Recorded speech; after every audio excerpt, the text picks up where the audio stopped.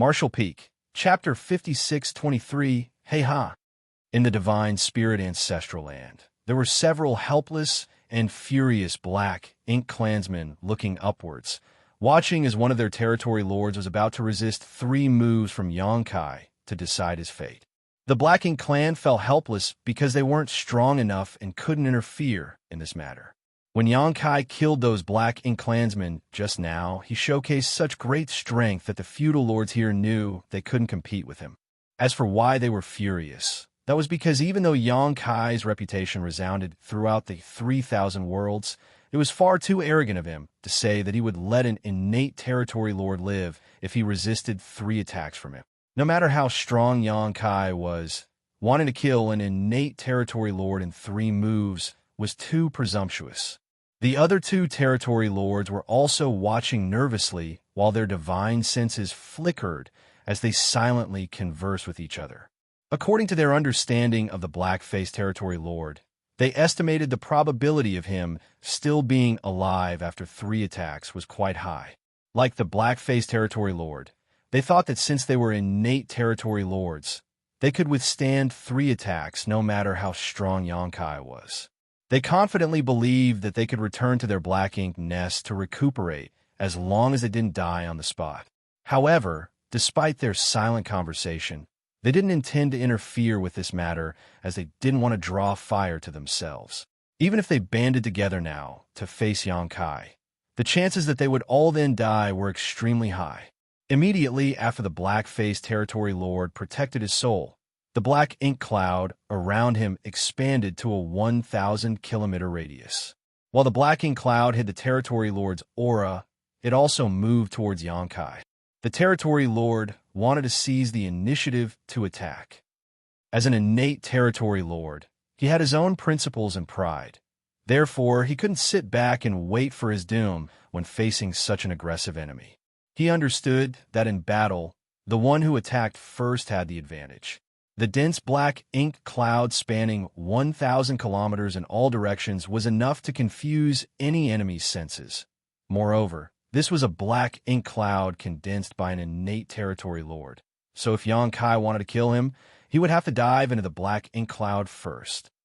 With a bold strike from the territory lord, the distance between them quickly decreased. Inside the black ink cloud, the black-faced territory lord was still guarding against Xianxia's mysterious soul attack, but all he saw was Xianxia stomping 1 foot forward hard before squatting slightly. Both his hands were clenched into fists that were placed on either side of his waist, with his left fist forward and right fist curled back. It was just an ordinary stance one took before making the most standard of punches. However, no matter how ordinary this stance was, it still had great power when it was executed by an 8th Order Open Heaven Realm Master. More importantly, the 8th Order Master before him right now was the publicly acknowledged strongest of them all. Instantly, the entire atmosphere in the ancestral land changed. It was like the world itself had transformed into an ancient, ominous beast, making every inch of the space dangerous and filled with murderous intent. The black ink clansmen below instantly felt chills, as though there was a sword hanging above their heads, ready to drop at any moment. On the other hand, the 2 innate territory lords watching from afar stiffened as their expression turned stern. At that moment, they suddenly had a terrifying feeling as though a vicious beast was eyeing them, and any sudden movements would lead it to strike. And all of this was just from the residual power Xianxia was giving off. They found it hard to imagine how much pressure the black-faced territory lord was currently facing, as he was the actual target of Xianxia's wrath. They previously felt there was a high chance their black-faced companion would make it out of this duel alive, but they were quickly losing confidence in that prediction. As for the black-faced territory lord himself, he was currently feeling a sense of unparalleled crisis. Even though he was hiding inside a huge black ink cloud while constantly changing his position, that feeling didn't fade in the slightest. Refusing to just stand there waiting for death, he exerted more power and used a secret technique to instantly triple his speed. It was at that moment that Xianxia finally moved. His right fist slowly moved forward, seemingly pushing through unbearable resistance as he thrust it forward. As his fists continued to slowly extend out, space itself seemed to compress layer upon layer. When Xianxia's fist finally fully extended, the entire world rumbled in response. The 1,000 kilometers wide black ink cloud that was charging at him abruptly stopped just 100,000 kilometers away from him. The originally fiercely roiling black ink cloud instantly froze and became perfectly still, as if a rushing river had suddenly turned to ice. Even the tiniest of waves were frozen in place. Hey! At that moment, Xianxia let out a low growl. That growl was like a trigger as the ice exploded, and the 1,000-kilometer black ink cloud was instantly shattered into wisps of black mist that revealed the black-faced territory Lord hidden inside. In fact, it wasn't the black ink cloud dissipating, but rather the space which encompassed it fragmenting. That was because the strength coming out of Xianxia's fist was filled with incredibly dense space principles. Like the broken fragments of a smashed mirror, many pieces of the void brushed past the black-faced territory lord's body, leaving all sorts of deep cuts on him. He was just fortunate that he possessed incredible strength and durability, or else he would have been cut into pieces by the void cracks then and there. Even if he did keep his life, though, he was as haggard as could be. Looking into Xianxia's eyes across the gap between them, the black-faced territory lord was filled with terror and reluctance. Unleashing a fierce roar, he tried to break free of the space principle's entanglement, but like a mortal caught in a swamp, the more he struggled, the deeper he sank. Forget charging out to meet Xianxia. Just moving forward at all proved almost impossible. Xianxia drew back his right fist with a calm expression. At the same time, he thrust his left fist out. But this time, his left fist moved extremely fast. So fast that even the other two territory lords who were watching closely couldn't tell just how this punch was delivered. While they were still in a daze, the punch was already sent out. Their hearts were already stuck in their throats after witnessing how frightening the power of the previous fist was. They didn't know what this punch could do. However, from what they saw, this fist seemed extremely ordinary, as though Xianxia hadn't even exerted half as much strength as before. What's more, the black-faced territory lord didn't appear to have suffered any further injury. But soon, they discovered something was wrong. When Xianxia delivered his first blow, the black-faced territory lord was still pushing his strength wildly despite the awkward situation because he was desperately trying to defend himself. With his innate territory lord strength, it wouldn't be hard for him to break free of his current situation. With just 1 or 2 breaths of time, he could escape from the shattered space. However, Xianxia clearly wasn't going to give him that chance. During a battle between masters, life and death could be decided in the blink of an eye, let alone 1 or 2 breaths. After the second fist attack was delivered, the black-faced territory lord stiffened in place and stopped moving altogether. A multicolored river of light seemed to have appeared in a flash as time constantly warped in the local space. Huh! Xianxia released a guttural shout. Success! Xianxia stood up straight and unclenched his fists, placing one on his dantian as he exhaled lightly. The Tao of Time and the Tao of Space were the most powerful grand Taos he mastered and were also the most mysterious and unpredictable. With his almost peak 8th order open heaven realm strength, using these 2 grand Taos had become even easier for him. Back at the Great Sea Celestial Phenomenon, Xianxia had reaped many benefits, but was unable to completely digest them. If the 3-attack challenge hadn't restricted that black-faced territory lord, he wouldn't have been in such a haggard state. Xianxia was sure that in a battle with no constraints, he could kill this territory lord in 10 moves, but by goading his opponent into a duel of sorts, Xianxia managed to release all his strength at his target without having to worry about other distractions. Though it seemed like a good plan, it was actually quite foolish. Moreover, this was the divine spirit ancestral land. Xianxia was now a pure blood dragon clan member and an extremely powerful ancient dragon. In this place, every divine spirit was protected and favored by the world itself. The previous 2 punches he delivered not only housed his own strength, but also received a boost from this land. Just like how Xianxia could borrow the Star Boundary's power to defend against enemies stronger than himself, he could also borrow the ancestral strength in the ancestral land. Therefore, that black-faced territory lord could not withstand two attacks. Taking advantage of the terrain and the opponent's mental state was perfectly normal in battle. The black-faced territory lord only had himself to blame for being unlucky. As the space had been frozen and the time had been distorted, anyone who barged inside here would feel their minds become stagnant and their bodies become stiff. However, Xianxia was an exception.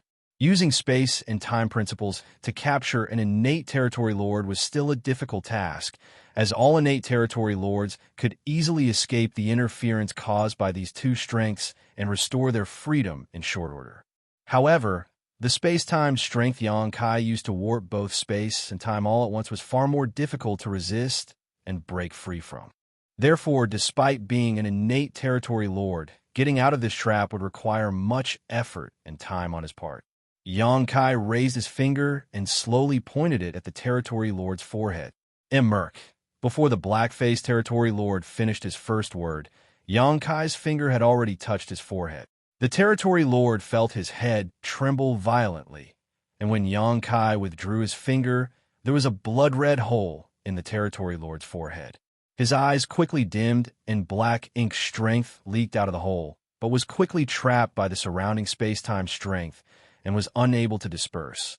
Meanwhile, Xianxia's expression looked calm, even somewhat bored, as he felt that this territory lord had lost before he could really experiment with his new strength. The two territory lords, watching from afar, were now feeling like someone had pulled their souls from their bodies. Their knowledge of Xianxia came from the intel they received from elsewhere, so they only knew he had killed quite a lot of territory lords by relying on a special soul-type artifact. As such, there would always be slight spiritual energy fluctuation every time he attacked. But this time, they didn't sense Xianxia using any kind of soul-type attack. He only used two seemingly ordinary punches to easily incapacitate an innate territory lord who was just about as powerful as they were on the spot before casually walking over and executing him with a poke to the forehead. This human was far stronger than those reports described.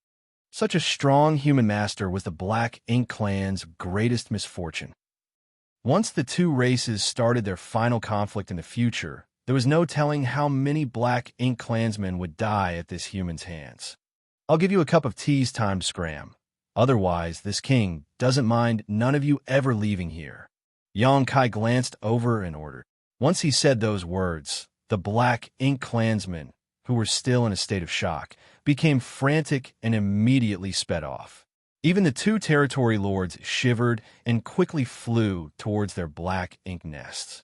Ordinary Black Ink clansmen could easily leave this place, but they couldn't because their Black Ink nests were still here. If they lost their Black Ink nests, they wouldn't have a place to recuperate after being wounded. Moreover, each mid-rank Black Ink nest was extremely important to the Black Ink clan. The feudal lords with low-rank Black Ink nests had similar thoughts. At that moment, Xianxia roared, "Everything in the ancestral land is mine. You dare try to take my things away?" With a loud clap of thunder, the feudal lords who were trying to remove their Black Ink nests abruptly halted. The two territory lords exchanged bitter looks as they felt unresigned. Still, they knew they couldn't take their Black Ink nests away now. Martial Peak, Chapter 56-24, From Adopted to Favorite Son. Soon, all the Black Ink clansmen in the ancestral land had curried away, leaving only their Black Ink nests of various sizes behind. Even after leaving the ancestral land, the Black Ink clan didn't dare to stop, as they were afraid the Killing Star might suddenly chase after and slaughter them ruthlessly. Under the two innate territory lords' lead, the Black Ink clansmen ran for their lives. In the meantime, Xianxia floated above the ancestral land, silently feeling the land's slight changes. If he were to say that the feeling he had when arriving at the ancestral land was like coming home, now he felt like this world had given him a trace of recognition. Was it because he chased away the Black Ink clan who came here and committed such outrage? Xianxia didn't know the answer, but the feeling of being recognized by the ancestral land didn't seem false. With his current 8th Order open heaven realm cultivation and the dragon vein from his 70,000-meter-long ancient dragon form, he could feel even the subtlest change in the world around him. Suppose that the ancestral land was a matriarch, and all the divine spirits were her children. This land had nurtured generation after generation of divine spirits from the primordial era to now. Therefore, the ancestral land had many, many children. When the Black Ink clan invaded the 3,000 worlds, even the ancestral land couldn't escape their grasp, so the divine spirits were forced out, leaving the ancestral land, their matriarch, alone and without anyone to rely on. The Black Ink clan, who moved into the ancestral land, were the ruthless invaders of this land.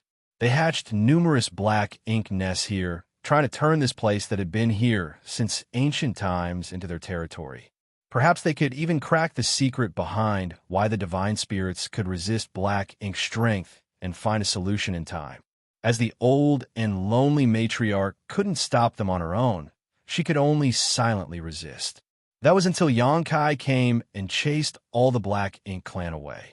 Like any universe world, the ancestral land had its own will and acknowledged Xianxia's actions. Xianxia wasn't a true pureblood. He started out as an ordinary human, but was lucky to gain the golden divine dragon source through an opportunity in his youth. Coincidentally, that golden divine dragon source originally belonged to the 3rd-generation dragon emperor. After so many years of constantly refining his bloodline and cultivating in the dragon pool, Xianxia had managed to purify his bloodline and become a real member of the dragon clan. Now, he also had the right to enter his name in the dragon tome. However, Xianxia was still nothing more than an adopted son to the ancestral land. In comparison to her biological children, Xianxia naturally wouldn't be given as much attention and favor. It was the same with humans. Even if their children were good for nothing, they were still their blood-related children.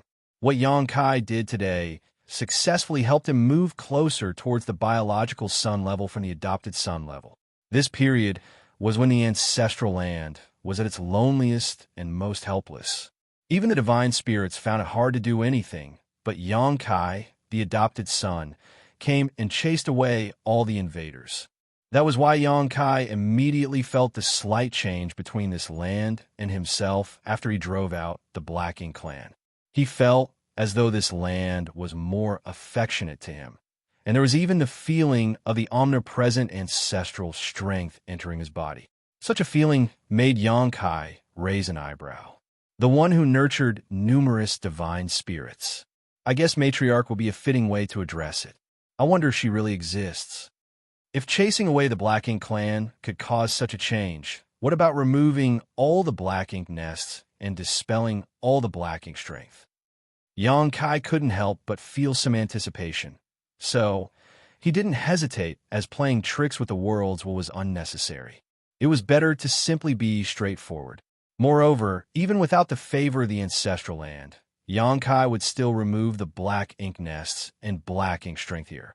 With a wave of his hand, all the Black Ink nests were uprooted from their positions and thrown inside Xianxia's small universe to be suppressed and sealed.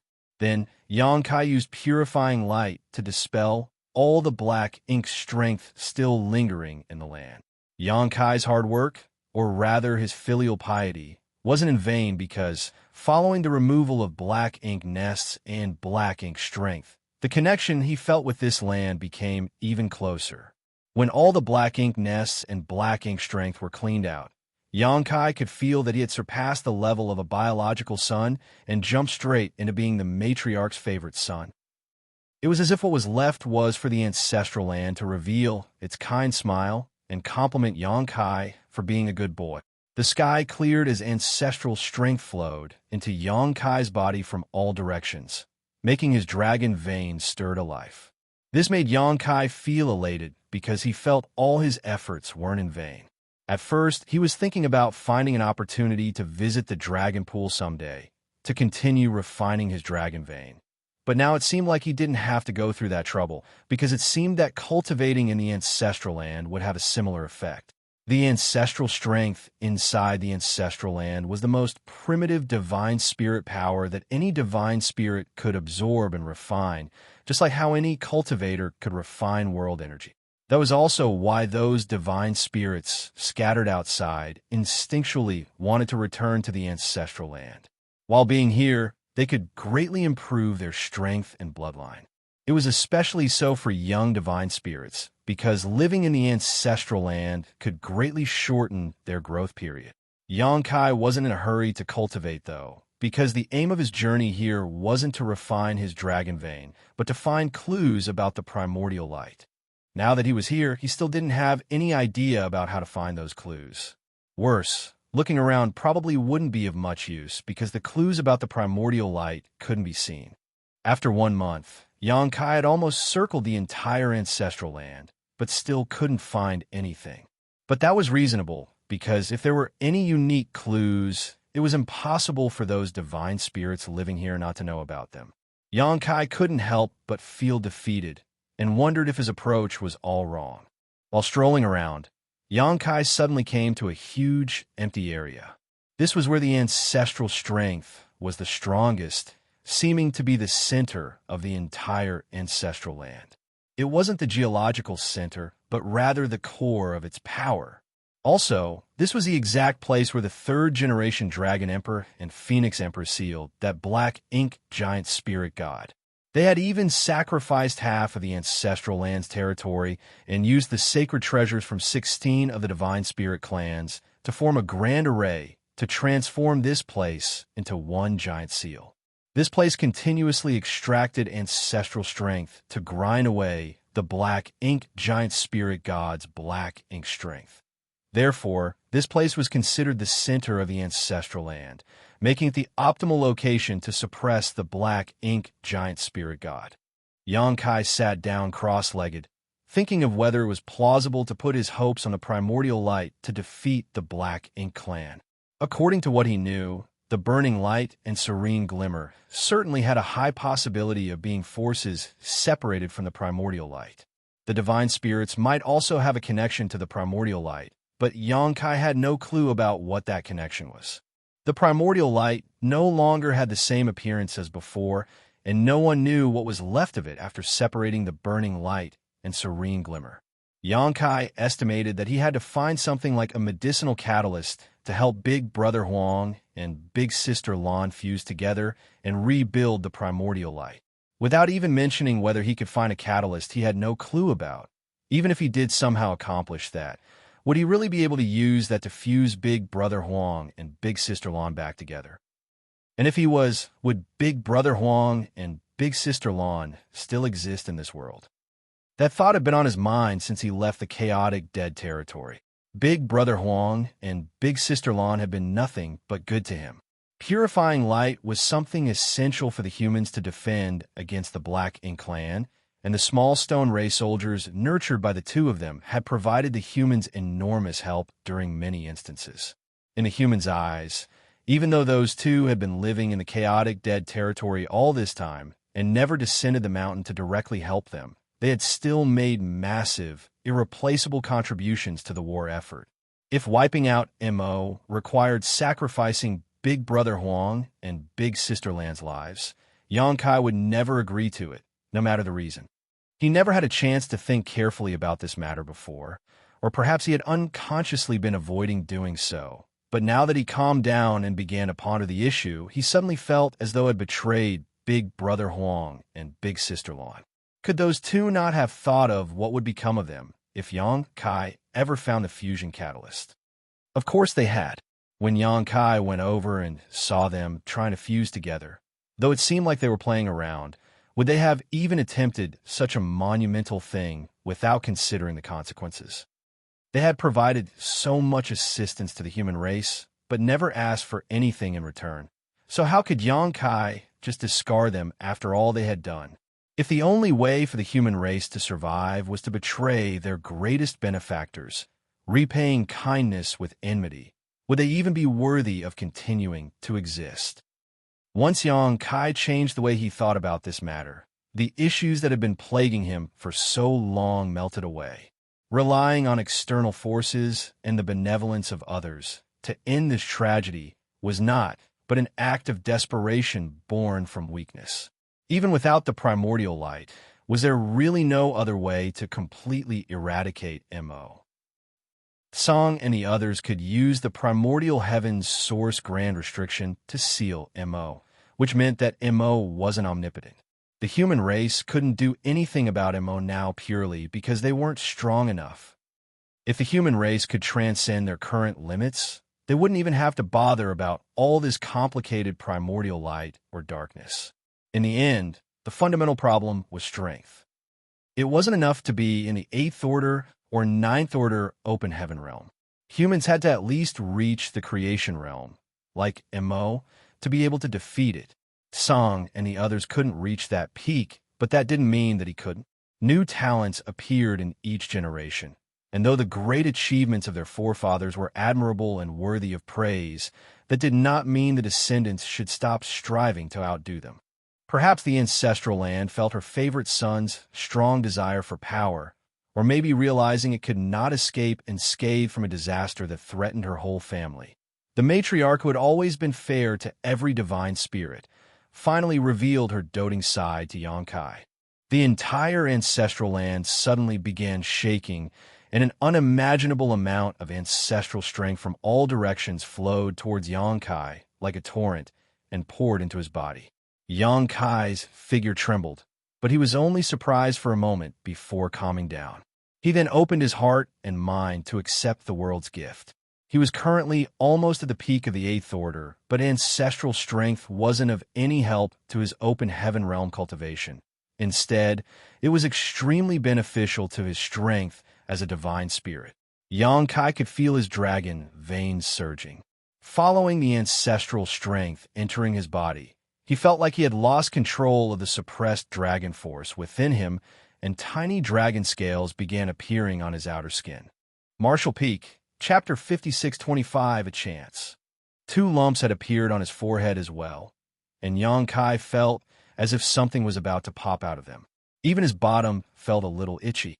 Xianxia hadn't activated the dragon transformation secret art. His body was simply showing signs of dragon transformation on its own. This was something that didn't happen even when he was cultivating inside the dragon pool. The dragon pool was the dragon clan's origin and sanctuary, and was useless to other divine spirits besides the dragon clan. However, ancestral strength was an energy that could benefit any divine spirit. If Xianxia had to compare, the ancestral strength was undoubtedly more primitive and wild. With a loud dragon roar and a bright golden flash, a 70,000-meter-long, giant golden dragon suddenly appeared where Xianxia had stood. Since he couldn't suppress it, he would just allow nature to take its course.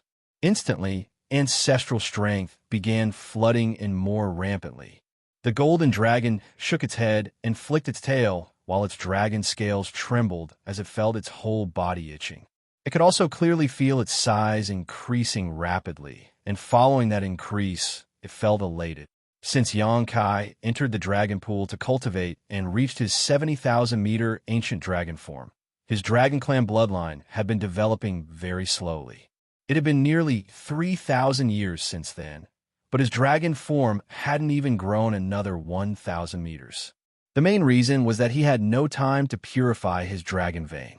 Also, besides cultivating inside the dragon pool, it was extremely hard for a dragon to continue growing after its dragon vein reached Xianxia's level.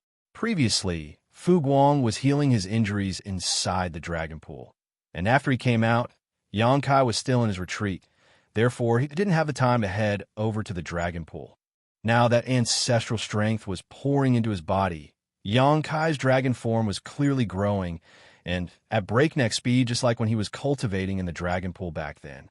Though this didn't help him in increasing the order of his open heaven realm cultivation, the increase of his dragon vein was also an increase in his strength. Xianxia instantly felt like this trip was worth it, and he finally stopped obsessing over finding the primordial light. While the wind was blowing and the ancestral strength was surging inside the ancestral land, 2 innate territory lords led the large group of black ink clansmen that had escaped back to the no-return pass. Sitting on a tall throne was the only royal lord of the Black Ink clan. His face was pale and colorless, which gave others a demonic but also feminine feeling. He had his chin propped on his hand while listening to the two territory lords' fearful and trepidatious report. Huge bones formed the throne he was sitting on, and every one of them was glowing with colorful lights and flowing with various Tao strengths.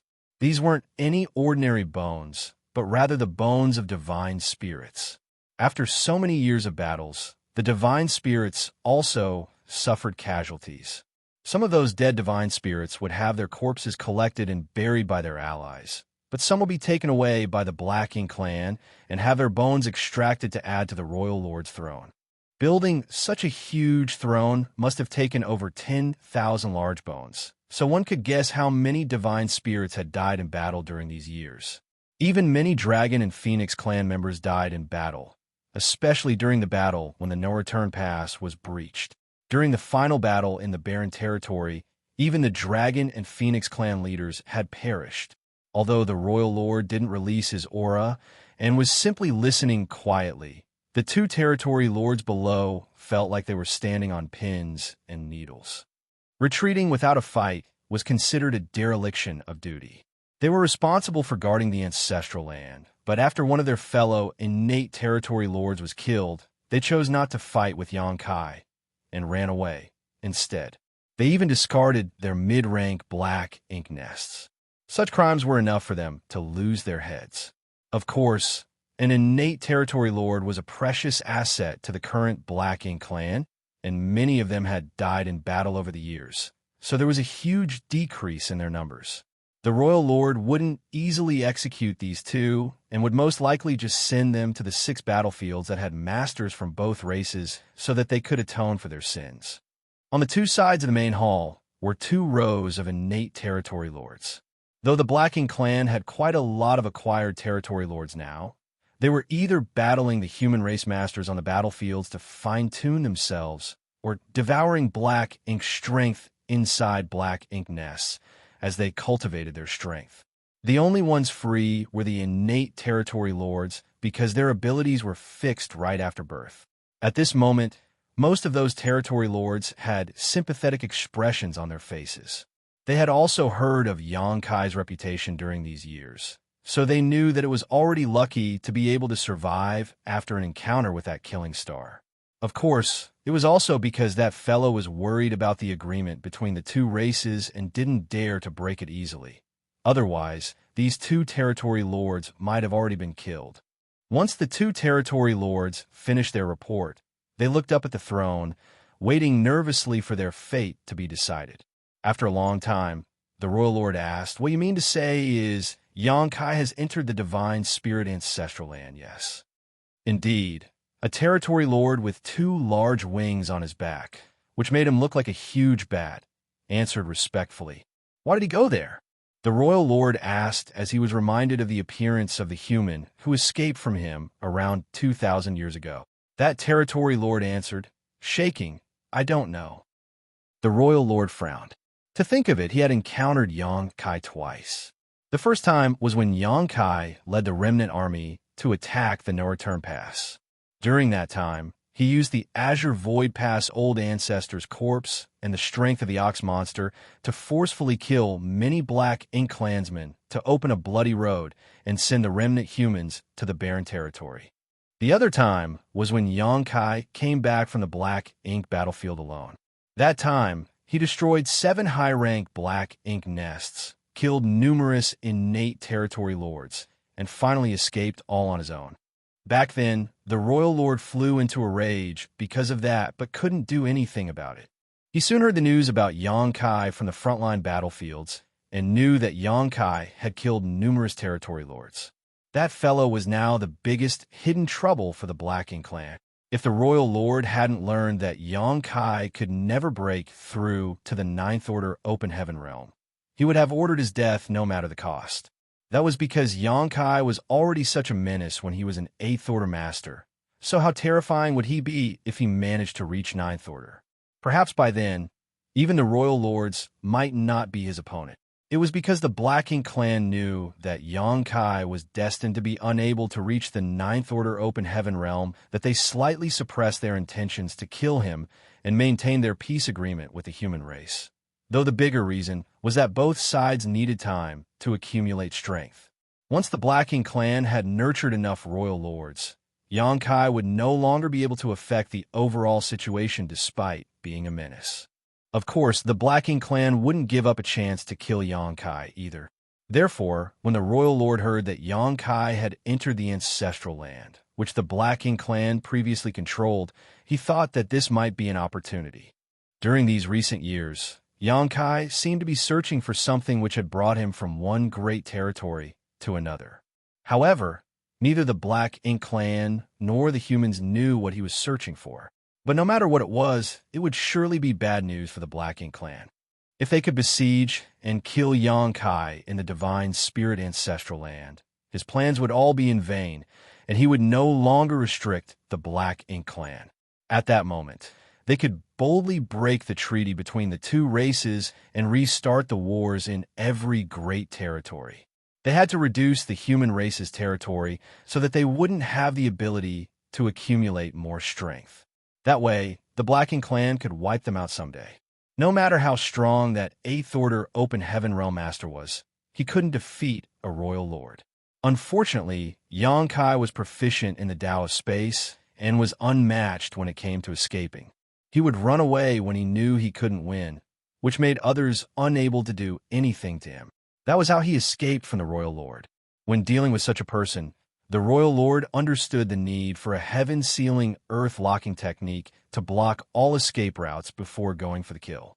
Suddenly, the royal lord thought of something and looked down at the two territory lords before ordering. Return there and see what he's up to. The two innate territory lords felt bitter hearing this order, but although they were frightened, they didn't dare to disobey the royal lord's command, so they could only master up their courage and head back the way they came. 1 month later, the two territory lords appeared outside the ancestral land. They had bitter expressions as they hesitated, secretly hoping that Xianxia had left. Otherwise, they didn't know how to explain their appearance if they bumped into him. They couldn't say that they were here to visit him, right? Even though they were nervous, they weren't too afraid because if Xianxia wanted to maintain the agreement between the two races, he wouldn't openly attack them. Therefore, this trip might be dangerous, but it wasn't life-threatening. Carefully approaching the ancestral land, the two territory lords soon sensed something strange. The divine spirit ancestral land seemed to have changed drastically from how it was when they were last here. An inexplicable energy was surging and permeating the entire world, and even the wind and clouds were churning. At first, they were carefully hiding their bodies in aura lest they be exposed, but after looking at the current state of the ancestral land, they became bolder. Then, they released their divine senses to look around and gradually discovered what was happening. All that energy seemed to be moving in one direction. There was a vague golden light shining in that direction and a huge being hibernating amidst the clouds. When they looked through the clouds, they could vaguely make out a figure of a curled-up dragon clan member. It was Xianxia. With all the intel the Black Ink clan had gathered, the fact that Xianxia could transform into a true dragon was no longer a secret. After all, there were many Black Ink disciples who were loyal to the Black Ink clan hiding in the dark now. Those two territory lords looked at each other and revealed ecstatic expressions.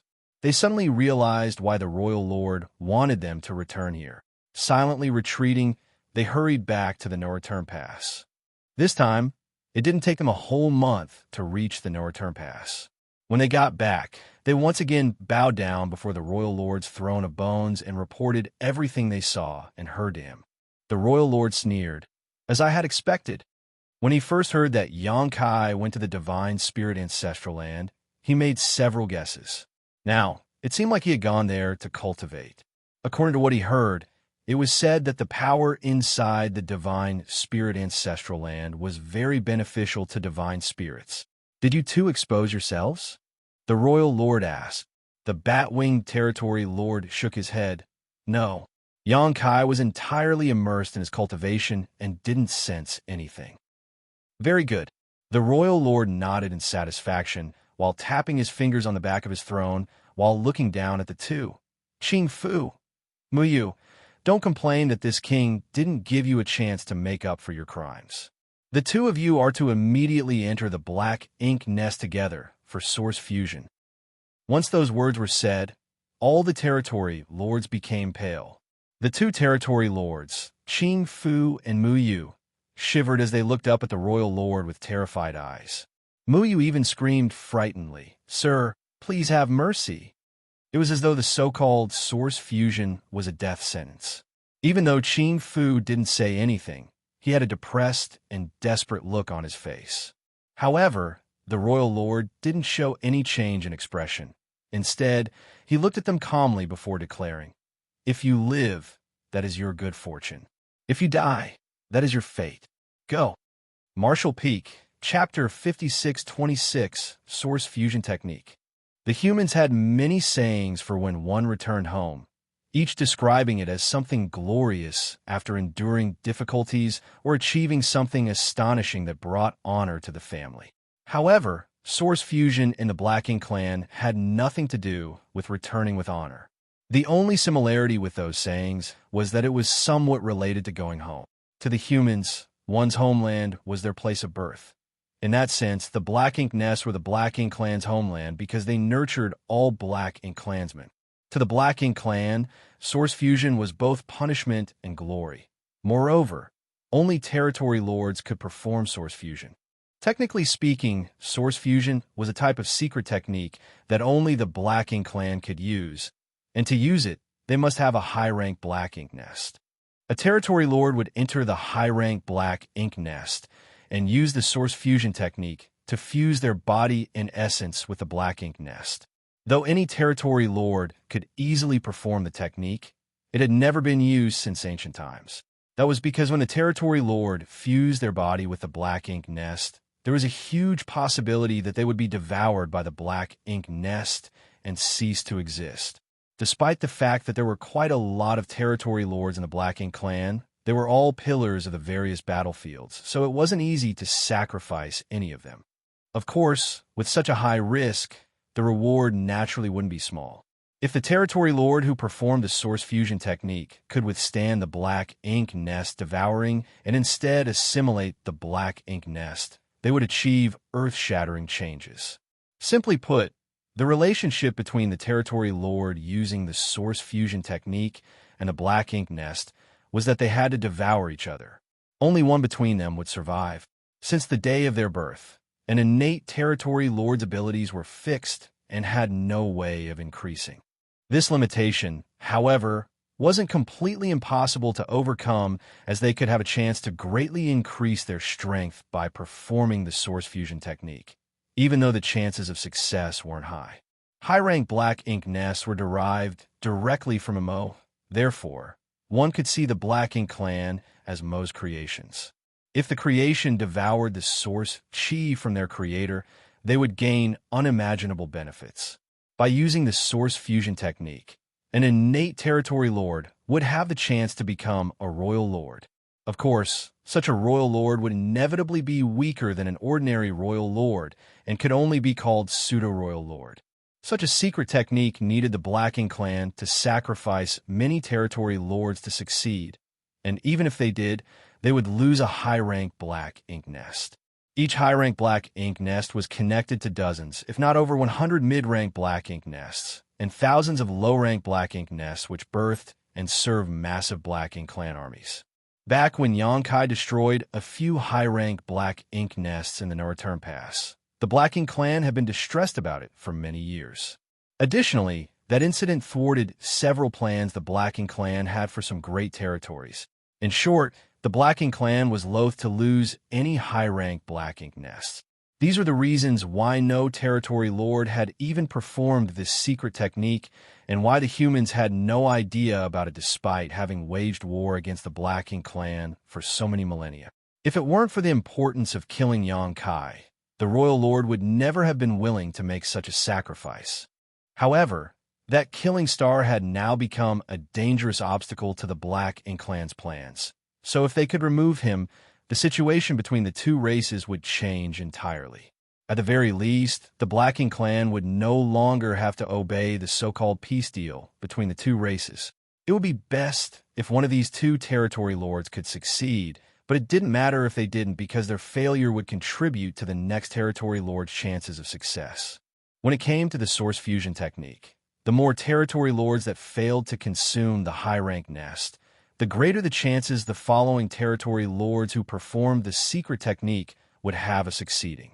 Therefore, as long as the Black Ink clan was willing to make enough sacrifices, they would eventually succeed. However, the Black Ink clan weren't sure what the odds of success were because there had never been a territory lord who had used this technique. Even the royal lord only had a rough estimation that the initial chances of success were around 10% and would increase by about that much for successive attempts. In other words, even if things went smoothly, they still had to sacrifice around a dozen territory lords before a pseudo-royal lord could be born. Of course, those estimations didn't account for the amount of territory lords, feudal lords, and ordinary Black Ink clansmen that the destruction of a high-rank Black Ink nest would implicate. Such a huge sacrifice for such a small reward was obviously not cost-effective for the Black Ink clan outside of extremely special circumstances. However, sending territory lords was no longer a viable method to deal with Xianxia, so a royal lord was required. Unfortunately, there is only one royal lord in the entire Black Ink clan currently, and he had to oversee the no-return pass and couldn't leave at will. The royal lord clearly remembered the incident where a pure White Dragon clan member boldly barged into the no-return pass roughly 1,000 years ago. According to the intelligence they possessed, the Black Ink clan naturally knew that this divine dragon was stronger than any Ninth Order Open Heaven Realm Master. Luckily for them, that white divine dragon didn't attack the no-return pass and seemed to just be passing by as he dashed off into the depths of the Black Ink battlefield. That Dragon clan member disappeared and hadn't returned since then, and no one knew what he was up to. However, the mere existence of this kind of master made it impossible for the Black Ink clan to leave the no-return pass undefended. A pseudo-royal lord was also a royal lord. Therefore, no matter what price they had to pay, the Black Ink clan had to kill Xianxia in the divine spirit ancestral land. Qing Fu and Mu Yu felt devastated as they left. Though they were reluctant to die in such a way, it was in the Black Ink clan's nature to obey those superior to them. Since the royal lord had given the order, they could only abide. After finding a high-rank Black Ink nest, the two innate territory lords looked at each other and saw the despair in each other's eyes. They smiled bitterly at each other before flying into the Black Ink nest. When they arrived at the innermost part of the Black Ink nest, the two territory lords sat cross-legged and began performing the source fusion technique. At that instant, the fleshy walls of the Black Ink nest squirmed as the two territory lords' bodies gradually sank downwards as if they were in a swamp. Their figures disappeared in a few short breaths as the Black Ink nest completely devoured them. Only their auras remained, trying to resist the Black Ink nest from within. As time passed, the two territory lords' auras weakened before finally disappearing. Back inside the main hall, the royal lord and many territory lords were monitoring the situation. When they were certain that the two territory lords' auras had completely disappeared, many of the innate territory lords sighed. It seemed like the source fusion technique really wasn't something that could be easily used. But the sacrifice these two made was destined to not be wasted, as they soon heard the royal lord asking, "Is there any of you who is willing to perform source fusion with this Black Ink nest?" It was almost like asking if any of them would be willing to die. Having witnessed Qing Fu and Mu Yu's end, none of the innate territory lords below dared to volunteer to perform source fusion with the Black Ink nest. Therefore, it was complete silence after the royal lord asked his question. Finally, after a long time, a territory lord came forward and declared, "Sir, I am willing to try." Coming forward while everyone was silent made this territory lord stand out greatly, and many gazes of all sorts landed on him. The royal lord sitting above them revealed a gratified expression. Although many Black Ink clansmen were afraid of death because of the personality they were born with, there were still some who were willing to sacrifice themselves for the greater good of their race. Nodding, the royal lord said, "If that's what you wish, Di, I'll give you a chance." "Yes." The territory lord, called Di, cupped his fist and waited to receive further orders. "Is there anyone else?" The royal lord turned to look around, but didn't get any response, so he was a little frustrated and began calling out a few territory lords' names with no trace of politeness. The faces of those few territory lords instantly became ashen as they came forward with difficulty. Meanwhile, the other territory lords watched the scene and secretly analyzed the situation. Then, they realized that those territory lords had either lost to human race masters or made blunders on the battlefield that harmed the Black Ink clan. It seemed like the names the royal lord called out weren't at random, which made a few territory lords feel relieved. Di stays behind while the rest of you go ahead. Black Ink Eternal. Though the few territory lords couldn't put their feelings into words, their expressions still became stern as they yelled, "Black Ink Eternal." After that, they turned around and set off. Moments later, the auras of the chosen innate territory lords disappeared one after another inside the high-rank Black Ink nest, obviously indicating that they had failed. Although it all failed, those auras were hung on for longer and longer, which meant that the source fusion technique was getting closer to success. At that moment, the desire in those innate territory lords still on the scene were ignited.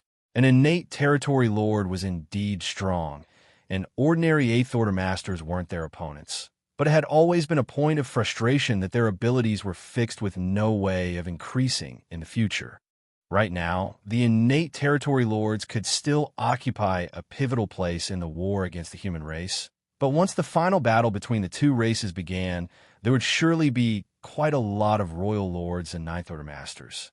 By that time, what was the use of being an innate territory lord when they couldn't even save themselves from danger? They also wanted to have greater power and become royal lords, even if they were only pseudo-royal lords.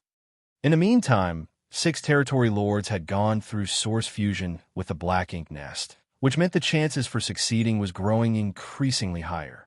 Perhaps one of them might be able to devour the Black Ink nest, break through their innate shackles, and transcend to the next level. While they fear death, they also crave power. If the innate territory lords in the hall could be said to be avoiding the source fusion technique before, they were now feeling a little excited. After the 8th territory lord had fallen, the royal lord asked again, "Who else is willing to give it a try?" The territory lords were now far more enthusiastic than before.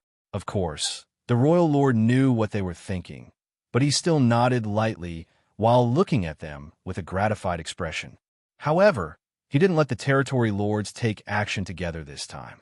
The ones before were to build a foundation, and now that it had been built, it was time to carefully collect his harvest. Under the royal lord's command, the first territory lord in line entered the Black Ink nest and performed the source fusion technique. Half a day later, his aura disappeared. Following that was the second territory lord, then a third. Each territory lord was able to last much longer than the previous one, which meant they were creeping closer to success.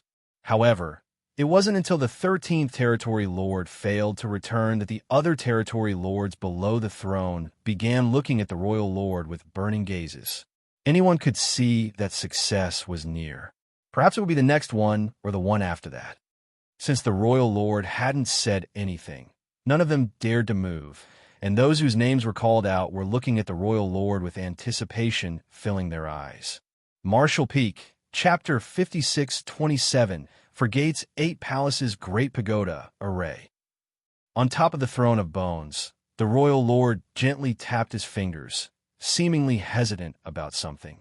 After a long time, he finally opened his eyes and looked down at the territory lords. "Di, you go." That order was directed at the first territory lord that had volunteered. Di was pleased and grateful for the royal lord's favor, so he cupped his fist and quickly said, "I won't disappoint you, sir."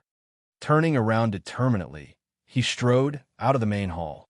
The rest of the territory lords looked at each other before smiling bitterly because they couldn't stop Di, nor did they dare to blame the royal lord for being biased. Since Di Wu was the first to stand up and volunteer when the Royal Lord asked who was willing to perform the source fusion with the Black Ink Nest, he had shown that he was braver than the other territory lords. The Royal Lord naturally appreciated and favored such a territory lord.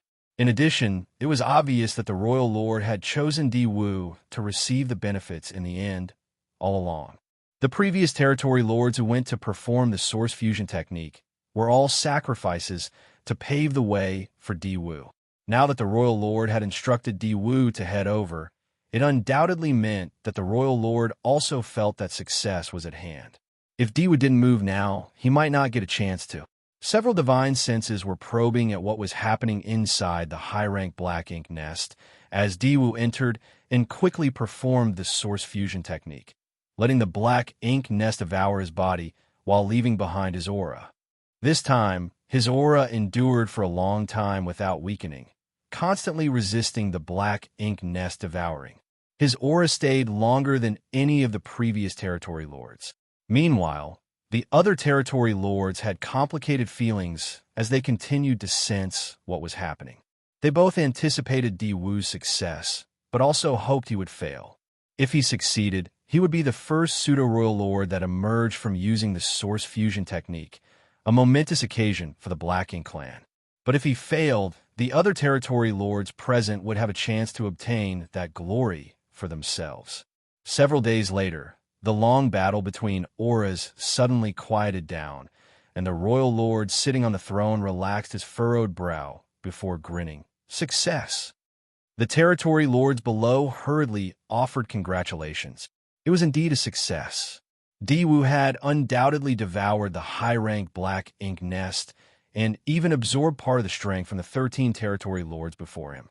In short order, he would break through the innate territory lords' restrictions and become a pseudo-royal lord. That time wouldn't be too long either. No one in the Black Ink clan was sure whether their decision to sacrifice a high-rank Black Ink Nest and 13 innate territory lords in exchange for a single pseudo-royal lord was worth it. Still, if they could use this newly acquired strength to kill Xianxia, it would be a huge strategic win for them. Now that everything was prepared, it was time to start planning their attack. The Royal Lord released a burst with his divine sense, and several Seventh Order Black Ink disciples soon came to the main hall before bowing down. While leaning forward to look at an old man among the Black Ink disciples, the Royal Lord asked, "How is your research progressing? Is your 4 gates, 8 palaces, great pagoda array usable yet?" That old man replied, "Reporting to Sir Royal Lord, we have already perfected it long ago and have refined many array boards and banners." Then, the old man's expression became serious. "My lord, are you planning on using this array?" In recent years, quite a lot of humans were corrupted by Black Ink strength and turned into Black Ink disciples, but very few were proficient in the Tao of Spirit arrays. The few standing before the Royal Lord were the array masters among the Black Ink disciples that had high attainments in the Tao of Spirit arrays. More than 2,000 years ago, the Royal Lord began gathering these specialists in the No Return Pass, providing them with protection and any materials or resources they required while giving them a single order to develop a heaven-sealing, earth-locking grand array that they could use when needed. Although the Royal Lord didn't specify who they would use that spirit array on, the Seventh Order Black Ink disciples weren't fools. It wasn't enough to just deduce a heaven-sealing, earth-locking grand array, however.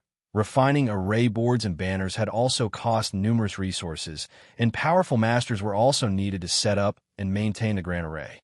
Considering the massive investment, the Royal Lord must want to use this grand array for a special purpose. That target must be a tricky enemy who is great at escaping. Among all the Eighth Order masters in the human race, there was only one who the Black Ink clan would take so seriously. However, such a huge array wasn't easy to arrange. The person they were trying to trap could easily escape if they alerted him and he found out about the grand array before it was fully activated. That was why they hadn't used this grand array despite it already being ready to deploy. They didn't expect the Royal Lord would gather them here today. After listening to the old man's answer, the Royal Lord nodded calmly. "Very good. Xianxia has trapped himself inside the divine spirit ancestral land, and seems to be immersed in cultivating. This is a perfect chance to deal with him. The divine spirit ancestral land. That old man seemed surprised. Sir, are you going to use this grand array to seal that place? Can it be done? The royal lord looked at that old man with a serious expression. How could that old man dare to say no? Judging by the royal lord's behavior, he might perish on the spot if he said no. So, the old man quickly replied, yes. If Xianxia is indeed immersed in cultivation, there's a high chance for success. But the divine spirit ancestral land is an incredibly vast place, and this old master doesn't have enough strength to seal it entirely.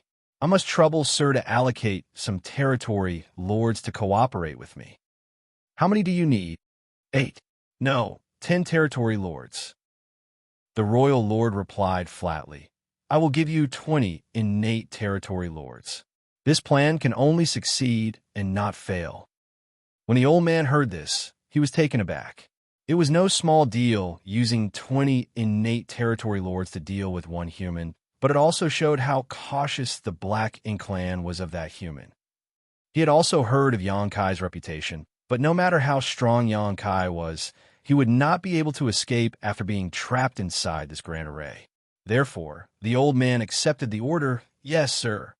Afterwards, the royal lord called out 20 territory lords and gave them an order. You will accompany them and offer whatever assistance they require to set up the grand array. However, don't act recklessly before Diwu arrives. Once Diwu arrives, he will take charge. All the territory lords accepted their orders. Yes, sir. Go. With a wave of the royal lord's hand, the 20 territory lords and several 7th Order array masters immediately left the main hall and flew away. Looking outside the main hall, the royal lord appeared gloomy. Although he couldn't personally kill Xianxia to vent his rage, this small displeasure was nothing before the Black Ink clan's plans for total conquest. In fact, if they hadn't lost more than a dozen territory lords to the source fusion technique already, he wouldn't have only sent 20 territory lords, but 30. When dealing with someone like Xianxia, there were only 2 options before them, leaving him alone or attacking him with overwhelming force to ensure he died. Once this battle was over, the Black Ink clan would no longer have any worries, and that agreement between the 2 races would become meaningless. The Black Ink clan masters immediately left the no-return pass, but soon after, a Black Ink clan army consisting of 1 million troops followed behind under the leadership of many feudal lords. They were also heading for the divine spirit ancestral land, but weren't in a rush to get there, so the territory lords departed before them. After all, no one knew how long Xianxia would remain in the divine spirit ancestral land. It would be a total waste of effort if they arrived too late and Xianxia had already left. As they were moving quickly, it only took the group of masters 20 days to pass through the Divine Ability Sea and arrive at the outskirts of the Divine Spirit Ancestral Land. Even though they had the advantage in numbers, they didn't dare to expose their whereabouts and auras lest Xianxia notice them. Next, they let a territory lord who was skilled in concealment go forward to scout the place. Soon, that territory lord returned and told the others what he discovered.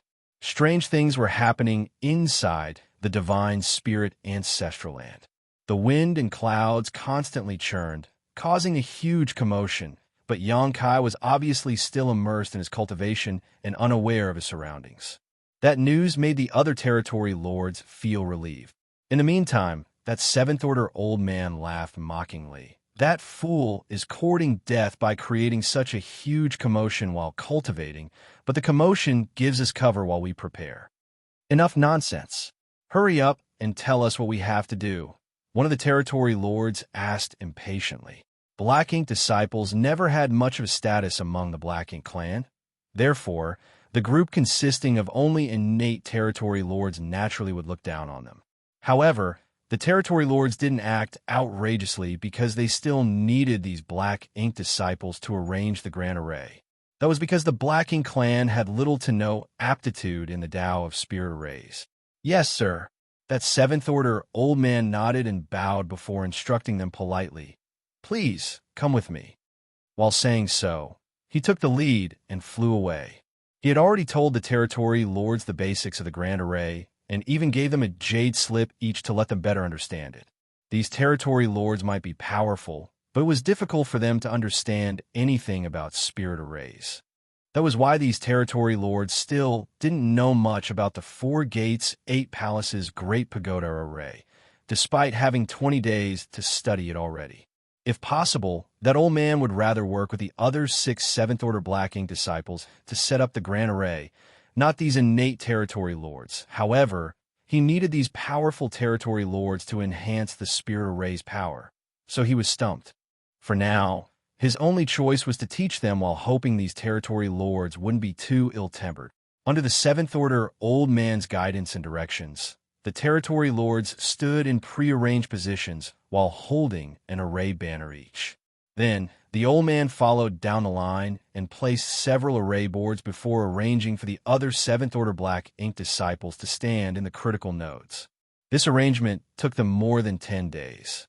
The old man was tuckered out and secretly grateful to the royal lord for sending 20 territory lords over. At first, he thought they would only need a few territory lords for this spirit array, but after arriving here, he discovered that he had greatly underestimated how vast the divine spirit ancestral land was.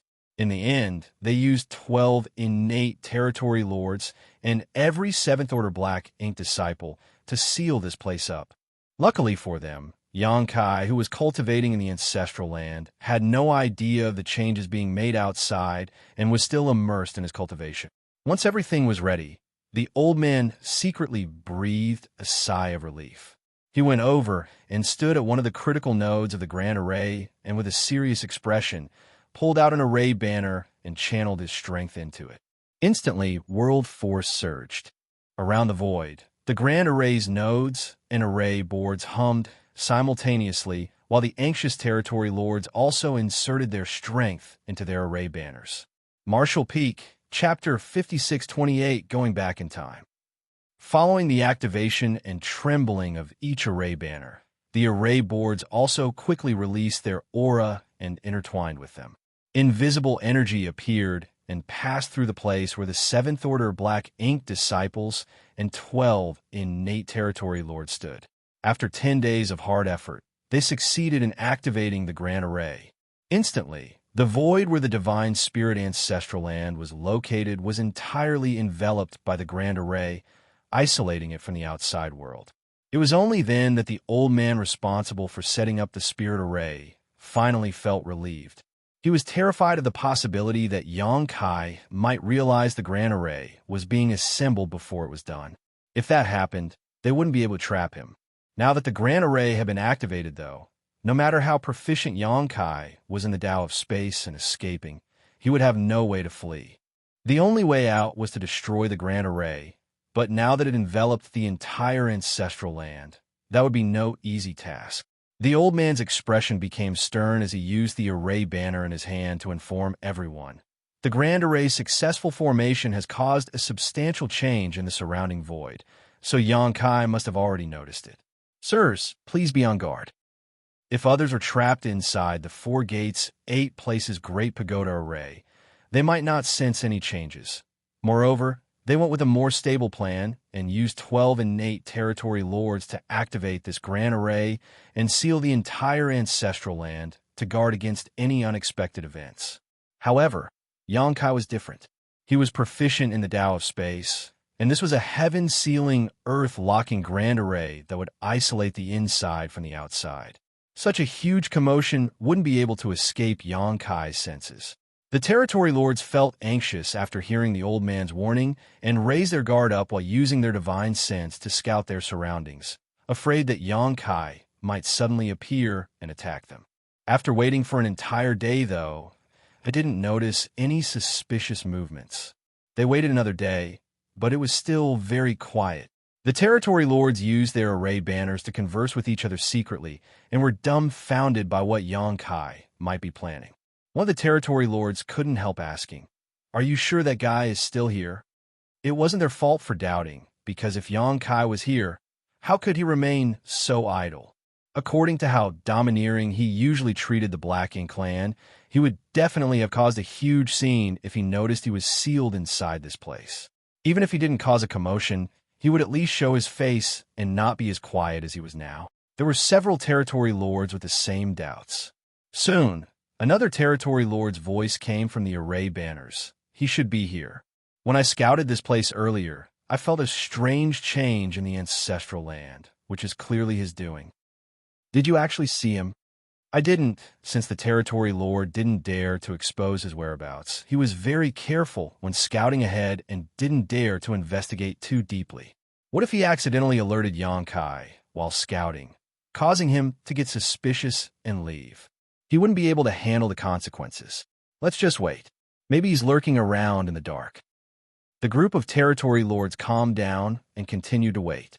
But several more days passed, and there were still no signs of Xianxia. By now, all the territory lords had grown anxious. All the signs pointed to the possibility that Xianxia might no longer be inside the divine spirit ancestral land. If that was really the case, all their efforts would be for naught. Another silent conversation was exchanged, and they decided to send someone out to investigate. They had been afraid of Xianxia sensing their presence before, but now that the Grand Array was active, they had already revealed themselves. Therefore, it didn't matter if they went over to investigate the situation. However, they couldn't reach a conclusion on who would be going. All of them were aware of Xianxia's reputation, and any territory lord who encountered him back then had a high chance of dying once he struck out. Now, they even used a heaven-sealing, earth-locking Grand Array, which was clearly meant for him. So how could Xianxia show mercy when they encountered each other? Therefore, all the territory lords passed the responsibility among them, as no one was willing to enter the ancestral land. Luckily for them, the Black Ink clan army from the No-Return Pass that had departed after them had now arrived.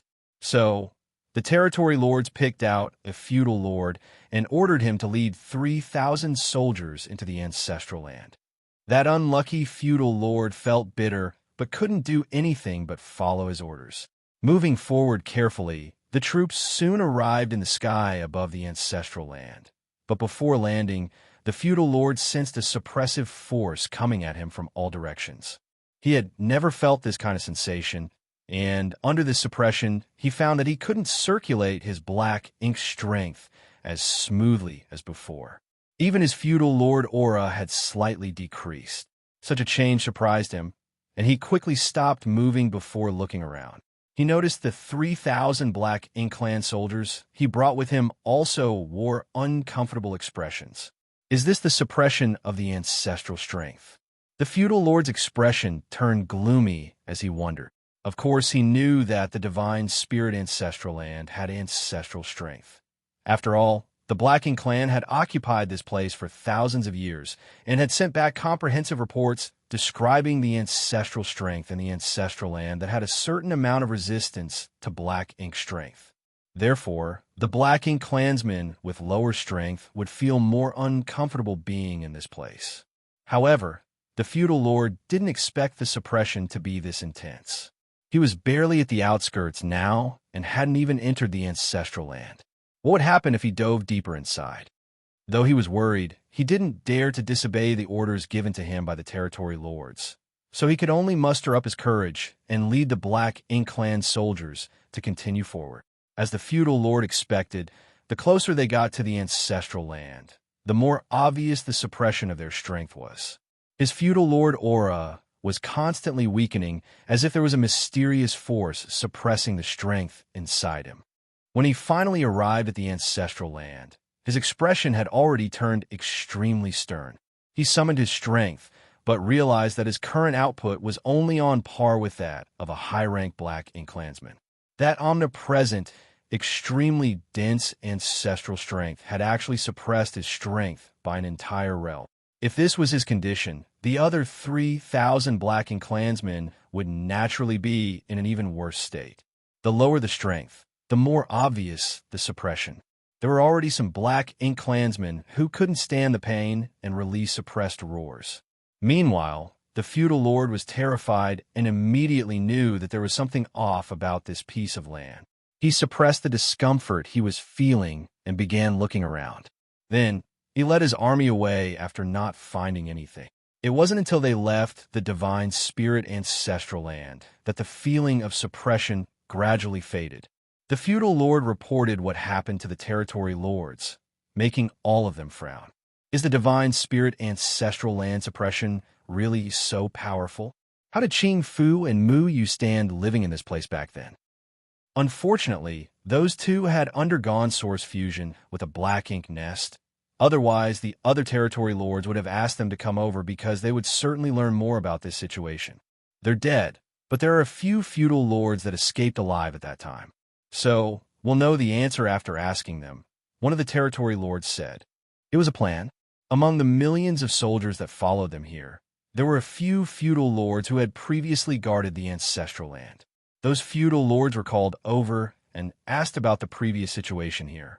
After finding out that things were completely different now, the territory lords were certain that, while there was previously ancestral strength here as well, it wasn't nearly as dense as it was currently. It was clear that the ancestral land had gone through a dramatic change they knew nothing about, which was likely caused deliberately. In other words, Xianxia was still inside the ancestral land, but no one knew where he was hiding or what he was doing. Should they keep searching for him? Now that they had a Black Ink Clan army that consisted of millions of Black Ink Clan soldiers, there was a huge possibility of finding Xianxia in his hiding spot if they scattered enough people around the ancestral land. However, what would they do with him after finding him? Another round of discussion later, the territory lord decided to just lay low and wait. They were now very sure that Xianxia was still inside the ancestral land, and as long as he was here, he couldn't run away. Moreover, the royal lord had ordered them to wait for Di Wu to arrive and take over, so they would do just that. After Di Wu successfully performed the source fusion technique, he became a pseudo-royal lord. Now, all he needed to do was to absorb the power from the Black Ink Nest and all 13 innate territory lords sacrificed before him, and he would have enough power to defeat Xianxia. Once a decision was made, all the territory lords felt relieved and waited silently. In the meantime, Xianxia had sunk deep into the ancestral land, but this wasn't by his own doing. At first, he was just an adopted son to the ancestral land, the so-called matriarch, and then he advanced into a true son after contributing something. Later, he became the ancestral land's favorite son. Following that, the ancestral land might have sensed Xianxia's desire for power and decided to help him with all it could.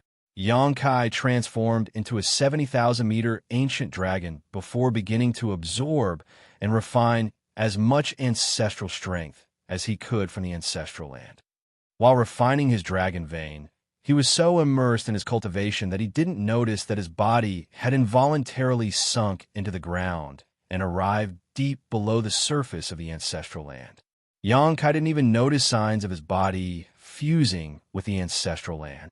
This phenomenon was naturally not the same as the Black Ink Clan's source fusion technique, which required devouring one another. It was as though the matriarch had opened her arms to welcome Xianxia into her embrace, because she was trying to inject that huge amount of strength into his body. With the constant refining of his dragon vein, Xianxia noticed that the effects here were even more outstanding than those he had while cultivating in the dragon pool. As Xianxia had entirely sunk into the ground, not only did he not notice that the Black Ink Clan had set up a heaven-sealing, earth-locking grand array called the Four Gates 8th Palace's Great Pagoda Array, but the Black Ink Clan who came in to look around for him also wouldn't be able to find him. Time passed by, and Xianxia's fusion with the ancestral land was becoming stronger, like he was about to become one with it. At a certain point, his perspective seemed to entirely change, becoming both ancient and wide. As his dragon vein continued to be refined, he felt a strange power seeping into his body and gradually resonating with the entire ancestral land. It was the purest form of Time Dao essence. The Dragon Clan's bloodline talent was the Dao of Time. If a Dragon Clansman's bloodline reached a certain level of purity, they would naturally become proficient in the Dao of Time and gain the ability to use time principles. Xianxia possessing a dragon vein might have been a huge factor as to why he could reach such high attainments in the Dao of Time back then. Now, the time Tao essence of this world seemed to have caused some kind of strange change. Though Yang Kai still retained his consciousness, it had expanded greatly as he felt himself fuse with the ancestral land. The sensations of his body faded away, as he then saw a strange phenomenon. He witnessed several black ink clansmen investigating something in the ancestral land before leaving quickly. This wasn't strange in and of itself, but what was odd was the scenes seemed to be occurring in reverse. Yang Kai even saw some black ink clansmen walking backwards. Next, he saw a grand array which enveloped the entire void around the ancestral land.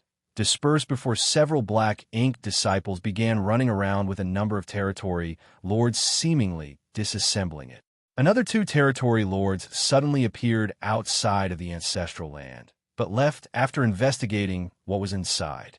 Those 2 territory lords seemed like the 2 he had previously released. Yang Kai also saw the territory lord he killed revive from the dead. He even witnessed himself withdrawing his finger from that territory lord's forehead before their battle played out in reverse. All these scenes rapidly appeared and disappeared, but Yang Kai's emotions remained as tranquil as an ancient wall. It was like he was a bystander who was observing what had happened in the ancestral land. Even watching himself kill that territory lord didn't draw any kind of reaction from him. At that moment, Yang Kai suddenly realized that he was going back in time. Martial Peak, Chapter 5629, No Way to Escape. The Tao of Time was profound and mysterious. Since ancient times, there were very few cultivators who cultivated this grand Tao. Cultivators of the Tao of Time were even fewer than cultivators of the Tao of Space. Only the Dragon Clan, who had their bloodline talent, would reliably become extremely gifted in the Tao of Time. Back when Yang Kai was outside the Great Sea Celestial Phenomenon, he used his Sun and Moon Divine Wheel to shatter space-time and glimpse the future. Later, everything that happened proved that what he saw was real. However, that opportunity was an accidental coincidence. Yang Kai had tried using the Sun and Moon Divine Wheel again, but never saw the future in that way again. That experience led him to understand that if he could master the Tao of Time to its extreme, he might be able to peer into the future. Moreover, the ability to foresee the future was definitely a great method to avoid danger. The truth was that once a cultivator's cultivation reached a certain level, they would naturally have a bit of prophetic ability, allowing them to sense danger and crisis before they happened.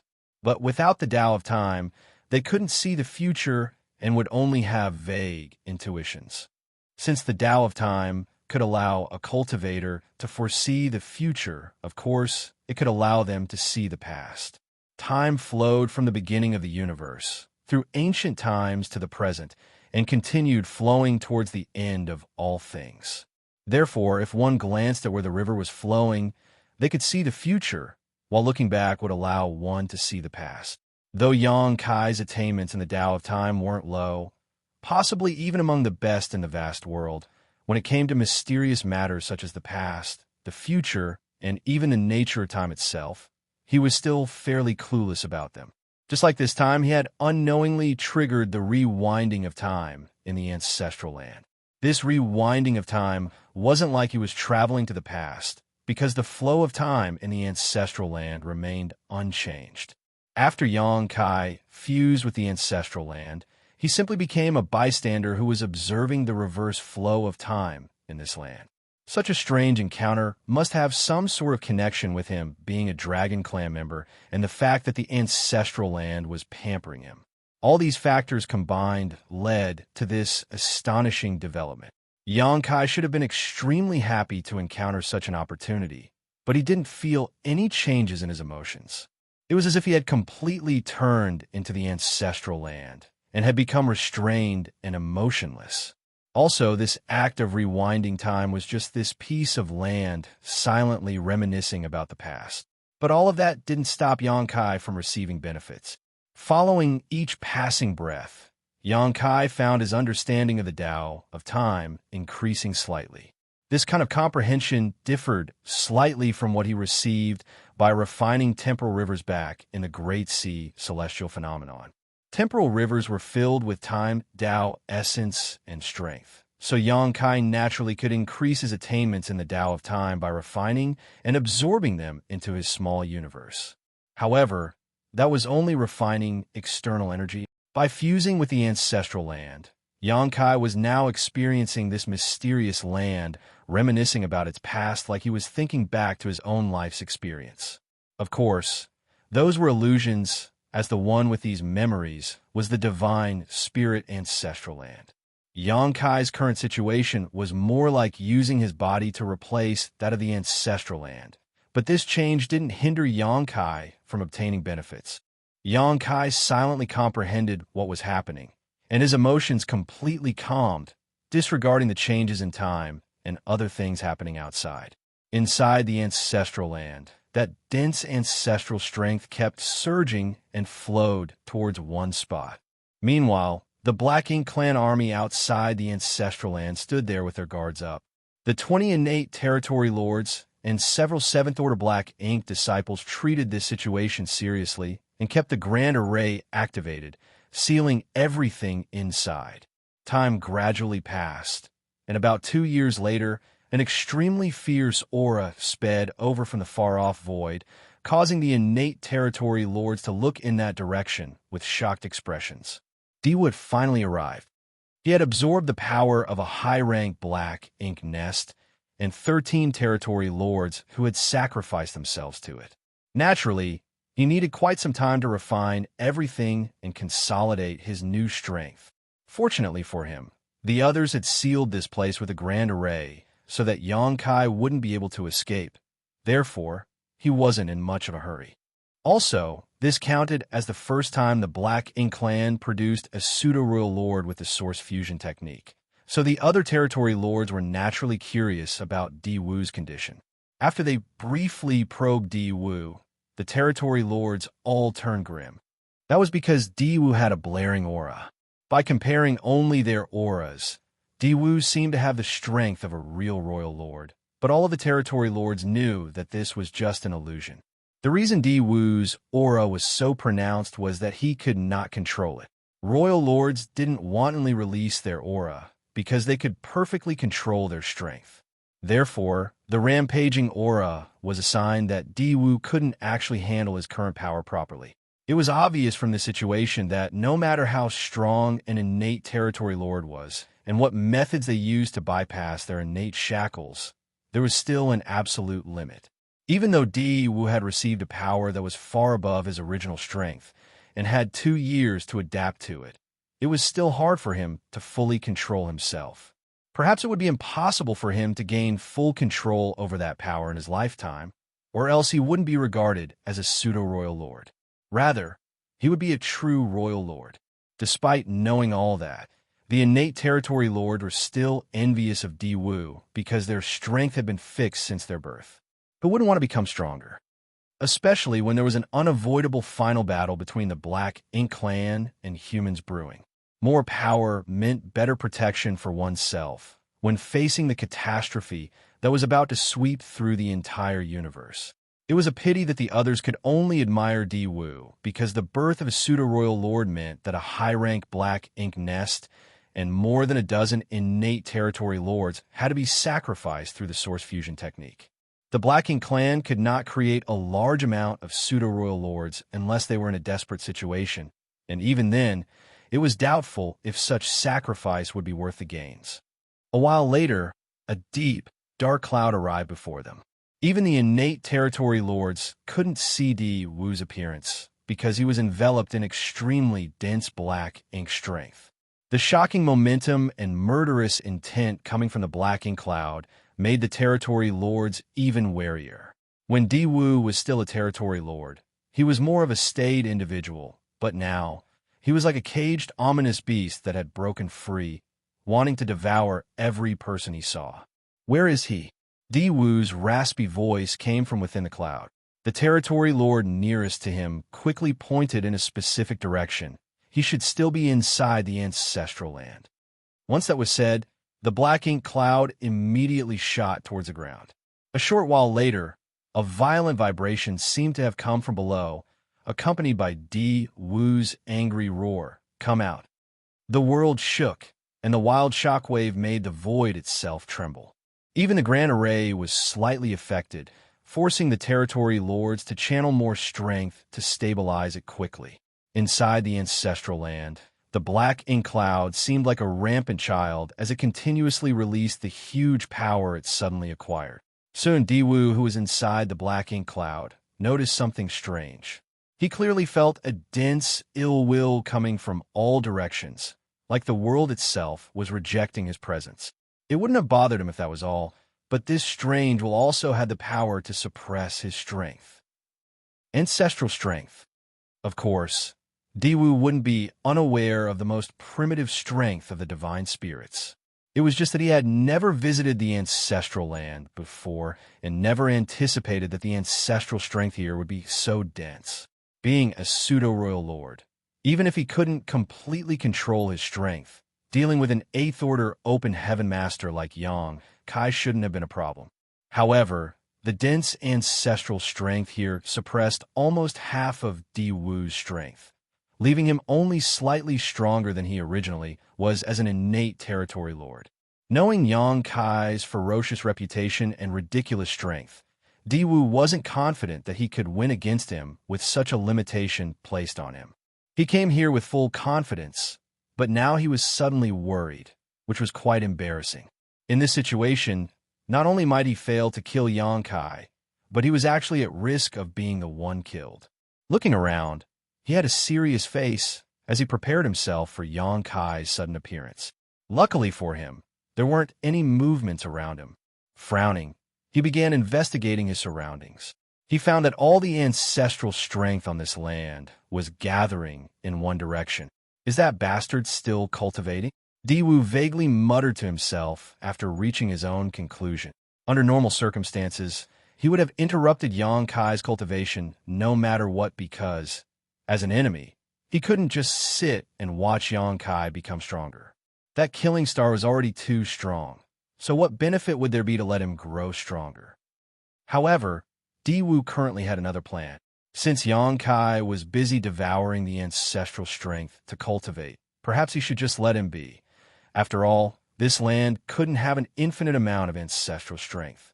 Therefore, the longer Yang Kai cultivated, the less ancestral strength there would be. Once all the ancestral strength here had been depleted, there would be nothing suppressing the Black Ink Clan strength, and by that time, he could exert his full power. Although Yang Kai would also become stronger, as long as he didn't break through to the 9th Order Open Heaven realm, Diwu was confident that he could defeat Yang Kai. Could Yang Kai break through to the 9th Order Open Heaven realm? The answer was no. This man had reached his limit at the 8th Order Open Heaven realm. The Black Ink Clan wouldn't mess up such a critical piece of intelligence, or else they wouldn't have agreed to negotiate with the humans. Once he decided, Diwu didn't remain any longer and flew up into the sky, heading back towards the Grand Array. When he returned, many pairs of eyes fell on him, which made him feel a little embarrassed.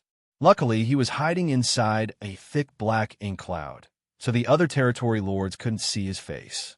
I haven't mastered my current strength, so I'll let him live a while longer and head over to kill him once I've become better familiarized with myself. It was clearly an excuse, and the territory lords all knew what Diwu was thinking. They secretly snickered but didn't dare to show anything on the surface. Sir Diwu, you're the one in charge. We will keep a close watch on Yang Kai's movements. Diwu nodded lightly. Inform me immediately if there are any changes. After saying that, he shot to the side and silently began familiarizing himself with his strength. Despite spending 2 years devouring the strength from the Black Ink Nest and 13 territory lords, this wasn't strength he had built up through his own efforts, so it was somewhat incompatible with him and rioted regularly. That was also one of the reasons he could not stop releasing his aura. If he let Yang Kai continue to cultivate, he could also gradually polish the strength that didn't belong to him and make himself stronger. At the same time, in the depths of the ancestral land, Yang Kai was still looking into the past while fusing with the ancestral land's aura. But a moment ago, there seemed to be a kind of external force that almost interrupted his cultivation. Martial Peak, Chapter 5630, Bright Light. Fortunately, The interruption ended as swiftly as it arrived. In the meantime, the ancestral land's time had rewound to almost thousands of years ago, and Xianxia saw incidents that happened then. Once again, he saw himself moving around the ancestral land. That scene was when he first arrived at the ancestral land. Back then, the Kuan clan had forced him to open the land that had been sealed for ages, and it was also the first time he saw a black ink giant spirit god. Everything was going backwards as the time rewound while Xianxia, the bystander, watched everything that made the ancestral land what it was today. At the same time, the omnipresent ancestral strength was still continuously flowing into his dragon form, causing his dragon vein to constantly grow stronger. His original dragon form was 70,000 meters long, and his dragon clan bloodline was extremely pure. At that point, it would have been difficult for him to refine his dragon vein further without massive amounts of time. That was why his dragon form only grew about 1,000 meters after leaving the dragon pool. In such a state, only by returning to the dragon pool to cultivate would he have any possibility of quickly improving his dragon vein. But now, his dragon form was obviously changing as he continued to absorb more ancestral strength. As his dragon vein grew stronger, so did his attainment in the Tao of Time, which then increased the speed at which time was being rewound. For the first 2 years, the ancestral land only rewound through some 40,000 or so years. In the following 2 years, 50,000 years passed by. 2 more years later, 60,000 years. Xianxia had now witnessed historical moments that happened in the ancestral land over multiple millennia, and soon even reached the incident during the late ancient era where the 3rd-generation Dragon Emperor and the Phoenix Empress made a blood sacrifice to seal the black ink giant spirit god. After watching that incident, Xianxia became even more silent. This review of time was now significantly longer than when he was cultivating in the Great Sea celestial phenomenon, as he had only spent some 4,000 years there. This journey back through the ancestral lands past had lasted millions of years already, and he might need to spend a similar amount of time to return to the present. Outside the ancestral land, the Black Ink Clan's 4 gates, 8 palaces Great Pagoda array was still operating. Since no external forces were attacking this grand array, the territory lords only had to keep it active, which didn't require much strength at all, so they didn't feel tired. However, they didn't dare to slack off. It had now been several decades since they first set up this grand array, but they hadn't seen any traces of Xianxia. Only the continuous surging of ancestral strength below indicated that Xianxia was still cultivating. At the same time, Diwu had been familiarizing himself with his strength. After the time he ignorantly barged into the ancestral land and caused a commotion, he didn't dare to step foot into the divine spirit ancestral land again. He couldn't use his full strength under the suppression of the rich ancestral strength, and was afraid of encountering Xianxia under such conditions. Therefore, he could only stall for time, hoping that the ancestral land would someday be depleted of ancestral strength. During these dozens of years, though he didn't personally head back inside, he had ordered the territory lords to head inside the ancestral land to check the situation. However, the reports he received were disturbing. Even though several dozen years had passed, the ancestral strength was showing no signs of being depleted. It was as if this mysterious energy was completely inexhaustible. The royal lord had sent people over from a no-return pass to check on him a few times. Diwu didn't dare lie, so he reported everything that happened honestly. The royal lord wasn't upset with him, though, and only instructed him to wait for the perfect opportunity. When the time came, he had to kill Xianxia in the ancestral land. In that sense, the royal lord wasn't worried about waiting. After getting the royal lord's reply, Diwu felt more assured and was filled with determination as he waited. 100 years passed, but the situation inside the ancestral land remained unchanged. By now, Xianxia had rewound through untold ages. Currently, he was witnessing an abundance of divine spirits in the ancestral land. There were even some species that Xianxia had never seen or heard of before. This was during the early ancient era when the monster race ruled the universe and the divine spirit's glory had faded. Despite that fact, the ancestral land was still a paradise for the divine spirits. Rewinding further, he witnessed an unimaginably huge battle that happened in the ancestral land. That battle was an internal struggle between divine spirits. Those large bodies were as tall as the sky and broad as the earth, and during that period, the ancestral land was actually far broader than what it was now. That war resulted in many divine spirit species and an enormous amount of divine spirit sources shattering. Even a vast stretch of the ancestral land was destroyed. Further back was the primordial era. This was the time when the divine spirits ruled, and it was also when they were at their prime. They were so strong, they were practically invincible. If they hadn't gone through that internal war, the monster race wouldn't have had a chance to rise up. Xianxia suddenly had a strange feeling, like he was witnessing something unfathomable.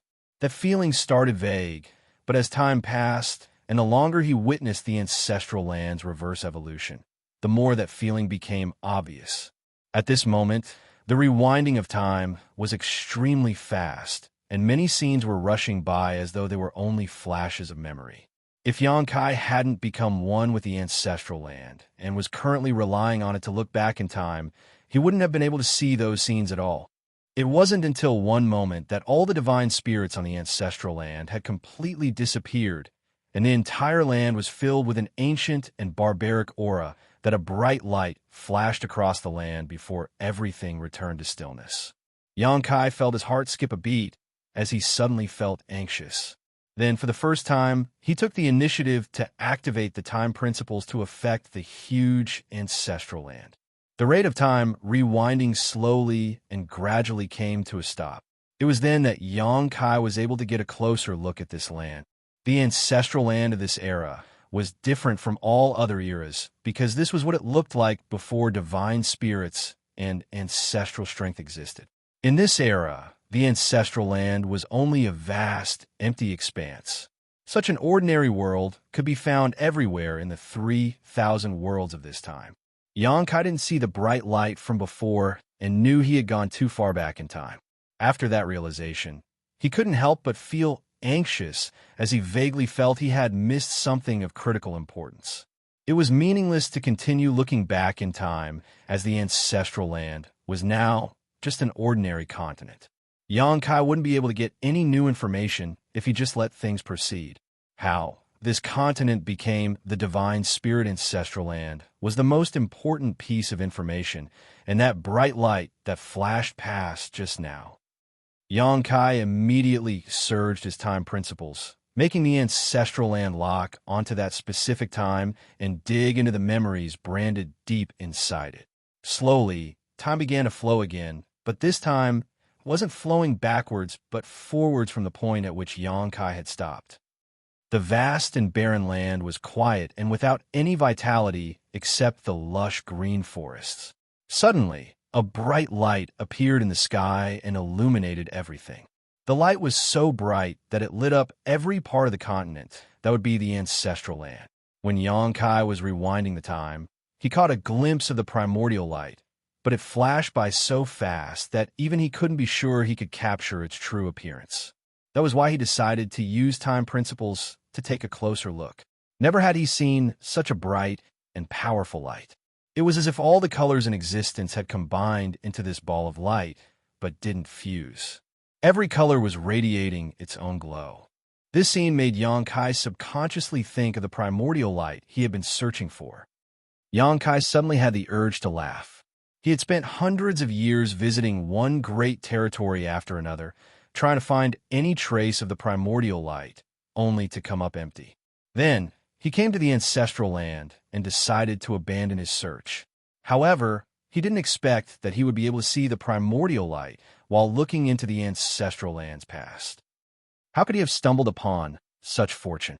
After thinking about it, Xianxia thought this was a preordained result. Since the primordial light had a close connection to the burning light, serene glimmer, and all divine spirits, of course, Xianxia would see something related to it in the ancestral land's past. This was also why Xianxia came to the divine spirit ancestral land in the first place. But he didn't expect that the connection would be so direct and that he would manage to see the primordial light's actual form while rewinding time. This was certainly the most important moment for this world. So Yongkai focused all his attention and carefully observed what happened, not daring to miss the slightest detail. He had a feeling that he might be able to solve many mysteries surrounding the primordial light today. However, an external force suddenly attacked at that moment, surprising Yongkai and almost severing him from this strange situation. Yongkai was shocked and quickly calmed himself down before focusing his attention on controlling time principles to make time flow forward faster. He didn't know what was happening outside, and only knew that he had seen the Black Ink clan set up some sort of grand array outside the ancestral land when he just began peering into the past. Therefore, he suspected that the external attacking force might have something to do with the Black Ink clan. If he didn't speed things up, there was a huge possibility that he would be completely interrupted and forced out of this mysterious state, which was naturally something he couldn't accept. It had been extremely difficult for him to come this far, so she couldn't stop at the cusp of success, only to return empty-handed.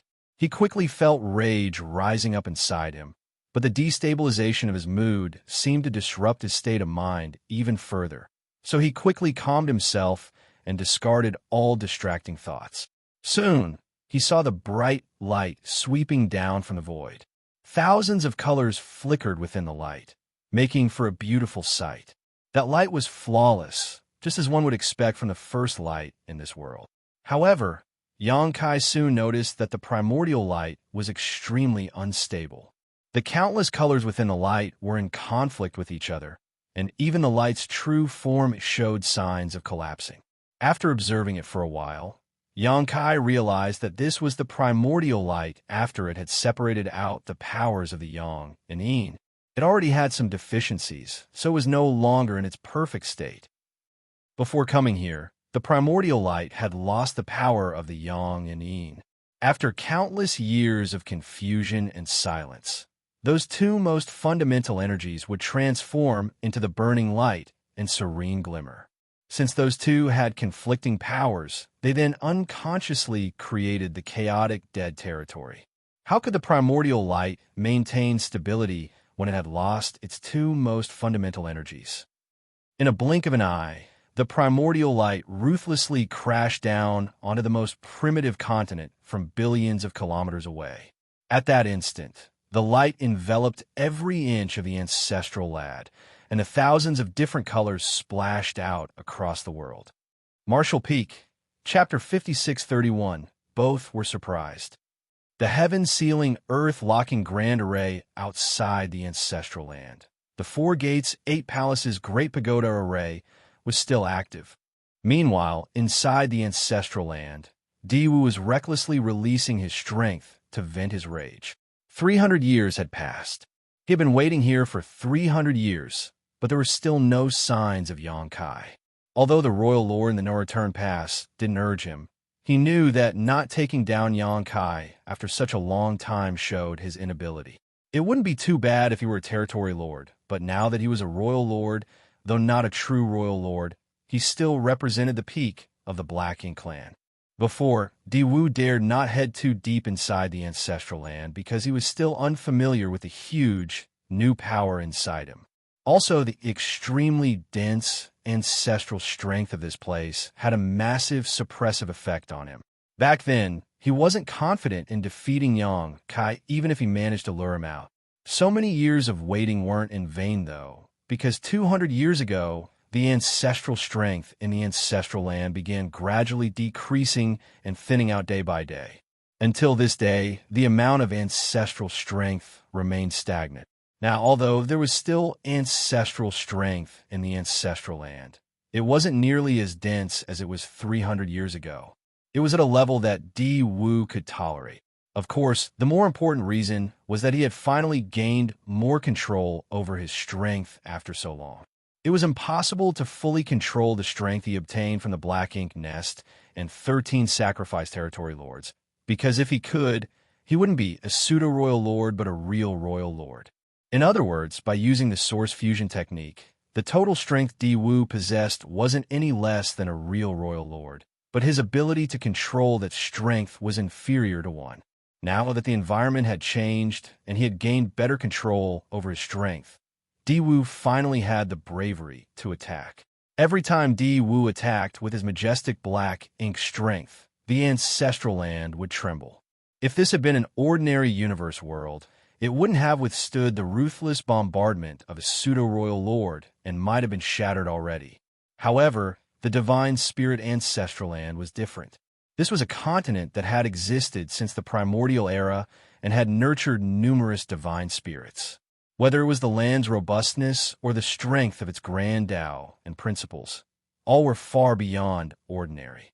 While Xianxia was looking into the past, he even witnessed the internal war between the divine spirits. There were countless powerful divine spirits involved in that battle, including many as strong as the Dragon Emperors and Phoenix Empresses, which made it difficult to estimate how many divine spirits had died in that battle. That war was definitely among the most shocking the universe had ever witnessed, with few, if any, matching its magnitude and intensity. Even that great battle that involved the entire ancestral land didn't destroy this world, though, and only damaged it somewhat. So how could a lone pseudo-royal lord be capable of that? Therefore, Di couldn't help but be dumbfounded after releasing a series of attacks. The divine spirit ancestral land was far more mysterious than he imagined, and most importantly, his actions seemed to have evoked hatred and resistance from this world. The humans had an old saying, "The world lives." Even a relatively young universe world like the Star Boundary had its own will, let alone one as ancient and vast as the ancestral land. When the primordial light fell onto the ancestral land and turned into numerous colorful rays of light, the ancestral land's consciousness appeared. As a result, this world was far stronger and purer than other universe worlds. If this wasn't the case, the ancestral land wouldn't have shown such favoritism to Xianxia. All of this was because the ancestral land could feel the golden divine dragon source inside Xianxia was one of those colorful rays. Of course, Di efforts weren't totally in vain, as he had almost shaken Xianxia from his strange state. If he had succeeded, Xianxia would have been frustrated to the point that he spat blood. After using so much time to witness the ancestral land's history and evolution, he had reached a moment of critical importance. So failing at this point would be too much to bear. Luckily for him, he quickly calmed down his emotions after noticing the strange sensation. "Come out!" Di roar spread throughout the entire ancestral land, especially in the direction the ancestral strength was moving in. He could roughly guess where Xianxia was hiding, but since he couldn't break the ancestral land apart, he didn't have a way to get Xianxia to come out. He had been waiting here for long enough and wasn't willing to continue idling. So, he decided that no matter what, he must make Xianxia come out of hiding and kill him. Suddenly, a resounding dragon roar came from below the surface. It sounded furious, and Di could clearly feel a powerful aura rising from below. Di wasn't surprised, but happy because to him, making Xianxia come out was the most difficult task. As for killing Xianxia, Di thought that it wouldn't take too much effort to kill him, so he immediately prepared. Right after he had readied himself, that strong aura closed in. Following that, a huge golden dragon head suddenly appeared from the ground. That dragon head had 2 horns with thick dragon scales all over its body. Its dragon beard was swaying under its widely open mouth that looked like it could bite away a mountain. The dragon's mouth bit down fiercely at Di as though it was about to swallow him whole. Time principles surged, and even with his newfound strength, Di couldn't help but fall into a daze. Luckily for him, he instantly woke up and quickly retreated. The dragon chased after him with eyes that were filled with fiery rage, seemingly wanting to burn him to ashes. In that moment of running and chasing, the pseudo-royal lord and dragon leapt 1,000 kilometers into the sky, and it was only then that Di caught a glimpse of what this dragon looked like. It was a huge dragon form that seemed to be 100,000 meters long. Though the dragon head was right before him, the dragon tail seemed to stretch out forever, and the dragon pressure was so strong that it was like a furious wind that shook the world around it. Di felt his heart sink as this guy, Xianxia. He couldn't help but doubt whether the intelligence had been mistaken because the being before him wasn't an ordinary dragon, or even a powerful ancient dragon, but quite possibly a divine dragon. According to the information the Black Ink clan had obtained, while Xianxia possessed a potent dragon clan bloodline, he was still far from becoming a divine dragon. Xianxia's dragon form was supposed to be just 70,000 meters long, but the dragon before him was unquestionably 100,000 meters in length. A 100,000-meter-long dragon was a divine dragon, a master superior to ordinary royal lords and ninth-order open heaven realm masters. Not to mention Di Wu, who was a mere pseudo-royal lord. Even the royal lord back at the No-Return Pass would have to act cautiously if he encountered a divine dragon. However, there is only one white divine dragon left among the dragon clan, and that divine dragon had flown into the depths of the Black Ink battlefield over 1,000 years ago, disappearing without a trace. How could there be a second divine dragon here now? Along with everything he saw these past 300 years, Di Wu immediately concluded that the divine dragon in front of him was indeed Xianxia, and these years of cultivation allowed him to gain significant growth. This is bad. My pseudo-royal lord's strength is enough to crush an 8th Order master, but if Xianxia has become a divine dragon, I'm the one in danger of dying today. While Di Wu was panicking, Xianxia was also shocked, and half of the rage in his eyes faded. A royal lord? How could there be a royal lord here? Previously, an external force almost interrupted his hard work of many years, so Xianxia was naturally furious. After witnessing the primordial light landing on the ancestral land and what happened shortly after, he furiously charged out from the depths of the ancestral land. It seemed like he had been too lenient and determined to adhere to the agreement between the two races. The Black Ink clan might have forgotten what it felt like to fear him, so Xianxia had decided to teach them a lesson about the consequences of enraging him. Under normal circumstances, Xianxia wouldn't be so reckless and would instead examine the situation before devising a plan. But his strange experience made his consciousness spend millions of years in the past, so his subconscious took over and did everything instinctively under the influence of his rage. When he felt the aura of the Black Ink clansman in front of him, though, he finally regained his senses. The Black Ink clan wouldn't challenge him if they weren't confident that they could kill him. So, the royal lord before him was undoubtedly the Black Ink clan's trump card. Has the one at the No-Return Pass come all the way here? Wait, this royal lord isn't the one from the No-Return Pass. Xianxia had encountered the royal lord from the No-Return Pass a few times, so he knew what he looked like. However, the Black Ink clansman before him was someone he had never seen before. The Black Ink clan actually has a second royal lord. Xianxia was shocked. If the Black Ink clan had a second royal lord, wouldn't that mean they could have a third or a fourth? At that instant, Xianxia suddenly had no idea how many years he had spent in the ancestral land. Could he have been here for a few 1,000 years? If not, how could the Black Ink clan have a new royal lord?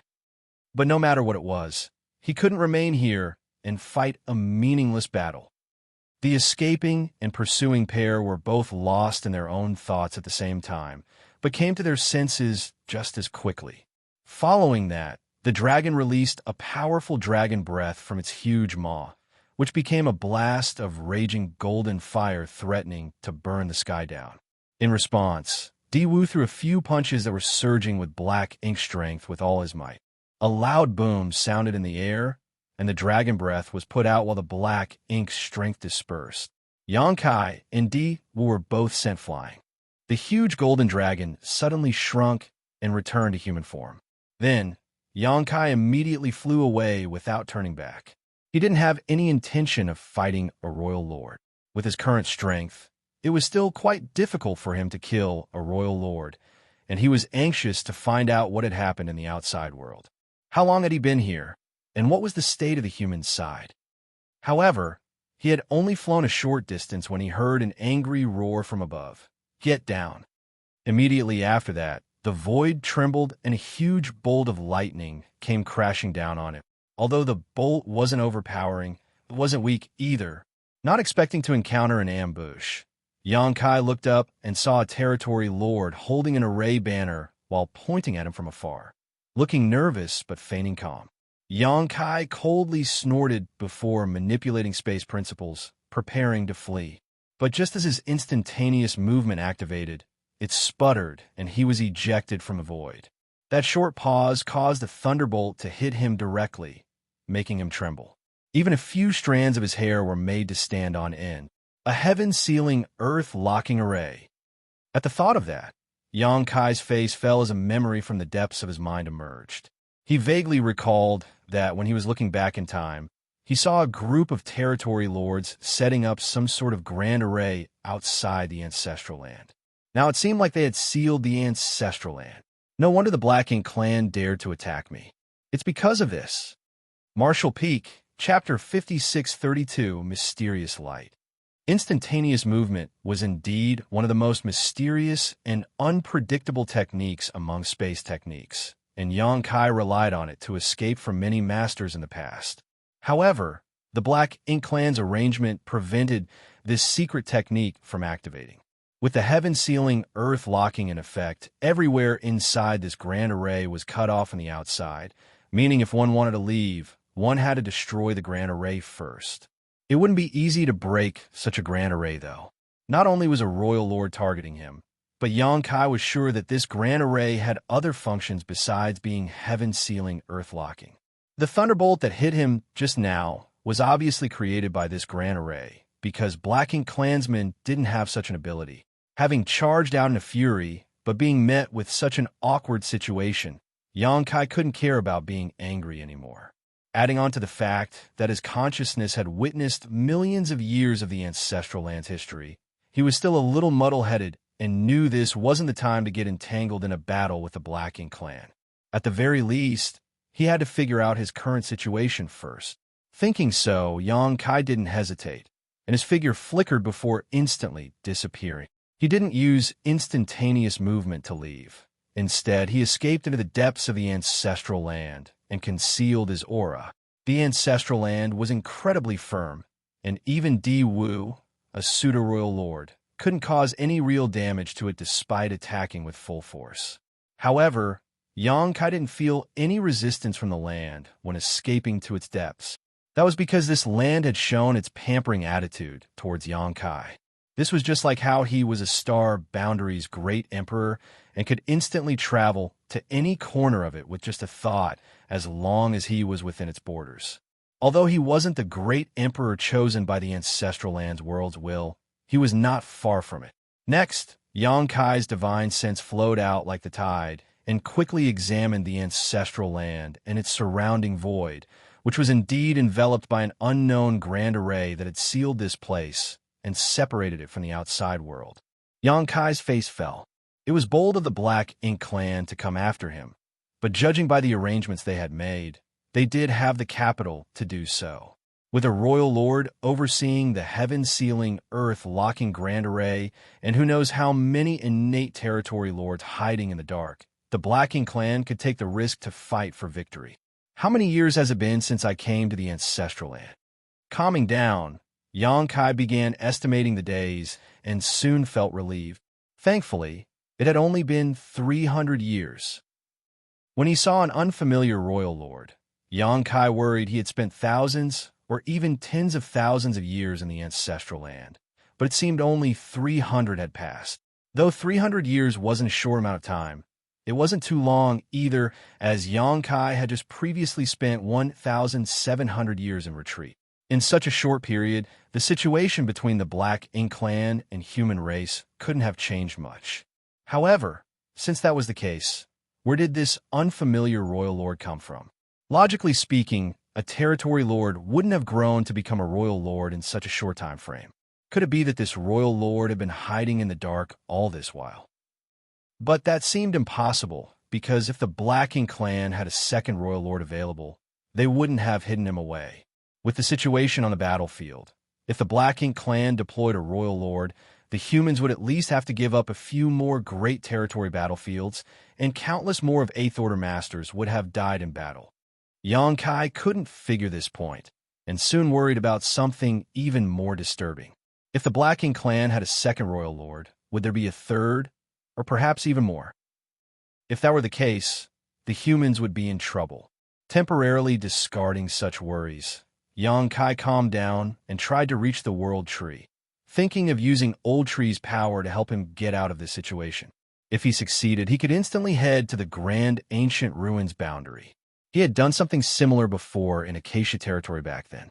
The Black Ink clan still couldn't figure out how Yang Kai left Acacia territory with more than 10,000 human refugees when they had blockaded all the territory gates and never saw a trace of Yang Kai. As Yang Kai had refined thousands of universes' worlds back then, he and the World Tree's connection couldn't be broken. Even in a place like the Black Ink battlefield, that wasn't possible. In fact, even now, there was still a connection between them. But Yang Kai's plan of using the World Tree's strength to escape this situation proved impossible. Unless he could break the seal of the heaven-sealing, earth-locking Grand Array, he wouldn't be able to head to the grand ancient ruins boundary. Though Yang Kai had somewhat expected this, he still felt frustrated. After figuring out his situation and having spent time in a type of cultivation trace, Yang Kai was no longer so anxious. Now, it seemed like this wasn't a well-thought-out conspiracy enacted over thousands of years by the Black Ink clan, but just a plan which took advantage of fortuitous circumstances. His long stay in the ancestral land had simply allowed them to act against him. If he hadn't remained in the ancestral land for so long, or fallen into a near unconscious state because he was witnessing the ancestral land reminiscing about its past, he wouldn't have been oblivious to the changes in his surroundings. It wasn't that Yang Kai wasn't cautious enough. There were just some unexpected things in this world that could not be avoided. Moreover, he was only trapped here, which couldn't be compared to the benefits he received while witnessing the ancestral land's evolution. That multicolored light entity. Even when he recalled that moment, Yang Kai couldn't hide his shock. The world couldn't have such a magnificent light anymore. Naturally, the primordial light that was born at the beginning of the universe was the most magnificent of all lights.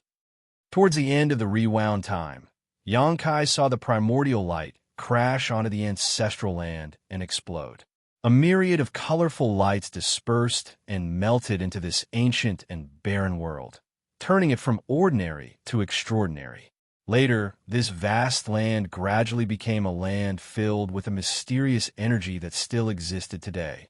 The places where those colorful streams of light landed had experienced the passing of countless years before gradually giving rise to the Dragon Clan, Phoenix Clan, and many other Divine Spirit clans. In the end, this land became the Divine Spirit's birthplace and homeland. More importantly, this was also why the Divine Spirit's strength could restrain Black Ink's strength to a certain degree. The Divine Spirits were the same as the burning light and serene glimmer. They were all born from the primordial light, so all of them came from the same source. The rumor that said the burning light and serene glimmer were the progenitors of the Divine Spirits was just nonsense. The more accurate description would be that the burning light and serene glimmer were the big brother and big sister of all Divine Spirits, because they were the ones that were first separated from the primordial light. Those two had lived since the primordial era until now, and their strength was pure and unchanged throughout history. On the other hand, the Divine Spirits had gone through generations after generations of inheritance, so the characteristics of their strength had diverged from the primordial light over the eons and had a less obvious effect on Black Ink's strength compared to the purifying light. When Yang Kai saw what finally happened to the primordial light, he knew that it was impossible to find it, because how could he search for something that didn't exist anymore? Unless he could really turn back time and return to the primordial era to stop the primordial light before it disappeared. But that was not something a human could do. Luckily, Yang Kai had long given up hope of relying on the primordial light. The humans had to rely on themselves to eliminate MO. Since humans had become the favorite of this era, Yang Kai naturally had to take up the responsibility of protecting it. If he couldn't even take up such a small responsibility, he would have no right to exist. As for the primordial light, Yang Kai had a general understanding of its history and end, but there was one thing he cared about. While he was watching the primordial light crash onto the ancestral land and explode, he could vaguely make out a blurry and distorted human figure at the place the light landed. However, the rays of light were too intense, so he couldn't make out what that was. Does the primordial light have a connection with humans as well? What could it be? While the monster race were the descendants of the divine spirits, created to battle one another, humans have been born from the universe's energy itself. The primordial era and early ancient era all had traces of human activity, but the humans were far too weak back then.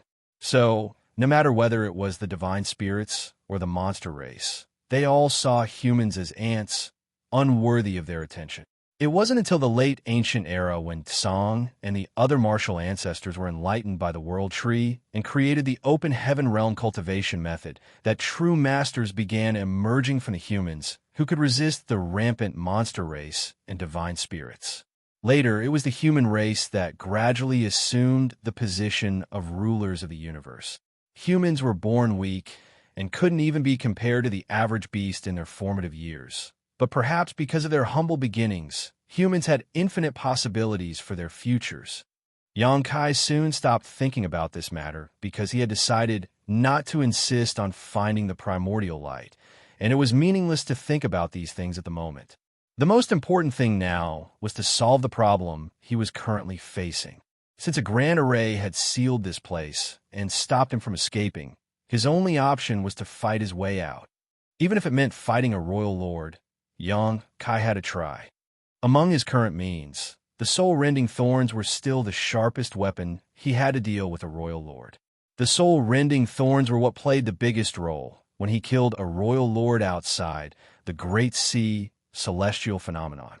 Back then, he had used 4 soul-rending thorns consecutively, which caused him to fall into a dazed state. But with how strong his soul was now, Xianxia estimated he could use 5 soul-rending thorns at once and still barely maintain lucidity. No matter how that royal lord guarded himself, 5 soul-rending thorns could critically injure his soul.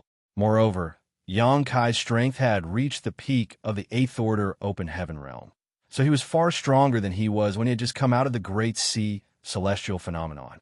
He was able to kill that royal lord back then mainly because he was lucky, but luck was never something one could rely on. However, Xianxia soon brightened up because he discovered that his dragon vein had grown significantly stronger after 300 years of cultivation.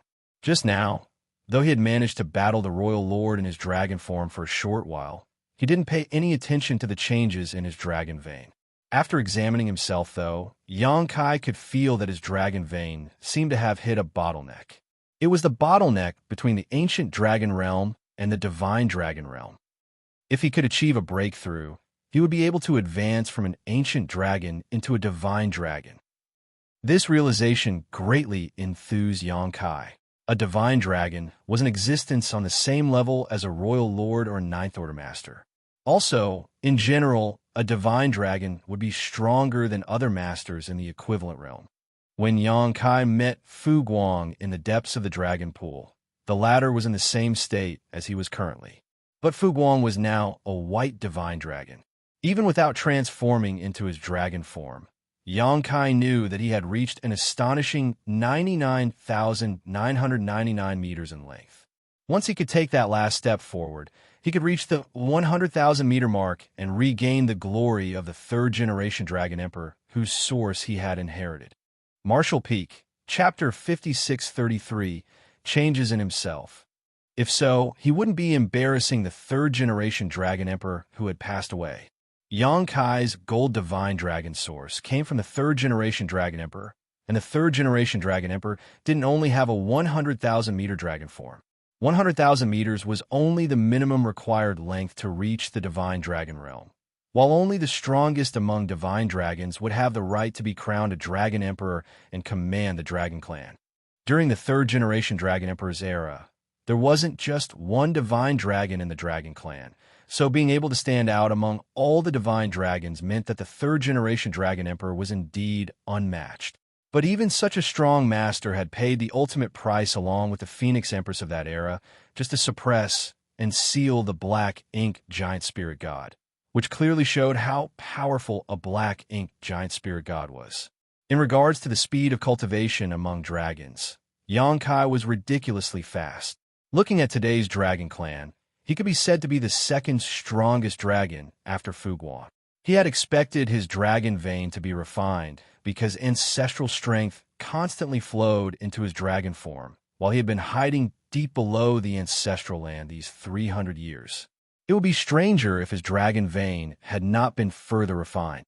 At this moment, Xianxia could clearly feel that the ancestral strength in the ancestral land had thinned out a lot because of him. The refining of his dragon vein had caused his dragon form to grow from 70,000 meters to 99,999 meters. As for the increased length of his dragon form, though it didn't bring any benefits to his open heaven cultivation, his strength had undoubtedly increased. At the very least, the intrepidness of his physique and ability to withstand punishment had increased appreciably, which would be of great importance when battling the Royal Lord later. However, the benefits didn't stop there. The Dragon Clan's bloodline talent was the Tao of Time, so the more refined their dragon vein was, the higher their attainments in the Tao of Time rose. That was one of the benefits gained from inheriting a divine spirit bloodline. The Dragon Clan didn't need to have strong comprehensive skills. As long as their bloodline reached a certain purity, they would naturally comprehend things that ordinary people couldn't. Xianxia could clearly feel that his attainments in the Tao of Time had greatly increased. Since coming out of the Great Sea celestial phenomenon, his Tao of Time could be said to have reached the 7th level, standing above all others within sight. All these years of constantly absorbing the things he gained from the Great Sea celestial phenomenon, he had gone much further in this stage. Now, following the growth of his dragon vein, Xianxia's attainment in the Tao of Time had entirely surpassed the 7th level and reached the 8th level, summiting the peak. It was now on the same level as his Tao of Space. All this while Xianxia's attainments in the Tao of Space had always led his attainments in the Tao of Time. This wasn't only because he had been cultivating the Tao of Space for longer, but also because he had a natural aptitude in the Tao of Space. If he hadn't obtained an extremely pure Dragon Clan bloodline, there was a huge possibility that he wouldn't have any attainments in the Tao of Time at all. Now that his attainments in these two grand Taos had become even, they had a huge effect on him. The first was that time in his small universe now flowed even faster. If the previous speed of time in his small universe was between 6 and 7 times faster than in the outside world, it was now 10 times faster. The faster flow of time in his small universe meant that his heritage would increase faster as well.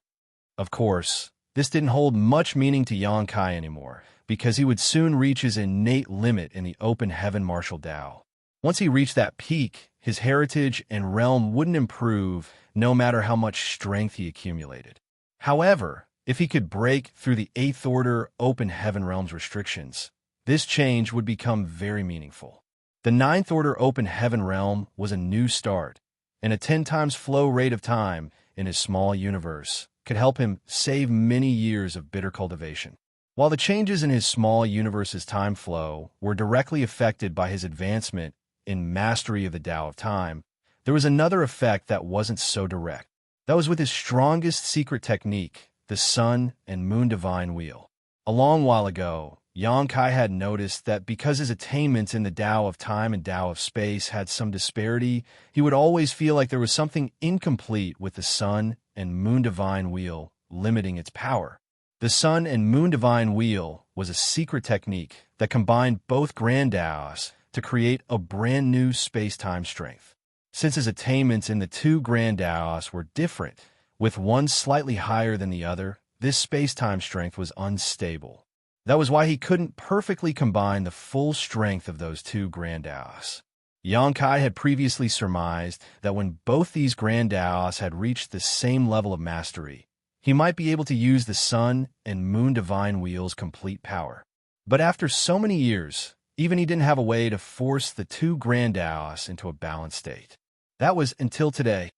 Since Xianxia's attainments in the Tao of Space and Tao of Time had both reached the 8th level, how much power would he be able to exert when he used them to activate the Sun and Moon Divine Wheel? At the thought of that, Xianxia became excited and secretly decided to test this out as soon as possible. With the growth of his dragon form, improvement of his dragon vein, and new attainments in the Tao of Time, Xianxia's overall strength had increased dramatically over the past 300 years. So what if he had to face a royal lord? Since he couldn't escape, he would just have to kill his way out. However, he first needed to understand the Black Ink Clan's plan. When he was fighting with that royal lord earlier, everything happened too quickly and he was too muddle-headed, so he didn't have time to carefully assess the situation. The only thing he knew was that there was a heaven-sealing, earth-locking grand array outside the ancestral land, a royal lord waiting for a chance to strike, and an unknown number of innate territory lords lurking in the shadows, observing the situation. At the same time, in the sky above the ancestral land, the arrogant expression on Di Wu's face was gone, replaced with one of uncertainty.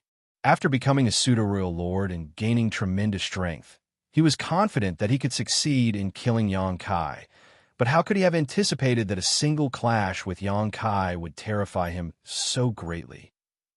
Yang Kai was just a half-step away from becoming a divine dragon, and in his fluster earlier, Di Wu nearly turned around and ran. Luckily for him, Yang Kai ran even quicker, or else he might have humiliated himself. Now that Di Wu carefully thought back on the previous exchange, though Yang Kai's aura was indeed powerful, it had not yet reached the stage of a divine dragon. Di Wu had previously felt the aura of the white divine dragon back at the No Return Pass, and clearly remembered that it was far more imposing and majestic than the aura Yang Kai exuded. Although that guy has grown significantly while cultivating in the ancestral land, he is still yet to break through that final barrier, so he should still be an ancient dragon. Having realized that, Di Wu felt relieved. If Yang Kai really had become a divine dragon, Di Wu would have no choice but to flee. Di Wu was a pseudo-royal lord, while Yang Kai could be regarded as a pseudo-divine dragon, so the two were on par, with neither side being the genuine article. In fact, being a pseudo-royal lord meant that he was the stronger of the two because he possessed the raw strength of a royal lord. Even if he couldn't control that strength properly, he still had it, as opposed to Yang Kai, whose total strength was still lacking by comparison. Now that Yang Kai had gone into hiding, though, things had become difficult for him because if he couldn't damage the ancestral land with his strength, he wouldn't be able to find Yang Kai. In short, although the Black Ink Clan had cut off Yang Kai's hope of escape with the heaven-sealing, earth-locking grand array, as long as Yang Kai didn't reveal himself, there was no way for them to kill him. This was what troubled Di Wu the most. Before coming here, he didn't expect the situation in the ancestral land would turn out like this. Di Wu could sense Yang Kai's divine sense probing around, checking the situation, but he couldn't pinpoint where the ladder was, so he could only sit and wait. Just as he was thinking about how to lure Yang Kai out, he suddenly felt the ladder's aura appear somewhere inside the ancestral land. Over there. Di Wu turned his head and saw Yang Kai's figure shooting up into the sky. Then he immediately moved his body and shot towards Yang Kai while shouting, "Stop him!" They couldn't let Yang Kai hide within the depths of the ancestral land again. As Di Wu shouted his order, a thick bolt of lightning shot down from above. The innate territory lords responsible for maintaining the Grand Array had activated one of its functions, a killing array. Numerous lightning bolts appeared in the sky, resembling a thunder dragon flying through the sky and instantly stopping before Yang Kai. Yang Kai's figure flickered across the sky as he easily dodged the attack, but the thunder dragon chased him as if it had a mind of its own. At the same time, more bolts of lightning rained down from above. Yang Kai managed to dodge many of these attacks before finally arriving at the edge of the Grand Array. With the Azure Dragon Spear in hand, he unleashed a powerful thrust. Space shattered, and even the Grand Array shook, revealing the figure of an innate territory lord in one of the array nodes. He was the one who first summoned lightning bolts just now. When the two pairs of eyes met, the innate territory lord shivered as he was filled with terror. Among all the humans, there were a few masters that the Black Ink Clan was wary of, but there was only one that inspired fear in all. This couldn't be helped, as too many innate territory lords had died at Yang Kai's hands. Even if 3 innate territory lords ran into him, their deaths were almost assured if they couldn't quickly receive assistance from more territory lords. Even though they had the Grand Array as a barrier between them, the innate territory lord didn't feel the slightest bit secure. He would have long fled by now if he didn't need to operate the Grand Array. However, he was a crucial part of this Grand Array, so he couldn't escape. The only thing he could do was to fiercely gather his strength while channeling it into the array banner, trying to strengthen the barrier in front of him. Fortunately, Xianxia only attacked once before he immediately flew away with no intention of striking again. It wasn't because he didn't want to strike again, but because he couldn't. The royal lord was about to arrive, and lightning bolts were closing in on him from all sides. Any delay could land him in a critical situation. However, that one spear attack gave Xianxia some insight into this heaven-sealing, earth-locking Grand Array, and he realized it wasn't nearly as sturdy as he originally thought. With his strength, he could easily break through this Grand Array given half a cup of tea's time without any distractions. Of course, Black Ink Clan wasn't going to give him a chance to do that. With the continuous strikes condensed by the territory lords operating the Grand Array, Xianxia soon noticed that the bolts of lightning were increasing in number so rapidly that there was almost no place for him to run anymore. Therefore, he could only use space principles to exile his body to the void. The moment his figure turned illusory, the many lightning bolts hit their mark. Since Xianxia had phased his body, though, he managed to avoid most of the attack while the remnants didn't have enough power to harm him. This was the biggest advantage of having an extremely pure dragon vein. The Dragon Clan was unparalleled when it came to physical resilience and even had a high degree of resistance when it came to most secret techniques and divine abilities.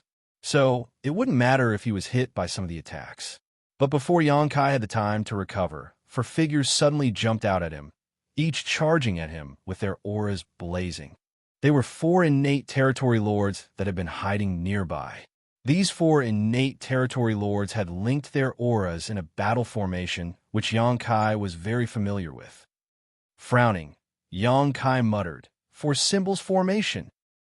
The 3 fortunes for symbols, 5 elements, 6 paths, 7 stars, 8 desolations, and 9 palaces were the most standard battle formations of the human race, which were used by its soldiers on the Black Ink battlefield in particularly dangerous or dire circumstances.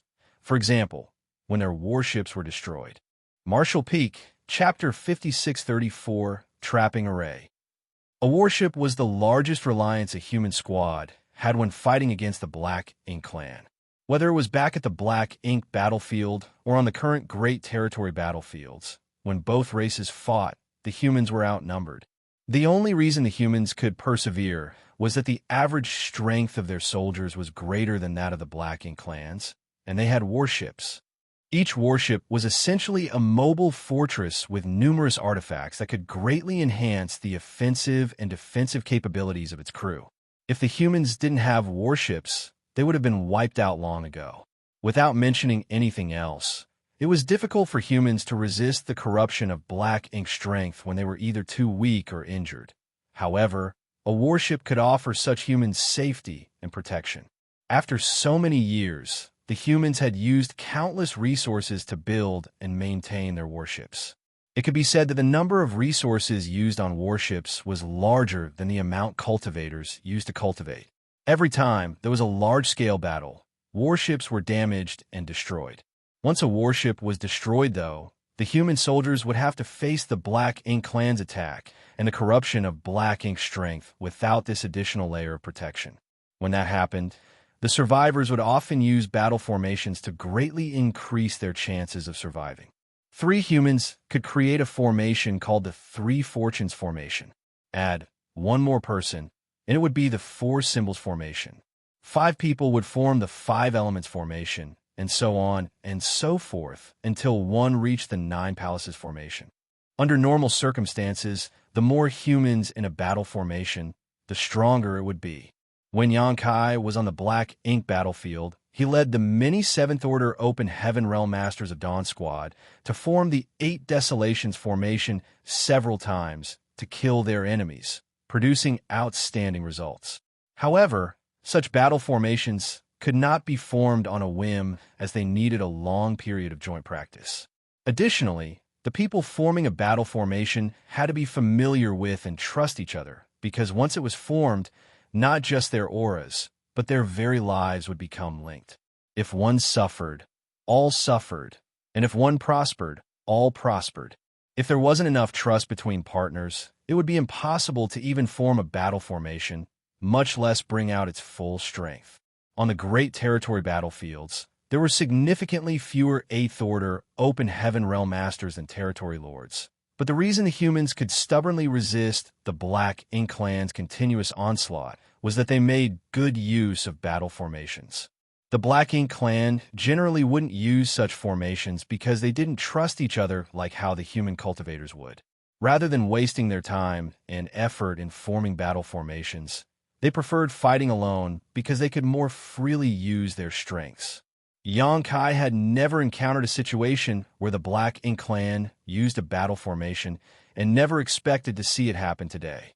More importantly, it was 4 innate territory lords that formed this formation, which illustrated the Black Ink clan's determination to kill him. In the face of the huge pressure of confronting Xianxia, these 4 territory lords had set aside all their reservations and banded together to defeat this formidable enemy. These 4 territory lords with linked auras charged forward, and though Xianxia could see at a glance that their battle formation wasn't tightly bonded, he didn't want to be entangled with them for too long. With a sweep of his spear, Xianxia thrust out more than a dozen times in the direction of those territory lords to slow down their approach. Then, he quickly flew downwards before immediately shooting away. Those 4 territory lords immediately changed directions and chased after him. The royal lord also quickly changed directions, trying to cut Xianxia off. Despite there not being much difference in their speed, Xianxia was proficient in space techniques, so it wasn't easy for the royal lord to block him. After flying around the ancestral land several times, the Black Ink clansmen sadly found that although they had taken advantage of the time Xianxia was cultivating to seal him here, there was nothing they could do about him if he didn't fight them head-on. On the contrary, Xianxia had managed to discover the Black Ink clan's strength with his constant probing. This made Di Wu furious. At that moment, a voice entered Di Wu's ear. It was from the 7th Order Black Ink disciple responsible for setting up the Grand Array.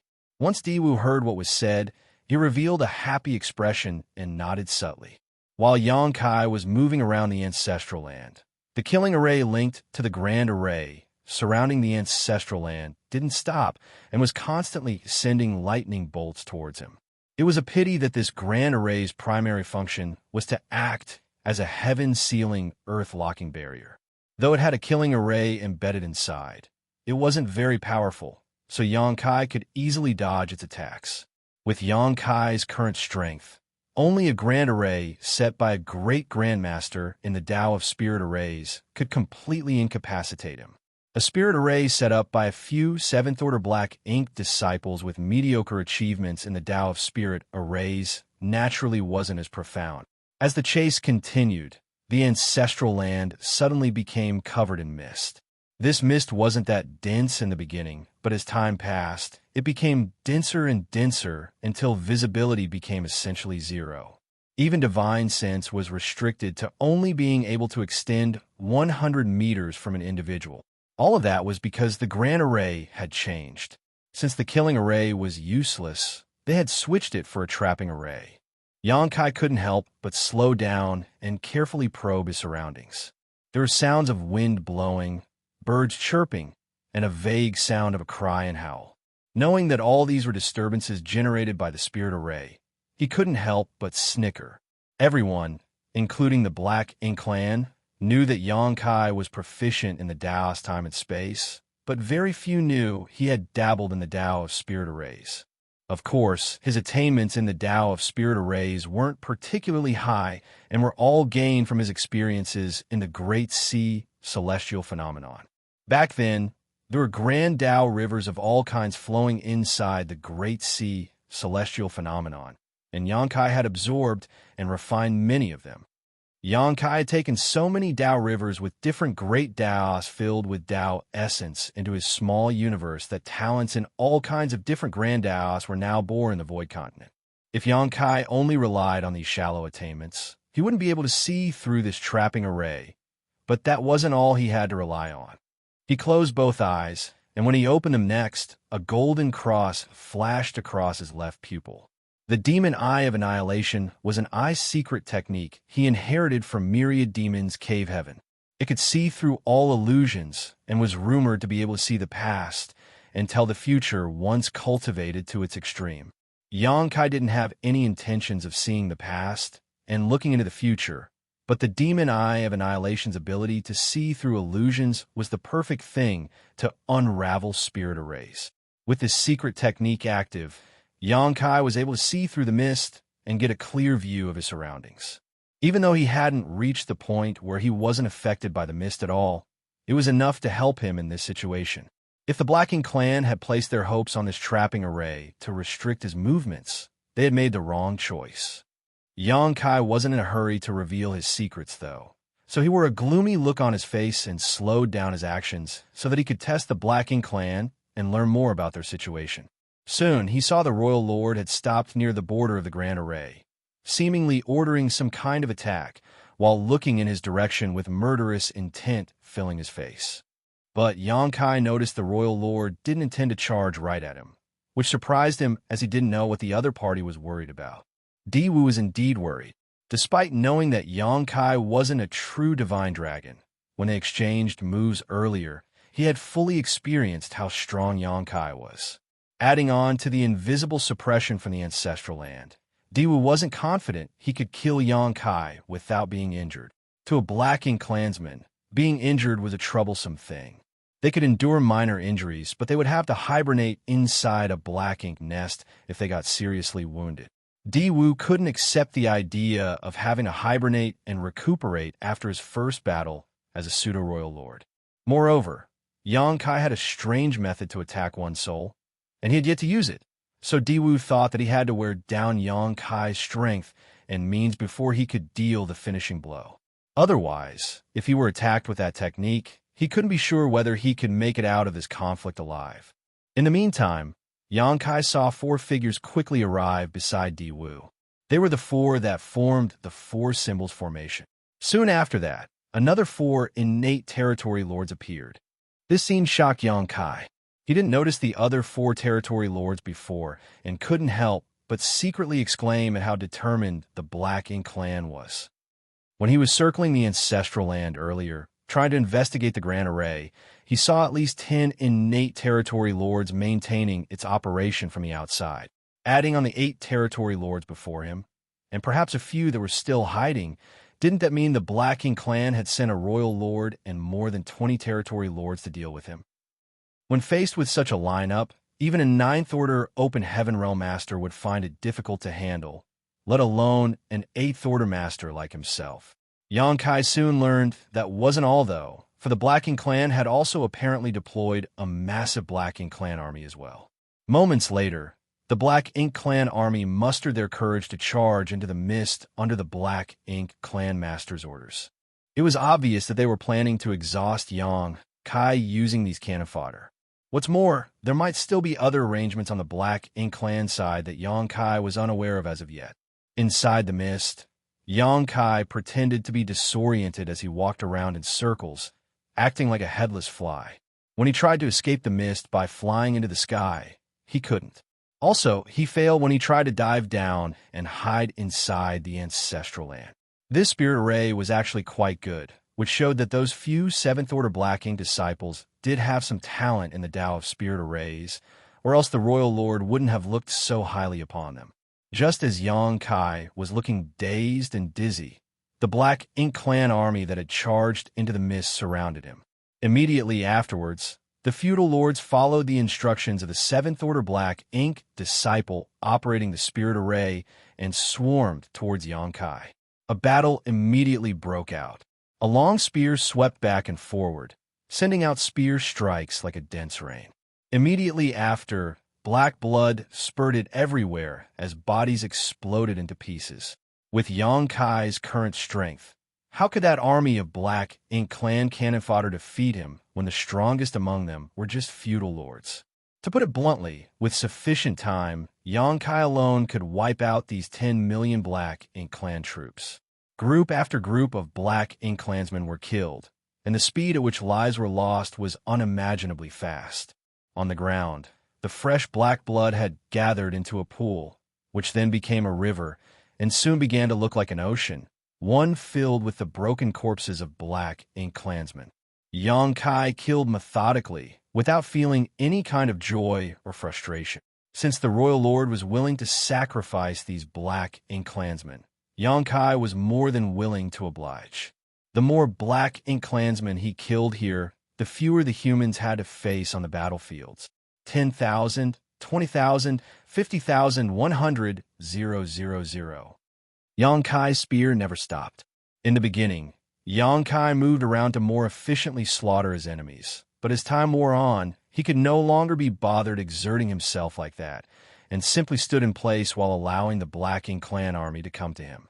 The scene resembled water splashing onto a rock that was blocking a river, which was an astonishing sight to see. So many had died so quickly that the Black Ink clan army would have broken and routed if not for the territory lords and royal lord overseeing them, forcing them to continue. Martial Peak, Chapter 5635, Scheming Against the Unexpected. No one could maintain their calm when facing a hopeless battle. The humans couldn't, and neither could the Black Ink clan. The Black Ink clan soldiers attacking from all directions couldn't even get within 1,000 meters of Xianxia. No matter whether it was a feudal lord, a high-rank Black Ink clansman, or a low-rank Black Ink clan member, they perished with a single swing of the spear. Under such desperation, the Black Ink clan army's morale soon crumbled. However, the royal lord and many territory lords were watching them from the outside, so they dared not retreat and could only force themselves to continue charging forward. A day later, Xianxia's kill count had grown from 100,000 to 200,000.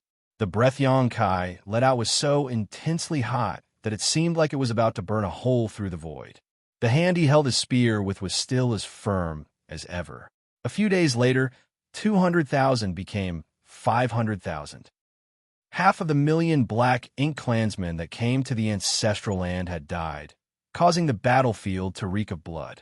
Under Diwu and the other territory lords' gazes, Xianxia's speed finally began slowing down.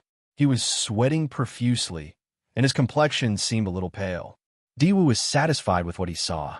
If he could exchange 1,000,000 Black Ink clan soldiers for Xianxia's life, he would do it without a frown. Moreover, if he succeeded and returned to the no-return pass, rather than punish him, the royal lord would certainly reward him. 1,000,000 lower Black Ink clansmen was nothing, because as long as they had Black Ink nests and resources, they could easily produce more such soldiers. On the other hand, how many innate territory lords had died at the hands of Xianxia over the years? Innate territory lords came from the primordial heavens source grand restriction, so each one killed meant there was one permanently lost. Therefore, 1,000,000 Black Ink clansmen couldn't compare to even one innate territory lord. Since Diwu had great understanding of the human's open heaven realm, he knew that a human's strength came from his or her small universe. The stronger the heritage of the small universe, the stronger the human was. But the strength inside a human's small universe wasn't inexhaustible.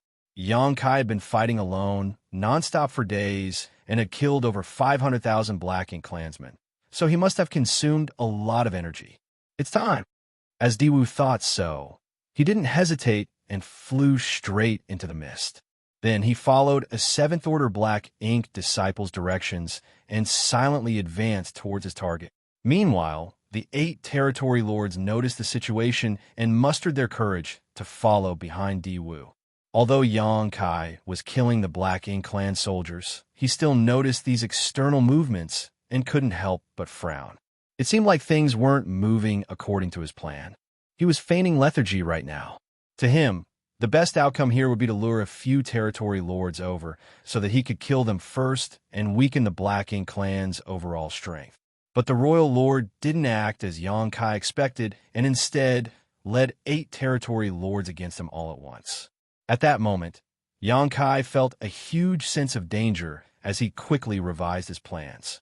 This trapping array couldn't hold him, as he could see through it quite easily, but there was no use in simply overcoming the trapping array, because the ancestral land was still sealed by the heaven-sealing, earth-locking grand array.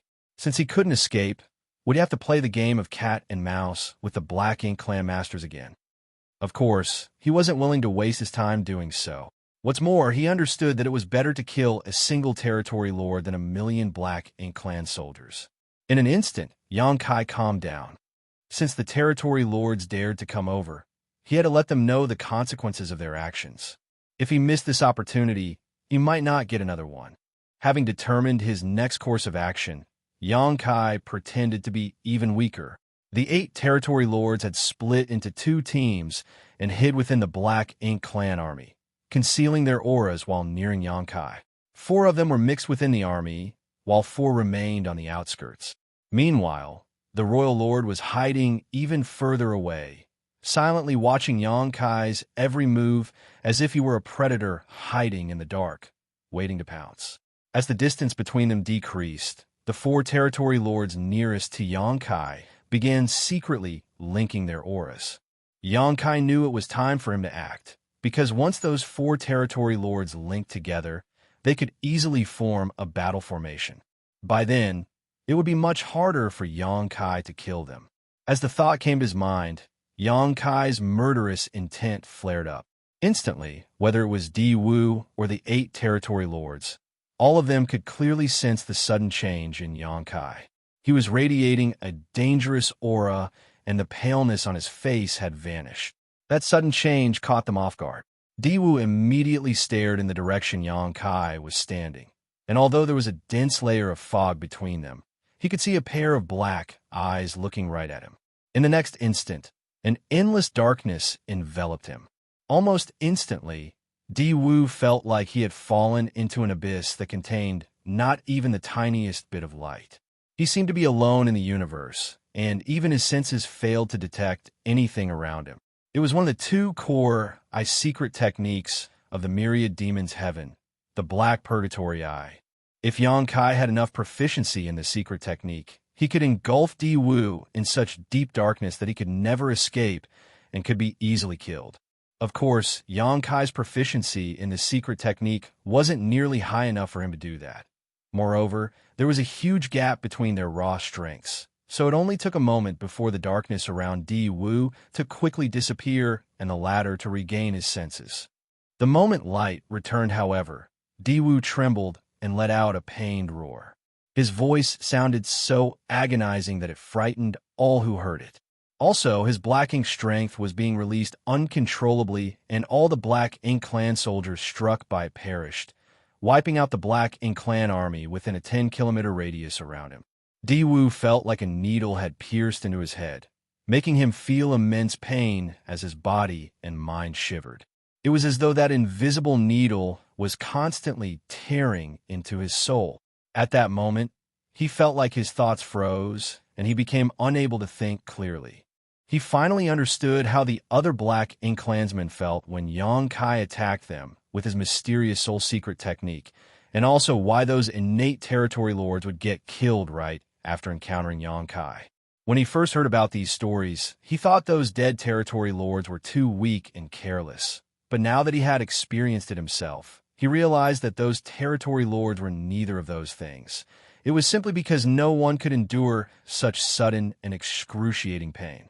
Di Wu shouldn't have suffered such intense pain, because since the Black Ink Clan found out about Xianxia's strange soul secret technique, all territory lords who encountered Xianxia would quickly use their strength to protect their soul. Only by doing that could they best weaken the effects of this insidious secret technique. Di Wu naturally did so as well, but the Black Purgatory caused him to lose all his senses and disrupted his focus. Although he recovered quickly, he had lowered the defenses of his soul for a brief moment. Without protection against the soul-rending thorn, the consequences were extremely painful. Even a pseudo-royal lord like Di Wu found it hard to endure. At the same time Di Wu screamed in pain, for other screams rang out as well. Those screams came from the 4 territory lords nearest to Xianxia, who were about to form a battle formation. Xianxia used the element of surprise and sent out 5 soul-rending thorns in quick succession, 1 at Di Wu and the other 4 the closest territory lords. That was his limit. Using any more soul-rending thorn would cause him to lose consciousness. Even at this moment, Yang Kai felt dizzy and was seeing stars. Fortunately, he had experienced this many times and had long grown used to it. Now, the intense pain in his head even had the effect of keeping him awake.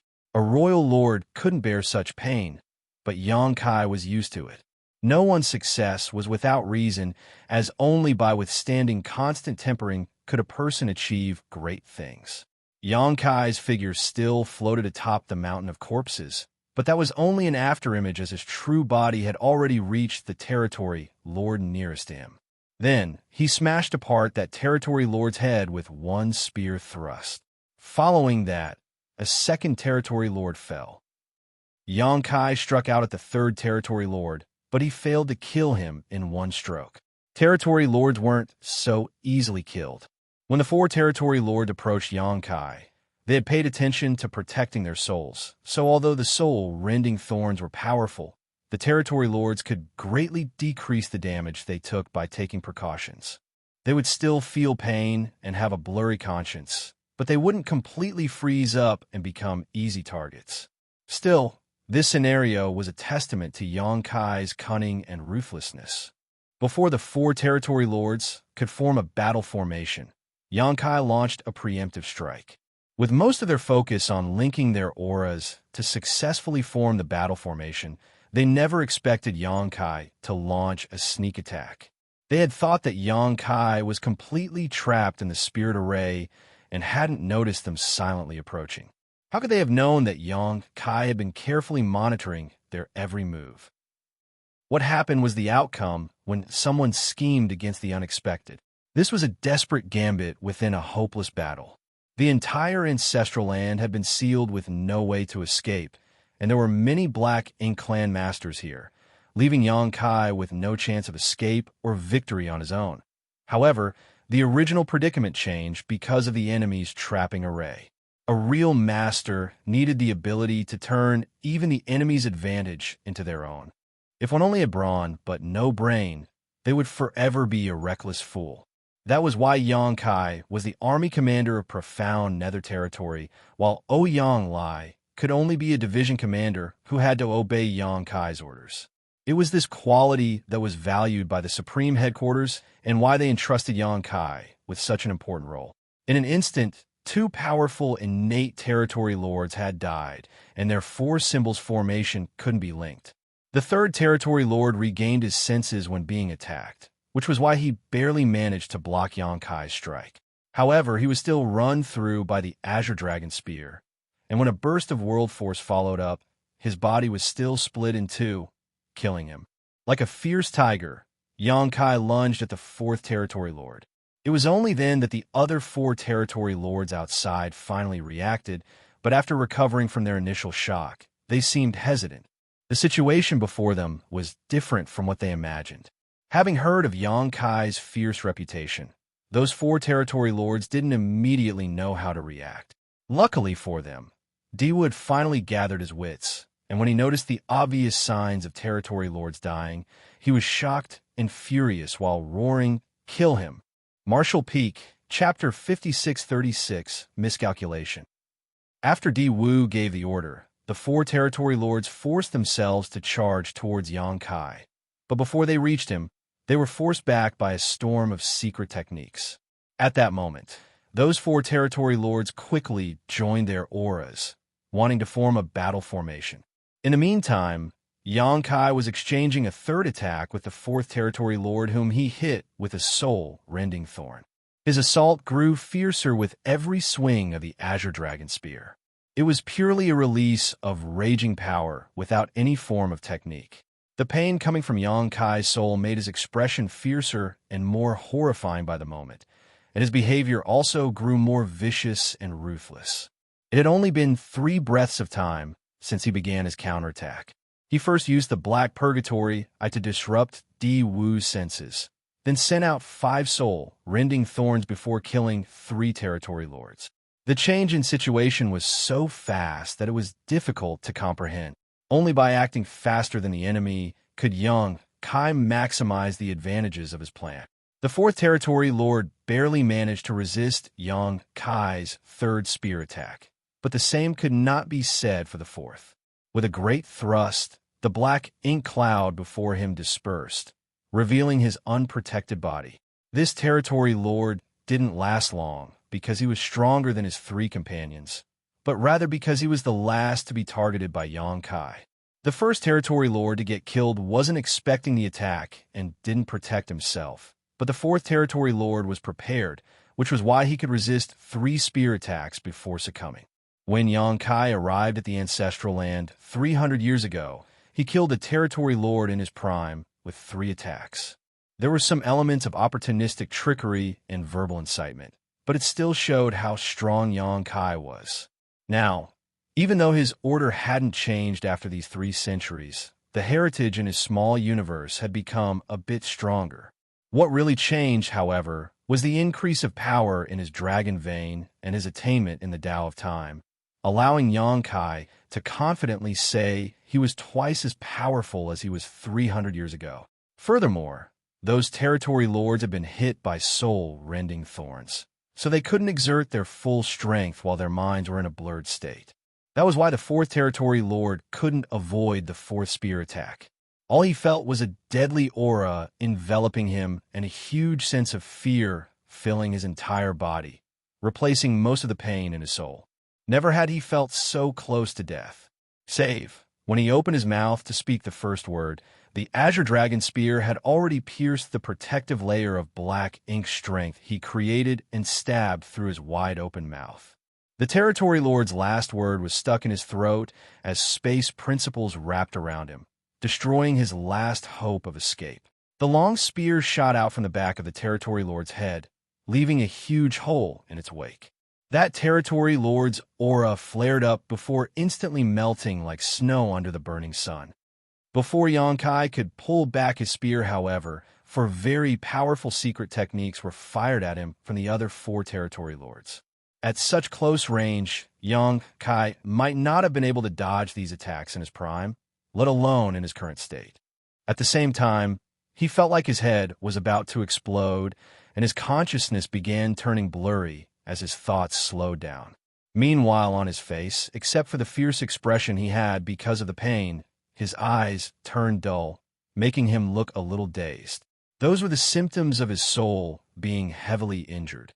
Many cultivators lost all sentience and sense of self after suffering heavy injuries to their soul. Luckily, Xianxia's instincts were still intact, so when those 4 secret techniques were about to reach him, he channeled his dragon vein's power and a patch of small, dense dragon scales appeared on his skin. The dragon scales made his exposed skin suddenly turn shiny, as if he were wearing a gold robe. The next moment, Xianxia was enveloped by those 4 secret techniques. As black ink strength burst out, a large boom sounded, and the world around Xianxia shook as he released a muffled grunt. Before the effects of the territory lord's secret techniques had faded, the angry Di Wu arrived from behind and lunged at Xianxia. Di Wu knew that since Xianxia had used his strange soul secret technique, this would be the best chance to kill him. Before this, he was wary of Xianxia's means, but now, Xianxia was like a toothless tiger to him, so he naturally wouldn't let go of such an opportunity. At the same time, the 4 territory lords that had formed the battle formation exchanged a glance before quickly moving back while maintaining their formation. Since Di Wu had made a move, they didn't have to do anything else besides keeping up the 4 symbols formation and preventing Xianxia from escaping. The truth was that they were happy to see this situation as well, because they were still afraid of dealing with Xianxia. They were scared of getting killed by this human killing star, so they had no qualms about letting Di Wu take the lead. Sound of explosions kept ringing in everyone's ears while there seemed to be figures flying about within the dense black ink strength. Soon, a figure flew out like an arrow leaving its bow. The figure spat out a mouthful of golden blood in midair. It was Xianxia, and he clearly couldn't control his body. At this moment, he seemed extremely haggard. Not only was his hair in a mess, but the layer of dragon scales covering his body was also like a broken net, shattered and peeling off in many places. With the help of an artifact like the soul-rending thorn, he could easily kill innate territory lords, but that didn't mean innate territory lords were pushovers. Every one of their attacks was incredibly strong, so Xianxia didn't feel good after forcefully taking force such attacks. Then, Diwu came right after that and attacked Xianxia, rendering him dizzy and looking disheveled. The advantage of having a stronger dragon vein was evident at this moment. If Xianxia's dragon form was still 70,000 meters long, he might not have been able to withstand such a heavy beating. But now, though he was injured, he didn't lose all combat ability. This was the specialty of a powerful dragon vein. It granted the physical body incredible resilience. All the attacks were first weakened by the dragon scales before reaching the body, so the impact was naturally weakened. It was especially so for the 4 secret techniques used by those 4 territory lords. First, they were obviously weakened by the dragon scales before they hit Xianxia. However, the effect of the dragon scales protection was greatly weakened when facing physical attacks like the ones Diwu used. Following Xianxia's haggard figure was Diwu. He also flew out from the area covered by black ink strength while staring coldly at the pale figure before him, roaring loudly, "Xianxia, suffer death." Xianxia's expression became even more angered as veins throbbed on his forehead, his fury obvious to all. His original plan was to use the soul-rending thorn to kill those 4 innate territory lords and then quickly escape from the trapping array before hiding back inside the depths of the ancestral land to recuperate. Once he had another few years to heal his soul, he would come back out and ambush the others. He couldn't kill the royal lord, but he could kill the other 4 territory lords. Also, if he was decisive and found a good opportunity, he could kill every territory lord that came, just like how he had on the profound Nether Territory battlefield. Back then, he killed so many territory lords that they all trembled in fear whenever they heard his name. When fighting the enemy, it was best to leave nothing to chance, and it was natural to make full use of all of one's strength and advantages. The soul-rending thorn was now Xianxia's trump card when facing territory lords and royal lords. It could be said that this move worked every time. All Xianxia needed was patience, because someday the Black Ink clan forces here wouldn't be able to withstand the losses and would take the initiative to retreat or deploy even more territory lords. Either way, it wouldn't be much of a loss for Xianxia. That was his original plan.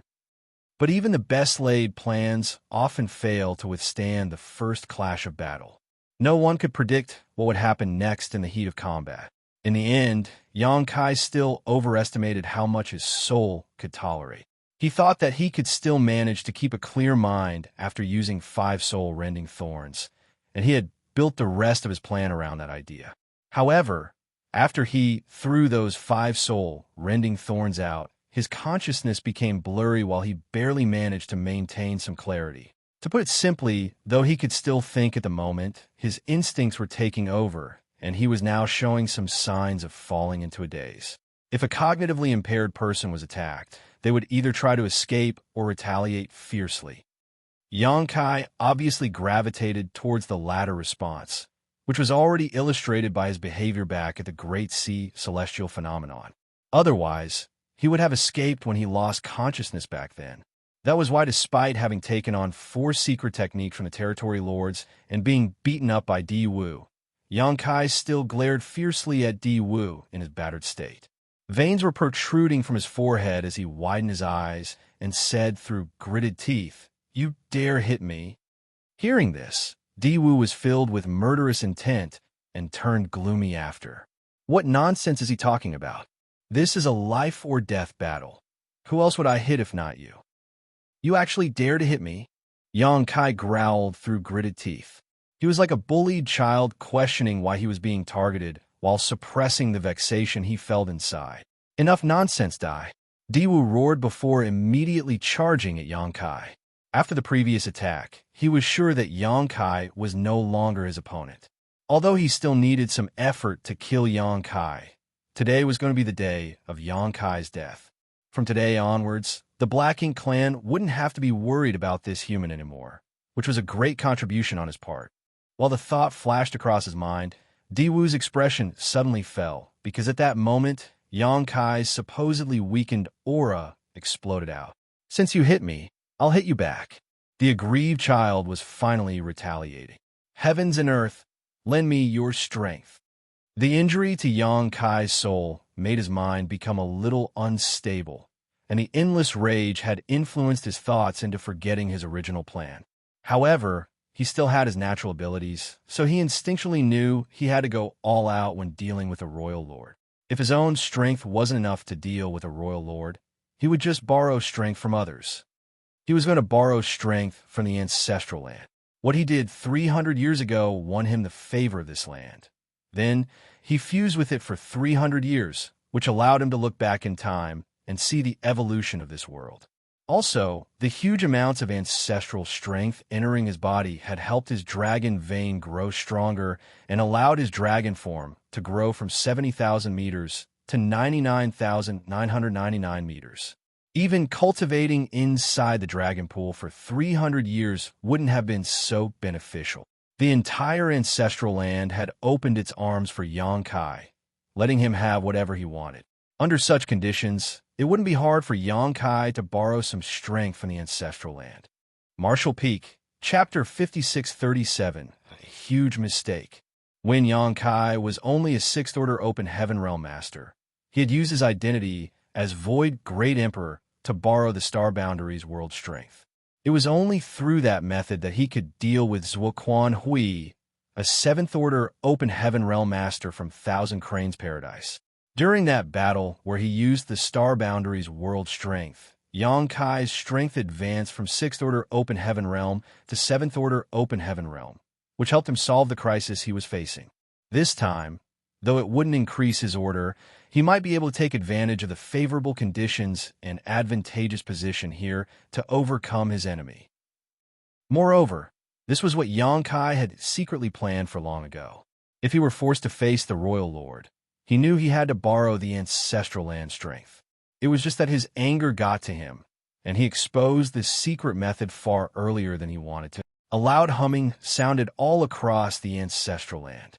The ancestral strength, which had been gradually thinning out throughout the past 300 years, suddenly became dense again. It was as though the ancestral strength hiding deep inside the land had surfaced and surged in response to that one sentence from Yang Kai. Not only that, the ancestral strength from the entire ancestral land was gathering towards Yang Kai's body from all directions. Then the ancestral strength formed a layer of brilliant protection around Yang Kai's figure in the blink of an eye. While watching the scene, Di Wu felt his face twitch.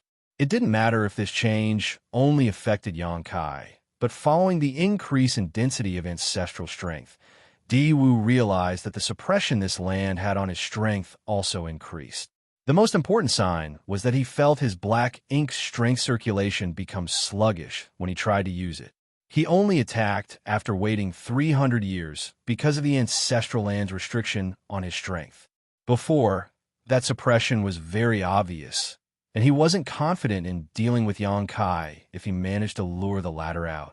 He only acted after the ancestral strength had thinned out significantly and the restriction on his strength was almost non-existent, so he never expected everything would change again with just a few words from Yang Kai. The original confidence Di Wu possessed was replaced with a sense of danger. Before he could think more about it, though, a bright light suddenly appeared before him. It was Yang Kai, and he was actively attacking Di Wu. The pain in his soul and rage from being beaten had made Yang Kai lose his rationality. He didn't even use the Azure Dragon Spear and instead raised his bare fist and threw it out at Di Wu. At the same time, the dense ancestral strength had formed a dense protective light barrier around his skin and even fit to his fist.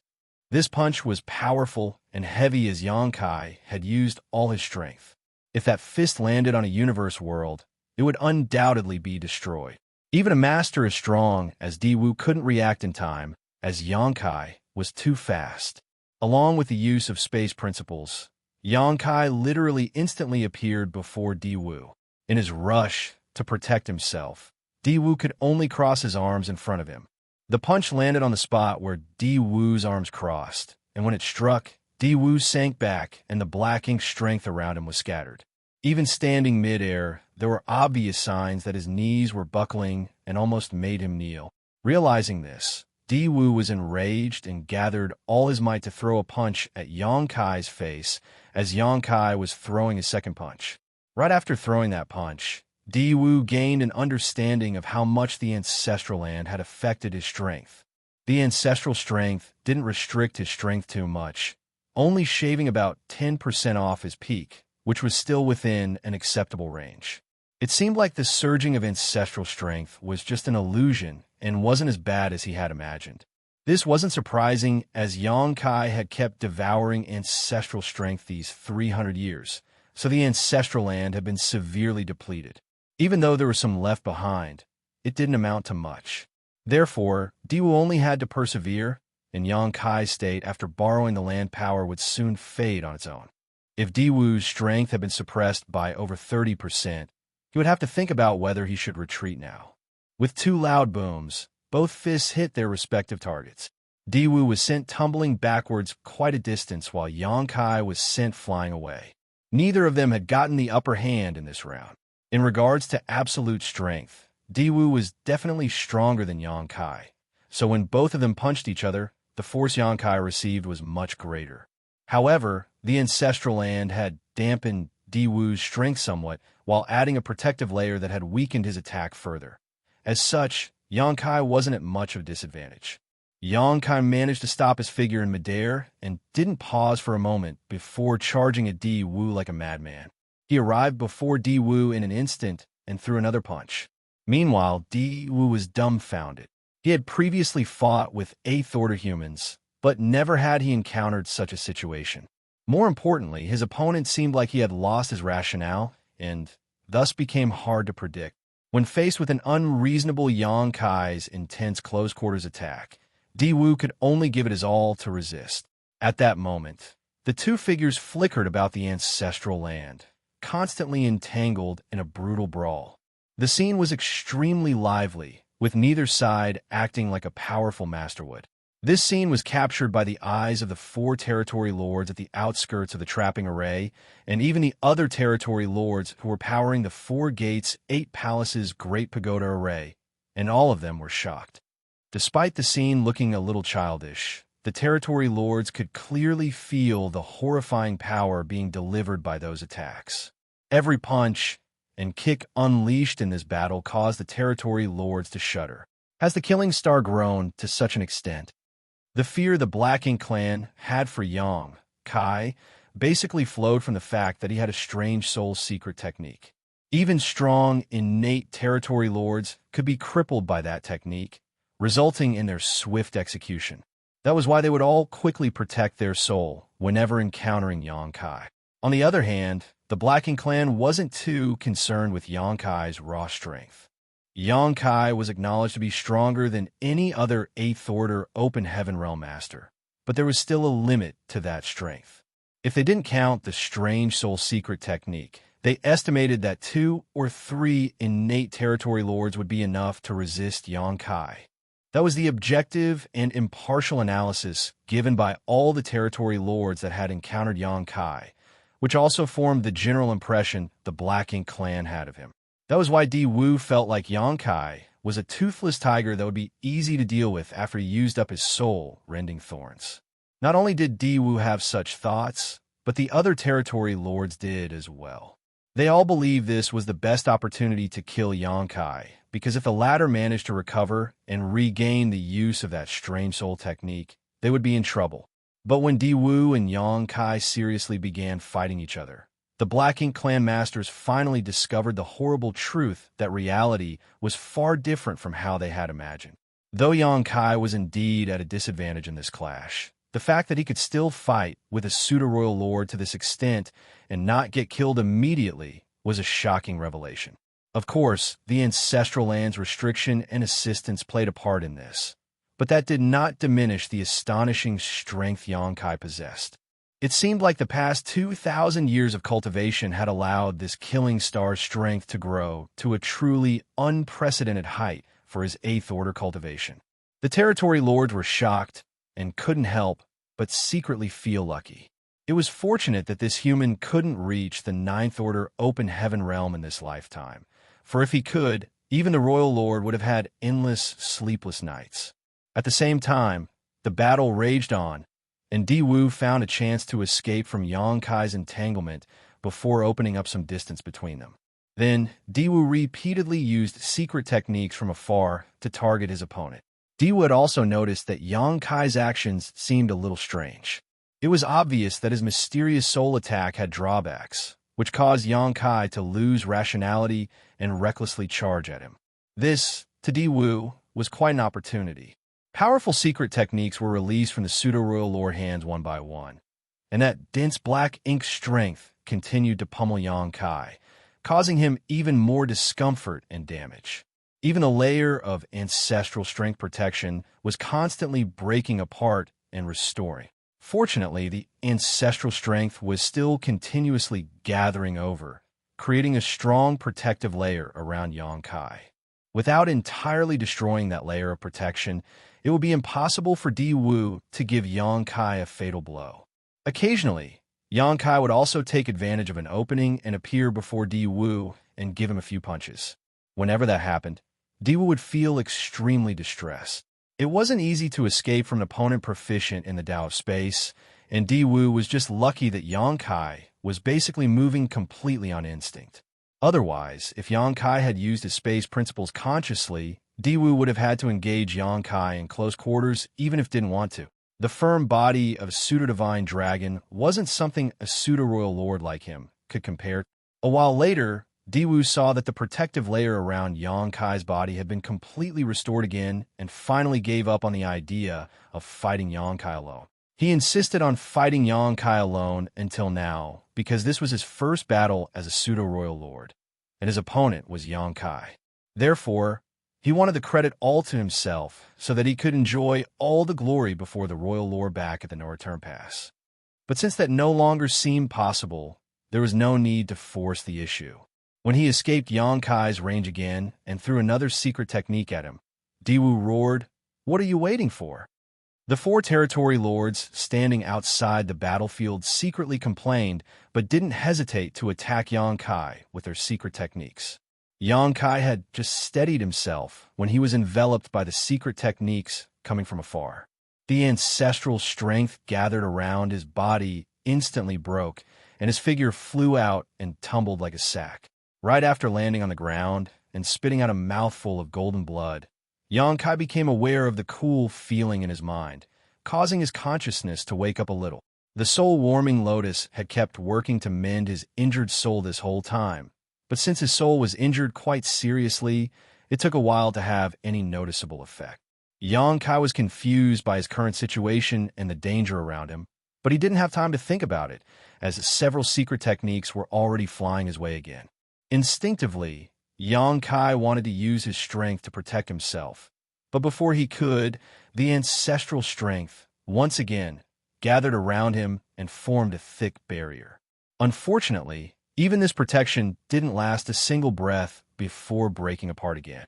Feeling those secret techniques landing on his body, Yang Kai felt his 5 viscera and 6 organs churning and an immense pain coming from his bones, a number of which were now broken. Yang Kai's heart sank as his blurry consciousness became clear again. Everything that happened quickly flashed across his mind, and he realized that he had unconsciously made a huge mistake and inexplicably caused this to happen. Martial Peak, Chapter 5638, Making the Best of a Bad Situation. Yang Kai felt frustrated. He didn't mind getting beaten up a bit, because his injuries would slowly restore on their own.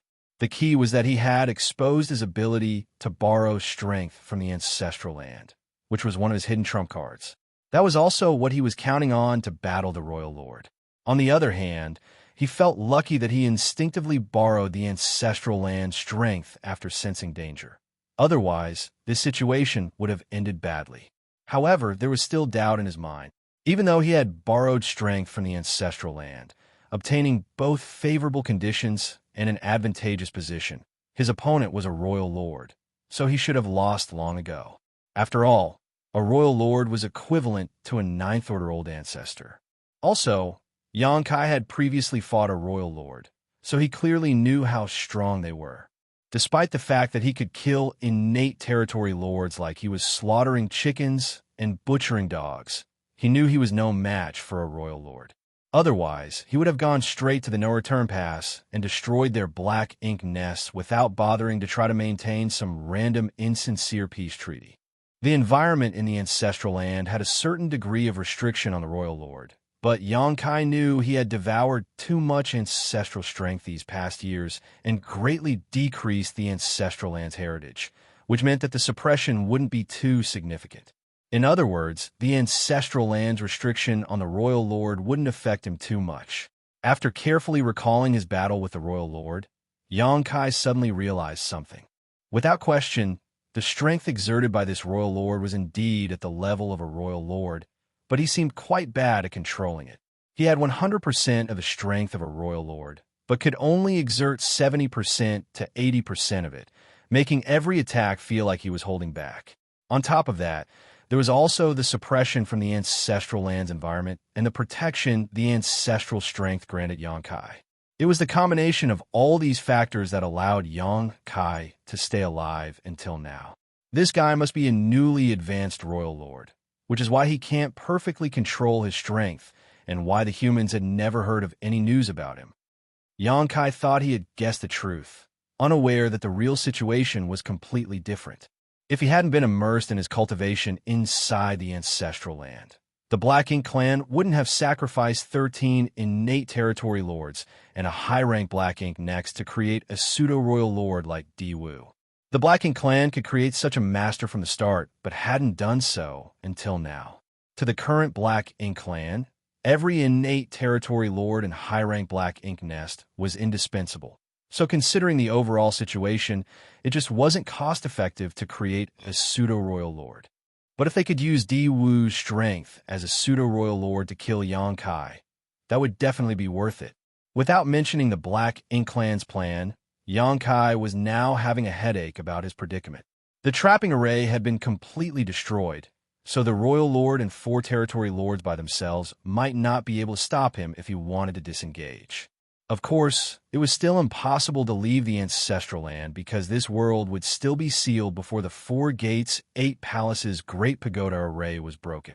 However, Xianxia didn't need to leave the ancestral land.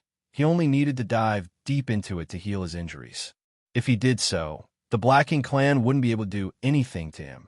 Unfortunately, the idea of retreating now made Xianxia feel quite reluctant. His trump cards have been exposed one after another, so he would lose the element of surprise in the next battle. Since that was the case, he figured it would be better to just go with the flow and end this debacle once and for all. He made the plan to hide deep inside the ancestral land after killing the 4 territory lords, because he thought he wasn't the royal lord opponent. But now that he knew he was up against a royal lord who couldn't exert his full strength, Xianxia thought that there might be a chance he could kill his enemy here today. Xianxia was secretly even hoping for the royal lord to lose his patience and use his royal lord's secret technique. Back outside the Great Sea Celestial Phenomenon, Xianxia had killed a royal lord shortly after breaking through to the 8th Order Open Heaven realm, not because he was strong, but because many coincidences came together. His biggest opportunity was when the royal lord used the royal lord's secret technique on him, wanting to corrupt him with Black Ink strength. The royal lord's secret technique was something only a royal lord could use. When performed, it was silent but had an incredible impact. Even 8th Order masters couldn't resist and would immediately become corrupted. On the barren territory battlefield, a single royal lord had corrupted 3 8th Order masters, converting them into Black Ink disciples. It was those 3 Black Ink disciples who resurrected the Black Ink giant spirit god in the divine spirit ancestral land, triggering the collapse of the entire human battlefront. It could be said that the royal lord had made a huge contribution to today's situation where the Black Ink clan could fully suppress the humans. Without the royal lord who corrupted those 3 8th Order Black Ink disciples, it would have been impossible to resurrect the Black Ink giant spirit god, and the human race army would still have been able to bottle up the Black Ink clan on the barren territory battlefield. Although it didn't end well for that royal lord, the Black Ink clan had achieved their goal. A royal lord wouldn't easily use the royal lord's secret technique, though, because they would have to pay a high price. Not only would their strength suffer an immediate and substantial drop, They would also have to endure a long period of weakness. On the battlefield, such a situation would give the enemy a great chance to kill them. Outside the Great Sea Celestial phenomenon, that Royal Lord had used the Royal Lord's secret technique on Xianxia, causing himself to become weak and lose a huge portion of his strength. Then he suffered a direct hit from Xianxia's sun and moon divine wheel while having his soul torn apart by 4 soul-rending thorns. Under such circumstances, his chances of surviving decreased greatly. Even so, Xianxia also lost consciousness and started a mad killing spree before winning. Back then, he was only a newly advanced 8th Order Open Heaven Realm Master. Now, he was almost at the peak of the 8th Order Open Heaven Realm and had help from the Ancestral Land, so his strength was several times higher than back then. If this Royal Lord couldn't hold back and use the Royal Lord's secret technique, Xianxia could easily kill him with his spear. By then, the heaven-sealing earth-locking Grand Array would become useless. However, Xianxia's anticipations were in vain because a Royal Lord wouldn't use the Royal Lord's secret technique unless they were certain of success or it was their last resort. According to what the Black Ink clan had learned over the years, Xianxia was fully resistant to Black Ink's strength corruption, so Diwu wouldn't be so stupid as to use the Royal Lord's secret technique to deal with him. Moreover, a pseudo-Royal Lord like Diwu couldn't use the Royal Lord's secret technique. But Xianxia didn't know that. Realizing that hoping his enemy would make a fatal mistake wasn't plausible, Xianxia figured he could only create his own opportunity. After all, the Ancestral Land wasn't his only trump card. Xianxia's consciousness had recovered quite a bit now, but he still pretended to be muddled. Faced with attacks coming at him from all directions, he roared in an aggrieved manner at Diwu. "You called for help?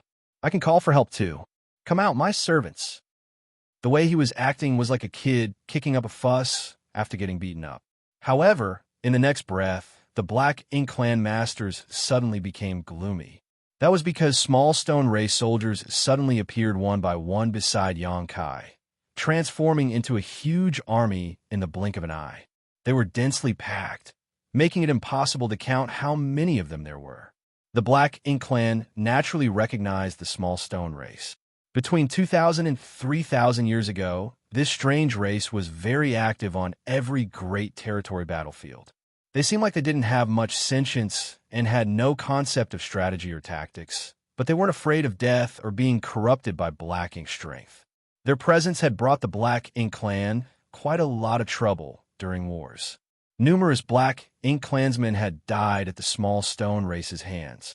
Following the continuous killings of the small stone race over the years, though, their numbers decreased until they more or less disappeared.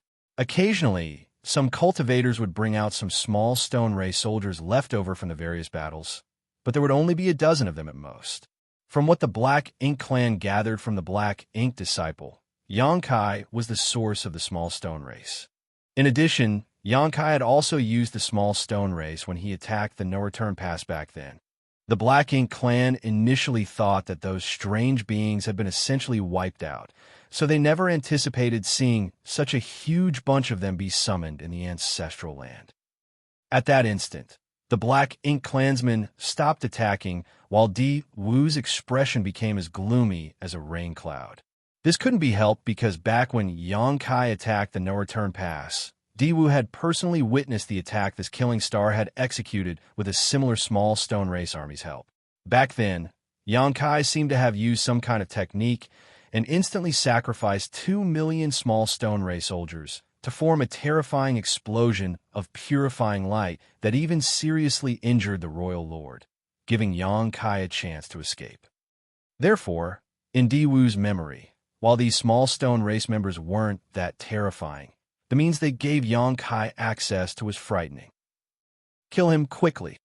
Seeing that the small stone race army was growing larger and larger, Diwu immediately roared while retreating to put some distance between himself and Xianxia. The 4 territory lords didn't need Diwu's order for them to go all out as they fired their secret techniques at Xianxia. But by now, the space around Xianxia had become densely packed with small stone race. Although those attacks killed and injured a large patch of small stone race soldiers, Xianxia remained untouched. Hong Long Long, thunder came down from the sky, and another fight started. The Territory Lords and Seventh Order Black Ink disciples operating the Grand Array had reactivated the Killing Array to target the small stone race army. Not only that, the Black Ink clan army, which had retreated far away while Xianxia was fighting Di Wu and the Territory Lords, came forward once again and surrounded the small stone race from all directions. In an instant, the battle between masters had become a violent war between two armies, further heating up the atmosphere in the ancestral land. The small stone race roared and pounded their chests as their desire to kill the enemy had been raging since they were summoned by Xianxia. Since the third time he visited the chaotic dead territory, Xianxia had discovered that the small stone race nurtured by Big Brother Huang and Big Sister Lan were extremely sensitive to black ink strength, probably because they were opposites of each other. Therefore, on the battlefield, the small stone race would charge fearlessly whenever they sensed black ink strength, and either kill their enemy ruthlessly or die trying. In the beginning, the humans didn't have a method to control them because of these characteristics. Once the small stone race were sent to the battlefield, they became like unleashed wild horses, which caused the humans to lose many more of them than necessary. Later, the humans began using a beast-taming method and an artifact refining method to control the small stone race. The situation had improved quite a lot. At the very least, the humans could now issue the small stone race simple instructions. The small stone race soldiers Xianxia summoned just now obviously hadn't undergone any such taming or refinement. After he gained these small stone race members from Big Brother Huang and Big Sister Lan, Xianxia just kept them inside his small universe and ignored them. That was why these fellows began running around after being let out, charging in the direction where they sensed black ink strength. At that moment, the scene was a chaotic mess, but Xianxia just laughed like a madman. Die.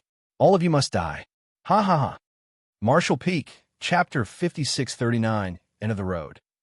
A fierce battle was happening in the ancestral land. The small stone race's intrepid nature doomed them to have a bad ending if no one controlled them. Many small stone race soldiers charged at the four territory lords, but could not get near them because they were rendered to pieces of stone scattered on the ground by the latter's secret techniques. Even the Black Ink clan army that came back had begun surrounding these unruly and scattered combatants. Numerous small stone race soldiers were being broken to pieces with each breath. However, large amounts of small stone races were still appearing around Xianxia. It was like there was an infinite amount of them, impossible to wipe out. On the other hand, Xianxia's laughter grew louder and wilder, as though he had gone crazy. Di Wu had withdrawn his aura and was now hiding among the Black Ink clan army, cautiously observing the situation. The memory of the technique Xianxia used at the No-Return Pass, in which he sacrificed 2 million small stone race soldiers, was still etched in Di Wu's mind. Therefore, Di Wu immediately retreated when Xianxia began summoning his army to avoid being surrounded and experiencing the same tragedy from that time. Back then, the Royal Lord had been injured, causing his aura to drop by at least 10%. It took the Royal Lord a full 1,000 years to recover from that incident. So, if Di Wu, a mere pseudo-Royal Lord, was hit by the same technique, he would likely end up in an even worse state. In addition, if Di Wu remembered correctly, there were some powerful masters among the small stone race. The Black Ink clan had previously encountered a number of massive small stone race soldiers, roughly 1,000 meters tall, that had strength similar to that of an 8th Order Open Heaven Realm Master. Even though they had lower sentience and couldn't wield this strength efficiently, their attacks were still not to be underestimated. After observing for a long time, Di Wu noticed that none of the small stone race soldiers Xianxia summoned were 1,000 meters tall. The strongest of them all was only 100 or so meters tall, which gave them power equivalent to 7th Order Masters and Feudal Lords. Di Wu didn't take these small stone race soldiers seriously, and even the 4 territory lords currently in battle could easily kill vast swaths of them. As chaos swelled on the battlefield, Xianxia summoned more small stone race soldiers. The 4 territory lords were in a better situation as they had formed the 4 symbols formation, so they only had to hold their ground and kill every small stone race member that came at them. However, the Black Ink Clan army seemed to be having difficulties holding on despite having help from the Killing Array. Originally, 1,000,000 Black Ink Clan soldiers had been deployed to the Ancestral Land. Xianxia had already killed half of them, leaving only about 500,000 of them. Now that the Small Stone race had joined the battle, even fewer Black Ink Clan soldiers were left standing. Although the Small Stone race undoubtedly suffered greater losses, the Black Ink Clan army would be wiped out eventually if this continued. Despite the disadvantageous situation, the Black Ink Clan soldiers didn't dare to retreat because the territory lords were still fighting. So how could they withdraw? On the other hand, Diwu finally rejoined the fight, but his target wasn't Xianxia. Instead, he was still hiding among the Black Ink Clan army and killing the Small Stone Race soldiers, his cautious personality making him decide to continue observing the situation for now. For days later, the 500,000-strong Black Ink Clan army had been reduced to only a few tens of thousands, and all the survivors were soaked in blood and had unstable auras. Despite their discomfited looks, the surviving Black Ink Clansmen all seemed excited. They won. They killed all the Small Stone Race soldiers that came at them. During these few days, they estimated they had killed at least 2,000,000 enemy soldiers. It wasn't because they were strong, of course, but because they had a pseudo-royal lord hiding among them. The Small Stone Race soldiers only had masters on par with 7th-order humans as their strongest combatants. So how could they stand against a pseudo-royal lord? Diwu could kill hundreds or even thousands of Small Stone Race soldiers in a single move. Moreover, the Black Ink Clan had help from the Grand Array. The lightning bolts fired from above had culled many Small Stone Race soldiers as well. More importantly, this was only the accomplishments of the Black Ink Clan army and Diwu. Even though the 4 territory lords didn't kill 2,000,000 Small Stone Race soldiers, they managed to slaughter at least 1,000,000 of them. The originally loud ancestral land suddenly fell silent, with pieces of stone scattered everywhere, which were naturally the remains of the fallen Small Stone Race soldiers. Nearly 3,000,000 Small Stone Race were lost over the past few days, which was a huge number. Some time ago, Xianxia had stopped summoning Small Stone Race soldiers and engaged the 4 territory lords on his own. His face was filled with rage, and his eyes were completely bloodshot. Also, his aura fluctuated wildly, as though he was not in a stable state of mind. Every time he charged at one of the 4 territory lords, he would be repelled by their combined attacks. He would have lost a long time ago if he hadn't borrowed strength from the Ancestral Land and had ancestral strength shielding his body in an impenetrable protective layer. Of course, the Ancestral Land suppression of the territory lord's strength was also very important. Even a pseudo-lord like Diwu lost 10% of his strength, not to mention the territory lords. Those 4 territory lords felt an even heavier suppression of their strength and were now some 20% to 30% weaker than normal. If they battled Xianxia one-on-one in such a state, they wouldn't be his opponent at all. But since they had formed the 4 symbols formation and linked their auras, no matter which territory Lord Xianxia targeted, it was akin to him trying to attack all of them at once. So, how could Xianxia win in such a situation? It could be said that the strength of the 4 territory lords combined, though not as high as a pseudo-royal lord like Diwu, was greater than that of an innate territory lord at their peak, which was also why they could stand a chance against Xianxia. In the beginning, the 4 of them were still hesitant when facing this killing star, but after battling each other for a while, they felt that Xianxia wasn't as strong as they had imagined. Or, more precisely, it wasn't that he wasn't strong. It was more like he had suffered a huge backlash after using his strange soul secret technique, and now could not fight effectively. In the human's words, this man was now an idiot, so he couldn't exert his full strength anymore. This realization greatly bolstered the territory lord's confidence. Since the Small Stone Race had all been ruthlessly killed, and Xianxia had fallen into this demented state, they had the confidence to slowly whittle away his energy and kill him eventually. The ancestral strength in the Ancestral Land couldn't be inexhaustible, so once it was completely drained, Xianxia wouldn't be far from death. Successfully killing Xianxia was an incredibly glorious achievement, and it could only be obtained once in this world. If the royal lord decided to create more pseudo-royal lords in the future, they would be the first in line to gain such power, just like Di Wu. Of course, innate territory lords wished for greater strength, but they could only become pseudo-royal lords, and they would have to pay a high price for that. Therefore, the royal lord wouldn't create a pseudo-royal lord if it weren't a dire situation. Regardless, these territory lords wouldn't be able to get their wish because Di Wu was the one in charge of this mission to kill Yang Kai. He was turned into a pseudo-lord just for this mission, and now that things were leaning in their favor, how could Di Wu possibly let the territory lords steal the credit from him? If that were to happen, it would make him seem too useless. After several days of secretly observing Yang Kai, Di Wu concluded that this human-killing star was an arrow at the end of its flight. According to the current situation, Yang Kai couldn't turn things around. Di Wu felt a little lucky that Yang Kai had overused his secret technique, messing up his mind and revealing his trump cards. Borrowing strength from the ancestral land and the 3 million small stone race army were definitely the secret trump cards Yang Kai had. If he were in a conscious state of mind and used those two methods to corner Di Wu. If that happened, Di Wu would definitely have been taken by surprise. Once that happened, with the strength Yang Kai had revealed, they would most likely have failed their mission. At the thought of that, Di Wu shivered. Although they had lost 4 territory lords and 1 million Black Ink clan soldiers, that was still nothing compared to being able to kill Yang Kai. When Yang Kai was blown away by one of the territory lords again, the light barrier made of ancestral strength around him became extremely dim and did not immediately recover like usual.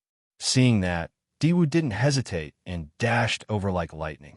Yang Kai was immediately thrown to the ground, and before he stabilized his footing, Di Wu arrived.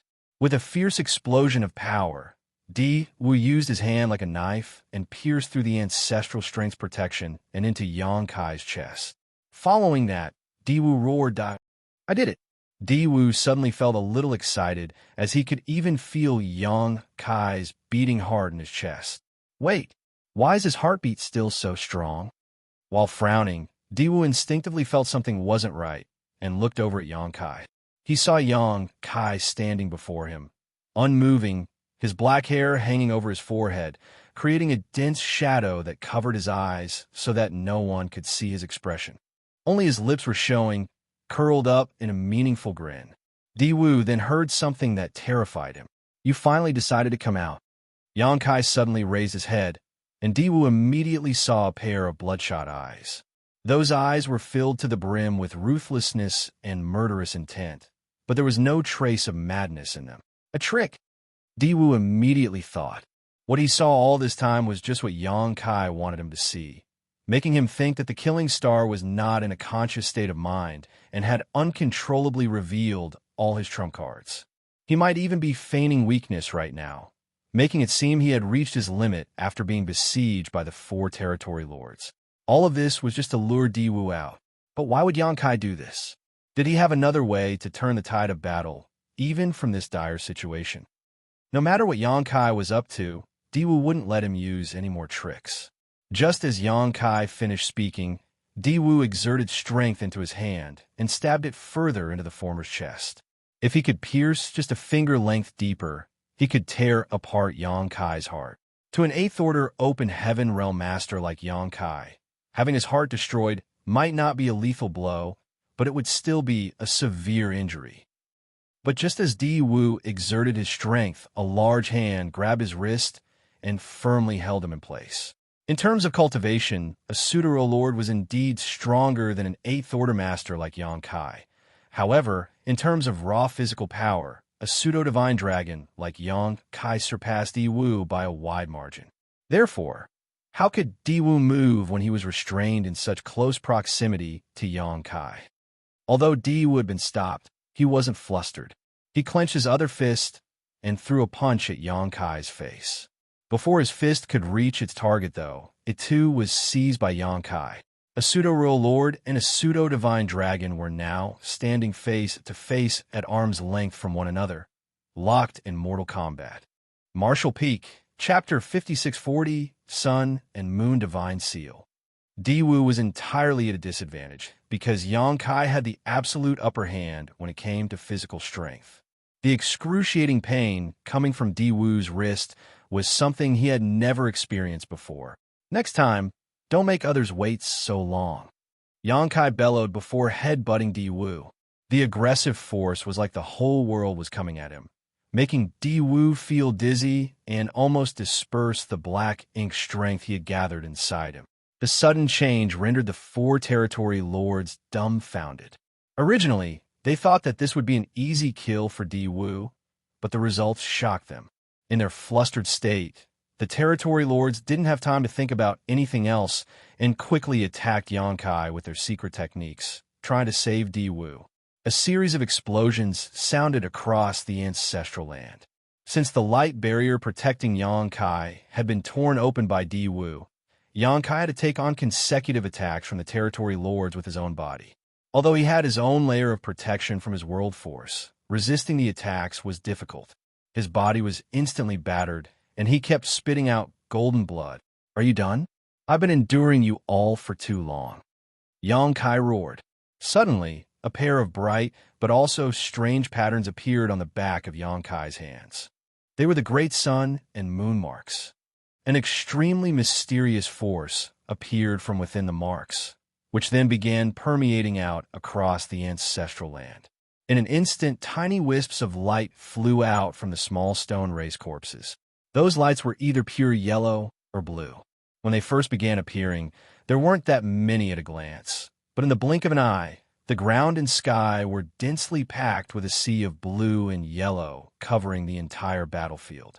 Some 3 million small stone ray soldiers had died in this vast land over the past few days, and if Di Wu had observed carefully enough, he would have noticed that these small stone ray soldiers had two different characteristics. There were even numbers of Great Sun small stone race and Great Moon small stone race.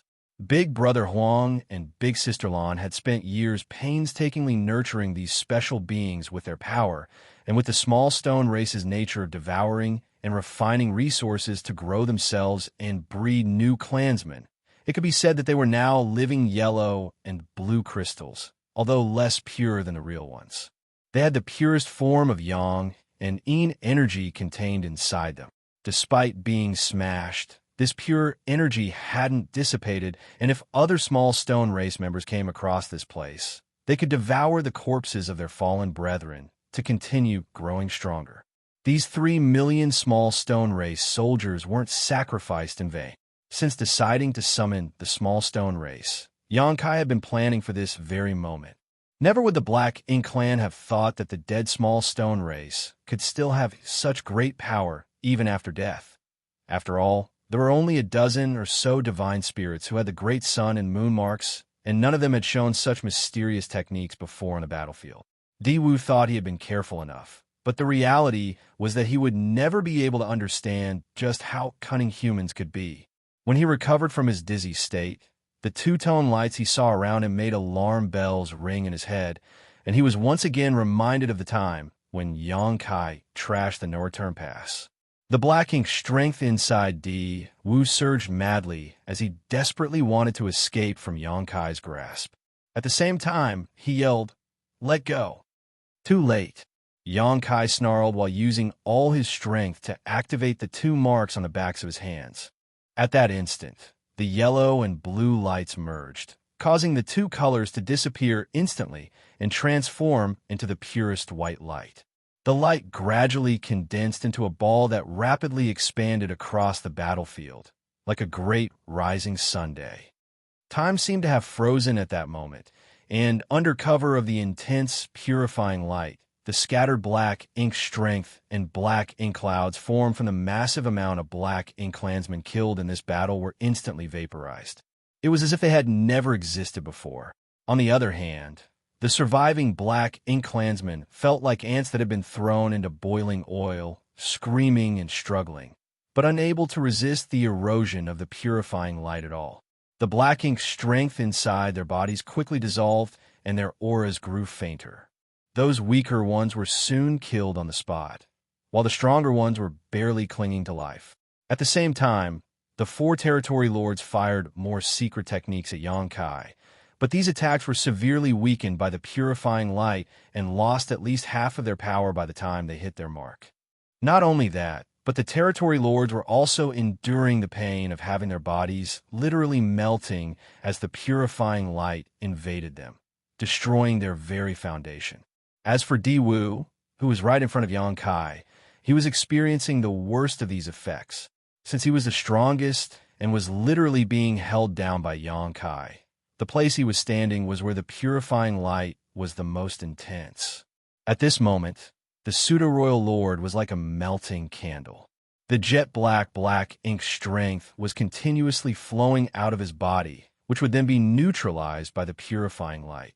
Fortunately for Di Wu, he had mustered all his strength and pushed the knife hand being gripped by Yang Kai further into the latter's chest just before Yang Kai activated the purifying light. Although Yang Kai wasn't willing, he was forced to let go at that last moment and quickly put some distance between them to avoid his heart being pierced through. Now that Di Wu wasn't being restrained, he immediately flew into the sky, desperately wanting to escape the area being enveloped by purifying light. At that moment, space suddenly became extremely viscous and simultaneously felt like it was being stretched out infinitely. It was only for a moment, but it was still torturous for Di Wu. It only took 3 breaths of time for the blast of purifying light to dissipate.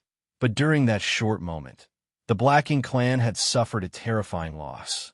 Di Wu finally escaped the space binding and charged out of the area being encased by purifying light, but when he looked down, he felt devastated. The tens of thousands of Black Ink clan soldiers that had survived the previous slaughter were now reduced to less than 2,000 by the intense purifying light. However, even these survivors were like flickering candles in the wind, at risk of being snuffed out at any moment. As for the 4 territory lords who had formed the 4 symbols formation, all 4 of their auras had disappeared. Soon, Di Wu saw Yang Kai covered in blood, and in his hand was a huge head. That head belonged to one of the territory lords, and the expression on its face was filled with reluctance and disbelief. Obviously, this territory lord never expected their originally advantageous situation to suddenly make a huge turn for the worse. Yang Kai was cornered and at his limit, but he suddenly regained control of the entire situation in the blink of an eye and even had the time, while Di Wu was escaping, to kill the 4 weakened and stunned territory lords who were being tortured by the purifying light to the point of wanting to die. Yang Kai seriously injured a true royal lord by sacrificing 2 million small stone race soldiers back at the No Return Pass. Today, 3 million small stone race had died here, so how could mere innate territory lords withstand the resulting burst of purifying light? Moreover, there was also suppression from the ancestral land. If Yang Kai targeted them in such a situation where they couldn't even access 50% of their maximum strength, they were still doomed even if they had formed a battle formation. When the 4 eyes suddenly met, Di Wu once again felt hopeless and terrified. He came here in full confidence, but suddenly discovered after this huge battle that perhaps killing Yang Kai was an impossible task. At that moment, he suddenly had the urge to retreat. Now, there's only the 2 of us. Yang Kai casually tossed the head away as if he were throwing out the trash. When compared, Yang Kai's injuries were definitely more serious than Di Wu's. His soul was constantly throbbing, and his body was completely battered. Even so, Di Wu's mental state right now was far worse than Yang Kai's. Yang Kai looked at Di Wu with his deep, cold eyes while asking, "Are you ready to die, Sir Royal Lord?" However, Di Wu just turned around and made a mad dash while yelling, "Open the Grand Array!" Since the heaven-sealing, earth-locking 8 palaces Great Pagoda Array was still active, he couldn't escape without it first being opened. Once he gave the command, a crack appeared on the Grand Array, and Di Wu immediately charged at it like lightning. But when it came to speed, none could match Yang Kai. Di Wu felt his sight blur for a moment before he saw Yang Kai already blocking the opening while looking down at him. This scene stunned the Black Ink disciples and territory lords managing the Great Array, and they didn't know what to do. With this strong opponent blocking his only path of escape, Di Wu steeled himself and gathered all his strength to form a Black Ink cloud before charging at Yang Kai. Yongkai lifted his hands, and a great sun ascended into the sky as a golden crow cawed. At the same time, the full moon rose into the air, bathing the world in its icy glow. The mysterious scene of the sun and moon rising together reappeared, and Yongkai stood below them like a deity. Both Yongkai's trump cards of borrowing strength from the ancestral land and the small stone race army were just external aids, while the one he displayed right now was wholly his own. Sun and Moon Divine Wheel. That was a secret technique only Yongkai could perform because it was the extreme fusion of both the Tao of space and Tao of time. Even though Zhao Yibai and Su Yi could also stimulate the mysterious space-time strength, they were still two individuals and could never truly comprehend the essence of this esoteric power. Since Yongkai had first comprehended the secret technique, he had used it many times in battle against enemies he couldn't defeat through conventional means, and it had not disappointed him before. However, he had never been able to call upon it so smoothly and with such ease as he did today. Before now, his attainments in the Tao of space had always been higher than his attainments in the Tao of time. Even though he could still use the Sun and Moon Divine Wheel, since one of the two grand Taos that it was formed from was stronger than the other, the technique had always been unbalanced. It was only after he came to the ancestral land this time, and his attainments in both grand Taos reached a balance, that something had changed. The sun and moon began orbiting around Yongkai as time and space principles permeated the air.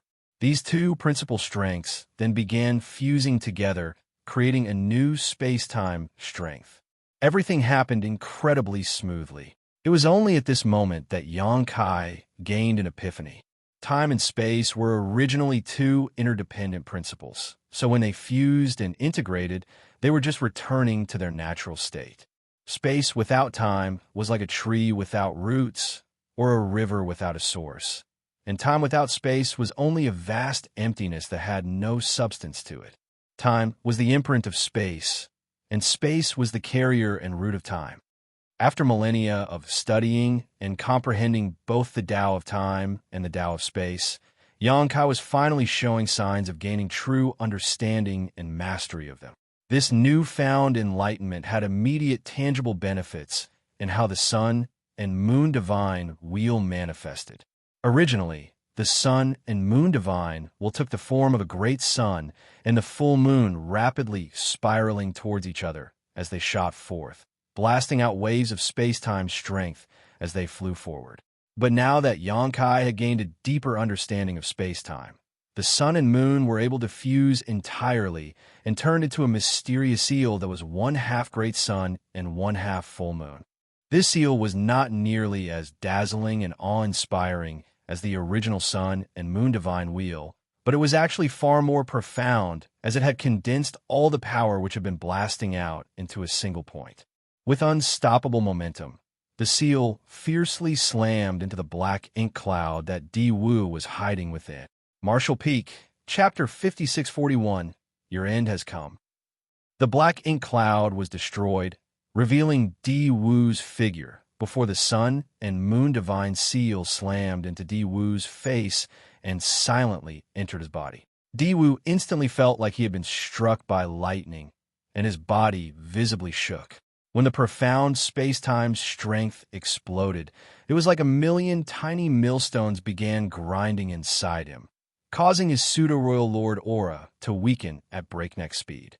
At the same time, Di Wu could feel his vitality rapidly draining away. The strange strength inside him felt like innumerable sharp daggers slicing in his 5 viscera and 6 organs. What is this divine ability? Di Wu is absolutely terrified. The newly formed Sun and Moon Divine Seal wasn't as imposing or overbearing as the Sun and Moon Divine Wheel, but it was far more deadly.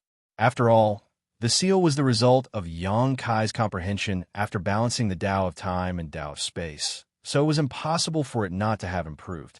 The power of this new divine ability didn't disappoint Yongkai. Di Wu's aura constantly weakening was the best evidence of its efficacy. At first, the ancestral land already had a trace of suppression on Di Wu's strength, and after being bathed in rich purifying light, Di Wu lost a huge amount of his strength. affecting his foundation. He was not a real royal lord, but a pseudo-royal lord that was created through the source fusion technique. Previously, at the No-Return Pass, the royal lord had been struck by a similar blast of purifying light, and although he was injured seriously and had 10% of his heritage wiped away, his foundation remained stable. It was a different case for Di Wu because once his pseudo-royal lord foundation, which was already unstable, was affected, there was a huge possibility that he would fall back into the innate territory lord realm. He couldn't accept that, and the royal lord wouldn't forgive him if that happened. The Black King clan had paid an enormous price to create a pseudo-royal lord, which was why Di Wu chose to escape in the end. Unfortunately, Xianxia had blocked his escape. Now that he was struck with the Sun and Moon Divine Seal, Di Wu's already weakened pseudo-royal lord foundation finally reached the point of rupturing. At that moment, dense and viscous black ink strength began pouring out his body. But it wasn't by his own doing. Instead, it was a sign of his inability to control his own strength. Di Wu's expression became extremely pained. He was using all his strength to suppress the rioting strength inside his body. But the Sun and Moon Divine Seal was still wantonly destroying him from the inside. So how could Di Wu succeed? When Xianxia noticed Di Wu's state, he was puzzled but didn't think too much of it. He summoned the Azure Dragon Spear again and stared coldly at Di Wu. "Sir Royal Lord, your end has come. Suffer death." Those words Di Wu had spoken before were returned to him. Who would have thought that their situations would make a complete turnaround after just a few days? Once those words were spoken, Xianxia thrust his spear at Di Wu. When the light from the spear bloomed, a myriad of Tao strengths wove together, giving the spear an unstoppable momentum. Di Wu roared madly as he counterattacked, and the two figures instantly became entangled with each other. Even with the suppression from the ancestral land, and after being weakened by purifying light and the Sun and Moon Divine Seal, Di Wu still had the strength to fight. However, his strength was constantly slipping away, and as time passed, he would only become feebler. Once his pseudo-royal lord foundation fully cracked, he would return to his original territory lord state. Although Xianxia didn't know much about the royal lord before him, he noticed the madly decreasing black ink strength and thought that this newly advanced royal lord did not seem to have a stable foundation.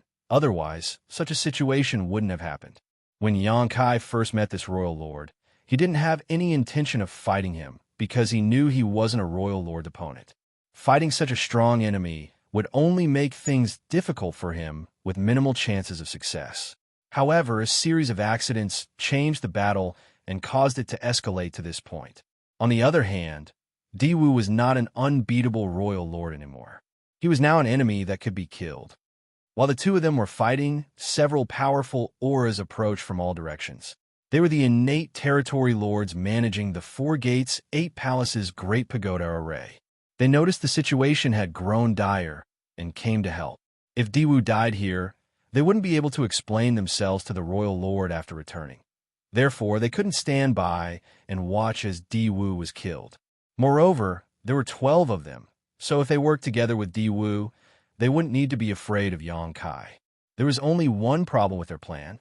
Without them powering the 4 gates, 8 palaces, Great Pagoda array, the heaven-sealing, earth-locking effect would disappear, so no one would be able to stop Xianxia if he decided to escape. In other words, the moment they decided to stop operating this grand array, their mission to surround and kill Xianxia had basically failed. But at this moment, they couldn't care too much about it, because if Di Wu died, it would be meaningless to keep the grand array running. After all, Xianxia could easily break through it. This grand array was sealing an extremely vast region, so it wasn't very sturdy. The aura from the many territory lords approaching was very obvious, so Di Wu and Xianxia could sense them coming. Di Wu's flustered expression calmed down slightly, probably because he thought he had a chance to survive, but at the same time, he felt a little humiliated. He was a pseudo-royal lord, and he led so many innate territory lords here to kill Xianxia, but still failed.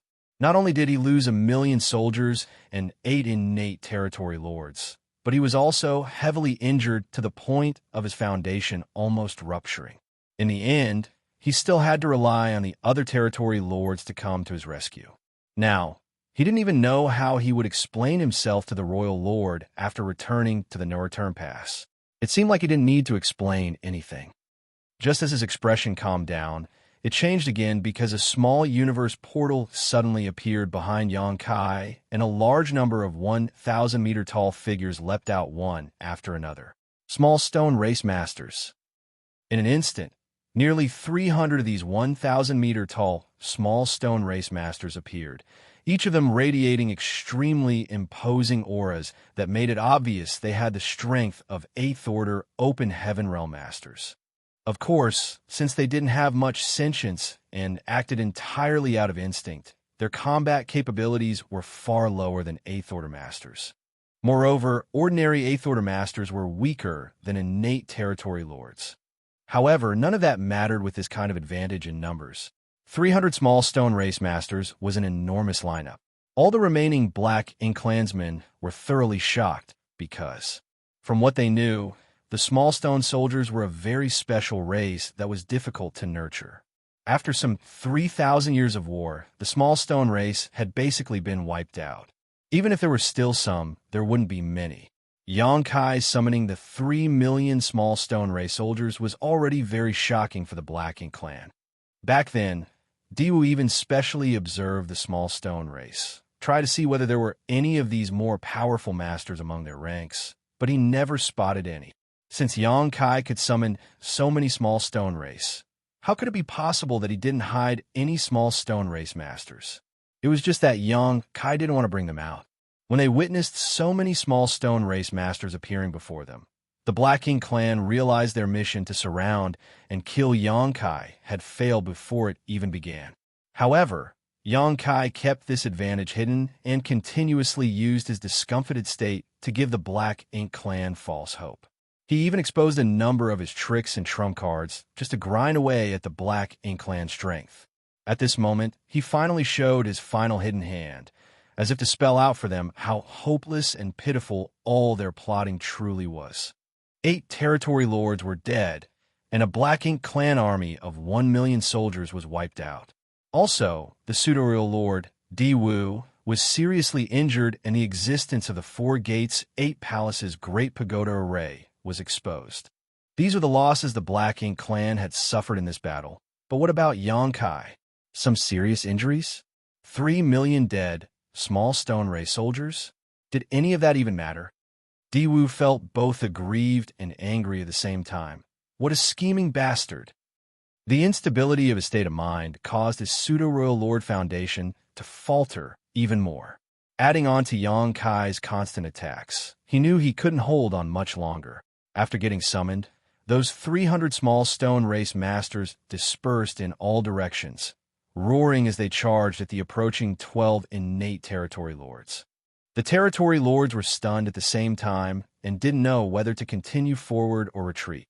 If they continued trying to save Diwu, they would inevitably be besieged by these small stone race masters, with each of them having to face at least 20 on their own. Even if these small stone race masters didn't have much sentience, their incredible strength wasn't easily dealt with.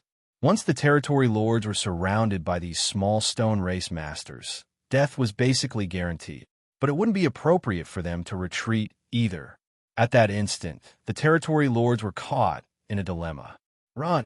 Diwu roared through gritted teeth. Head back and report to Sir Royal Lord that Diwu has failed his trust and deserve his death. Hearing what Diwu said, the territory lords all turned around and ran. If they had decided to run themselves, they wouldn't have been able to explain it to the Royal Lord. But now that Diwu had ordered them to do so, they no longer had a reason to hesitate. Meanwhile, the small stone race masters were chasing after them. Back on the battlefield, Diwu seemed to have come to a decision after shouting his order. At first, he thought that though he was in a critical situation, he still stood a chance to escape. But after the appearance of those small stone race masters, that last hope was thoroughly destroyed. When even the possibility of survival disappeared, he actually felt a sense of relief. The surging Black Ink strength inside his body that he was trying hard to suppress was now free of restraints as he roared. Xianxia, so what if you win against me today? This universe belongs to the Black Ink clan. At that instant, black filled the sky as the dense and fierce black ink strength turned into a huge tornado that was madly spinning with Di Wu in the center. Yang Kai suddenly felt pressure. He had fought against many Black Ink clansmen, killed territory lords, and even won against a royal lord, but never had he seen such a fierce and dense Black Ink strength coming from a single Black Ink clansman before. This isn't normal. At a glance, Yang Kai could see that Di Wu was about to suffer a fatal backlash from his own strength. The best choice now would be for him to escape the battlefield because it was impossible for Di Wu to maintain this state for long. However, Di Wu seemed to have noticed Yang Kai's plan. Since Di Wu had decided to use his death to show his loyalty and resolve, how could he let Yang Kai escape that easily? Since he had to die here, he would at least bring Yang Kai with him. Enough nonsense. Today, either you die or I perish. Yang Kai roared while madly gathering the strength in his small universe before channeling it to his spear. Space-time's strength hovered around him while the ancestral land thrummed. What was left of the ancestral strength flowed in from all directions and turned into a bright barrier around his body. As the matriarch, this was the last protection the ancestral land could give her favored son. The next moment, Yang Kai boldly charged at Di Wu. When the bright and dark lights smashed together, the entire world shook as space ruptured. Both lights exploded, enveloping 100,000 kilometers in a blinding brilliance. At that moment, it seemed like time itself had ceased to flow. Marshall Peak, Chapter 5642, Asking Questions. In an instant that seemed to last millions of years, the two lights suddenly disappeared, and the violent energy calmed down, signaling the end of the epic battle. Yang Kai coughed up a large mouthful of blood as his consciousness blurred. Thanks to the Azure Dragon Spear, he barely remained standing. Despite doing his best to seal the gaping hole in his chest by tightening his muscles, the wound was reopened and blood was now pouring out. Not far before him, Di Wu was standing with his head held high, but his body was completely battered and full of wounds. Black Ink strength would occasionally spurt from his wounds, but even that had lost the powerful momentum it used to have and seemed quite weak. His Royal Lord aura had already weakened long ago, and his vitality was almost gone. Completely unshackling his rupturing Pseudo-Royal Lord foundation had caused a lethal backlash, so how could he possibly survive? However, he wasn't dead yet. Creakingly turning his head, he stared at Yang Kai with blurry eyes filled with mixed emotions before gathering the last of his strength to chant, "Black Ink Eternal." Then his body fell with a thud, kicking up the dust around him. Just like that, his aura completely disappeared. Of course, Yang Kai wasn't sure Di Wu was dead, so he forced himself to remain conscious as he stumbled over to Di Wu.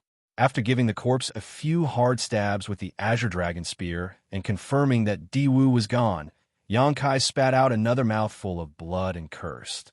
"Black Ink Eternal, my ass."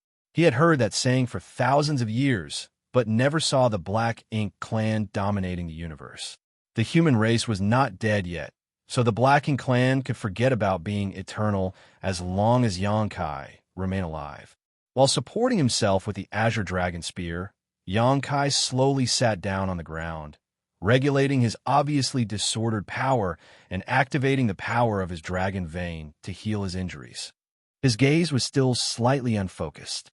Having been locked in a very intense battle for several days, and having been constantly thinking of ways to deceive and lure out the Black Ink clan, he had exhausted both his mental and physical strength. The injury to his soul was still there, and it would require a long recovery time before it could be fully restored. He also suffered a lot of injuries to his body during this battle. At that instant, he seemed to have forgotten why he came to the ancestral land in the first place.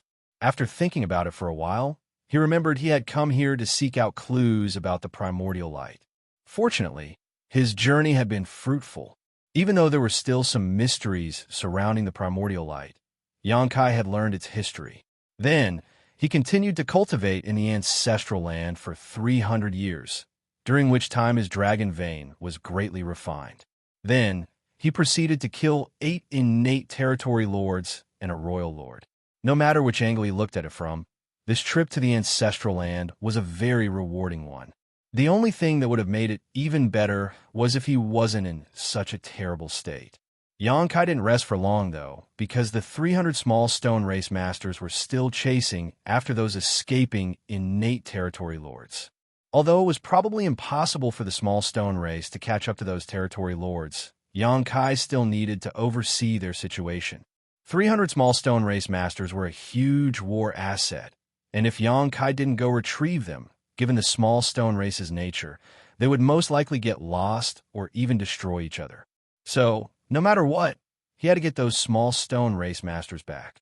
Xianxia only slightly adjusted his breathing before getting up and dragging his extremely tired body to manipulate space principles and shoot away.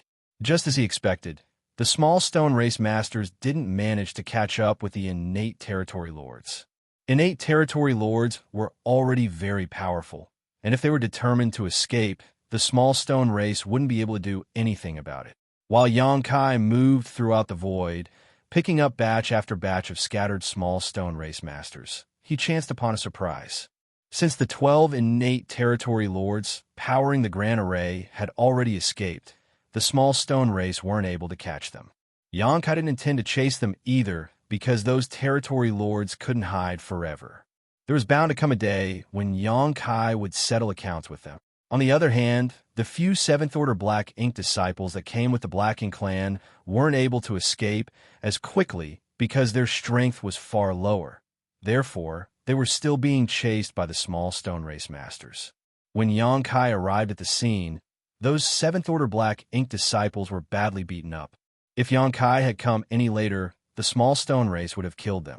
The moment those Black Ink disciples saw Xianxia, they began calling for help as if they saw their savior. To the Black Ink clan, Black Ink disciples would forever be slaves. But there were also times when the Black Ink clan needed these Black Ink disciples to do something for them that they weren't capable of. Therefore, they wouldn't kill Black Ink disciples at will. To the humans, if they encountered Black Ink disciples, those capable of taking them on would do their best to capture them alive rather than kill them. That was because the humans now had a method to save these Black Ink disciples. In other words, Black Ink disciples could survive among both races. The 7th Order Black Ink disciples could not escape from the small stone race master's pursuit, but there was little they could do other than go all out, as their loyalty was currently to the Black Ink clan. Xianxia naturally didn't make things difficult for them, and summoned the Great Sun and Moon Marks to retrieve the small stone race masters. After that, he used purifying light to dispel the Black Ink strength from within those Black Ink disciples. Without Black Ink strength affecting their minds, the Black Ink disciples regained their true nature and hung their heads in shame. The leader among the 7th Order Black Ink disciples, the old man, cupped his fist at Xianxia while sweating. This old man and his companions have committed a great crime. Please punish us, sir. Every Black Ink disciple who was freed from the influence of Black Ink strength would have such thoughts. When they recalled their actions while being Black Ink disciples, it all seemed like a nightmare that they couldn't understand or accept. With a wave of his hand, Xianxia assured them, "You didn't act willingly, so you don't have to blame yourselves. If you still feel ashamed, return to the battlefield and kill more enemies." The several 7th Order Open Heaven Masters nodded and agreed. "Wait for me at the border of the ancestral land. I have some questions I want to ask you," Xianxia ordered. The old man replied, "Yes, sir." After saying that, the 7th Order Masters shot towards the ancestral land, while Xianxia continued searching for the small stone race masters. Xianxia spent more than 10 days scouring the entire shattered heaven, but still couldn't find all the small stone race masters he summoned. But in the end, he did a count and found that about 10 were missing. He had no idea whether the innate territory lords killed them or if they had simply gotten lost. That was a regretful discovery because each small stone race master was equivalent to an 8th Order Open Heaven Realm master. It was a pity to lose 10 of them, but Xianxia could do nothing about it, because that was how the small stone race was. They had simple sentience and acted according to their instincts. Xianxia didn't have any other choice but to summon those small stone race masters before he could tame or refine them, because he needed them to block the incoming innate territory lords. In conclusion, if he hadn't gone to visit Big Brother Huang and Big Sister Lan and gotten so many small stone race soldiers before coming here, he would have been in a dangerous situation. When Xianxia returned to the ancestral land, his face still looked pale, and the throbbing pain in his soul was still evident. The several Seventh Order Open Heaven Realm Masters were waiting for him and came over as soon as they sensed his return. Raising his hand, Xianxia skipped the formalities with them and got straight to the point. "Have you all been staying at the no-return pass?" The eldest Seventh Order Master, the old man, nodded, "Yes. We all had some talent in the Tao of Spirit Arrays, so we were specially sent to the no-return pass after being corrupted. The Blacking clan, there seemed to be particularly interested in humans like us." After a short pause, the old man elaborated shamefully. "The heaven-sealing, earth-locking 4 gates, 8 palaces great pagoda array was also created by us. After Sir made a name for yourself on the profound Nether Territory battlefield back then, the Royal Lord ordered us to come up with a heaven-sealing, earth-locking grand array that could be used to deal with you. Previously, there were some Black Ink clansmen who reported to the Royal Lord that you were in the ancestral land and seemed to be immersed in cultivation. Therefore, the Royal Lord thought it was a good opportunity and ordered several innate territory lord to bring us here to set up the grand array." Xianxia nodded lightly. Even though he didn't get a chance to carefully investigate the so-called 4 gates, 8 palaces great pagoda array, he could sense that it had many rough patches. If it wasn't for Diwu pestering him, Xianxia was confident he could have broken the grand array and eliminated its heaven-sealing, earth-locking effects in short order. More importantly, 12 innate territory lords were needed to power this grand array, which was another sign that this wasn't a high-end grand array. If that was the case, these Seventh Order Open Heaven Realm Masters had limited attainments in the Tao of Spirit Arrays and might even have lower attainments than Xianxia himself. Although Xianxia never formally studied the Tao of Spirit Arrays, he had refined several array Tao rivers in the Great Sea celestial phenomenon, so his small universe had quite a lot of array Tao essence in it, which meant he wasn't without any foundation in this grand Tao. "How many royal lords are there in the Blacking clan?" Xianxia asked. He wanted these Seventh Order Masters to stay behind because he wanted to ask about this matter. An unfamiliar royal lord had suddenly appeared in the Black Ink clan. Though Xianxia had killed that royal lord using all sorts of means, it was still a very difficult battle. After this fight, Xianxia would have to recuperate for at least 100 or 200 years to fully restore himself. Who knows whether the Black Ink clan still has more royal lords or not. The previously Black Ink disciples looked at each other before the old man replied with a frown.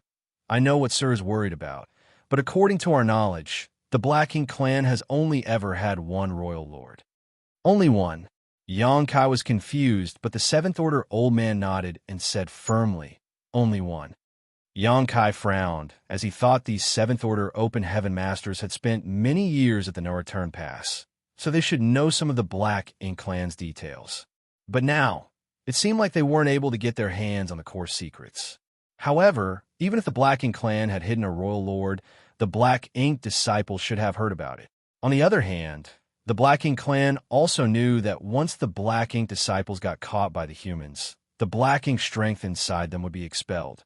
Then, those humans would regain their consciousness. So if they knew any confidential information about the Black Ink clan, that information would probably get exposed, so perhaps they were keeping better control over vital information than Xianxia first thought.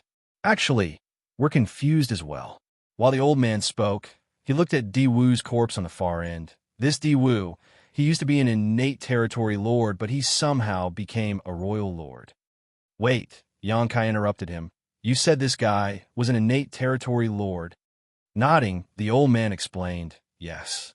He was an innate territory lord, and one of the royal lord's confidants." The other Seventh Order Masters nodded in agreement and confirmed Diwu's identity as an innate territory lord. How is that possible? Xianxia's eyes widened as he couldn't believe his ears. Marshall Peak, Chapter 5643, Speculation. All innate territory lords were born from the primordial heavens source grand restriction and were directly created by MO. It was also common knowledge that innate territory lords could never advance to become royal lords. Although Yang Kai didn't know much about the mysteries of the creation force, he did know that each innate territory lord was born with more powerful strength than an ordinary territory lord. MO must have used some kind of strange means to stimulate their full potential, completely exhausting it, causing them to be unable to gain more strength afterwards. No one knew where the news came from, but the humans believed it. In fact, it had been more than 3,000 years since the battle outside the primordial heavens source grand restriction. Yet even with so many innate territory lords, there was never any news about one of them becoming a royal lord. But the matter they thought was impossible had happened now. Yang Kai felt his heart sink. It wouldn't be too concerning if this was a special case, but if the Blacking clan did have some sort of way to make innate territory lords into royal lords, the situation between the two races would change drastically, with the humans being at a huge disadvantage. Also, he didn't believe the Seventh Order Open Heaven Realm Masters standing in front of him were lying, because as fellow humans, there was no need to joke about such things. Just as he was thinking about this matter, the Seventh Order old man added, "Sir, you don't have to worry too much about this." According to this old man's observations, while the Blacking clan has a way of making innate territory lords into royal lords, it must not be easy to accomplish. There must be a huge price to pay. Why would you say that? Yang Kai was taken aback. The old man thought back on his memories before explaining. About 300 years ago, I recall something strange happening at the No Return Pass, but we weren't allowed to roam freely, so I couldn't go and investigate. Over about a month or so, a large number of innate territory lords entered one specific high-rank black ink nest, but never came back out. It was like they vanished from existence. Diwu was the last one to enter that black ink nest. After that, we were ordered to come here together with 20 territory lords and arrange the heaven-sealing, earth-locking array. However, 2 years later, Diwu appeared here as a royal lord. Although these Seventh Order Open Heaven Realm Masters didn't know about the Black Ink Clan Source Fusion technique, there was quite a commotion when the innate territory lords were performing this technique, so they naturally sensed something was happening. However, as Black Ink disciples, they had no right to pry. Otherwise, they would have known a lot more. When Yang Kai heard what the old man said, he frowned. It seemed like there was a sudden change in the Black Ink Clan that the humans didn't know about. Or in other words, the Blacking clan possessed some kind of technique unknown to the humans that they had never used before. In addition, this technique allowed an innate territory lord to become a royal lord. That was enough to make alarm bells ring in Yang Kai's head. There was only Di Wu this time, but if there had been another royal lord, Yang Kai might not have been able to win despite all his powerful trump cards. How many innate territory lords entered that high-rank black ink nest back then? Yang Kai asked. The old man replied, "At least a dozen." Another Seventh Order master interrupted them. "If I'm not mistaken, before Di Wu, there should have been 13. If we include Di Wu, it would make 14. Frowning, Yang Kai exclaimed, 14. Calming down, Yang Kai began thinking about the situation more carefully. After a long time, he spoke up. "If what you said is true, could the Blacking clan have some sort of technique that is similar to a sacrificial ceremony, using the high-rank black ink nest to gather the strength from many innate territory lords to create a royal lord?"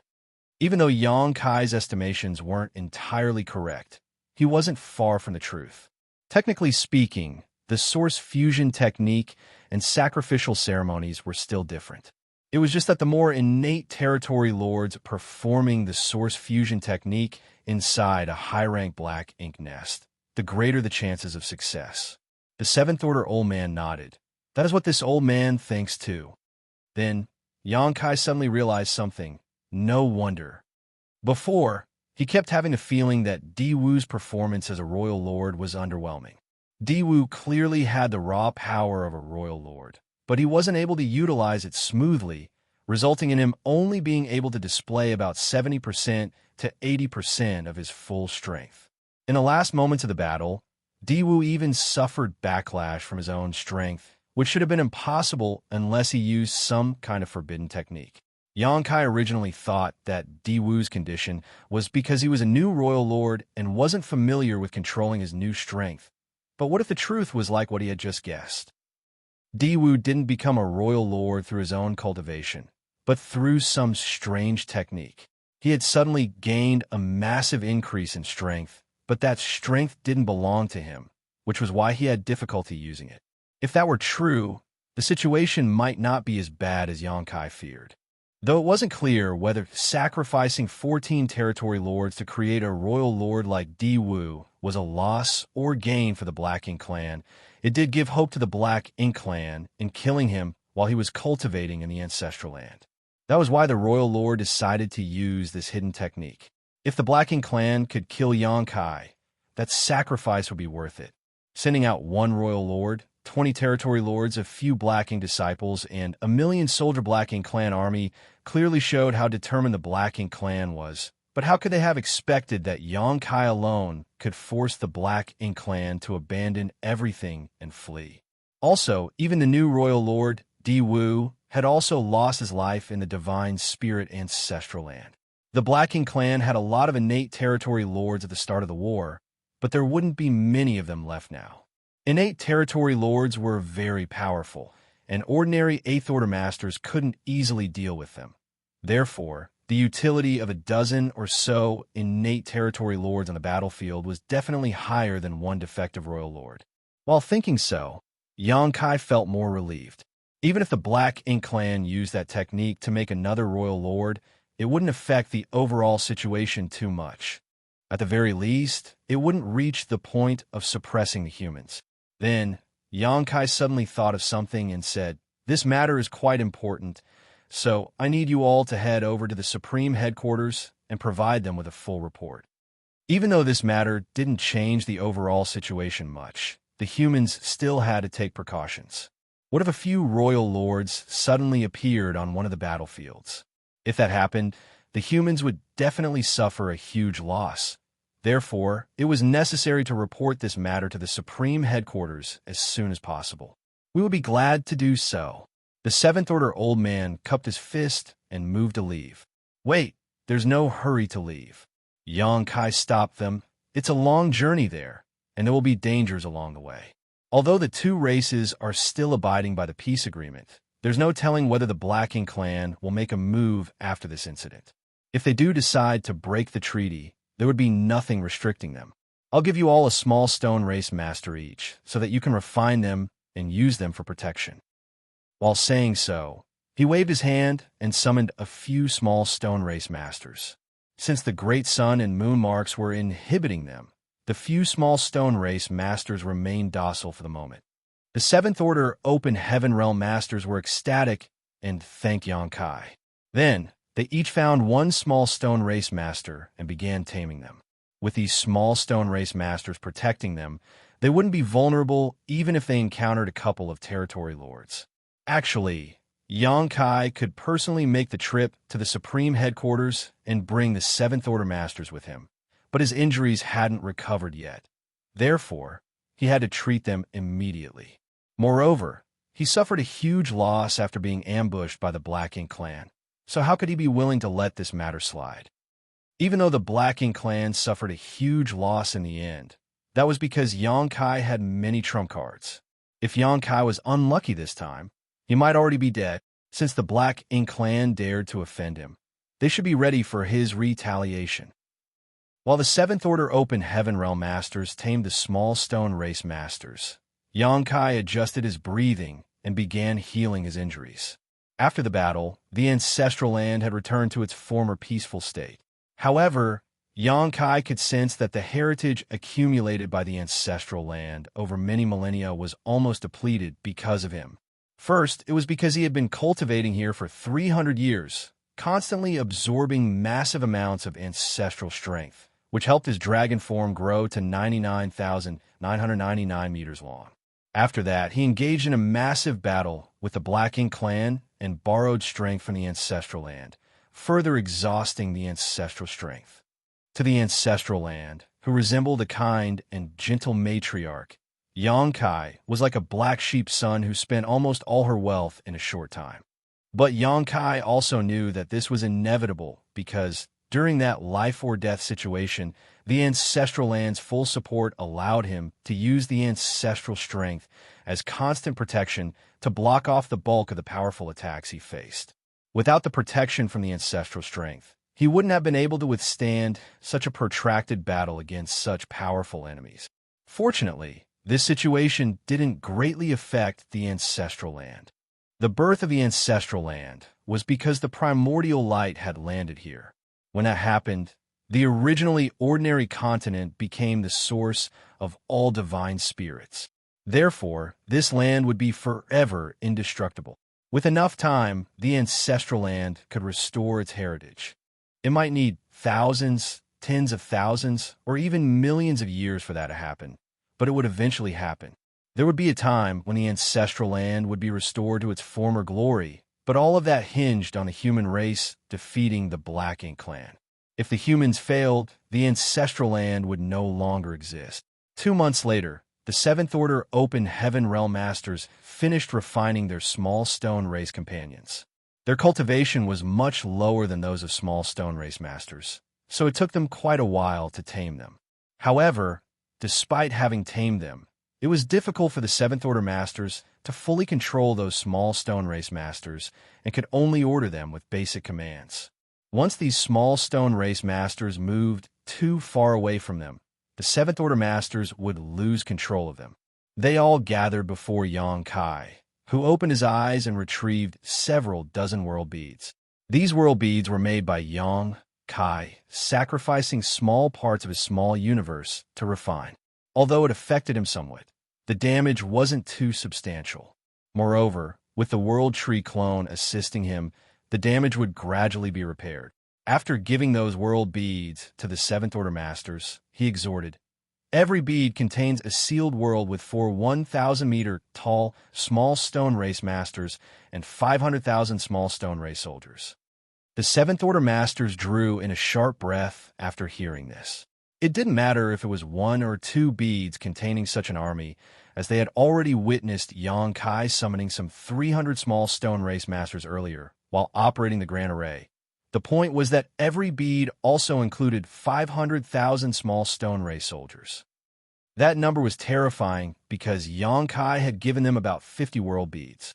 Wouldn't that mean there were 25 million small stone race soldiers? That was a huge force, and if they introduced all of them to the various great territory battlefields, it could shift the balance between the humans and Black Ink clan. Marshall Peak, Chapter 5644, Conspiracy. The Seventh Order Open Heaven Realm Masters solemnly received and carefully put away the several dozen world beads. Then, Xianxia told them, "If you encounter a Black Ink clan army, just use the small stone race soldiers to kill them. There's no need to worry about preserving them if it's going to cost you your lives." Even though the small stone race soldiers and the world beads weren't tamed, they still retained their basic instincts, so they would try to kill any Black Ink clansmen they encountered. With the protection from so many small stone race soldiers and masters, these Seventh Order Masters could safely return to human territory. After thanking Xianxia again, the Seventh Order Masters left. Xianxia watched until the Seventh Order Masters disappeared from his sight before withdrawing his attention and diving deep into the ancestral land to focus on healing his injuries. At the same time, in the No-Return Pass main hall, the Royal Lord was sitting on his throne of bones with a gloomy expression. Below him were 12 guilty-looking, innate territory lords with their heads bowed. The atmosphere inside the Grand Hall was silent and depressing, and the many innate territory lords on both sides of the hall wore differing expressions. The only similarity was the look of disbelief on all their faces. When they heard that the mission to kill Xianxia had failed, the Black Ink clan masters were all shocked. A pseudo-royal lord had led 20 innate territory lords and had help from a heaven-sealing, earth-locking Grand Array, all just to kill a single Eighth Order master. How could they have failed? This mission was supposed to be an easy success, and the Black Ink clan wouldn't have even attempted it if they weren't fully confident. But they had failed. Not only did they fail, but the Black Ink clans suffered enormous losses. The deaths of 8 innate territory lords weren't too heartbreaking considering the human killing star had killed far more than 8 innate territory lords already. But Di was dead as well. That was the first pseudo-royal lord the Black Ink clan had ever created through the source fusion technique. When the many innate territory lords heard this news, they were all terrified. Had Yangkai grown that much stronger?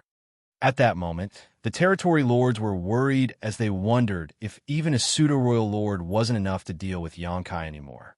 If that was true, did it mean that the royal lord would have to take action personally for there to even be a chance at success?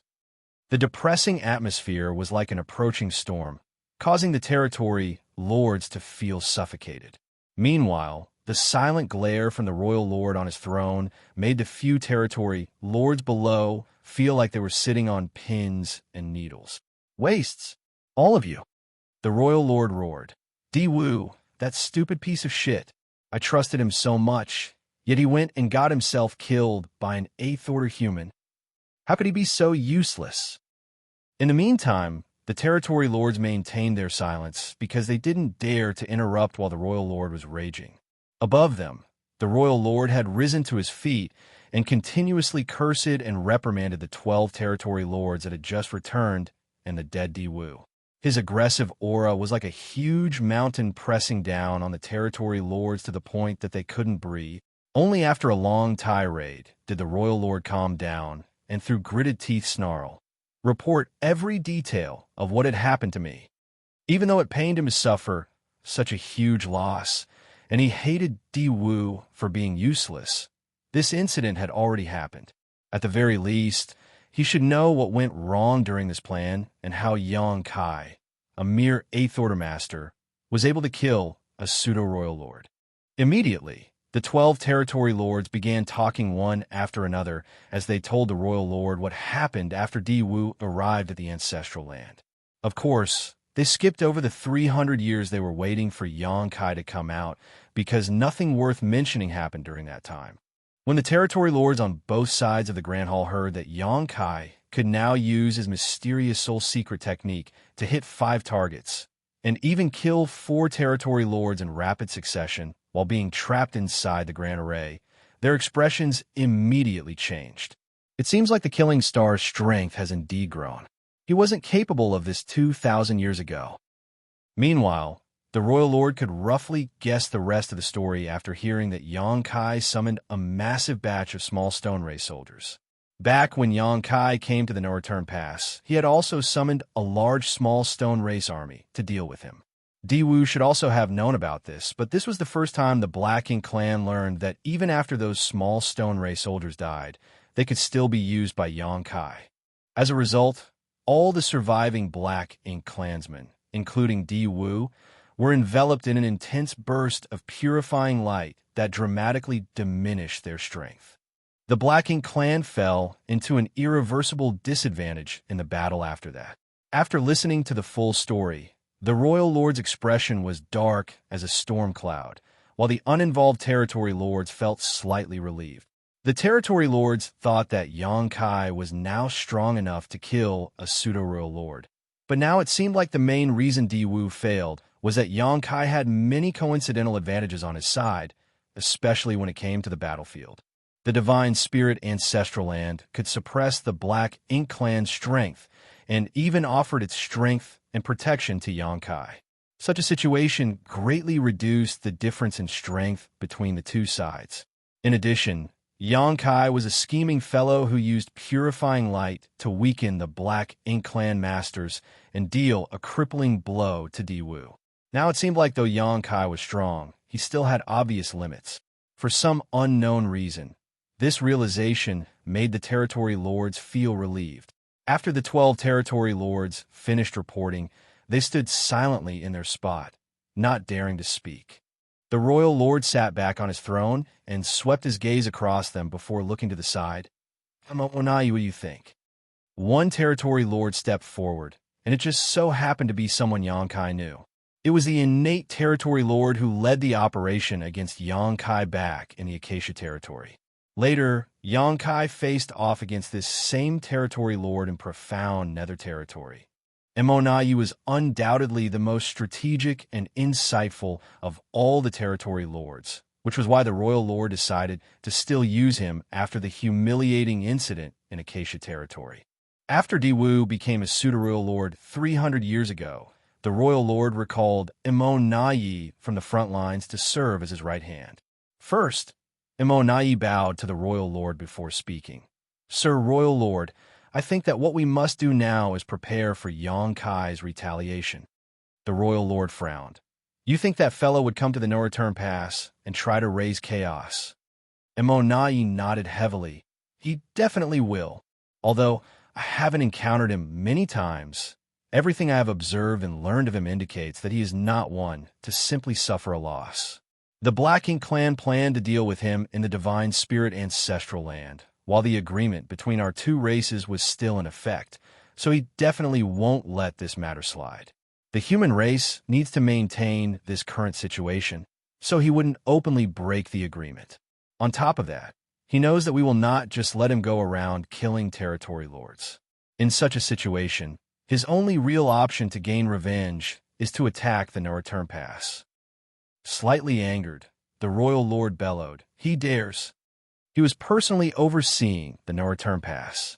Even though it happened before, if Xianxia caused a scene here again, it would mean that Xianxia had disregarded him, a royal lord, completely. Emonayi added, "He has always been a reckless risk-taker." The royal lord was silent because he had to agree that what Emonayi said was justifiable. No matter what the Black Ink clan had done in the Ancestral Land, both races still needed to maintain the so-called agreement to ensure the overall situation. Since they needed to maintain the agreement, it was unlikely that Xianxia would go off and kill territory lords on the various battlefields, lest he forced the Black Ink clan to launch an all-out retaliatory war. That was the last thing the humans wanted right now. On the other hand, the Black Ink clan also didn't want to break the agreement, because if they did, many more innate territory lords would die in the coming days. Therefore, coming to the no-return pass to make a scene was Xianxia's only option. "When do you think he will come?" the royal lord asked. Emonayi replied, "Within 200 years. "On what basis?" Back in profound Nether territory, Xianxia would make a move every 2 years to kill territory lords. I'm guessing that the reason he took that long in between attacks was he needed time to deal with the huge backlash of using his soul-injuring technique.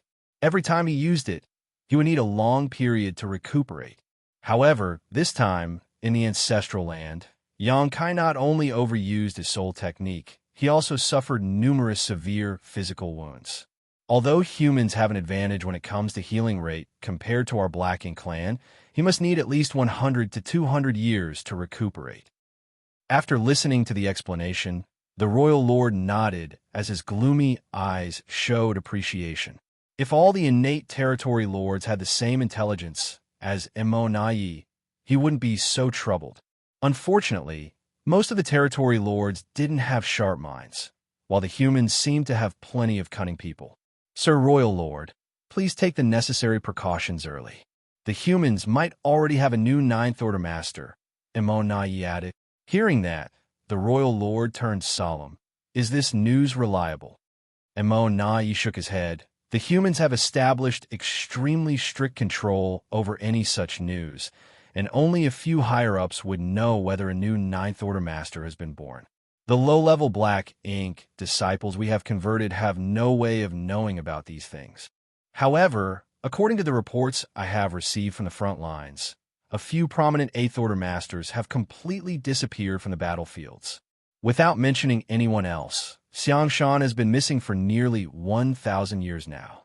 No one knows where he is, but if he has not shown up in so long, it must be because he's trying to break through to the Ninth Order.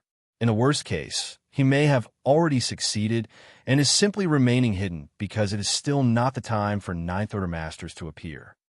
The royal lord's expression became far gloomier when he heard this.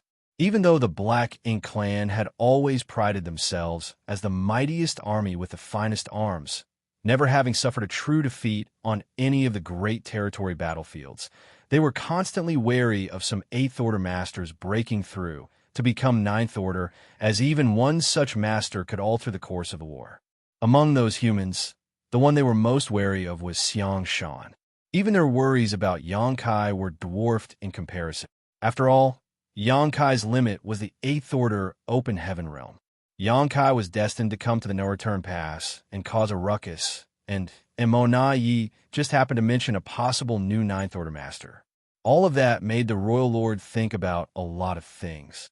Many years ago, Yangkai had come to the No-Return Pass alone, and though the Black Ink clan injured and repelled him, he still managed to kill a number of territory lords and destroy several high-rank Black Ink nests, which made the Royal Lord fly into a rage.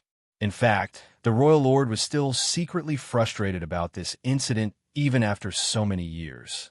2,000 years later, Yangkai had definitely become much stronger than before and even managed to kill a pseudo-royal lord while borrowing some external aids. Yangkai alone would be tricky to deal with, but if a new 9th Order Master came along with him, how could the No-Return Pass stop them? If the Black Ink clan lost a few more Black Ink nests, they would quickly find themselves at a huge disadvantage. The Royal Lord soon realized that he alone was not enough. He needed a helping hand. Diwu was a good adjutant, one who was loyal and listened to orders, but unfortunately, a dead helper was worthless. The Royal Lord slowly turned to look at Immortality before gazing at the 12 territory lords that returned from the Ancestral Lord before making up his mind. All of you, go and perform the Source Fusion. The 12 territory lords all showed shocked expressions. They didn't escape all the way back to be Source Fusioned into a Black Ink nest. Meanwhile, Immortality lowered his head as his lips undetectably curled into a slight smile. All according to plan. Martial Peak, Chapter 5645, Returning to the Barren Territory. Once bitten, twice shy, Yangkai had already caused a huge scene in the No-Return Pass once. Thus, the Royal Lord would definitely be worried about Yangkai coming back. He would not be able to protect the numerous Black Ink nests in the No-Return Pass on his own. This was not a solo life-and-death battle.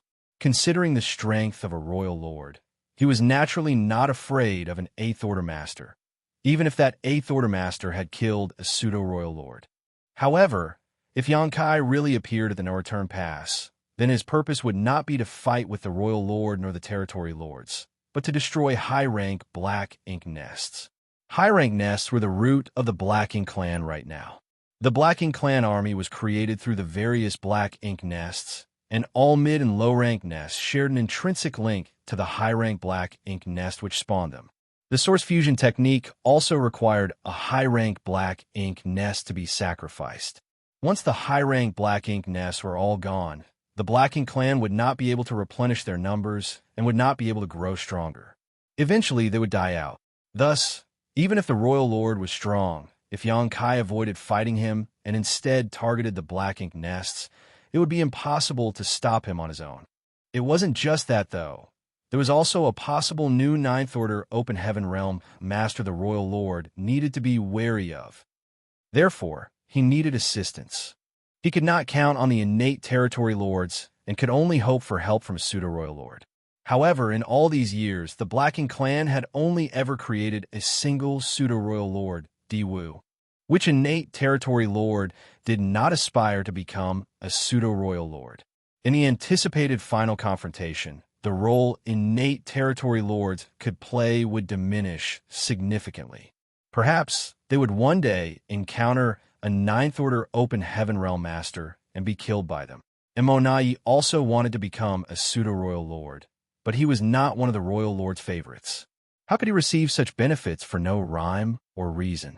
If he had such an opportunity, then it would have been him and not Diwu who was selected in the first place. Now, he had an opportunity.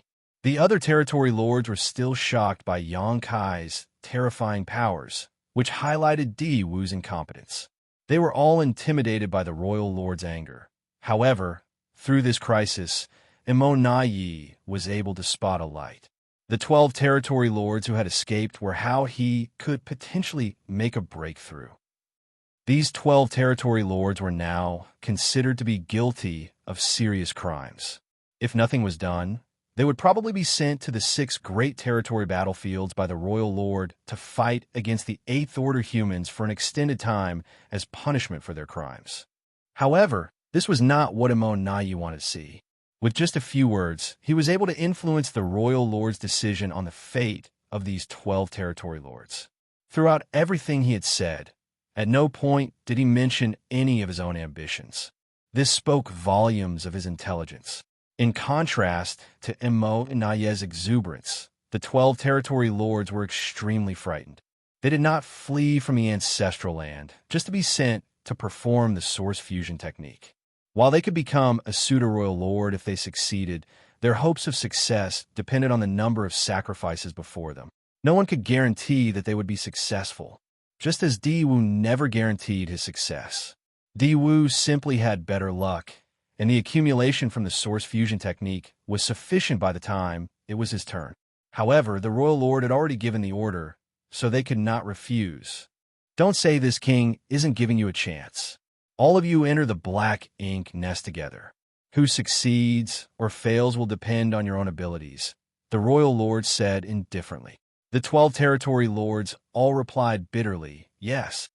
The last time the source fusion technique was performed, their 13 territory lords were sacrificed in a row before Di-Wu succeeded.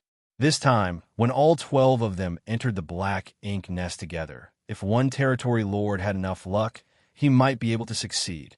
At least, this was better than having no hope at all. The 12 territory lords left the grand hall together and found a high-ranked black ink nest and entered it. Soon, many auras merged, and a lot of commotion came from within the black ink nest. Half a day later, the auras began to disappear one by one until finally, 22 days later, the last one faded away.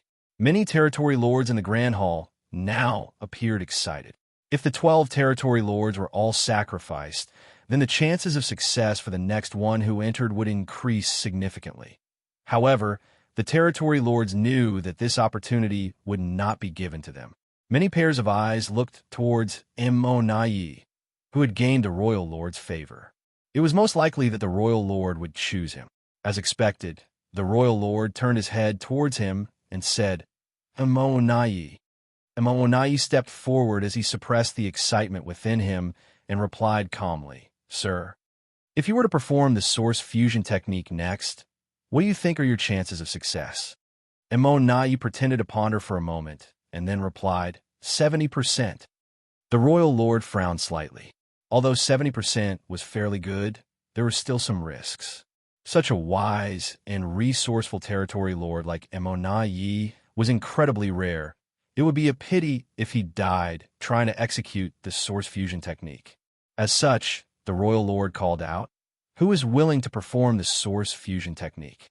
As soon as he said that, a group of territory lords became excited and all of their eyes lit up and were about to answer.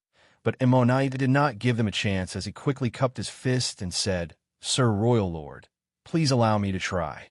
The royal lord frowned and said, But there is still some risk. If you die from the source fusion technique. Immortality interrupted the royal lord and quickly said, If I am too afraid to try when I have a 70% chance, then what use could I possibly be to Sir Royal Lord in the future?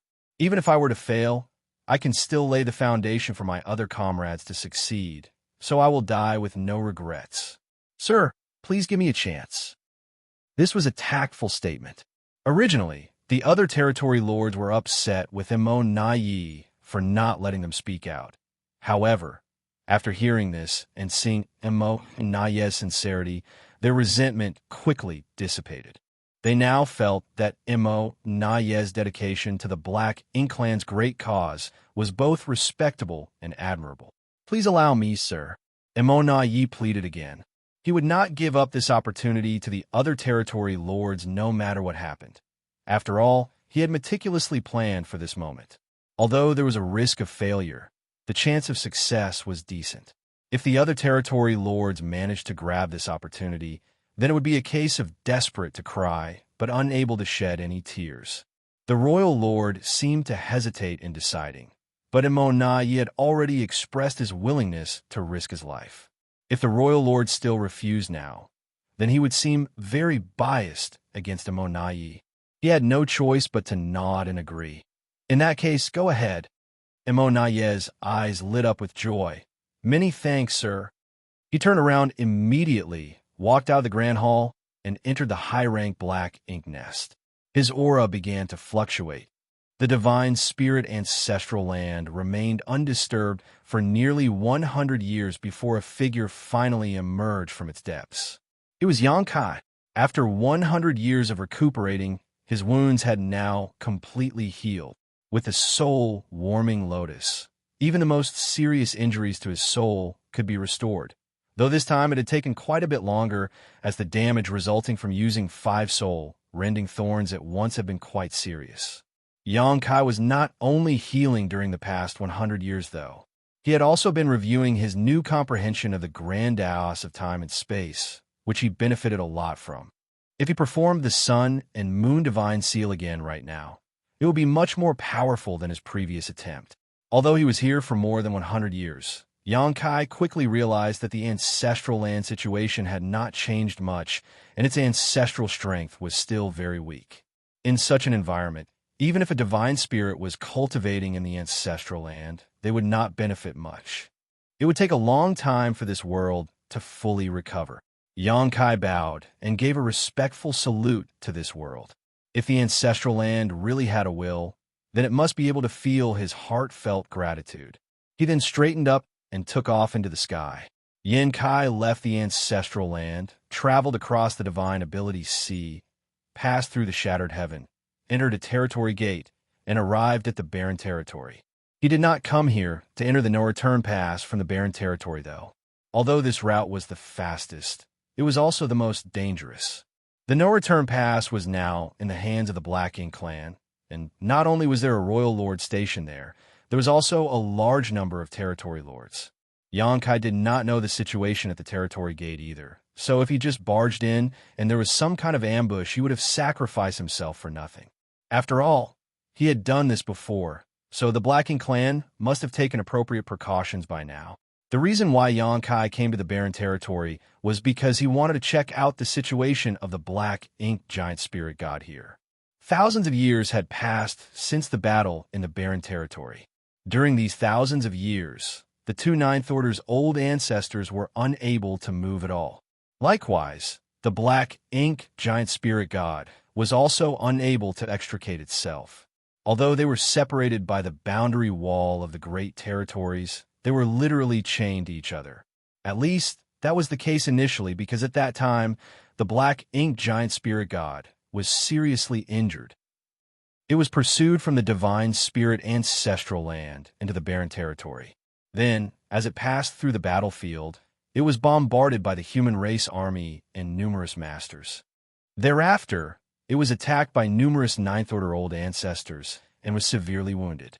Old ancestors Xiao and Wuxia found the opportunity to secure its arm through the territory wall between the barren territory and wind mist territory, but they were forced to remain in wind mist territory as a result.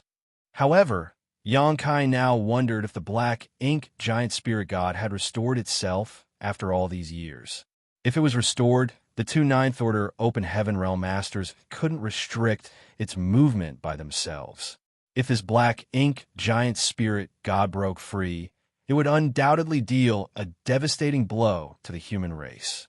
The human race was currently incapable of resisting a Black Ink giant spirit god. Xianxia was amazed by how quiet the barren territory was when he entered. The last time Xianxia came over, Giant Spirit God Air and the other unshackled Black Ink Giant Spirit God were locked in a brutal battle that shook the entire great territory, so it was odd that everything was so calm right now. Xianxia used his divine sense and very soon didn't know whether to laugh or cry. He saw that in a vast void, these 2 giant spirit gods, who had been fighting for thousands of years, were now entangled in a physical stalemate, one of them body-locking the other, while the other headlocked the first. There was no telling when they ended up in this grappling hold, but it was clear that both had fought viciously as there were wounds all over their bodies. There were even big chunks of their flesh drifting about, looking like asteroids in the void. Marshall Peak, Chapter 5646, collects some interest. This battle had been going on for thousands of years, its 2 combatants evenly matched. The only one who could stand up to a black ink giant spirit god was a true giant spirit god.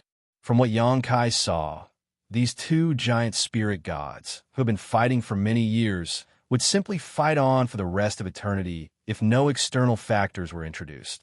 Yongkai watched them silently for a while, but did not bother them. Then he turned his attention to the other black ink giant spirit god. This black ink giant spirit god was seated and slightly hunched over. Its lofty figure obscured the large void with one of its arms poking through the boundary wall. This arm was being locked down on the wind mist territory side by the two Ninth Order's masters, rendering it immobile. Originally, it had many wounds caused by the human masters and the Dragon and Phoenix clan leaders during the Barren Territory battle. Black ink's strength oozed like thick mucus from those wounds. However, after all these years, the wounds on its body had been healed significantly and were no longer such a gory sight. Its injuries were slowly recovering. Yongkai was astonished. All black ink clansmen, even royal lords, had to enter a black ink nest to recover from serious injuries, but it seemed the black ink giant spirit gods were exceptions to this rule. Although the speed of healing looked slow, it was indeed healing.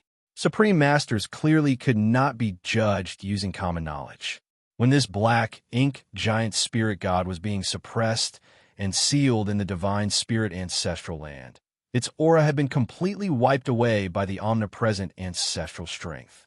A few years after it resurrected, when Yongkai saw it next after he sent off Wu Kuang, this black ink giant spirit god's aura had clearly decreased again after suffering the final attacks of the top human and divine spirit masters. Now, however, there were no longer any severe injuries on its body, and its aura was stronger. It was clear that this strange creation could heal itself. Seemingly sensing Yongkai's prying eyes, the black ink giant spirit god, who had its eyes shut to recuperate, suddenly opened them and turned its head to look at him. Invisible oppression instantly weighed down heavily on Yongkai's shoulders, causing him to feel dwarfed by the giant. The cultivation of an Eighth Order open heaven realm master was a far cry from that of a giant spirit god.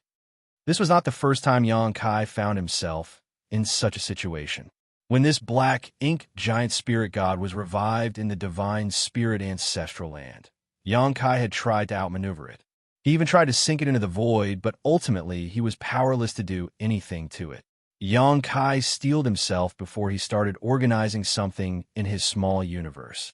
In the distant void, the black ink giant spirit god seemed to snicker lightly before it stopped paying attention to him. To it, this insect was no more dangerous than a common fly. There was no need to pay any attention to it. What was an Eighth Order master? It did not even bat an eyelid about Ninth Order old ancestors and could only be restrained by 20 such masters.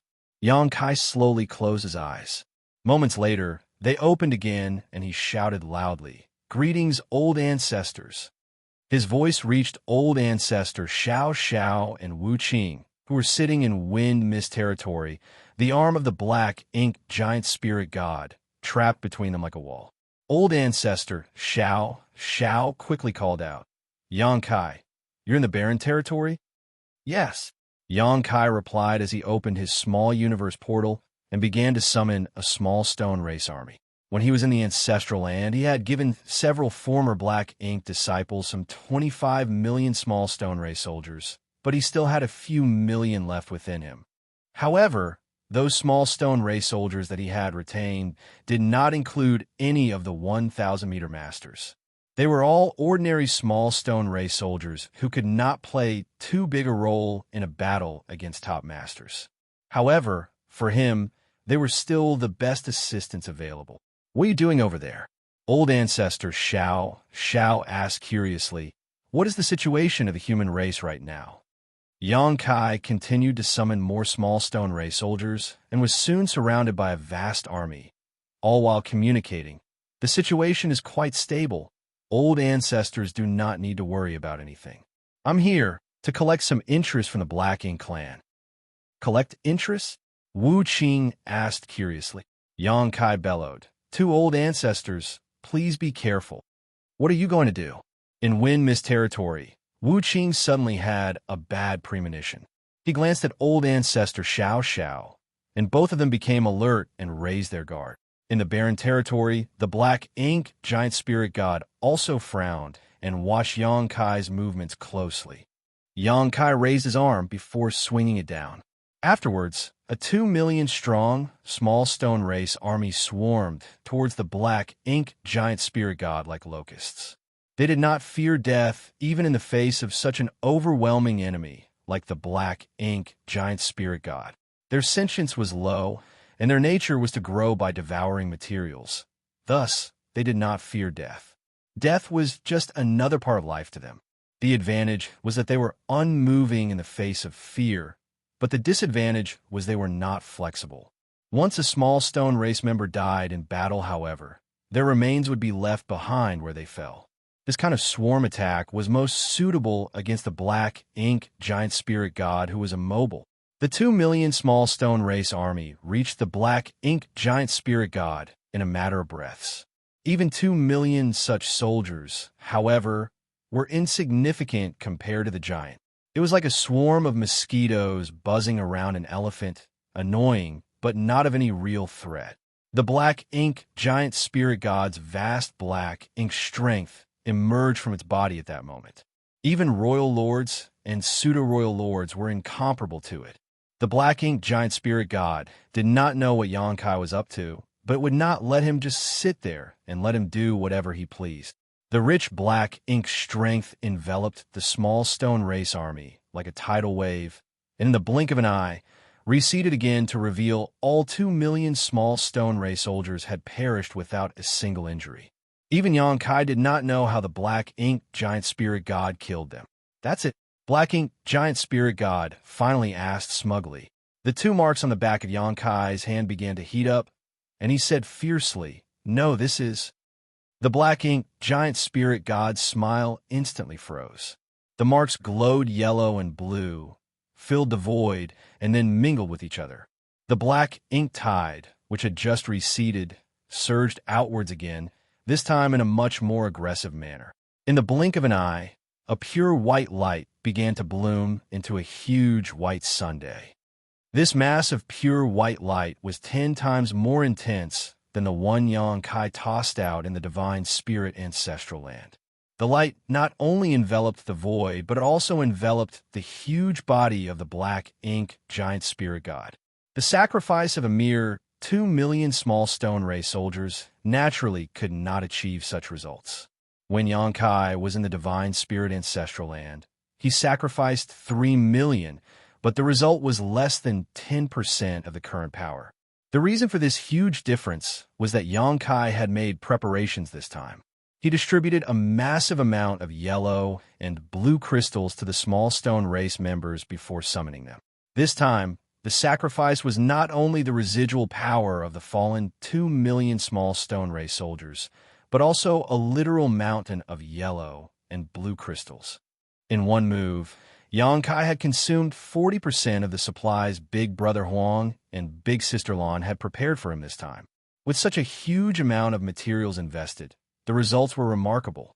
The black ink giant spirit god was soon engulfed, and the purifying light began seeping into its body. Black ink strength was quickly dispersed and vaporized both inside and outside of it. The black ink giant spirit god roared in a rage and struggled violently. In wind mist territory, Xiao and Wuxia finally understood why Xianxia warned them to be careful. The 2 of them had been stuck here for around 3,000 years and had been working together to pin down one of the black ink giant spirit god's arms with a joint secret technique. Normally, the 2 of them would not be strong enough to do this. However, when the arm of the black ink giant spirit god had broken through the boundary wall, that meant that they were fighting with black ink giant spirit god across great territories. The black ink giant spirit god's power was greatly weakened by its circumstances, so the 2 old ancestors were able to remain safe and stable.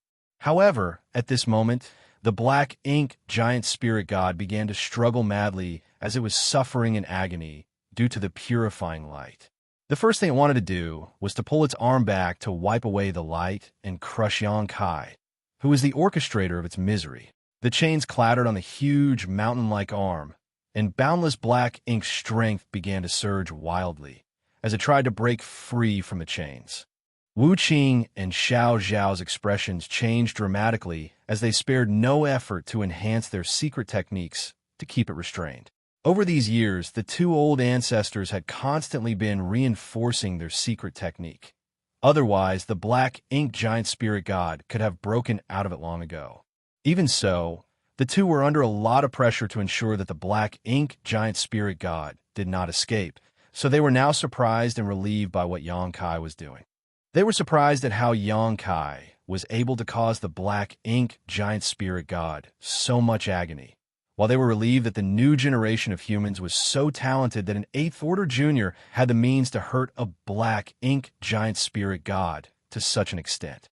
The pure white star exploded after a dozen breaths of time before it slowly dissipated. To old ancestors Xiao Xiao and Wu Qing, it seemed like they had spent thousands of years engaged in a brutal battle. When everything calmed down, the two looked at each other and each saw the sweat and fear on the other's forehead when they realized part of the chains had broken into countless pieces. They panicked and quickly rushed to repair them. Of course, they knew that if Black Ink Giant Spirit God really wanted to get out of this trap, it could do so at any moment by sacrificing its arm. Fortunately, it did not seem things had come to that point yet. Losing an arm would not affect a Black Ink Giant Spirit God's life in the long run, but its strength would diminish significantly. The Black Ink Giant Spirit God would not accept such humiliation unless absolutely necessary. In the barren territory, Xianxia's face was calm as he quietly looked at the huge figure that was still shrouded in a white afterglow. Martial Peak, Chapter 5647, The Net. The tremors and thunderous commotions within the barren territory calmed down as soon as the Black Ink Giant Spirit God stopped struggling. It sat in the void, with the arm that penetrated the boundary wall secured from the other side as it stared at Xianxia with intense rage. Technically speaking, the Black Ink Giant Spirit God was both Mo's creation and Mo's soul clone. It meant that there was no big difference between Mo and it. Apart from the vast difference in strength, it inherited all the thought processes and experiences of Mo. It was not easy to anger such an ancient supreme being, which has survived for millions of years, to such an extent. During the battle in the barren territory, it was attacked repeatedly by Ninth Order Open Heaven Realm Masters. Even the Dragon and Phoenix Clan leaders had joined in on the assault. The wounds they caused were far more severe than what it was suffering just now. Later on, it was shackled in place by the two surviving Ninth Order Old Ancestors. But even then, it was not as angry with them as it was now. To it, all the resistance of a human race was just an appetizer before Mo's unification of everything was complete. Not only would it not be angry, it felt that it could have some fun along the way. However, what Xianxia did today really upset it. Not only did the pure and flawless white light reopen its wounds that took thousands of years to heal, but it also wiped away a large portion of its power. In a mere dozen breaths, Xianxia ruined thousands of years of cultivation. The pure white light had caused its heart to be filled with rage. "You worm, you have truly enraged this Supreme One," bellowed the Black Ink Giant Spirit God, causing the entire barren territory to reverberate. Xianxia taunted in response, "Come and kill me then." In Wind Mist territory, Xiao Xiao and Wu Qing were immediately put on edge. There was nothing they could do if the Black Ink Giant Spirit God was willing to sacrifice its arm in order to get out of their restriction. Of course, the Black Ink Giant Spirit God's powers would be severely impacted if it lost an arm. However, even if the Black Ink Giant Spirit only had one arm, two Ninth Order Masters were still no match for it. They were secretly praying that this damn brat would not provoke this monster again, because if it really got upset, the situation would only get worse. Though the Black Ink Giant Spirit God was furious, it had no intention of sacrificing its arm to get out of this trap. The two Ninth Order Masters were relieved when it did not move its locked arm. Xianxia, however, did not stop provoking it. When he saw that Black Ink Giant Spirit God was not moving, he increased his taunts. "It looks like you are all talk. If you don't kill me today, I will kill you in the future. Not only will I kill you, but I will also go to the primordial heavens source grand restriction to destroy your lair and slaughter your true body. The two old ancestors who had just heaved a sigh of relief were now anxious again. They wanted to yell at Yang Kai to shut the hell up. Worse, Yang Kai's threats were the most shameless of boasting. Instead of getting more upset, though, the black ink giant spirit god calmed down considerably and, after sizing up Yang Kai, said, "I'll look forward to the day when you can say that in front of my true body." It was as if he had heard something very interesting and wanted to witness it with his own eyes. Yang Kai nodded his head very seriously and replied, "Hope you meant what you said." After saying that, he bowed at the boundary wall that the arm pierced and said, "Many thanks for your efforts, old ancestors. This junior will take his leave now." Turning around, he shot away towards the territory gate. He had achieved the purpose of this trip. He said that he was here to collect some interest, but that was only part of the reason. Yang Kai was aware of the possible consequences of attacking the black ink giant spirit god with purifying light. If he was just here to collect some interest, then how is it possible for him to do something so risky? His real purpose here was to weaken the black ink giant spirit god. He already had this idea when he last came to the barren territory. However, he had not done so, because at that time, the black ink giant spirit god was still badly injured, so there was no need to aggravate it.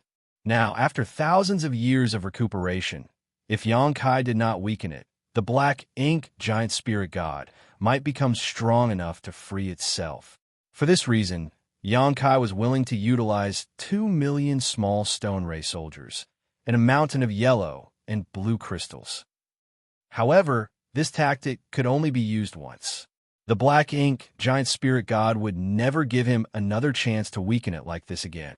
Although it could not move from where it was still able to destroy a small stone race army far away from where it sat today. While the barren territory was in turmoil, a figure rushed through the territory gate between the barren territory and the no-return pass and arrived at the other side. A short while later, the royal lord gathered the territory lords in the grand hall. On the bone throne, the royal lord looked over at the figure sitting on his left side and nodded approvingly. "Your analysis is impeccable, Emo Na-Yi. Yang Kai is really coming to take revenge." Emo Na-Yi stood up and bowed. "Many thanks for your compliment, sir. I've studied Yang Kai closely. After all, he is currently the biggest threat to the Black Ink clan." Emo Na-Yi was able to become a pseudo-royal lord after the sacrifice of 12 territory lords. He had been cultivating in retreat for the past 100 years or so and had now adapted to his new strength. However, his situation was essentially the same as that of Di Wu, who was killed by Yang Kai. Although he had the power and might of a royal lord, he could not control or restrain it very well. This was a drawback that was difficult to solve for pseudo-royal lords, as the power they obtained was gained through the source fusion technique and not from their own cultivation. Thus, it was naturally difficult to attain true mastery over it.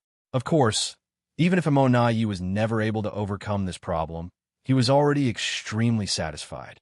He was an innate territory lord before and would never have arrived at his current position without careful planning. When the tide of the new Black Ink clansmen rose, the number of new Ninth Order humans and Black Ink clan royal lords would definitely be significant. While innate territory lords could be considered the backbone of the Black Ink clan army, a lone territory lord could not decide the future situation of the two races. Even if a pseudo-royal lord was slightly inferior to a real royal lord, Emo Na-Yi had already slogged for so many years for this position. It did not matter if he was slightly inferior, as he was happy with making any progress at all. Furthermore, he had always been wiser and more resourceful than the rest of the Black Ink clan, so he was confident that he would not be worse off than any other royal lords in the future. The most important factor was with this new strength. If ever he encountered a Ninth Order master, even if he couldn't defeat them in battle, he could always escape. If he was still an innate territory lord, any Ninth Order human would be able to squash him. After becoming a pseudo-royal lord, Emo Na-Yi even had his own seat during these gatherings. He no longer had to stand with the rest of the territory lords, which was a clear display of status. His seat was to the left of the royal lord, which was an indication of his importance. It could be said that today's Mo Yi was third only to Mo and the royal lord. It was a huge honor to stand above billions of Black Ink clansmen. This honor originally belonged to Di Wu, but unfortunately for him, he had messed up and gotten himself killed. For what Sir said, that Yang Kai has already arrived? Mo Yi asked. The royal lord nodded.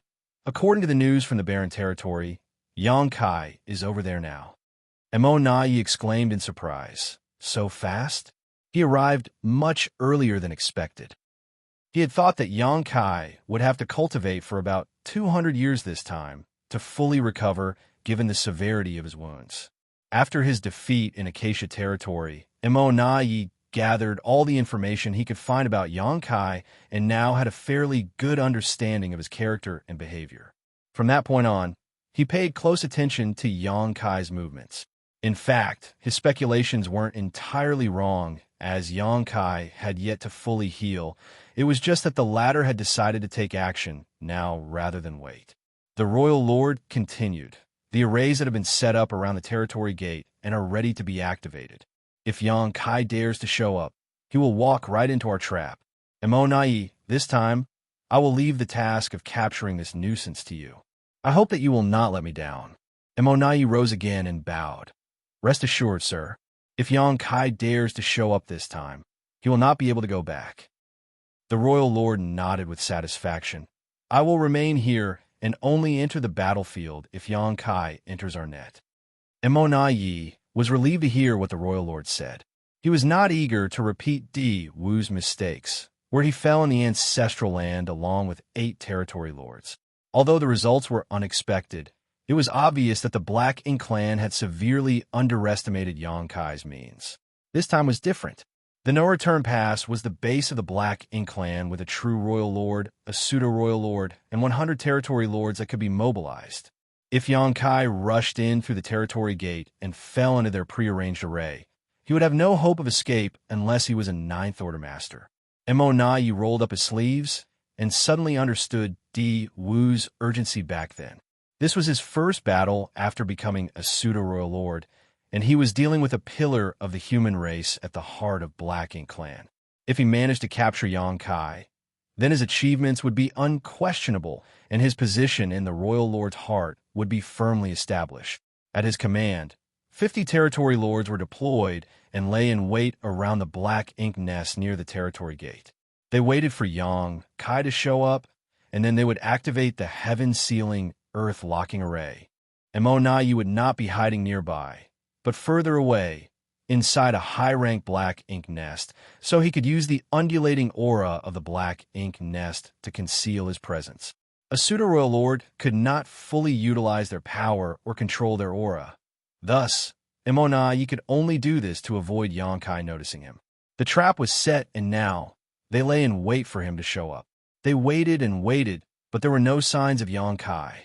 All was quiet at the territory gate.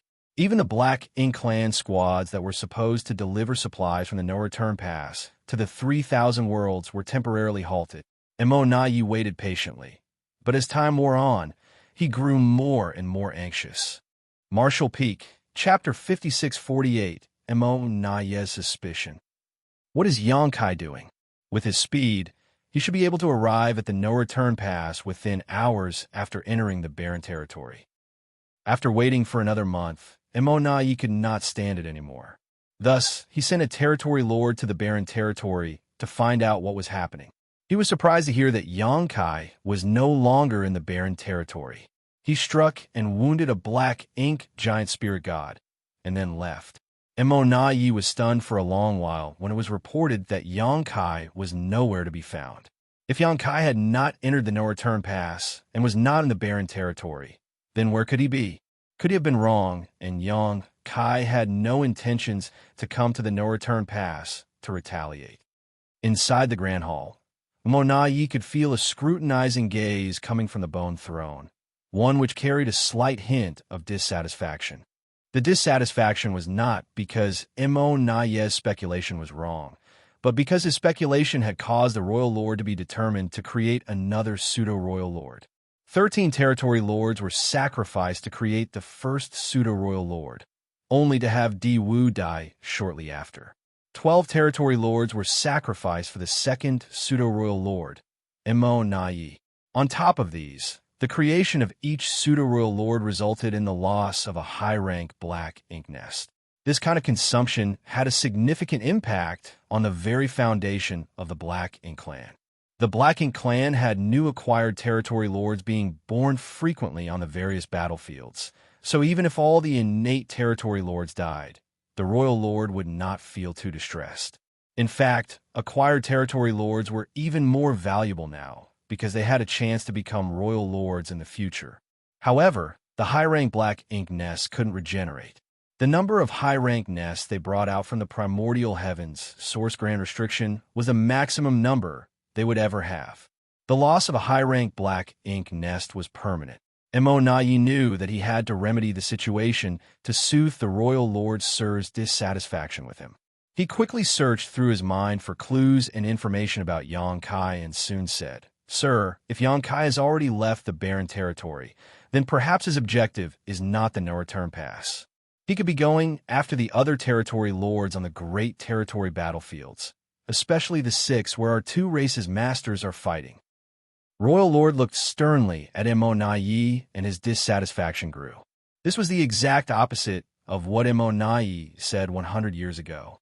At that time, he said with conviction that Xianxia would not risk breaking the peace treaty between the 2 races by showing up on the primary battlefields. Thus, he would come to the no-return pass to retaliate. Now, 100 years later, he sang a different tune. "Sir, please send an order to warn all parties and instruct the territory lords to be careful in the coming days," Imo Nai said urgently. If Xianxia really recklessly attacked the territory lords outside, there would be huge losses to the Black Ink clan. Imo Nai's head ached as he thought of the consequences. Xianxia was too frightening and unpredictable. It reminded him once again of the incident at the Acacia territory. Until now, they still could not figure out how Xianxia escaped with over 10,000 human refugees without even creating a sound. As Imo Nai considered that particular incident, however, he suddenly froze as if he just thought of something. Unfortunately, there seemed to be a layer of fog blocking his thoughts. Immediately, he sank into contemplation as his thoughts spun rapidly. At the same time, the royal lord had begun to pass down orders to instruct all territory lords of the great territories to be on alert for Xianxia. Of course, the royal lord still felt some dissatisfaction towards Imo Nai, but this pseudo-royal lord had already been created and was destined to become his right-hand man in the future. Thus, the royal lord could not be too harsh on him. In fact, Imo Nai had objectively done a very good job. If not, he would not have called Imo Nai back to the no-return pass to hear his opinion before he sent out his orders. The orders were sent down and soon were disseminated through the high-rank Black Ink nests to all parties. Down below, Imo Nai's eyes suddenly lit up as he looked up and said, "Sir, when Xianxia was harassing the no-return pass years ago, I heard that he attacked from the direction of the Black Ink battlefield. Although Imo Nai did not experience it personally, as he was in charge of some affairs in another great territory during Xianxia's assault, he had heard some information about the incident from the other territory lords. However, most territory lords were secretive about that incident and were unwilling to mention too much about it. After all, it was a disgrace to the royal lord. Thus, who dared to keep talking about it? Over the years, the royal lord also never mentioned this matter and seemed to actively want to forget those unpleasant experiences. The territory lords in the Grand Hall instantly felt the ominous atmosphere, and they all quickly lowered their heads even more. From above, the royal lord's gaze was much colder than before as he said indifferently, "That's right." As if unaware of the sensitivity of the situation, Imo Nai continued to ask, "Before that attack, did he ever pass through the territory gate to enter the barren territory from the no-return pass?" "Are you questioning me?" As the royal lord leaned forward slightly, it felt as if a huge mountain had leaned down on those in the hall with boundless pressure. Imo Nai was startled and bowed. "How could I dare question you? Sir, please don't be angry. I just want to clarify certain details which are, are very important. The royal lord stared sternly at Immonaya's eyes. He did not sense any trickery. Instead, he saw the enthusiasm and sincerity which appeased the royal lord's heart. If Immonaya thought that he could disrespect him after he became a pseudo-royal lord, then the royal lord did not mind putting him in his place. However, it really seemed that Immonaya was trying to figure something out. Thus, even though he was ashamed of that incident and was unwilling to revisit it, he swallowed his pride and answered no. Immonaya's expression changed slightly and then said, if he did not pass through the territory gate and attack from the depths of the Black Ink battlefield, but before that he had appeared in various other great territories. Furthermore, during the war in the Barren Territory, he led a group of remnants of the human race army to storm the No-Return Pass and managed to break through. However, he returned alone to rescue that dragon clansman before escaping into the depths of the Black Ink battlefield. Some years later, he reappeared in the 3,000 Worlds. In one sentence, Immonaya seemed to be explaining and also muttering to himself. The layer of fog in Immonaya's mind quickly dissipated as he looked up and said eagerly, Sir, Xianxia must have discovered a passage from somewhere within the 3,000 Worlds to the Black Ink battlefield other than the one here at the No-Return Pass. The royal lord raised his eyebrows and asked curiously, How are you so certain? Most of the territory lords were also confused, with only a few of them actively trying to figure it out for themselves. Immonaya was flabbergasted. He had already made it so clear, so why was everyone here unable to figure it out? He suddenly began to worry about their intelligence. However, this was the sad reality of creations like the Black Ink clan, which were not regular living beings and had instead been spawned by Black Ink strength. Black Ink strength was unparalleled when it came to the ability to corrupt things, and the Black Ink clan could reproduce at speeds unmatched by other races. However, nothing was perfect. Perhaps creation through means not deemed natural by the heavenly way caused their intelligence to suffer. Immonaya seemed to be a unique case in the whole Black Ink clan. At this moment, Immonaya could only explain patiently, Sir, Xianxia did not pass through the territory gate connected to the Barren Territory back when he attacked the No-Return Pass, yet he launched that attack from the direction of Black Ink battlefield when he should be completely isolated from the 3,000 Worlds. Doesn't that explain everything? The royal lord pondered for a moment, and then responded, You're right. You didn't notice this until now? Immonaya sighed in his heart. If he had known this information earlier, he would have deduced what Xianxia was planning by now. Where is this passage, then? The royal lord asked, then remembered something. Could it be in the Acacia territory? The last time Xianxia disappeared was in Acacia territory. It would make sense if the second passage was in the Acacia territory. For a moment, the royal lord praised himself for his wisdom before frowning and rejecting this idea. If the passage was in Acacia territory, he could have entered the Black Ink battlefield from Acacia territory. But how could he return without being spotted? According to the information reported by the Black Ink disciple, after he disappeared from the Acacia territory, he went straight back to High Heaven territory. At this time, a territory lord boldly interjected, This human is proficient in the Tao of space, and not only do we have no understanding of the Tao of space, but the vast majority of human masters are also ignorant of it. Perhaps his mastery over the Tao of space has reached a height where he discovered some means that allow him to travel freely through the boundary walls. Immonaya gave an approving look to that territory lord and replied, It is possible. Both the human race and the Black Ink clan were able to speculate and imagine, like how Xianxia managed to deduce the process of creating pseudo-royal lords. Although he did not know all the details, by analyzing the available facts, he could arrive at a hypothesis that was quite close to the truth. Likewise, the Black Ink clan might not be the most intelligent, but they weren't fools and could come up with reasonable theories once pushed hard enough. In truth, Xianxia's mastery over the Tao of space, no matter how profound, was still far from allowing him to freely traverse through all of space under the heavens. He could only do what he did because he had the help of the World Tree, which was connected to all universe worlds with intact grandaus. Each such universe world was represented by a world fruit on the world tree.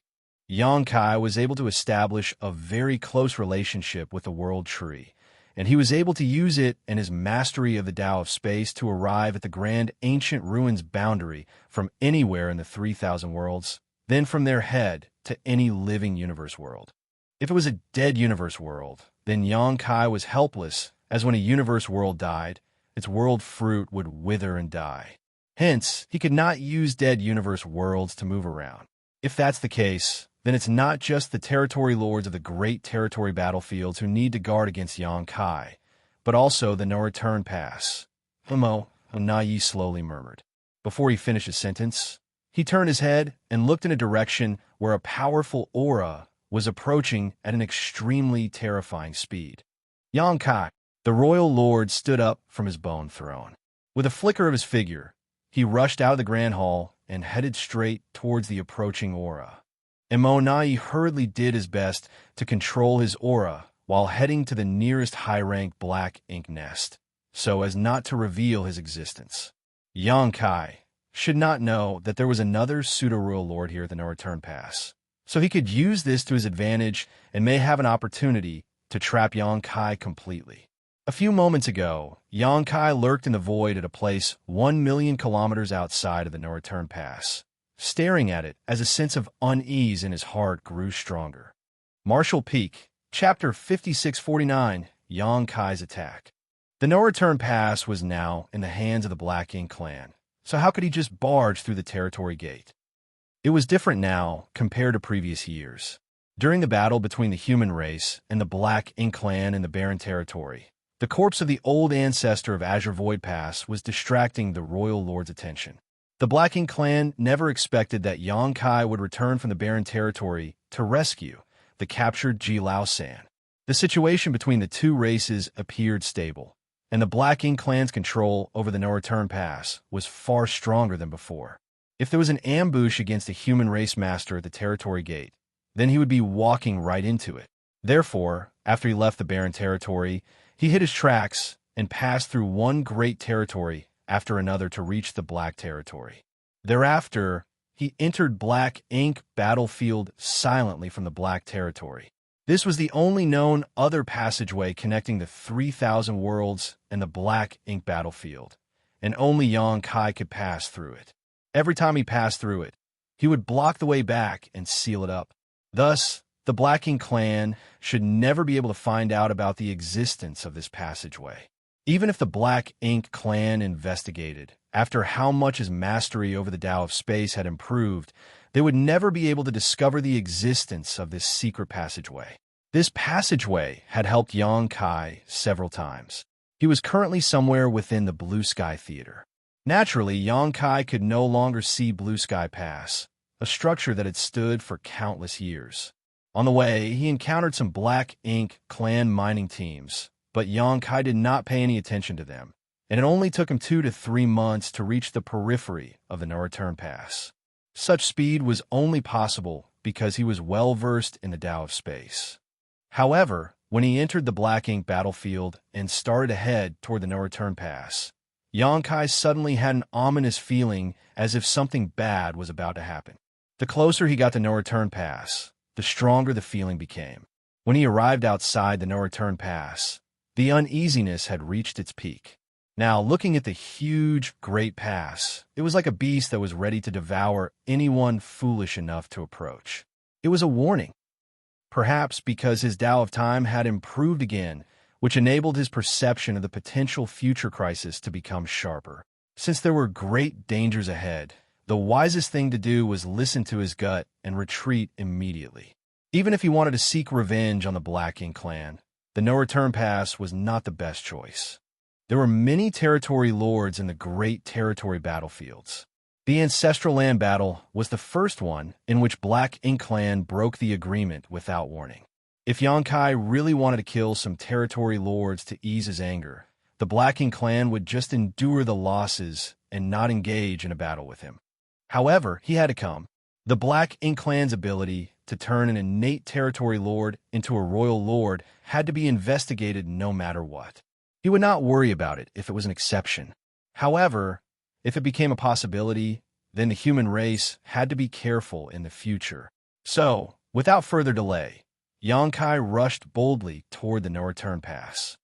He considered hiding his aura, but since a royal lord was present here, there was no way he could effectively do that. Thus, instead of sneaking around and hiding his power, it was better to come openly and blatantly. Yonkai's speed is extremely fast. The moment his aura was exposed, he used instantaneous movement and dashed to the top of a high-rank black ink nest. He then fiercely smacked down on it. The huge black ink nest rumbled and disintegrated from top to bottom like a mountain of jade pillars. Although the black ink nest was the foundation of the Black Ink clan and could spawn countless Black Ink clan members, it was not strong enough to withstand an attack by a top 8th Order master like Yongkai. Even a random 3rd or 4th Order Open Heaven Realm master could destroy a black ink nest with a single blow. Yongkai had done this previously.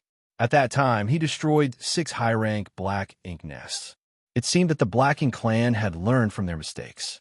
After he destroyed one, there were no more signs of high-rank black ink nests nearby. The high-rank black ink nests were now positioned far away from each other. Thus, even if Yongkai could destroy one of them, he would need time to destroy the second one. The moment the high-rank black ink nest was destroyed, a figure emerged from the ruins, but it was a territory lord. After feeling Yongkai's murderous intent, he turned his head and exclaimed, "Yongkai." Yongkai's reputation was evident when he was immediately recognized by a random territory lord. The territory lord was terrified and had no intention of fighting with Yongkai. He turned around to run away, but the void suddenly froze and his vision dimmed. When he looked up, he saw a huge palm descending from the sky to slap his head down. The territory lord was using black ink strength like mad, but it was difficult for him to resist the terrifying power of this palm and was directly slapped. Yongkai withdrew his hand. He was slightly stunned that this territory lord was far too weak. It soon dawned upon him that this was not an innate territory lord, but an acquired territory lord. He had been hiding in the black ink nest to cultivate, but had suffered an untimely death. Killing the innate territory lord or the acquired territory lord did not make much difference to Yongkai. But if he had to choose, he would rather kill the acquired territory lord. This was not because the acquired territory lords were weaker and easier to kill, but because acquired territory lords had the potential to become royal lords. By killing more acquired territory lords, he could prevent them from ever becoming royal lords. Exterminating the black ink nests and killing the territory lords seemed to be tedious, but in fact, it was extremely fast. However, at that moment, he sensed a powerful aura. The royal lord is here. Yongkai was not surprised. The royal lord was always here at No Return Pass. Since he came to cause trouble, it was natural that he came out. The moment he manipulated space principles, his chi fluctuated violently, and in a flash, the void was like a lake that had a boulder thrown into it. The void rippled, and Yongkai's body swayed. Although the instantaneous movement was successful, his position was vastly different from where he was supposed to be. It was too late to reposition himself. The royal lord came from the depths of the no-return pass with a terrifying power and appeared close to him in the blink of an eye. His voice thundered. "Die!" He raised his hand and brought his palm down at Yongkai. The power of this palm turned heaven and earth upside down. Although Diwu had the strength of a royal lord when he was at the ancestral land, the difference was immense. Yongkai hastily took up the Azure Dragon Spear. With the subtle space-time strength lingering on the long spear, it managed to stab the royal lord a dozen times. Each time Yongkai and the royal lord moved, they would leave a vivid residual image in place, as if they were portraits painted by the most skilled artists. The figures of the royal lord and Yongkai could be seen everywhere throughout the void, filling up the huge void in the blink of an eye. A group of territory lords that had rushed out from the depths of the no-return pass were dumbfounded. They could not tell which of those figures was real and which were just residual images. However, they did not worry about those. Dozens of territory lords ran toward the battlefield. More than 10 territory lords tried to set up a formation to block heaven and earth. Those 7th Order Black Ink disciples who were good at Tao of Spirit arrays had developed the 4 Gates, 8 Palaces Great Pagoda array. Though they were saved by Xianxia, and had now returned to the human race's side with a large number of small stone race soldiers, they had still left behind arrays and formations that they made or shared with the Black Ink clan. Thus, although they were no longer present, the Black Ink clan could still set up the 4 Gates, 8 Palaces Great Pagoda array. The remaining territory lords formed the 4 Gates, or 5 Elements formation, and were ready to go to the battlefield for support. When they arrived at the battlefield, a figure fell out of the sky. Its face was pale, and a long spear lay next to its body. His chest was sunken, making him look quite miserable. It was Xianxia. Xianxia was satisfied with his face-to-face encounter with a royal lord, even though he was knocked away in just 3 breaths. Back then, when he was messing around at No Return Pass, he did not dare to fight with this royal lord because he would most likely fall and not be able to perform a space secret technique with his strength at that time. That would be playing with his life. Thus, when he faced the royal lord, he immediately ran. After 3,000 years, he met the royal lord again. Although he was still far from being a match for his enemy, they at least fought, which was much better than the last time. This was considered a positive development. It was difficult for a royal lord's strength to improve, but it was different for Xianxia. He had been an 8th Order Master for around 3,000 years. Now, he was at the peak of the 8th Order Open Heaven realm and might have a chance to break through and become a 9th Order Master. When he reached the 9th Order, he was confident that he would be able to kill such a royal lord with ease. Even so, there was still a long way to go. Behind Xianxia, Black Ink's strength was like a tidal wave. The royal lord's murderous intent was revealed, and he was in hot pursuit. Xianxia manipulated space principles and was about to leave with the instantaneous movement. However, since the last encounter with Xianxia, the royal lord seemed to have found a way to deal with Xianxia. Just like the royal lord who chased him out of the primordial heavens source grand restriction. The way to deal with Xianxia was to use his own aura to destabilize the void around Xianxia while he was performing the instantaneous movement technique. In this way, although it could not interrupt him, it could cause the location of the teleportation to deviate. This was proven in the royal lord's previous attempt. As expected, when Xianxia used instantaneous movement again, the royal lord used his aura to destabilize the void, and the instantaneous movement did not meet Xianxia's expectations. Not only was the distance much shorter, but the position was not even close to 1,000 kilometers. However, Xianxia was still more than satisfied with this. He still remembered the time when he escaped from primordial heaven's source grand restriction. When a sheep-headed royal lord chased him, every aura blast would hurt him. Now, it was just his instantaneous movement that was affected. It was much better than getting hurt. Martial Peak, Chapter 5650, Helplessness. One chased while one fled, quickly moving away from the No Return Pass. It was a similar scene to the past, and this alarmed Xianxia. Previously, he managed to lure the royal lord out of the No Return Pass, and then used his space beacons to quickly wheel around and destroy several high-rank Black Ink nests. After suffering such a loss, could the royal lord really still be so gullible? He was either overwhelmed by rage, or the Black Ink clan had a backup plan. As the supposed only royal lord of the Black Ink clan, guarding the No Return Pass was his biggest responsibility at the moment. How is it possible that he could let his rage control him to the point he forgot the bigger picture? The only logical conclusion was that the Black Ink clan had some way to guarantee the No Return Pass's safety. The royal lord was confident that even if he was not here, the Black Ink clan would be able to deal with Xianxia's attack. That meant that there was at least one more royal lord hiding there, possibly more than one. Even though he had already guessed this, Xianxia had to follow his original plan. He had planned to draw out the hidden royal lord no matter the price he needed to pay. Xianxia kept using instantaneous movement.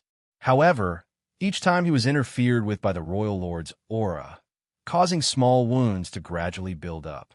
Although his strength was far superior to last time, Xianxia could not keep this up forever. The two gradually moved further away from the No Return Pass. The territory lords behind wanted to chase after them, but Yi sent an order in time to stop them. Yi sighed slightly as he looked in the direction the royal lord disappeared. He chastised himself for not understanding the situation sooner, so that he could discuss with the royal lord about countering Xianxia before he appeared. This situation was not what he had expected. If he had any say, Yi would not have let the royal lord chase after Xianxia. If he could not kill Xianxia, then what good would it be to chase him away? As long as the no-return pass was properly set up, the Black Ink clan's numerous territory lords and 2 royal lords had a good chance of trapping Xianxia as soon as he showed up. As long as the territory lords were able to get into position in time and seal Xianxia off, then the 2 royal lords could join forces and slaughter him. Unfortunately, the royal lord did not give Yi a chance to make proper arrangements and just rushed out as soon as he noticed Xianxia's aura. Now, it was difficult to ambush Xianxia since he was alerted to the situation. Now, Yi could only do his best to respond accordingly. He gave his orders for the territory lords to set up the area. As for himself, he did all he could to restrain his aura. In the void, the royal lord chased Xianxia 1 billion kilometers from the no-return pass.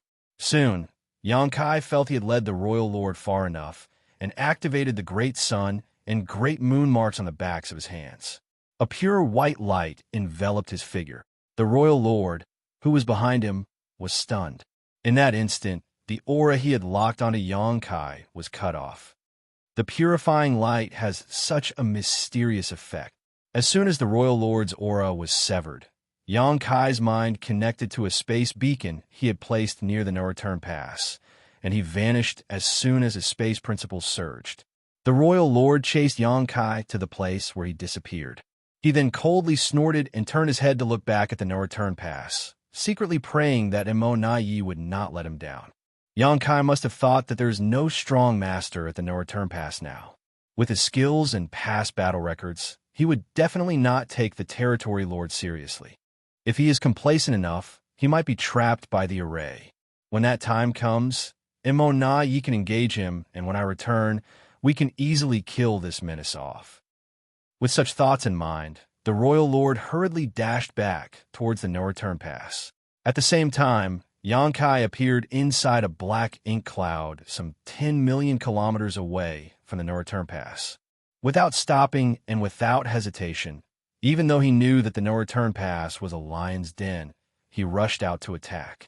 With his own aura surging openly, the territory lords guarding the no-return pass went on high alert as they awaited their greatest enemy. As his figure flickered forward, Xianxia pushed his time principles madly, tried to intuit where the future crisis might come from. He did not think that there would be much risk even if there was 1 or 2 royal lords hidden at the no-return pass. He could still run away if he was no match for them. The greatest danger was undoubtedly the heaven-sealing, earth-locking, 4 gates, 8 palaces Great Pagoda array. If he was trapped in such an array, the royal lord would pose a fatal threat to him. Thus, Xianxia had to look out for the locations where this array might appear. The array needed a certain number of territory lords in order to be activated, so in fact, he only needed to take note of the location of those territory lords. It was a pity that there were too many black ink nests around. Not only were there around 100 high-rank black ink nests, there also were thousands of mid-rank black ink nests. The aura of each of the black ink nests was so strong that Xianxia could not detect any territory lord hiding inside. The only thing he could use was the faint sense of crisis he felt, but unfortunately, he could not do anything about it. Thus, he could only use time principles to try to peer into his future. Soon, Xianxia closed in on the no-return pass, but instead of attacking, he began circling the perimeter. He could clearly sense the divine senses of numerous black ink clansmen probing him from the black ink nest below, which allowed him to determine which ones were occupied. Yi did not intend to engage Xianxia as he hid in one of the high-rank black ink nests. He just sat like a rock while reigning in his aura. With the information transmitted through the black ink nests, he was able to monitor Xianxia's movements without actively searching for him. Naturally, he became alarmed by Xianxia's movements. Since Xianxia had already lured the royal lord away, this should have been his best opportunity to go on a rampage and create a huge mess. If Xianxia wanted to, with his current strength, destroying several high-rank Black Ink nests was entirely possible. If he did that, though, the Black Ink clan would have a chance to trap him during the chaos. However, Xianxia did not do that. Instead, he kept circling the no-return pass. What keen instincts! Immortality definitely did not reveal his presence. However, Xianxia's experience in the ancestral land must have made this killing star wary of the Black Ink clan. Perhaps he could guess that there was still another royal lord lurking at the no-return pass. Immortality was both excited and worried. He was excited because it was more to his liking to fight such an enemy. He felt such clashes were far more interesting than simple head-to-head battles. However, he was worried about this enemy being so difficult to handle. Even with all his arrangements, they might not be sufficient. Outside the no-return pass, Xianxia's eyes suddenly narrowed before retreating immediately. Before he arrived at the no-return pass, he already had a very strong, ominous feeling. Now that he was here, that feeling spiked tremendously. This undoubtedly meant that he was in extreme danger. If he attacked the no-return pass from this direction, he might fall into the Black Ink clan's ambush. Is it a royal lord? Or is it the 4 gates, 8 palaces Great Pagoda array? Xianxia could not be certain. After silently calculating the time, Xianxia continued to circle the no-return pass without slowing down before coming to certain conclusions. 3 locations caused him to feel especially uneasy, indicating they were particularly dangerous. There were some aura fluctuations in those locations, but the differences were not that great. It now appeared that his mastery over the Tao of Time was quite useful in detecting future threats. He had just thought of trying this out and planned to practice it more frequently from now on. Time was running out, as the royal lord whom he lured away should be back soon if he came back at full speed. After a brief hesitation, Xianxia decided on a direction and swooped down, summoning the Azure Dragon Spear as a golden crow cawed. A great sun manifested at the tip of his spear before flying straight down towards a certain Black Ink nest. Inside this particular Black Ink nest, an innate territory lord was scared to death when he saw this. He had never met Xianxia head-on, so this was the first time he was feeling such a terrifying presence. Although he had heard of the horrifying reputation of this killing star, it was only today that he realized just how powerful he was. He swore and cursed at Xianxia, thinking there were more than 100 high-rank Black Ink nests at the no-return pass distributed over a vast area. Yet this killing star just had to target the one he was hiding in. It was a better than 100 to 1 chance, yet he was that unlucky one. In the face of Xianxia's attack, though, he could not even escape. He had to do whatever he could to protect the high-rank Black Ink nest. If he dared to run now, then he would definitely be the first one to perform the Source Fusion technique the next time. With a roar, the Territory Lord rushed out of the Black Ink nest and headed straight for the Great Sun with a defiant look on his face. In the face of death, this Territory Lord managed to summon his courage. At the moment the aura of one of the hidden Territory Lords was revealed, many nearby Territory Lords linked their auras to form a battle formation and shot towards Xianxia. In the Black Ink nest where Immortality was hiding, he could not help but sigh and had no choice but to lunge out. Xianxia knew that danger was waiting for him at the no-return pass, and yet he still came. Even though Immortality knew he would not be able to trap Xianxia if he showed himself right now, the moment the enemy attacked, he could not hide any longer. It would be difficult for the Territory Lords to stop Xianxia from destroying the Black Ink nests, so if Immortality did not move, the damage would surely be catastrophic. Sometimes, even a powerful master like a royal lord was helpless. Immortality surged his royal lord might towards Xianxia, hoping to frighten him off. Unfortunately, rather than looking frightened, Xianxia actually appeared relieved when he perceived the aura of a royal lord. One of his primary objectives for this trip had now been achieved. Martial Peak, Chapter 5651 Probe. There was more than one royal lord at the no-return pass. In addition to the one lured out by him, there was another one lurking in the shadows. Xianxia even felt that this royal lord's aura was somewhat familiar. It was as if they had met somewhere previously. Yangkai did not have time to ponder over the issue as he poured even more strength into the great sun as he thrust his spear towards the territory lord. The huge black ink cloud instantly disintegrated as if the powerful innate territory lord was struck by lightning. He spurted black blood and flew out even faster than he emerged, his body completely charred. He was severely wounded in just one blow. He had heard about Yangkai's ability to kill his fellow territory lords in just 3 moves, but believed all that was hearsay and rumors. Now that he was on the receiving end of this killing star, he realized just how powerless he was. How could such a master be born among the human race? The only thing the territory lord was glad about at this moment was that Yangkai did not cast his soul secret technique. Otherwise, he was certain he would already be dead. The shockwave from the clash soon hit the high-rank black ink nest below, causing all the black ink clan's nerves to tense up.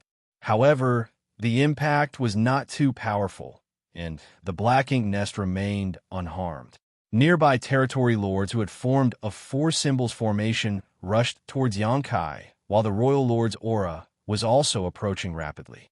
He would be in grave danger if he was to engage 4 territory lords and a royal lord. Furthermore, the moment he attacked the black ink nest, he sensed that more than 10 territory lords were flying over from all directions, each holding an array banner in their hands. From the way they positioned themselves, it was obvious that they were going to set up the heaven-sealing, earth-locking array. The Black Ink clan's response was truly swift, as if they had rehearsed it countless times. No matter which direction Yangkai attacked from, he would be vulnerable to this trap. Yangkai knew that this was no time to dwell on the territory lords who had formed a battle formation. He had no way to deal with them quickly unless he activated the soul-rending thorns. However, that would only damage his soul and force him to withdraw for an extended time. It would be suicidal if he lost control again, like what happened back in the ancestral land.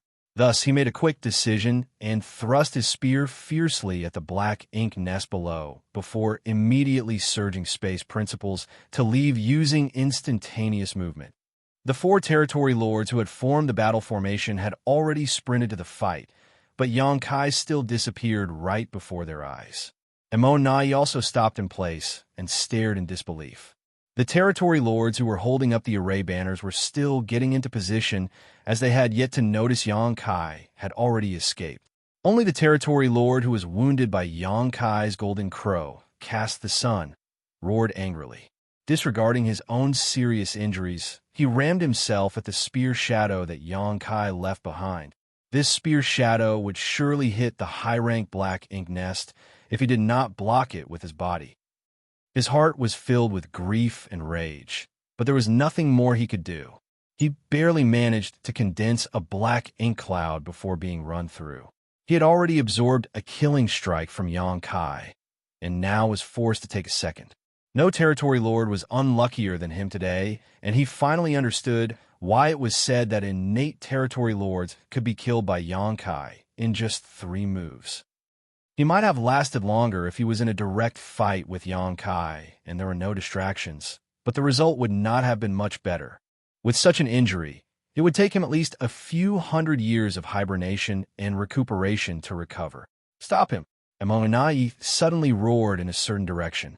Though Yangkai disappeared using instantaneous movement, he did not move too far away. Instead, he appeared on the opposite side of the no-return pass, where another high-rank black ink nest lay, and launched an attack. There were also territory lords guarding these nests, so when they heard Immortality's order and felt Yangkai's aura, they did not hesitate, rushing out from their hiding place as their auras quickly linked together. Yangkai did not even look at them, and just as he had previously done, he summoned a spear, raised the great sun as the golden crow shrieked, and blasted it towards the high-rank black ink nest.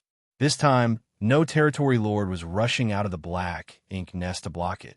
The great sun flew towards the black ink nest, while Immortality, who was rushing over, instantly roared furiously, courting death. He ordered the 4 territory lords nearby, protect the nest. The 4 territory lords hastily activated their secret techniques to intercept the great sun, and managed to land some impacts on the great sun, causing its light to dim and its course to be thrown off. It was just in time as the great sun broke apart, and though the black ink nest shook a few times, it remained safe and sound. All from the black ink clansmen heaved a sigh of relief as Mo Na Yi dashed towards Xianxia as fast as he could. The 4 territory lords in formation had not reached Xianxia and were trying to pin him down. They did not need to hold him for too long. Just a few breaths would be enough for Mo Na Yi to arrive. Xianxia would naturally not give them this opportunity and used space principles to disappear again, only to appear at a different location. A great sun rose into the sky as the golden crow reappeared. All the territory lords suddenly felt exhausted, while Mo Na Yi felt overwhelmed. Facing such an unpredictable opponent, they found they could not restrict his movements and trap him regardless of how many experts they had. All the territory lords were basically like puppets that Xianxia could manipulate at will. When Xianxia went east, all of them headed east. When Xianxia went west, all of them went west. Furthermore, Xianxia was so strong that the territory lords had to form a 4 symbols formation before they even dared to take him on. Time and time again, Xianxia flickered around a no-return pass, summoning one great sun after another and causing huge explosions wherever he went. Each time he tried to destroy a black ink nest, though, his attack would be intercepted or disrupted by the nearby territory lords. This could not be helped as there were just too many territory lords in the no-return pass. No matter which direction he went, there were always territory lords to block him. And Mo Na Yi also played a big role by coordinating them. However, Xianxia's purpose had already been achieved. These multiple attempts to destroy high-rank black ink nests were not just about trying to cause damage, but were also to check if there were other royal lords hidden here. The answer was no. If there really was a 3rd royal lord, he would not be able to resist coming out to fight Xianxia after he repeatedly attacked so many black ink nests. If there was another royal lord, when supplemented by the many territory lords, they would have a far better chance to take him down. Thus, Xianxia's previous assumptions about the Black Ink Clan's creation of royal lords were not too far off. The Black Ink Clan indeed had some means to create royal lords, but the price to pay was far too great. So, under normal circumstances, they would refrain from doing this unless absolutely necessary. Over the years, the Black Ink Clan did not use such means, and only created Di Wu as Xianxia had been in a kind of trance as he cultivated in the ancestral land. Now, the Black Ink Clan had created another one for some reason, perhaps to guard against Xianxia causing trouble at the no-return pass. The royal lord he lured out should be returning soon, so there was no time for Xianxia to dwell on the issue. This time, Xianxia did not disappear immediately after launching his initial attack. Instead, he rushed toward the high-rank black ink nest with his spear. Mo Na Yi's pupils suddenly constricted, and he yelled from afar, "Xianxia, you dare?" Xianxia laughed and roared, "Open your eyes and see if I dare." The 4 nearby territory lords were so dumbfounded that Xianxia easily slipped around their battle formation and reached the top of Black Ink Nest. "Kill him!" Mo Na Yi yelled again. The 4 territory lords reacted almost on instinct, and each blasted Xianxia with their secret techniques. The void was violently shaken by the intense power, and the majestic black ink nest disintegrated from the subsequent explosion. The faces of the Black Ink Clansmen turned pale as they looked at the crumbling black ink nest in disbelief.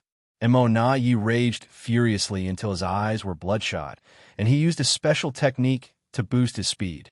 Xianxia stood amid the collapsing black ink nest as blood trickled from the corner of his lips. He was injured by the 4 territory lords' attacks. Before he could steady himself, though, a beam of black ink strength furiously shot at him from afar. Xianxia's body was now covered with fine dragon scales, so he did not panic in the face of this terrifying attack. Drawing world force from his small universe to protect himself, he thrust out his spear. The explosion and shock waves spread out. Xianxia rode the shock waves out as his fine dragon scales bristled in a golden light, though they quickly dimmed and he spat out a mouthful of golden blood. His defense was barely able to absorb the royal lord's angry blow. Xianxia was lucky that his dragon form had become far more powerful than before and was just a step away from becoming a divine dragon. His physique was far more resistant to such attacks than previously. The aura of the royal lord who had been lured away by Yang Kai appeared in the distance at that moment and was approaching rapidly, just in time. While risking serious injury, Yang Kai wanted to send a message to the Black Ink clan that one royal lord alone was insufficient to stop him from destroying the Black Ink nests here. Yang Kai surged his space principles and used instantaneous movement, but did not go too far. He moved just 1,000,000 kilometers out before he turned around to look toward the no-return pass. The territory lords were about to chase, but Immortality raised his hand and warned, "Don't pursue him." The territory lords actually heaved a sigh of relief and settled down. When the royal lord returned, he sensed Yang Kai's aura from afar, but did not move towards him as he knew doing so was futile. He looked around to assess the situation of the no-return pass, and his mood instantly became very gloomy. 2 high-rank black ink nests were destroyed. A black ink nest was destroyed even though Immortality was here at the no-return pass. He was very upset about this. He expected to see Immortality and the territory lords besieging Yang Kai when he returned, but it turned out to only be wishful thinking. Sensing the royal lord's displeasure, Immortality could only bow and apologize for what had happened. The royal lord did not say a word, as although he was very angry, he still understood Immortality had done his best. Facing an enemy like Yang Kai, even he was not certain he could have done better under the circumstances.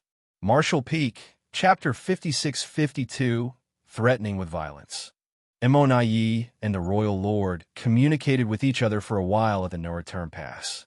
Yang Kai only saw the royal lord looking troubled and occasionally looking at him and nodding slightly. No one knew what they were discussing. With the royal lord's permission, Immortality turned around and headed outside the no-return pass. It seemed he wanted to have a good talk with Yang Kai. Although the Black Ink clan had 2 royal lords here, they had still suffered a loss. Though their losses were significant, their overall combat strength had not weakened considerably. In such an environment, it was unfortunate for them that the no-return pass was targeted by a human master like Yang Kai. Yang Kai did not leave the no-return pass immediately. Instead, he gave the Black Ink clan a chance to talk to him. Yang Kai stood in the void calmly. Even though he had been injured from the battle, he had no intention of running away. He had the confidence to stand there. He would have fled long ago if he was facing a royal lord 3,000 years ago. Immortality did not go too far, coming to a stop at the periphery of the no-return pass. He meant to show his goodwill that he was not going to attack Yang Kai. Nonetheless, he was on guard against any surprise attack the other party might launch on the no-return pass, however unlikely the possibility. Looking at each other, Immortality cupped his fist and said politely, "Sir Yang Kai, we meet again." Immortality. Yang Kai greeted him and narrowed his eyes slightly. Yang Kai felt that familiar aura and then recognized who he was. Yang Kai had dealt with his Black Ink clansmen several times previously. Among all the information that the human race had on the Black Ink clan, Immortality was one of the individuals that they most focused on, not only because he was among the strongest of the innate territory lords, but also because he seemed far more intelligent than the others. Every time he was sent to a great territory battlefield to act as commander, he showed incredible aptitude in positioning troops and launching attacks. He was responsible for severe human losses. He was also the Black Ink clan's primary negotiator during the peace talks between the 2 races. Yang Kai did not expect to see him at the no-return pass, and certainly not as a pseudo-royal lord. Based on the encounter they just had, Yang Kai knew that Immortality was difficult to handle, not only due to his strength, but also due to his tactical and strategic acumen. It was clearly Immortality who organized the territory lords in advance of the no-return pass, a major factor in disrupting his efforts to destroy Black Ink nests. Yang Kai judged that he was dealing with an intelligent and dangerous opponent. Immortality smiled, and respectfully, "It's an honor that Sir Yang remembers my name." It was as if the previous battle had never happened and they were old friends catching up. He's even adept at politics and diplomacy. Yang Kai thought and frowned. In response, Yang Kai scoffed and said, "I hope you will feel honored when I kill you one day." Immortality laughed and said, "Sir Yang really has a great sense of humor." It is well known that you have no hope of becoming a ninth order while I, Imo have already become a royal lord. Sir Xianxia, how do you intend to kill me? This was true. Although he could not do anything to Xianxia, the opposite was also true. He used to be afraid of Xianxia when he was an innate territory lord, but now he no longer was, and that feeling was only reinforced after he witnessed Xianxia scurry around and avoid him during their battle instead of engaging him directly. This was also the reason why Imo went to great lengths to become a pseudo-royal lord. If he was still just an innate territory lord, he would not have the courage or capital to stand and talk to Xianxia, as there would always be a risk of being killed when he spoke directly to this killing star. Wasn't Diwu a royal lord? Xianxia said with a sneer. Imo was instantly dumbfounded when he realized that he had forgotten all about this point and cursed Diwu in his heart for being such a fool and bringing shame to the Black Ink clan. Imo became impatient with their exchange and fumed that he had to continue talking with Xianxia. This was not something that the Black Ink clan was good at. The human race had always been better at verbal sparring and outwitting the Black Ink clan. Finally, Imo lost his patience and shouted, "Sir Yang, you came to the no-return pass to kill our territory lords and destroy our Black Ink nests, even when we still have an agreement between our races. You have violated the terms of the agreement, and yet your excellency is so blatant about it. Don't you think that you've gone too far?" Xianxia almost laughed. He did not expect Imo to lose his cool from just a little prodding. So what? Xianxia raised his chin and said arrogantly, "You cannot stop this king from sweeping through the great territory battlefields and killing all of your territory lords. You dare!" The real royal lord of the Black Ink clan roared furiously from the no-return pass. "Just wait and see." As Xianxia said that, he turned around, and the void started to ripple around him as he surged his space principles. "Don't leave, Sir Yang. Listen to what I have to say first." Imo shouted at the top of his lungs. Xianxia turned his head to look at him and said coldly, "What?" Imo cupped his fist respectfully, signaling him to wait a moment. He then turned to bow towards the no-return pass and communicated with the royal lord to calm down. This caused Xianxia's eyes to narrow slightly, and he found the situation rather interesting. The Black Ink clan did not care about seniority or etiquette. While the royal lord of the no-return pass had done a great service to the Black Ink clan for many years, Imo was now also a royal lord who was almost on par with him. Thus, there was no need for Imo to be that respectful of him. Looking at Imo actions, though, he still seemed to be a subordinate to the royal lord. Thus, it must be related to their strength. Although Imo was now a royal lord, he didn't seem to be a true royal lord.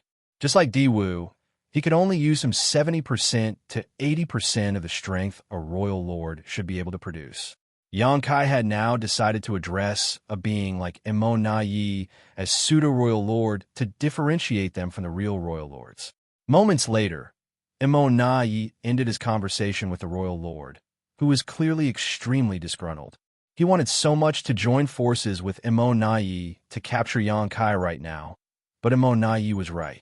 Without the heaven-sealing earth-locking array set up, the chances of them capturing Xianxia were basically zero, even if they combined forces.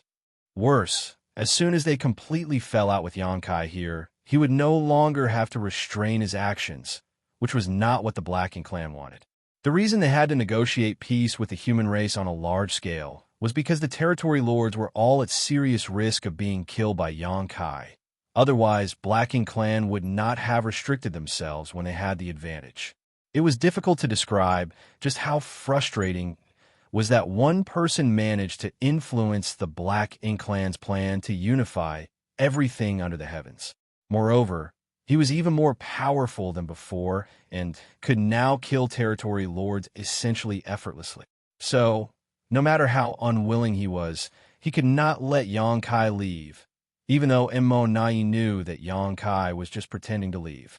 If he left, all the territory lords across the great territory battlefields could only retreat to their camps and not reveal themselves. The peace agreement still benefited both sides. The evidence was how many masters both races had accumulated over the past 3,000 years. "Sorry to keep you waiting, Sir Yang.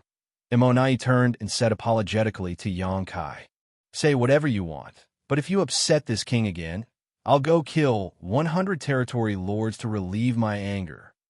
Imonai frowned as he knew that the Black Ink Clan's previous actions had truly annoyed Xianxia, and he could not do anything about it. Instead of blowing up, though, he just smiled and said, "Sir Yang, although the human race and Black Ink Clan have fought for many years, there is currently an understanding between us.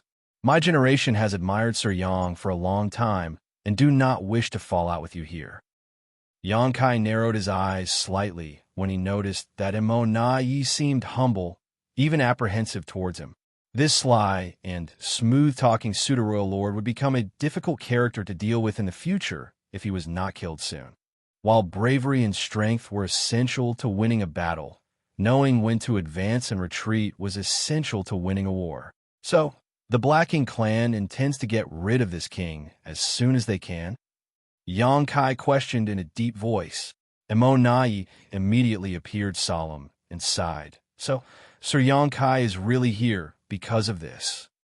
He looked as if he had expected this, and also appeared sad. "Imonai, wish to provide an explanation to your excellency regarding the recent unpleasantness." "Go ahead. I'm all ears." Xianxia grinned, interested to see where the conversation would lead and how Imonai intended to resolve this situation. Imonai continued, "Earlier at the Divine Spirit Ancestral Land, a faction of my Black Ink Clan saw an opportunity and acted impulsively, completely without authorization. Please believe me when I say that they were acting on their own and not on orders of Sir Royal Lord. During that time, Sir Royal Lord was in retreat and entrusted all outside affairs to Di Wu, who was killed by you in the Divine Spirit Ancestral Land. It was always convenient to blame the dead. Xianxia was naturally not a fool to be manipulated by Imonai with such words. Unfortunately, since Di Wu was dead, the truth of the matter died with him. Imonai continued. Di Wu had always been aggressive and prone to using force to solve problems. But in this case, he has caused trouble and undermined the peace agreement between our two races, sullying the Black Ink Clan's honor in the process. Thus, his death is not worth pitying. Sir Yang has done us all a great favor by killing him. If he hadn't died in the Divine Spirit Ancestral Land, Sir Royal Lord would have taken his life as punishment for provoking the humans and your excellency." Xianxia barely contained his urge to laugh out loud. If someone uninformed heard this speech, they might have thought that the Black Ink Clan was some kind of benevolent race who treated others with honesty and respect. Imonai swallowed both his dignity and pride to speak with Xianxia like this. It would be impossible to find another pseudo-royal lord who was willing to act so humbly to an 8th Order Open Heaven Realm Master. Martial Peak, Chapter 56-53, Conditions. All this only made Xianxia more determined to kill Imonai. He had to seize any opportunity to eradicate this pseudo-royal lord as soon as possible. Imonai was undoubtedly a Black Ink Clansman on the inside, but on the outside, he was as shameless and cunning as any human. In short, this guy was very difficult to deal with. Di Wu is now dead, and the territory lords who went to the Ancestral Land were also killed by you. So, it is the Black Ink Clan who suffered a heavy loss. Imonai sighed. Xianxia snarled in return. "Why shouldn't I have killed Di Wu and those 8 territory lords? Should I have stuck out my neck to let them chop my head off instead?" "That's not what I meant." Imonai waved his hand. "I just want to say that their death isn't worth us fighting over. I just hope that their death can also calm your anger and allow this matter to rest." "What do you say?" "What do I say?" Xianxia turned furious and then snapped. "If this is what you want to tell me, then save it. I will go back to the 3,000 worlds and kill 100 territory lords to vent my fury." "Ha, very well." Imonai smiled bitterly and said, "If it were me, I would not let this issue rest either. We both know that the peace treaty cannot be torn up right now. So let us see if we can come to some kind of arrangement. Sir Yang is undoubtedly unrivaled on the external battlefields, as my Black Ink Clan does not have enough royal lords. Many territory lords would indeed die at your hands. However, once an all-out war breaks out, the future of your Eighth Order Masters will be equally perilous. I believe that this is not the outcome the human race wants to see.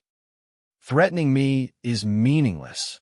Xianxia coldly snorted. If a war is what you want, then that is what you will get. We'll see whether your territory lords or our Eighth Order Masters are wiped out first. Regardless of the outcome, I know I won't be the one to die. Immortality was dumbfounded. Indeed, with Xianxia's methods, no matter what kind of war broke out, the chance of being killed was minute, unless the Black Ink clan created a few more pseudo-royal lords to corner him. However, right now, the number of Black Ink clan innate territory lords could hardly support the creation of more pseudo-royal lords.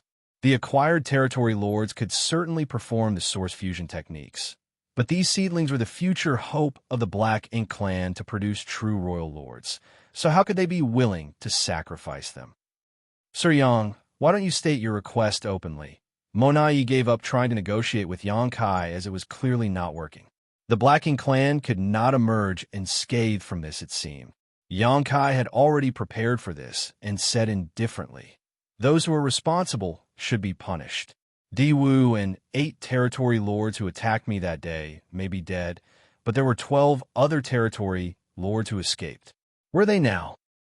Immortality was shocked that Xianxia had such a big appetite. He clearly wanted to kill those 12 territory lords to appease his anger.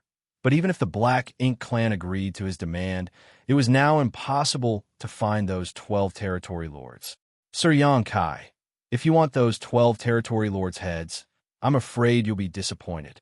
Immortality sighed.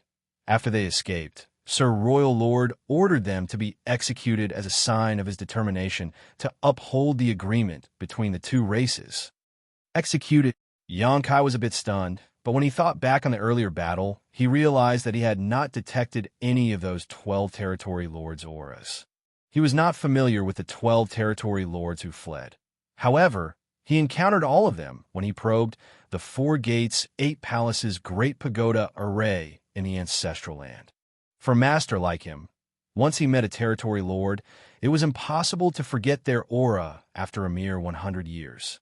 In their recent battle, all the territory lords at the No Return Pass had to have been deployed to fight. The 12 territory lords couldn't be hiding from him.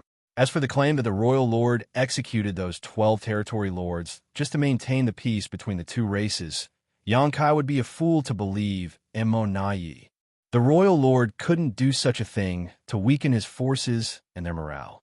At most, he would send them to the 6 great territory battlefields as a punishment to redeem themselves. Xianxia's brow twitched and swept his eyes over to look at Immortality. According to the information he got from the 7th Order Open Heaven Realm Masters, 13 innate territory lords were sacrificed so that Diwu could attain the rank of pseudo-royal lord. At that time, there should not have been a second pseudo-royal lord at the No Return Pass. Now, Immortality had become a pseudo-royal lord, and the 12 territory lords who had escaped from the ancestral land were missing. Xianxia suddenly realized how Immortality became a pseudo-royal lord, and was now curious about how the Black Ink clan turned an innate territory lord into a pseudo-royal lord. Although he had a lot of information now, and it was assumed that it was done by some means of sacrifice, the in-depth details were still unknown. He also doubted the Black Ink clan would just tell him the truth. Perhaps. I can try. What if I get something out of it? Xianxia thought. While Xianxia was thinking, Immortality nodded his head and replied, "It's true that they were executed. I know that you don't believe me, but there is no need for me to lie to you about this." Xianxia said, "It does not matter. If they are dead, then let other territory lords take their place. 12 territory lords, I don't care who they are. I'll behead 12 and be on my way. If you can't bear to lose 12 territory lords, then let me destroy 12 high-rank Black Ink nests. That's right, I've already destroyed 2. Just give me 10. After all, you were the one who asked me to state my demands," Xianxia sneered. Immortality was barely able to maintain his smile as he replied, "Your Excellency, your demands are rather unrealistic. I'm afraid they cannot be met. Whether it was territory lords or high-rank Black Ink nests, They were not assets the Black Ink clan could afford to sacrifice. If Xianxia insisted on these, then there was no point in continuing the conversation. It was you, the Black Ink clan, who attacked me first, Xianxia said frostily. Immortality could not help but sigh, as that was an indisputable fact. If this was a negotiation between two equal parties, logic and reason would allow them to reach a compromise. However, Xianxia was currently a nightmare to all territory lords and had no reason to be reasonable. Immortality silently cursed the dead Di Wu. If he had gone to the ancestral land to preside over that incident, things would not have deteriorated to this extent. Di Wu and the others were indeed at fault, but they were either killed by you or executed by Sir Royal Lord. Isn't that enough to quell your anger? 10 high-rank Black Ink nests or 12 territory lords. No bargaining. Xianxia's was relentless. Immortality frowned and said, "You know that this is impossible. If you insist, then I can only assume that you have no intention of maintaining the peace agreement between our two sides. It will not be beneficial to either of our races for things to collapse here. I would like to suggest resolving this matter. Are you willing to consider it? Go ahead. It is true that you were attacked and have suffered losses," Immortality said, but then paused. When he thought about it, it was the Black Ink clan who had suffered losses. Xianxia killed a pseudo-royal lord, 8 territory lords, and his rampage of the No-Return Pass had destroyed 2 high-rank Black Ink nests. These losses were extreme, and yet Xianxia refused to let the matter rest. Still, Immortality could not quibble about things here, and simply said grudgingly, "Perhaps the Black Ink clan can compensate you with a large amount of resources to calm your anger." "How much is a large amount?" Xianxia raised an eyebrow. Immortality said with a silent sigh, "It will definitely satisfy your excellency." Xianxia stroked his chin and pondered. Although he came to the No-Return Pass looking for some revenge, his main goal was to find out the internal situation of the Black Ink clan. Now that his primary objective had been achieved, and he knew there were 2 royal lords here, it would truly be difficult for him to do anything more. His demands for 10 high-rank Black Ink nests or 12 territory lords were just him asking for the lion's share to see what he could squeeze out of the Black Ink clan. He also knew that the Black Ink clan couldn't agree to this demand, so the best-case scenario would really be getting some free supplies from them. The human race now has a large number of rising stars and a huge demand for resources. However, the number of great territories controlled by the human race was too low.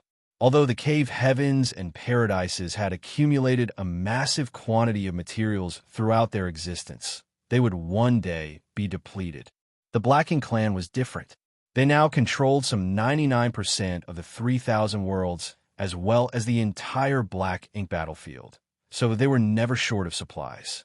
This was also the reason why there were many human race hunters who plundered the Black Ink clan in the great territories outside the main battlefields. So, Immortality's proposal to use resources to solve this situation was acceptable. However, Xianxia couldn't dismiss this incident so easily. From the battle of the ancestral land, it was clear that the Black Ink clan wanted to kill him. He was lucky that he had a geographical advantage and coincidentally had a massive small stone race army from Big Brother Huang and Big Sister Lan on hand. Otherwise, he would have faced a deadly situation. Since the Black Ink clan wanted him dead, they could not blame him for shaving off several kilos of flesh. Xianxia said, "I have 2 conditions. If Black Ink clan can't agree, then the ancestral land matter will be settled." Immortality frowned and said, "Please tell me." Although he was relieved to hear this, Immortality showed nothing on his face. As long as Xianxia was willing to state conditions, that meant there was room for negotiation. Immortality was only afraid that Xianxia would insist on killing 12 territory lords or destroying 10 high-rank Black Ink nests. Those conditions were simply unmanageable. First condition, Black Ink disciples. Xianxia held up a finger. "I want 100 Black Ink disciples in exchange for each territory lord's life.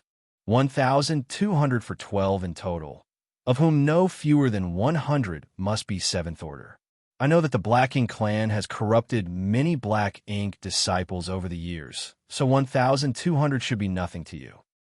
Imo Na Yi smiled bitterly and replied, 1,200 is not a small number. Yang Kai said, 100 Black Ink disciple for the life of a territory lord. I think I'm being very generous to the Black Ink clan. I won't force you if you don't want to accept. Imo Na Yi reached up and rubbed his forehead as if he was having a headache. However, Yang Kai noticed that he was actually using his divine sense to communicate with the royal lord of the No Return Pass. Martial Peak, Chapter 56-54, Spying. Yang Kai decided to wait patiently since Imo Na Yi was consulting with the true royal lord. However, he kept his guard up for any possible sudden turn of affairs.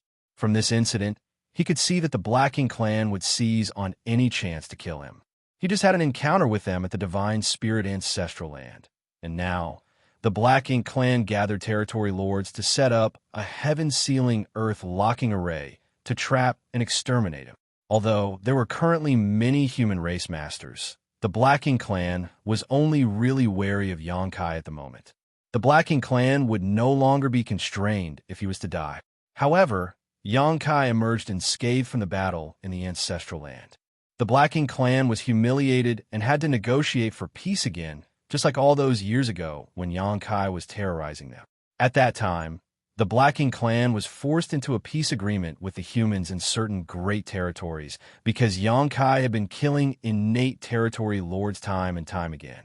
The losses were too heavy for the Black Ink clan to bear. Even now, the Black Ink clan was clear that Yang Kai was raising a huge fuss and making unreasonable demands, but there was still nothing they could do about it. A few moments later, Imo Na Yi nodded at Yang Kai and said, "We agree to your demands for 1,200 Black Ink disciples." Yang Kai reiterated, "No less than 100 in the 7th Order Open Heaven realm." Imo Na Yi said with a straight face, "Of course." Since the Black Ink clan had already agreed to this request, how could he haggle over the details? There were many Black Ink disciples who were corrupted by the Black Ink clan over the years. These Black Ink disciples would eventually grow into 7th Order or even 8th Order Black Ink disciples, of which Black Ink clan had few. Originally, the Black Ink clan wanted to use these 8th Order Black Ink disciples to infiltrate the human great territories as spies to obtain critical information or perform sabotage. However, there was now an abundance of purifying light within the human race's side, and in order to enter any rear facility or territory, one had to enter a purifying Black Ink battleship. Under the purifying light, the Black Ink disciples would not be able to hide. Thus, those 8th Order Black Ink disciples were useless unless they were used to fight the human race masters on the battlefield. As Yang Kai said, 100 Black Ink disciples in exchange for the life of a territory lord was actually very reasonable. As long as the humans had hunters, the Black Ink clan would not lack in Black Ink disciples. "Sir Yang can state your second condition," Imo Na Yi said. Yang Kai looked at him with a smile and nodded. "I want to know how you became a royal lord. As far as I know, an innate territory lord can't become a royal lord. So, how did you do it, and how did Diwu do it?" Imo Na Yi calmly replied, "Who told you that innate territory lords cannot become royal lords? Diwu and I have been cultivating for many years, so there is nothing strange about us achieving a breakthrough, right? Don't take me for a fool." Yang Kai snorted. Before Diwu became a royal lord, 13 innate territory lords entered a high-rank Black Ink nest in the No Return Pass and disappeared one after another. When you became a royal lord, 12 territory lords were conveniently executed. Are you trying to tell me there is no relationship between these events? Of course not. Imo Na Yi tried to deny it, but after a moment, he realized that Yang Kai should have gotten this information from those 7th Order Spirit Array Masters. After the Battle of the Ancestral Land, the 12 surviving territory lords escaped while the 7th Order Black Ink disciples went missing. They apparently had fallen into Yang Kai's hands and were rescued by him. During the time they had been in the No Return Pass, although they did not know anything about the Source Fusion technique, those 7th Order Masters weren't blind and surely took note of certain events. Were they sacrificed? Yang Kai looked straight into Imo Na Yi's eyes and continued. There must be some method the Black Ink clan possesses that allows a large number of innate territory lords to sacrifice themselves and integrate their power into a Black Ink nest. After enough power is accumulated, an innate territory lord can absorb all of it for themselves, allowing them to break through their shackles and become a royal lord. Mo Na Yi maintained a straight face the whole time, so Xianxia could not tell anything from his reaction. In the end, Mo Na Yi just flatly stated, "Whatever your excellency chooses to believe, let that be the truth." Xianxia stared at him deeply for a long time before he waved his hand and said, "Good." He also knew that he could not get an admission from the Black Ink clan. Even if the Black Ink clan did tell him some story, would he believe it? Whatever the Black Ink clan said still had to be verified, so there was no point in pushing the issue. Without dwelling on the matter, Xianxia said, "Let's talk about the resources." Mo Na Yi was exhausted from having to deal with Xianxia all day, so he quickly cupped his fist and said, "We need time to prepare the resources and gather the Black Ink disciples. Please wait for a while. Once they are ready, we will deliver them to you." "Humans are truly disgusting and difficult to deal with," fumed Mo Na Yi internally. Mo Na Yi deeply appreciated how difficult it was to communicate with Xianxia. He was glad that he did not argue with Xianxia about the specifics of the supplies, or he might want him to list out all the materials in detail. He was just relieved that the negotiations were finally over. Xianxia nodded lightly and tossed a communication bead to him and said, "Take your time to prepare. Send me a message when they are ready, and I will come." Mo Na Yi took the communication bead, but when he looked up, Xianxia had already disappeared. He did not seem to worry that the Black Ink clan would renege on the agreement and did not even give a time limit. Xianxia figured he did not need to give a deadline, for if the Black Ink clan dared to renege, the territory lords in the great territory battlefields would be in imminent danger. Xianxia would surely kill 100 territory lords just as he promised. As for now, the Black Ink clan wanted him to be as far away as possible. They had nothing to gain by having him lingering around. Although the two royal lords were indifferent to having such a human master nearby, the territory lords couldn't help feeling nervous. Mo Na Yi turned around and flew towards the no-return pass. When he reached the royal lord, he bowed low and said, "Sir, we subordinates failed in our responsibilities and caused a huge loss to our Black Ink clan. Please punish us, sir." To this declaration, the royal lord just waved his hand and said, "It's not your fault. I was the one who underestimated him." He originally thought that everything would be safe with Mo Na Yi guarding the no-return pass, but the growth of this human had vastly exceeded his expectations and caught him off guard.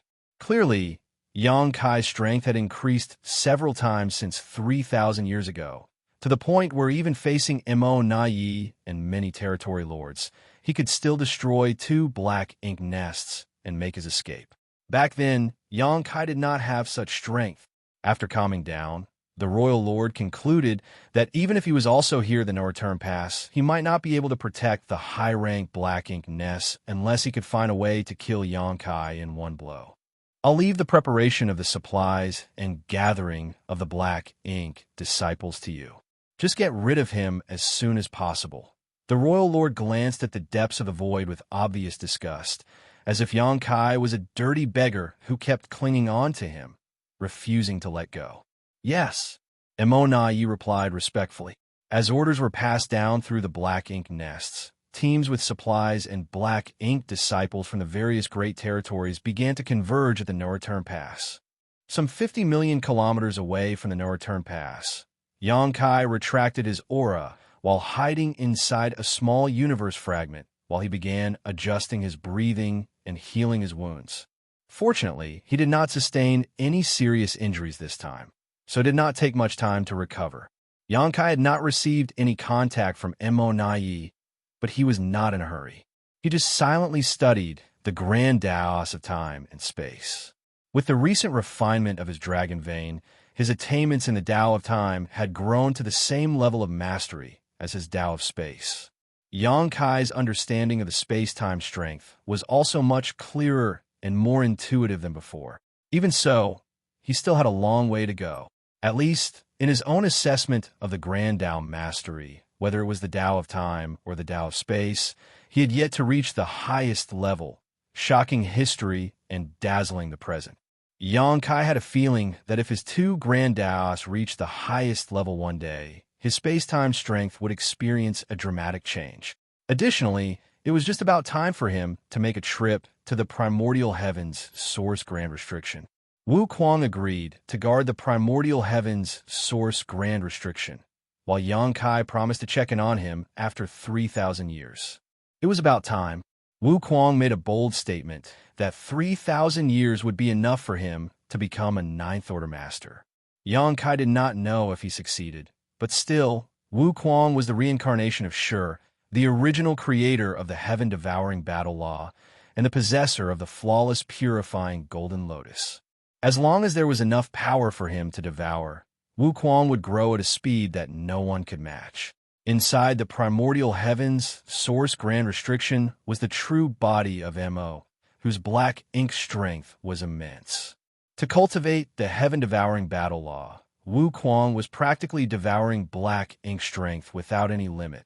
Guarding the primordial heavens source grand restriction might have been a chore for others, even for the original Tsang and his compatriots, but it was actually a joy for Wu Kuang. It had been more than 3,000 years since the primordial heavens source grand restriction war and the collapse of the human race Grand Army. Mo was struck by Mu's secret technique at the last moment and fell into a deep sleep with no one knowing when it would wake up. Once it woke up, it would be disastrous if the human race still did not have the means to deal with it. Xianxia felt a sense of powerlessness.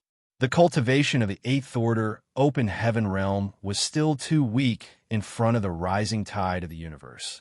He hoped that he would not be disappointed with the three selves source reconstitution art that Wu Kuang had given him. 3 months later, Xianxia, who was meditating, suddenly felt something and took out the communication bead. When he infused his divine sense to look into it, it was Mo Nai who had sent a message that informed him that the supplies and 1,200 black ink disciples were ready for him. They were now waiting for Xianxia to return to the no-return pass to settle the grudge over the ancestral land ambush. It seemed that the Black Ink clan had not been dragging their feet since he left that day. Xianxia would not go to the no-return pass so easily, though. That was the Black Ink clan stronghold, with countless Black Ink clansmen gathered there. If he fell into the heaven-sealing, earth-locking array again, then Xianxia would be in great trouble. Thus, he pondered a little and then sent a message. At the no-return pass, Mo Nai gripped the communication bead and was dumbfounded when he looked at it. What? The royal lord stood up and asked in a deep voice. Mo Nai shook his head and said, "This human is very cautious. He doesn't want to come to the no-return pass to receive the supplies, so he specified another location." Just as expected, the royal lord coldly snorted, "Go on then. Do not miss this opportunity." Mo Nai was surprised by the royal lord's persistence to kill Xianxia. Although he did not think it was appropriate to provoke Xianxia anymore, he had no choice but to agree. Marshall Peak, Chapter 56-55, Good Deal. A full 6 months later, somewhere in the void, Mo Nai stood, looking extremely angry and upset. Anyone who had been made to dance like a puppet on strings would feel equally moody. Behind him, several innate territory lords sensed his anger spilling over and threatening to engulf them. In order not to incur his wrath, they kept silent and stayed as far from him as possible. Behind him were 1,200 Black Ink disciples gathered in various scattered groups and areas, looking confused and disorganized. It had been half a year since Mo Nai set off from the no-return pass with the 1,200 Black Ink disciples and the supplies he had prepared. In this half a year, Xianxia repeatedly changed the location for the transaction 8 times.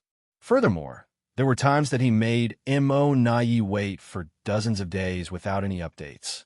Mo Nai was furious, but could not do anything about it. He could understand Xianxia being cautious and suspicious, as the royal lord had already instructed Mo Nai to seize any opportunity to kill this pest. However, with Xianxia being so cautious, How could Black Ink Clan have any chance to do anything? If Immortality wanted to take action against Xianxia, he had to first set up the 4 gates, 8 palaces, Great Pagoda array, so that he could trap him in place. The Black Ink Clan had no way to arrange anything in advance, though as Xianxia repeatedly changed the meeting location. Thus, Immortality no longer held any hope of taking Xianxia down. The Black Ink Clan was being sincere to Xianxia, but he still treated them like vicious bandits, which frustrated Immortality. He decided that if Xianxia changed the meeting location again, he would return to the no-return pass with the Black Ink disciples and supplies. Suddenly, ripples appeared in the void, and Xianxia appeared like a ghost. Before he appeared, neither the innate territory lords nor Immortality felt Xianxia's aura. This space secret technique alone rendered the Black Ink Clan somewhat powerless to deal with him. "It's been a long time," Xianxia said as soon as he appeared. He had randomly and hastily decided to meet here, so the Black Ink Clan couldn't set up the traps in advance. Additionally, he had secretly surveyed the vicinity with his demon eye of annihilation to ensure there were no hidden dangers before showing up. "Sir Yang is quite cautious," Immortality replied grouchily. He could be considered mild-tempered among the Black Ink Clan, but now he was thoroughly incensed by Xianxia's behavior. Xianxia said frostily, "What's wrong with being cautious? Enough nonsense. Where are the supplies?" Immortality kept a straight face and threw out a few space rings. Before Xianxia caught them, he used his divine sense to check them for hidden traps and ensure that there were no problems. Each space ring was filled with resources and materials of various qualities and elements.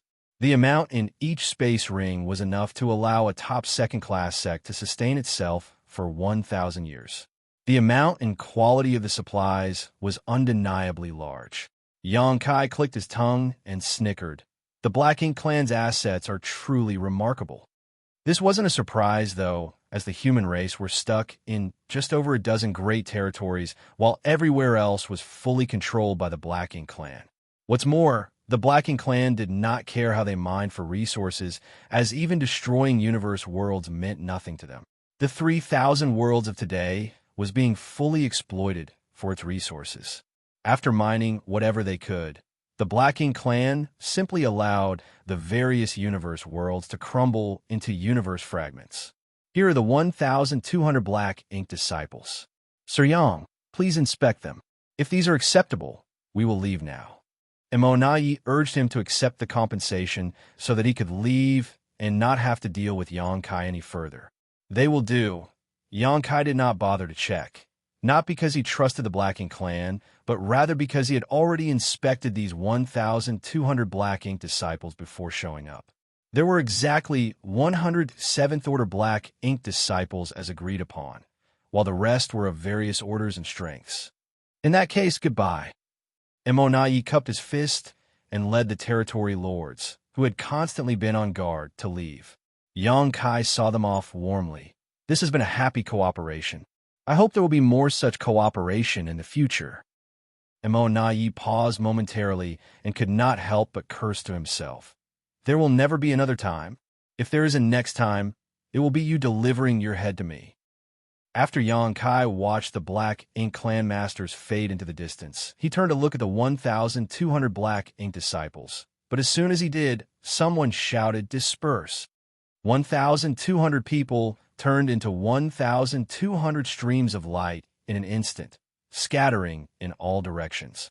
Xianxia entirely failed to stifle his laughter as he knew that the Black Ink Clan would not be so honest. It turned out that this was what they were up to. If he were a regular 8th-order Open Heaven Realm Master, there would be nothing he could do in the face of such a situation. At best, some of these Black Ink disciples would be captured, but probably 90% of them would be able to escape. However, with Xianxia being here, what the Black Ink Clan did was pointless and doomed to fail. The moment the 1,200 streams of light shot in all directions, the void suddenly thrummed and solidified. The streams of light all faded to reveal the Black Ink disciples who were now frozen in place, none of them able to move, each with a different expression on their face. Xianxia stepped forward, and as soon as he walked past each of the Black Ink disciples, they would disappear. Each of the black ink disciples reappeared in Xianxia's small universe and was immediately enveloped by a mass of purifying light, which began to dispel the black ink's strength in their bodies and return them to their original selves. In a short time, all 1,200 black ink disciples were taken in. Xianxia took a long look in the direction of the no-return pass before turning around and disappearing into the depths of the black ink battlefield. A short while later, he arrived at a secret place and established a connection to the World Tree. With the power of the World Tree, Xianxia shuttled through the void and soon arrived at the grand ancient ruins boundary, where he stood below the World Tree. The old tree still had the same old look, with almost all the world fruits still on the tree, being the ones corresponding to the universe worlds that Xianxia had refined and saved at the beginning of the invasion. There were also world fruits corresponding to several universe worlds in High Heaven territory and the New Great Territory. As for the other world fruits, they had all fallen off. On some of the branches of the old tree, there was a trace of black chi. "Thank you, old tree." Xianxia bowed and saluted. The old tree did not show its face, choosing to just shake slightly. Xianxia identified the world fruit that corresponded to the star boundary and shot towards it. The world fruit rapidly enlarged in his eyes as a familiar aura came towards him. Before he knew it, Xianxia was already standing above the star boundary. He stepped forward and appeared in High Heaven Palace next, where a familiar divine sense immediately swept over, though it was withdrawn as soon as it scanned him. One of the great emperors stationed at the star boundary noticed that someone had entered it. However, once they identified that it was Xianxia, they knew that he was not here to cause trouble. This time, it appeared to be Ice Feather Great Emperor who was stationed at the star boundary. Xianxia did not have many interactions with this great emperor, and thus was not too familiar with him.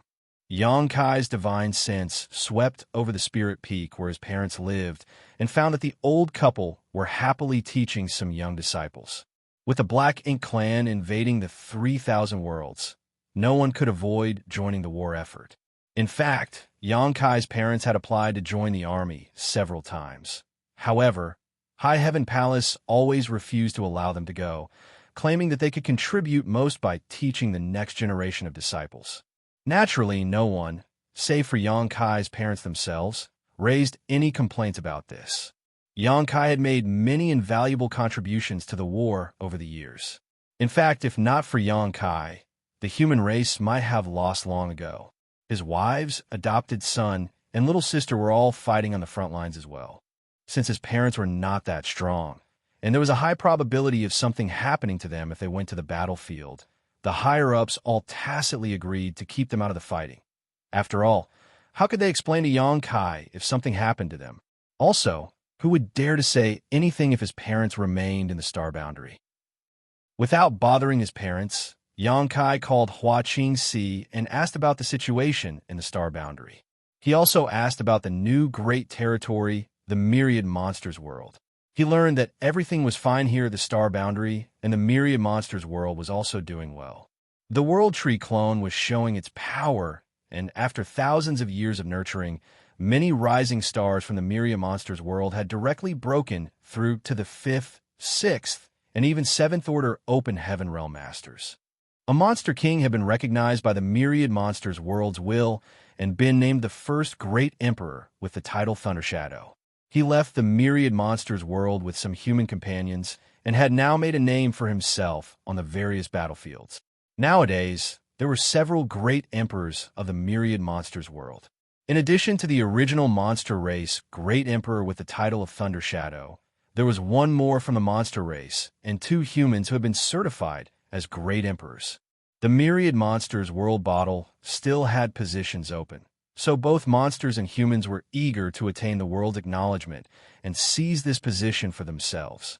This was not only a matter of honor and prestige, of course, as anyone who obtained the Great Emperor position would see a dramatic increase in their speed of cultivation while in Myriad Monsters world, allowing them to grow stronger more rapidly than their peers. As for the human race as a whole, everyone, from the Supreme Commander to the ordinary soldiers, could feel the stress of the approaching storm. Everyone knew that in the near future the peace between the humans and the Black Ink clan would break down completely and a battle to the death would begin. Once that happened, only the strong would be able to protect themselves.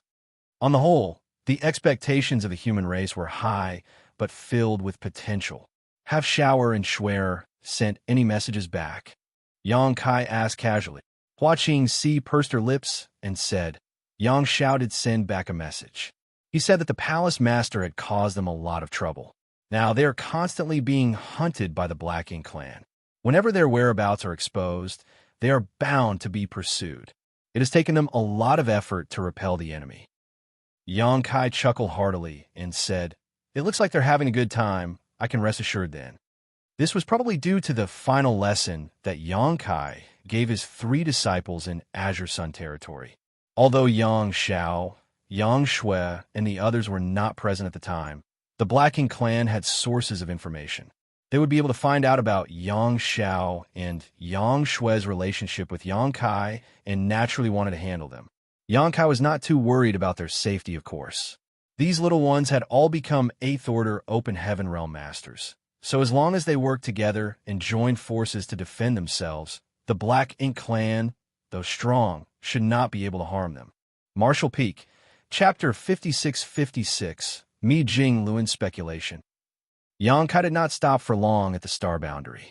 He exchanged a few words with Hua Qingxi and released a group of disciples who were ready to reach the open heaven realm from the Void Dao Temple, leaving them under her care. He instructed her on some matters and then left. After passing through the territory gate, he arrived at the neighboring Great Territory, which was numbered but remained unnamed. Any great territory that was only represented as a number on a universe chart was ranked as an extremely low-grade great territory. It meant that it did not have any notable great force overseeing it. A great territory such as this usually had few universe worlds and sparse resources. Generally speaking, such a great territory was isolated from the rest of the world. High Heaven territory was like this in the past. In the whole High Heaven territory, there were only 2 habitable universe worlds. One was the star boundary, and the other was the demon realm. The strongest masters were the great emperors and demon saints. There were no open heaven realm masters here. However, since the rise of the star boundary as an open heaven realm cradle, High Heaven territory made a name for itself. The neighboring great territory was not so fortunate, but it was the place where the supreme headquarters of the human race was located. Although the great territory was previously unknown and even deserted, it was now vital to the human race. Not only because it was the great territory that led directly to the star boundary, but also because it connected to more than 10 great territory battlefields. Just as the barren territory was the last barrier to the 3,000 worlds, this unnamed great territory was also the last bulwark for the human race today. If the Black Ink clan breached this place, they would be able to push straight into the heart of human territory. When that happened, the human race would have no choice but to completely fall back to High Heaven territory and the new Great Territory. With the supreme headquarters located here, this great territory was extremely bustling. No matter which battlefield the soldiers headed to or retreated from, they would transit through this place to rest and repair their equipment. Armies would be assembled here and be dispatched by the supreme headquarters as reinforcements to the great territory battlefields on a regular basis. Looking from afar, there were many human race soldiers coming and going in the void, and the glimmer of light from their bodies was as bright as stars. Yang Kai suppressed his aura and rushed to the universe fragment where the supreme headquarters was located. Without informing anyone, he flew straight to the main hall. Inside the main hall, Mi Jing Luan was busy pointing at a territory map, and a few 7th Order Open Heaven Realm Masters who were in charge of transmitting orders nodded as they took careful notes. Yang Kai took a look and found the territory map was of Twin Poles territory. Noticing Yang Kai's arrival, Mi Jing Luan looked up and gave him a light nod, signaling him to wait for a moment. Yang Kai made himself at home, found a seat, poured himself a cup of tea, and leisurely sipped it. After a little more than half an hour, the 7th Order Masters were sent away. Mi Jing Luan stood in place in contemplation for several moments before rubbing his forehead. He then walked over to Yang Kai, sat down, and pushed an empty teacup towards him. Yang Kai picked up the teapot and poured him a cup. Mi Jingluan heaved a long sigh and downed the tea like he was draining a bottle of wine. Yang Kai asked, "Things aren't going well in Twin Poles territory." Mi Jingluan replied, "The Black Ink clan has intensified their attack on Twin Poles territory. They've recently gained more territory lords and deployed them there, so we're facing some difficulties." Turning his head to look at Yang Kai, he asked with a smile, "Why don't you take a trip there?" "Impossible." Yang Kai waved his hand. "I just got back from harassing the Black Ink clan at the No Return Pass. If I go to Twin Poles territory at this time, wouldn't I be reneging on the agreement?" "What happened?" Mi Jingluan raised a brow and asked curiously. Yang Kai briefly told them about his experience at the No Return Pass before handing Mi Jingluan the supplies he had extorted from the Black Ink clan. Mi Jingluan accepted them politely, and after a quick inspection, he exclaimed, "Wow, the Black Ink clan was really generous to you." In his heart, he knew that this was due to Yang Kai's notorious reputation. If the Black Ink clan had to choose between losing territory lords or resources, they would definitely choose the latter. They could easily recoup the material losses even if they were given away. However, territory lords were all valuable assets, and it would not be beneficial to give Yang Kai an excuse to go on a killing spree. If Mi Jingluan tried to take advantage of the Black Ink clan like this, he would have been torn apart by the Royal Lord. Although he became an 8th Order Master much earlier than Yang Kai, he had to admit that he was no match for the latter's strength. This was a positive development, though. The future of the human race would only be bright if the future generation could surpass the abilities of the current one. A few days ago, there was a report of many Black Ink nests scattered all over the great territories withering for no apparent reason. I figured it was you who went to the No Return Pass to stir up trouble. From what you had just said, it seems my assumptions were correct. There was a precedent for this. Previously, Yang Kai went on a rampage at the No Return Pass and destroyed 7 high-rank Black Ink nests. This naturally disrupted the flow of reinforcements to the Black Ink clan, as all the mid-rank and low-rank Black Ink nests spawned from those high-rank nests were destroyed. The human race was not sure what had happened at the time, but later found out that it was Yang Kai's doing. So, when a similar event happened, it was easy for Mi Jingluan to make a guess. The 7th Order Open Heaven Realm Masters who returned from the Ancestral Land explained in detail what happened there, and the small stone race army you provided has also been integrated into our forces. Mi Jingluan said solemnly, "Junior brother, does the Black Ink clan really have the means to help an innate territory lord become a royal lord?" When they heard this news, many 8th Order Open Heaven Realm Masters at the Supreme Headquarters were shocked and decided to block the news immediately to avoid damaging the morale of the army. It was a pity that Yang Kai was like a dragon who shows his tail but never his face. Yang Kai came over whenever he wanted to see Mi Jingluan, but the reverse essentially never happened. It was as difficult as ascending to the heavens if Mi Jingluan wanted to find Yang Kai. Yang Kai drank another cup of tea and nodded. "Indeed, the pseudo-royal lord I encountered at the Ancestral Land, named Di Wu, was created in such a manner. Unfortunately for him, he was too careless and was killed by me." "Pseudo-royal lord?"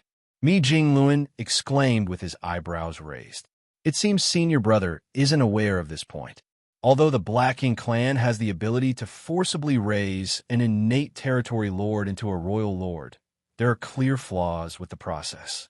Such a created royal lord may have the raw power of a royal lord, but they are unable to utilize it properly.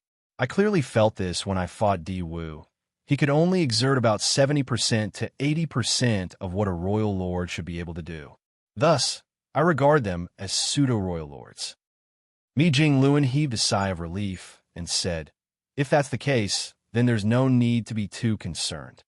A pseudo-royal lord who could only exert an average of 75% of his power was not nearly as threatening to 8th Order Masters as a true royal lord. It might only take a few 8th Order Masters in a battle formation to resist such an enemy, though killing one was probably impossible.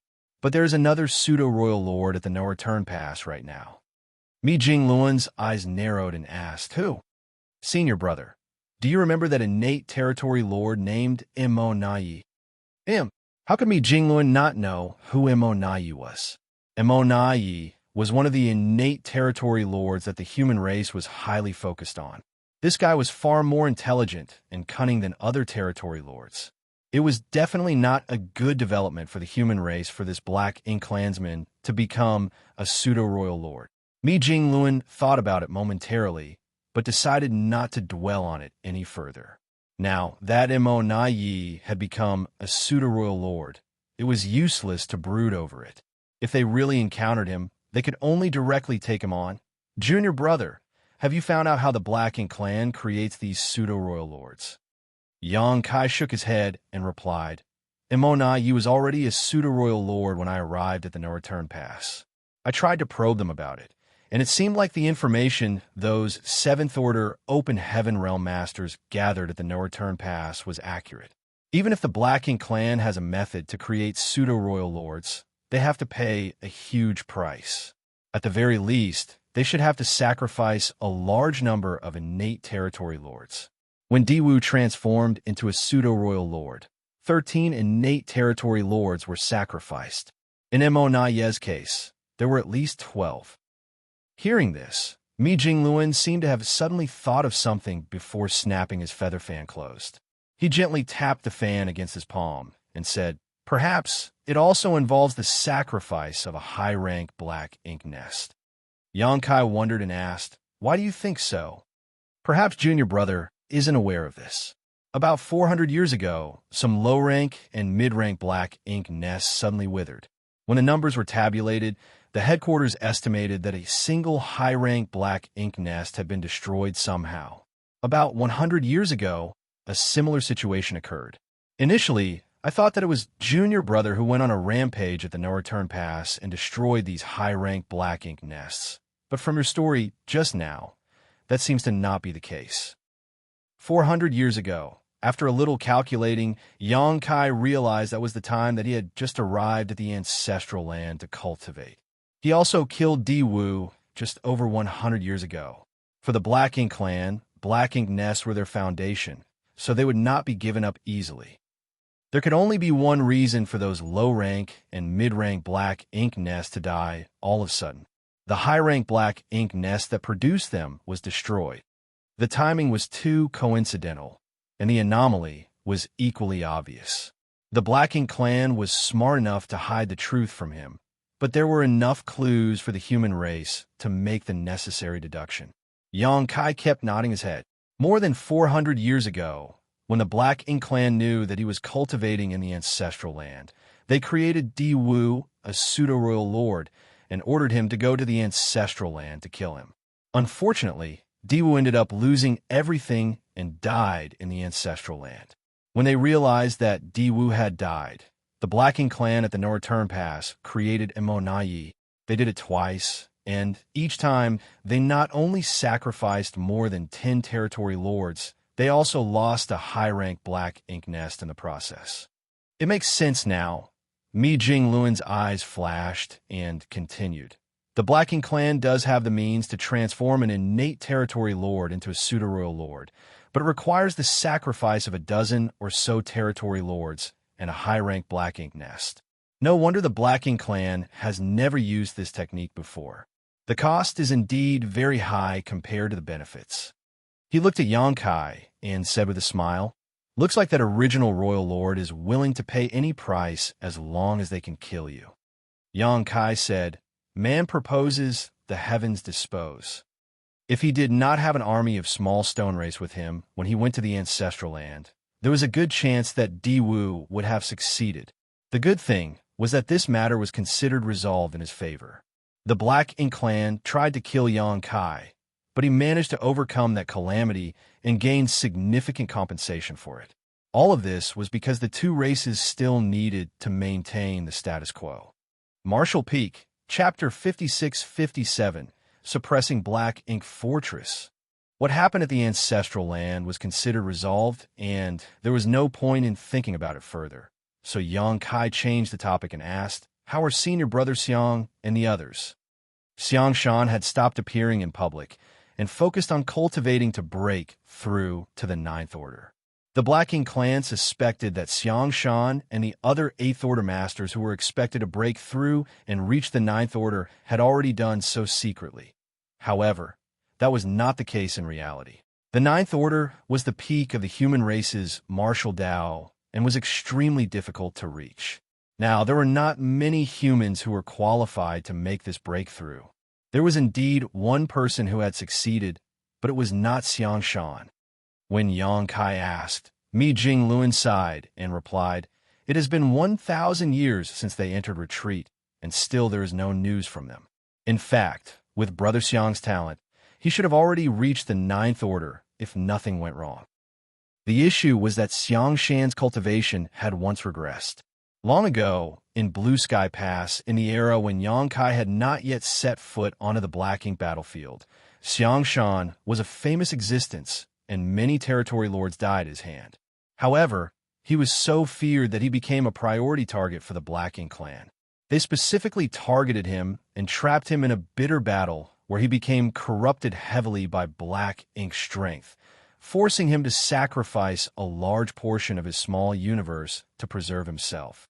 Afterwards, he took a profound Een Spirit Fruit to repair his damaged small universe. However, the drop in one's cultivation was not something that was automatically made up for. For the many years that Yang Kai was stationed at Blue Sky Pass, he had never seen Xianxia because the latter was in secluded retreat. It was not until the leaders of the human race decided to form the Great Evolution Army to recover Great Evolution Pass that Xianxia returned to the limelight. What Mi Jingluan meant was that if that incident had not occurred all those years ago, Xianxia would already be a Ninth Order master.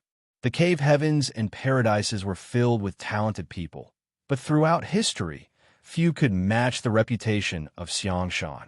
It was a pity that his future accomplishments were greatly delayed, and now it seemed that dark injuries from that incident were preventing Xianxia from reaching the Ninth Order. The current situation between the two races was rather stable. Although the fighting never ceased, it was all in a managed situation rather than an all-out war. Thus, Xianxia took this opportunity to enter retreat and cultivate. Brother Xiang did mention that if necessary, he would come out to face the enemy, regardless of whether he had achieved a breakthrough. Yang Kai nodded lightly and asked, "What about the suppressing Black Ink fortress? What's the progress?" The suppressing Black Ink fortress was a massive mobile palace artifact that Yang Kai had convinced the Supreme Headquarters to refine in order to deal with the Black Ink clan. It was quite similar to the Great Passes of old, but far smaller. The current generation of artifact refiners, even compared to those from late ancient era, were not inferior. However, the human race sorely lacked resources at the moment. Great Passes were enormous mobile palace artifacts built up and refined over hundreds of thousands of years, consuming an unfathomable amount of resources. The human race could not afford to spend so lavishly in their current situation. If they tried to build such an artifact now, it would likely cripple the cultivation progress of the entire race, which was a situation that absolutely could not be allowed. Thus, they could only build the suppressing Black Ink fortress, for which Yang Kai campaigned hard some 1,000 years ago, just before he left for the Myriad Monsters world. This mobile palace artifact was not destined for the great territory battlefields. However, when Yang Kai asked about the suppressing Black Ink fortress, Mi Jingluan replied, 300 years ago, the superstructure of the suppressing Black Ink fortress was completed, and over the subsequent years, various grand arrays and artifacts have been installed. It should be almost finished now. After a pause, he asked, "Do you want to see it?" "Indeed." Yang Kai nodded. The two of them left the Supreme Headquarters together and shot off into the depths of the void.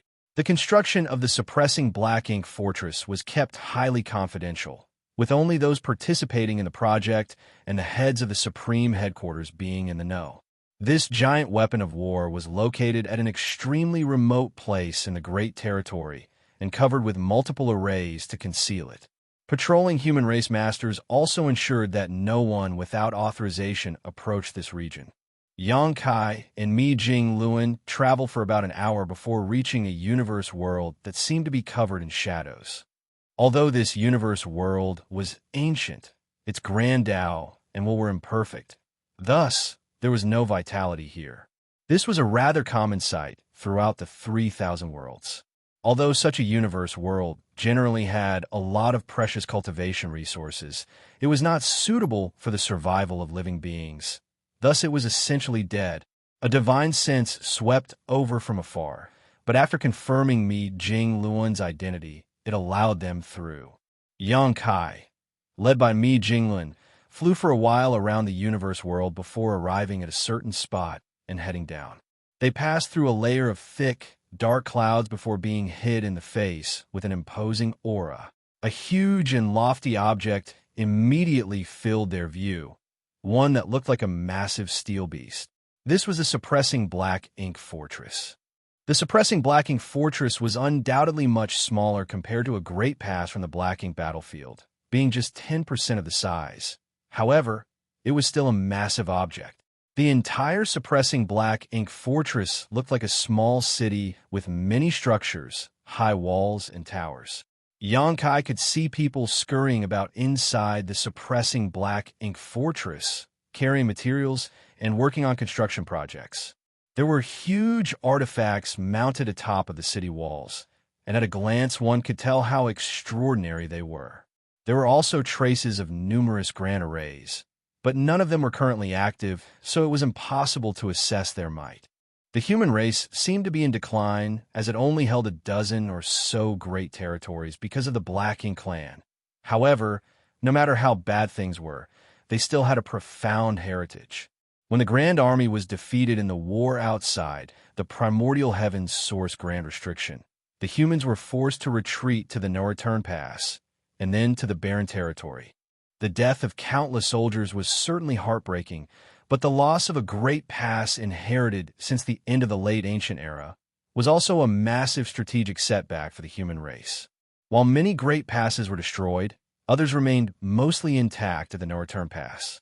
Many wanted to take the great passes away with them, but they were too massive even for a ninth-order old ancestor to fit into their small universe.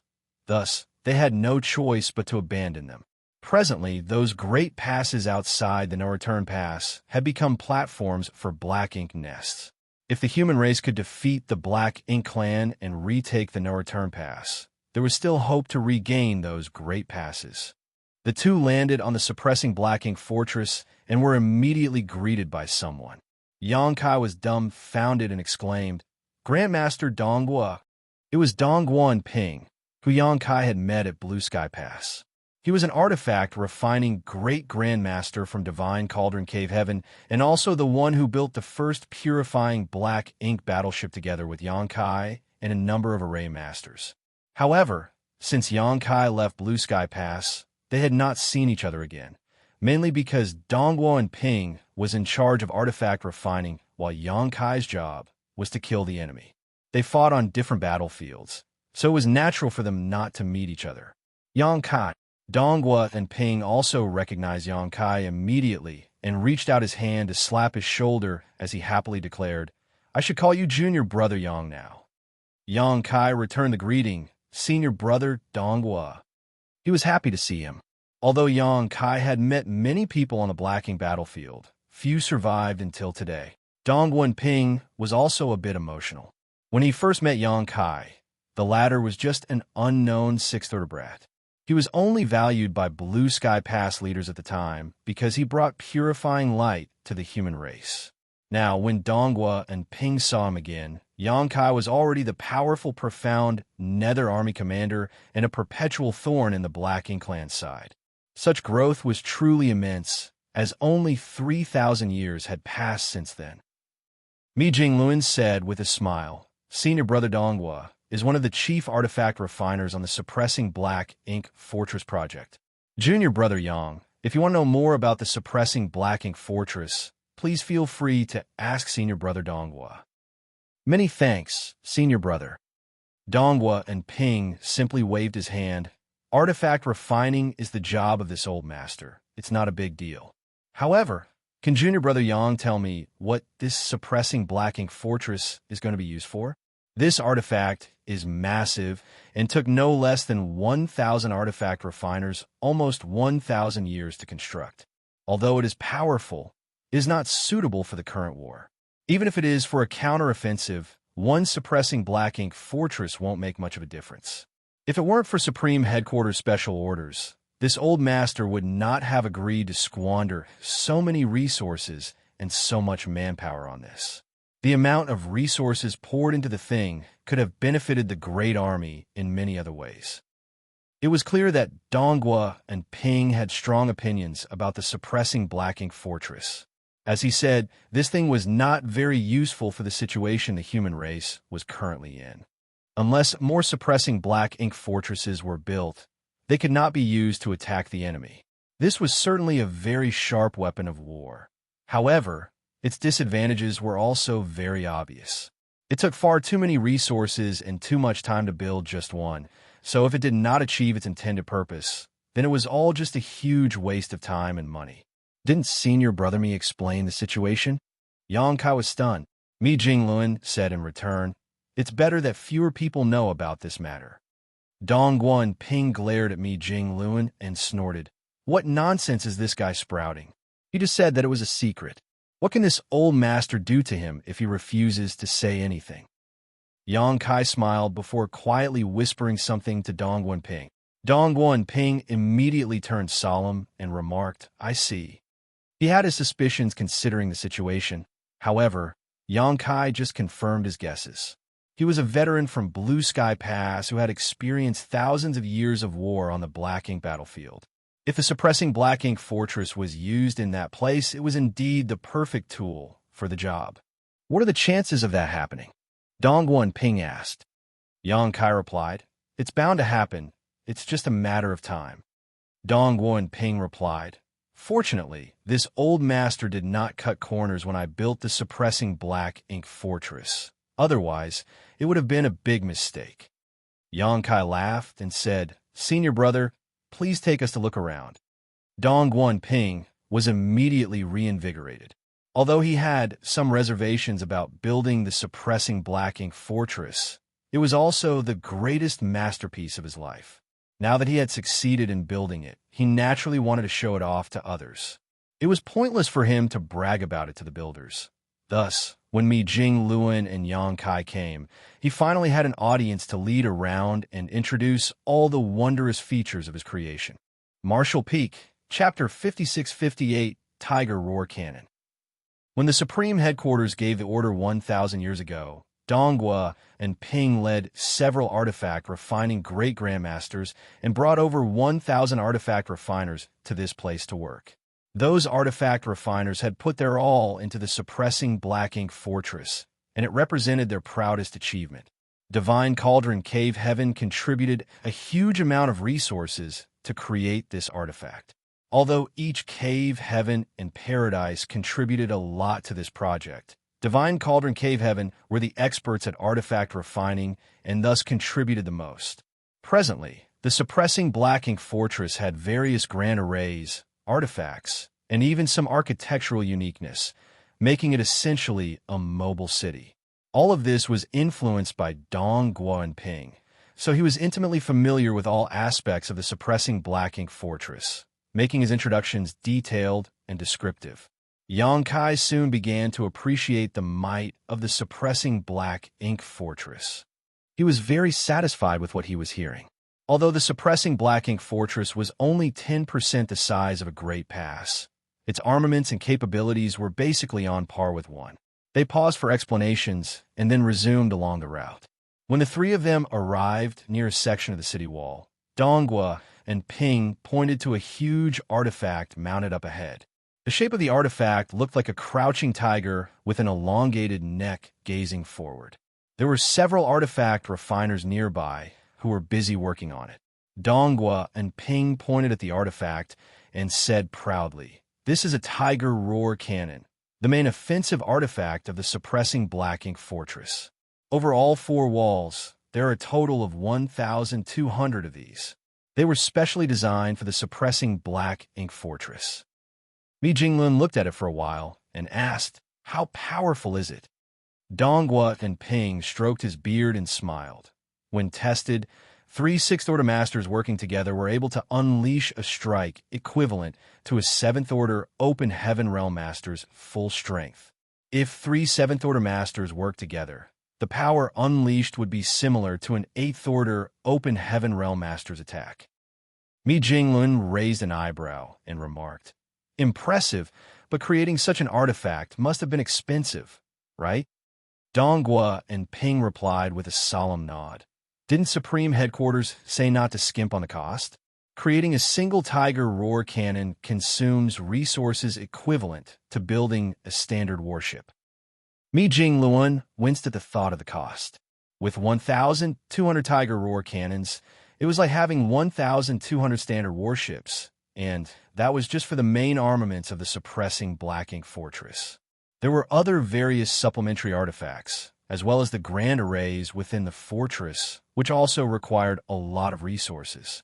The entire suppressing Black Ink Fortress was practically a weapon of war built from several generations of stockpiled wealth.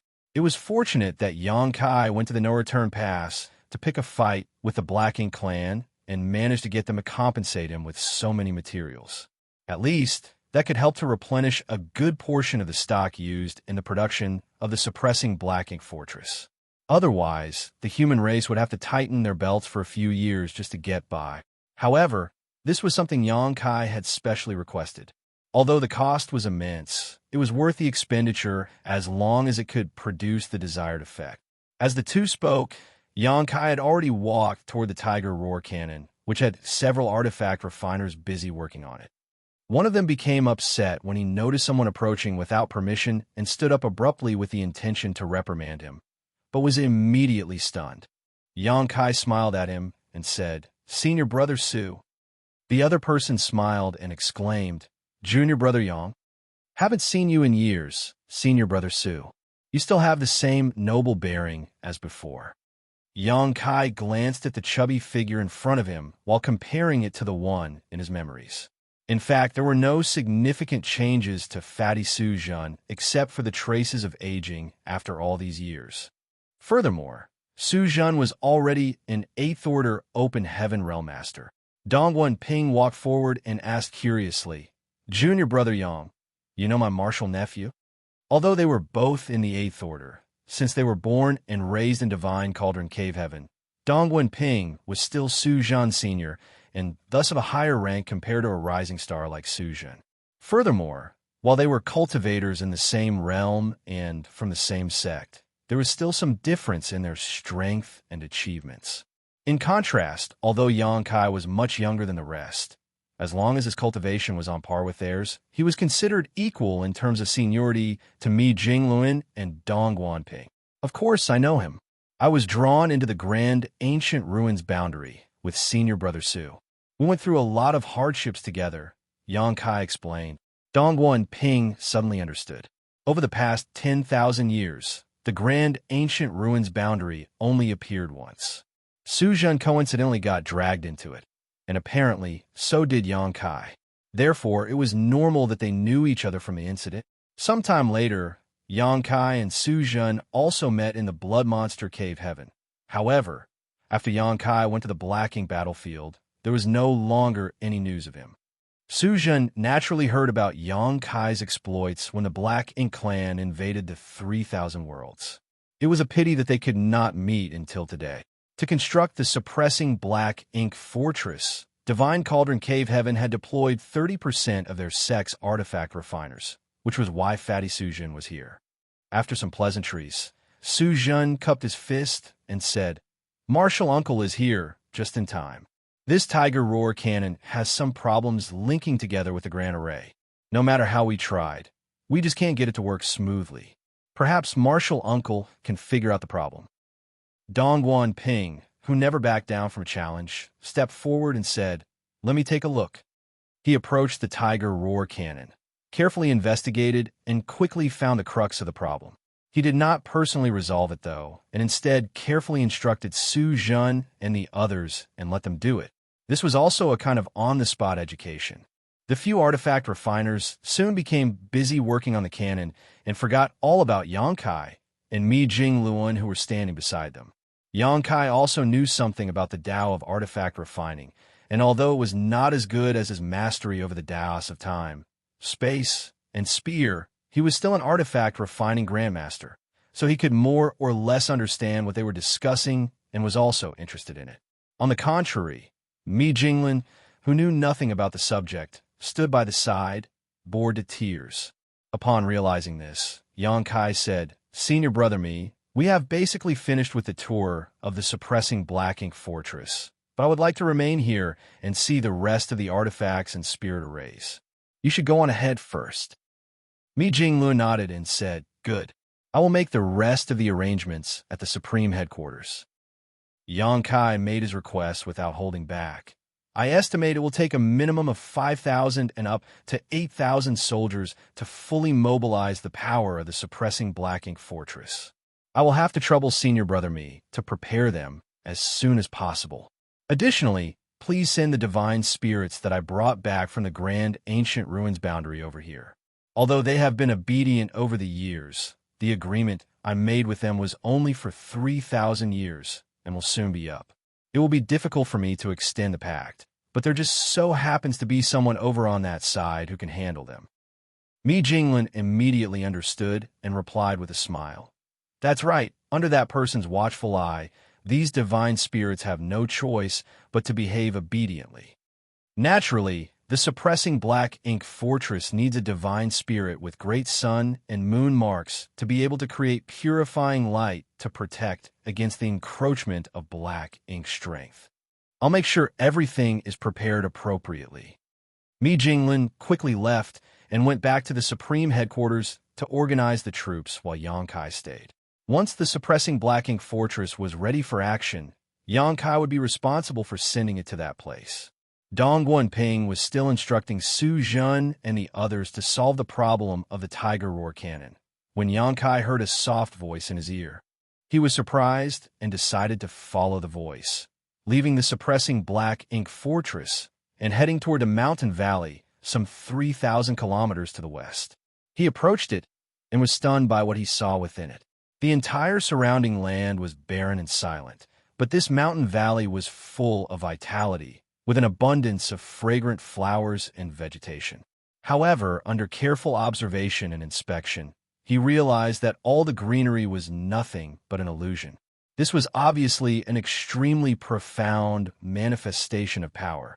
He then noticed a delicate figure sitting quietly in the middle of the sea of flowers.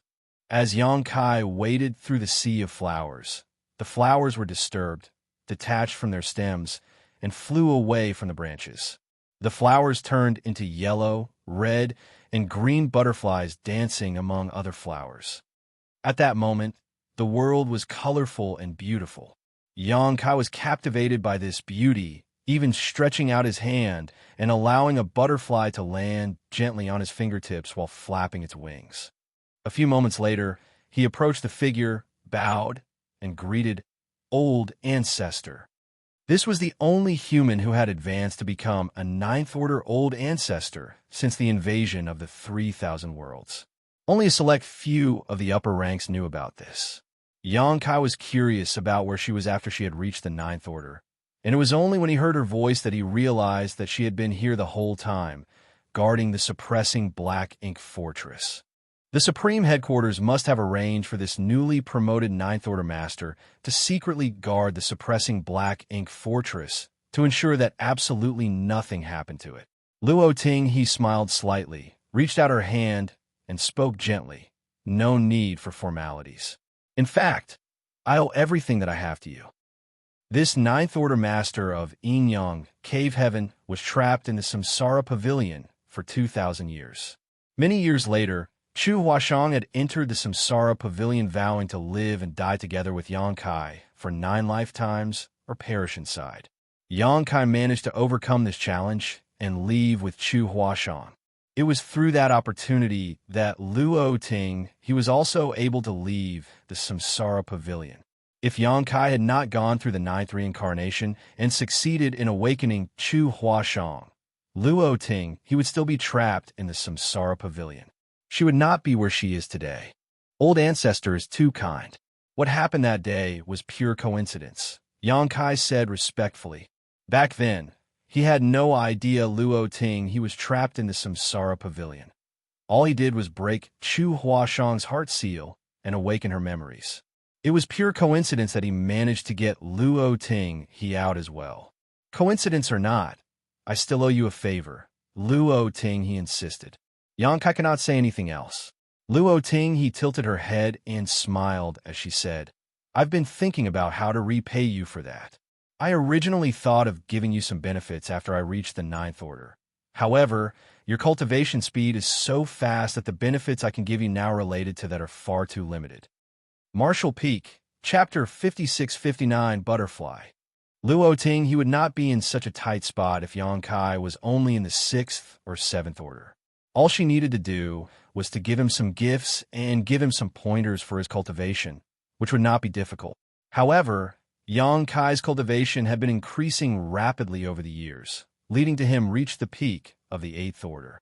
In terms of strength as an 8th order master, Xianxia was definitely the strongest. Even Xianxia was incomparable to him. This made it difficult for Luo Ting to figure out what she could give him in return. Since she successfully advanced to the 9th order and was stationed here to guard the suppressing black ink fortress, she had been thinking long and hard about this. I ponder a lot on this. Since you're always out and about, you should be constantly in danger. So, why don't I give you something to protect yourself? It might come in handy one day. Upon saying so, she did not allow Xianxia to refuse. Her slender jade finger gently lifted, and the sea of flowers that blanketed the mountain valley started to detach and turned into balls of light that converged at her fingertip. The flowing lights lingered and gathered, slowly converging into one and reconstituted into a colorful butterfly, which gently flapped its wings. When the glow waned, the butterfly completely materialized. She was not finished yet, though, as Xianxia clearly felt Luo Ting he's world force surging madly and pour into the butterfly. The little butterfly, which was the size of a baby's palm, was like a bottomless pit, constantly swallowing world force from the 9th order open heaven realm master. Xianxia was immediately dumbfounded. Although he did not know what mysterious secret technique Luo Ting he had performed, he could tell that this senior, who came from Yinyang Cave Heaven, was injecting the heritage from her own small universe into this butterfly. This was undoubtedly a huge loss to her. When this butterfly was activated, it would be as if Luo Ting he was present to take action. It was truly a treasure. Just as Luo Ting he said, Xianxia traveled around regularly as he no longer needed to cultivate in retreat. Previously in the ancestral land, he was surrounded by powerful black ink clan masters, and when he went to the No Return Pass, he faced 2 royal lords and countless territory lords. He really did encounter a lot of danger. So such a defensive treasure could be a life-saving token in certain critical moments. Setting other incidents aside, if he had this butterfly when he was at the ancestral land, would Di Wu have even been a threat to him? With the infusion of a 9th order open heaven realm master's small universe heritage, the secret technique butterfly became increasingly dynamic, as if it really came alive and was ready to fly. Luo Ting he soon began to look fatigued. It was only after half an hour that Luo Ting he exhaled a long breath and severed the connection between her small universe and the secret technique butterfly. With a flick of her fingertip, the butterfly flew towards Xianxia. Xianxia opened his palm, and the butterfly landed on it. The gorgeous light then dissipated and turned into a butterfly-shaped crystal. If you encounter a dangerous situation that you can't get out of, activating this will certainly help. It contains my full power, but remember that it can only last for 30 breaths. Luo Ting he warned. Although the butterfly felt light, Xianxia's heart was heavy. He estimated that to create this secret technique butterfly, Luo Ting he had sacrificed at least 500 years of hard cultivation. In other words, several centuries of effort had been used up to create this butterfly, which only lasted 30 breaths of time. In some sense, while such a secret technique was extremely damaging to Luo Ting he, it was a potentially life-saving treasure to Xianxia. Xianxia put the secret technique butterfly away, bowed, and solemnly said, Many thanks for old ancestors' generosity. Luo Ting, he smiled lightly and said, You are now a pillar of the human race. We cannot afford any mistakes with your life. After a pause, she continued, You have been out and about a lot and understand far more than others about the situation between the two races today. Tell me, if the two sides were to go to war today, what are the chances of the human race winning? Xianxia pondered for a moment and said, The odds of our victory are actually quite high, but we cannot just focus on the immediate crisis. It was not that the human race did not dare to fight back against Black Ink Clan in an all-out war today, but rather that they needed to not be short-sighted. Xianxia gave up an absolute advantage in profound nether territory and made peace with the Black Ink Clan to create a relatively safe environment for the next generation to grow up in. He did this because he realized that this was not a war that one person alone could control, and that the human race needed more masters if it truly wanted to win in the end. Later on, the scope of the peace talks extended to more great territory battlefield. And now that some 2,000 years had passed, the human race truly had nurtured many rising stars into powerful masters. The star boundary, the myriad monsters world, and even his small universe continued to witness the birth of such talents. Now, the human race had one more Ninth Order Open Heaven Realm Master, so it could be said that their situation was much better than 3,000 years ago. If a full-blown war started today, the human race would likely win. Xianxia alone would have a huge impact, as he would be unshackled, able to slaughter acquired and innate territory lords freely. Although the Black Ink Clan could create pseudo-royal lords, they would have to sacrifice a lot of territory lords to do so, which would not be worth it, as a dozen territory lords are actually more useful than one pseudo-royal lord. So, if a full-scale war broke out, the human race's chances of winning were more than 70%, though they would have to pay a terrible price to achieve victory. Such a war would likely result in 50% losses on the human side. The problem was what came after. The root cause of the Black Ink Clan was slumbering inside the primordial heavens' source grand restriction. Even if the Black Ink Clan that invaded the 3,000 worlds was ruthlessly wiped out tomorrow, the problem would not be resolved until MO was completely eliminated. The human race needed to be much stronger to deal with what was to come. The suppressing Black Ink Fortress was one such preparation for that future. For the time being, delaying was the human race's best option. The longer they could delay, the greater their advantage would become. However, there was a limit to this. If Mo's true body completely awakened, the human race would have to deal with it, regardless of whether they were prepared or not. Thus, Xianxia was willing to accept 1,200 Black Ink disciples and a multitude of resources to resolve his confrontation with the Black Ink Clan of the No Return Pass. It was not because he turned soft to them, but that now was not the time to confront the enemy directly. Speaking of the 1,200 Black Ink disciples, Xianxia suddenly remembered that they were still suppressed in his small universe. He had forgotten to release them back at Supreme Headquarters when he was there. There was no hurry, though. Furthermore, they posed no danger as they remained in his small universe for the moment. Xianxia had a long chat with Luo Ting, describing the situation of the two races while she listened intently. Although she was a Ninth Order Master, after leaving Azure Sun territory some 1,000 years ago, she had been stationed here the whole time. Thus, she really did not know much about the situation in the outside world. Xianxia only knew so much because he was able to move around freely while the others could not. I understand now. Luo Ting, he nodded lightly, then smiled and said, You are so certain of victory? Have you found a way to deal with that Black Ink giant spirit god? If the two sides were to go to war, the Black Ink Clan's biggest advantage was not the huge number of troops they had, or that the number of territory lords exceeded the numbers of Eighth Order Masters. It was the Black Ink giant spirit god who was pinned down by the two veteran Ninth Order Open Heaven Realm Masters in the barren territory. That was the true existence that could single-handedly tip the balance of power between the two sides. The Black Ink Clan now had two Black Ink giant spirit gods. One was held in check by air, so they did not need to worry too much about it. Those two had been fighting each other for several thousands of years, and neither side had gained any kind of advantage. It was the black ink giant spirit god that had once been subdued by the divine spirits in the ancestral land that they had to worry about. Once it freed itself from the old ancestors' restraint, it would be an absolute disaster for the human race.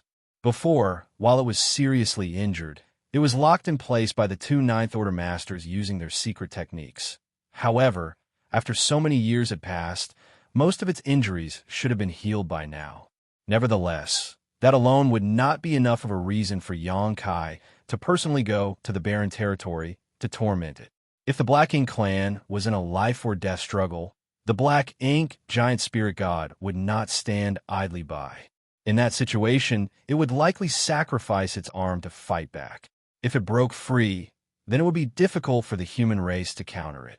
However, from what Luo Ting he had heard so far, Xianxia did not seem concerned about it, so he obviously had a way to deal with it.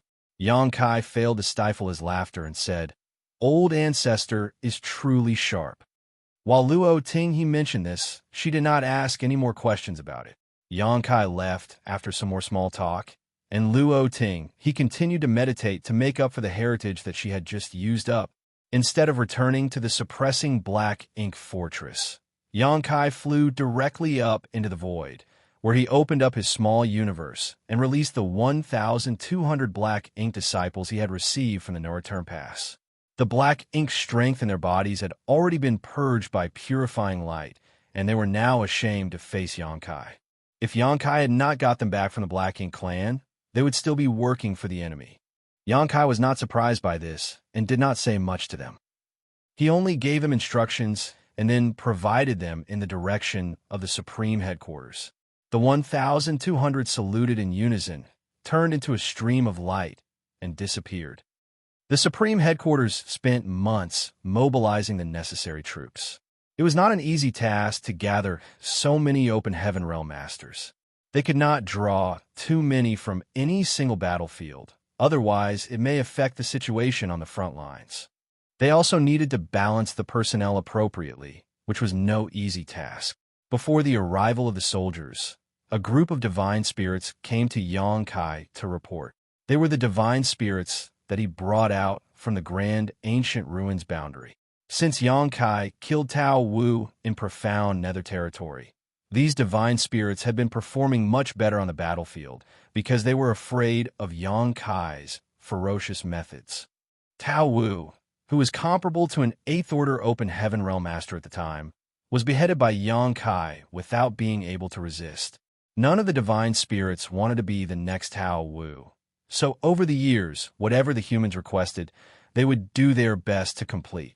The divine spirits all stood in a field near to the suppressing black ink fortress. But when Xianxia looked out at them, he suddenly felt rather saddened. Marshall Peak, Chapter 5660, Riding a Pirate Ship. Xianxia brought just over 100 divine spirits from the grand ancient ruins boundary. However, there were only about 60 of them standing in front of him today. A 40% casualty rate over 3,000 years of fierce battles was by no means small. Each of the divine spirits was more powerful than the average human race master in the same equivalent order. So one could imagine how perilous the war had been.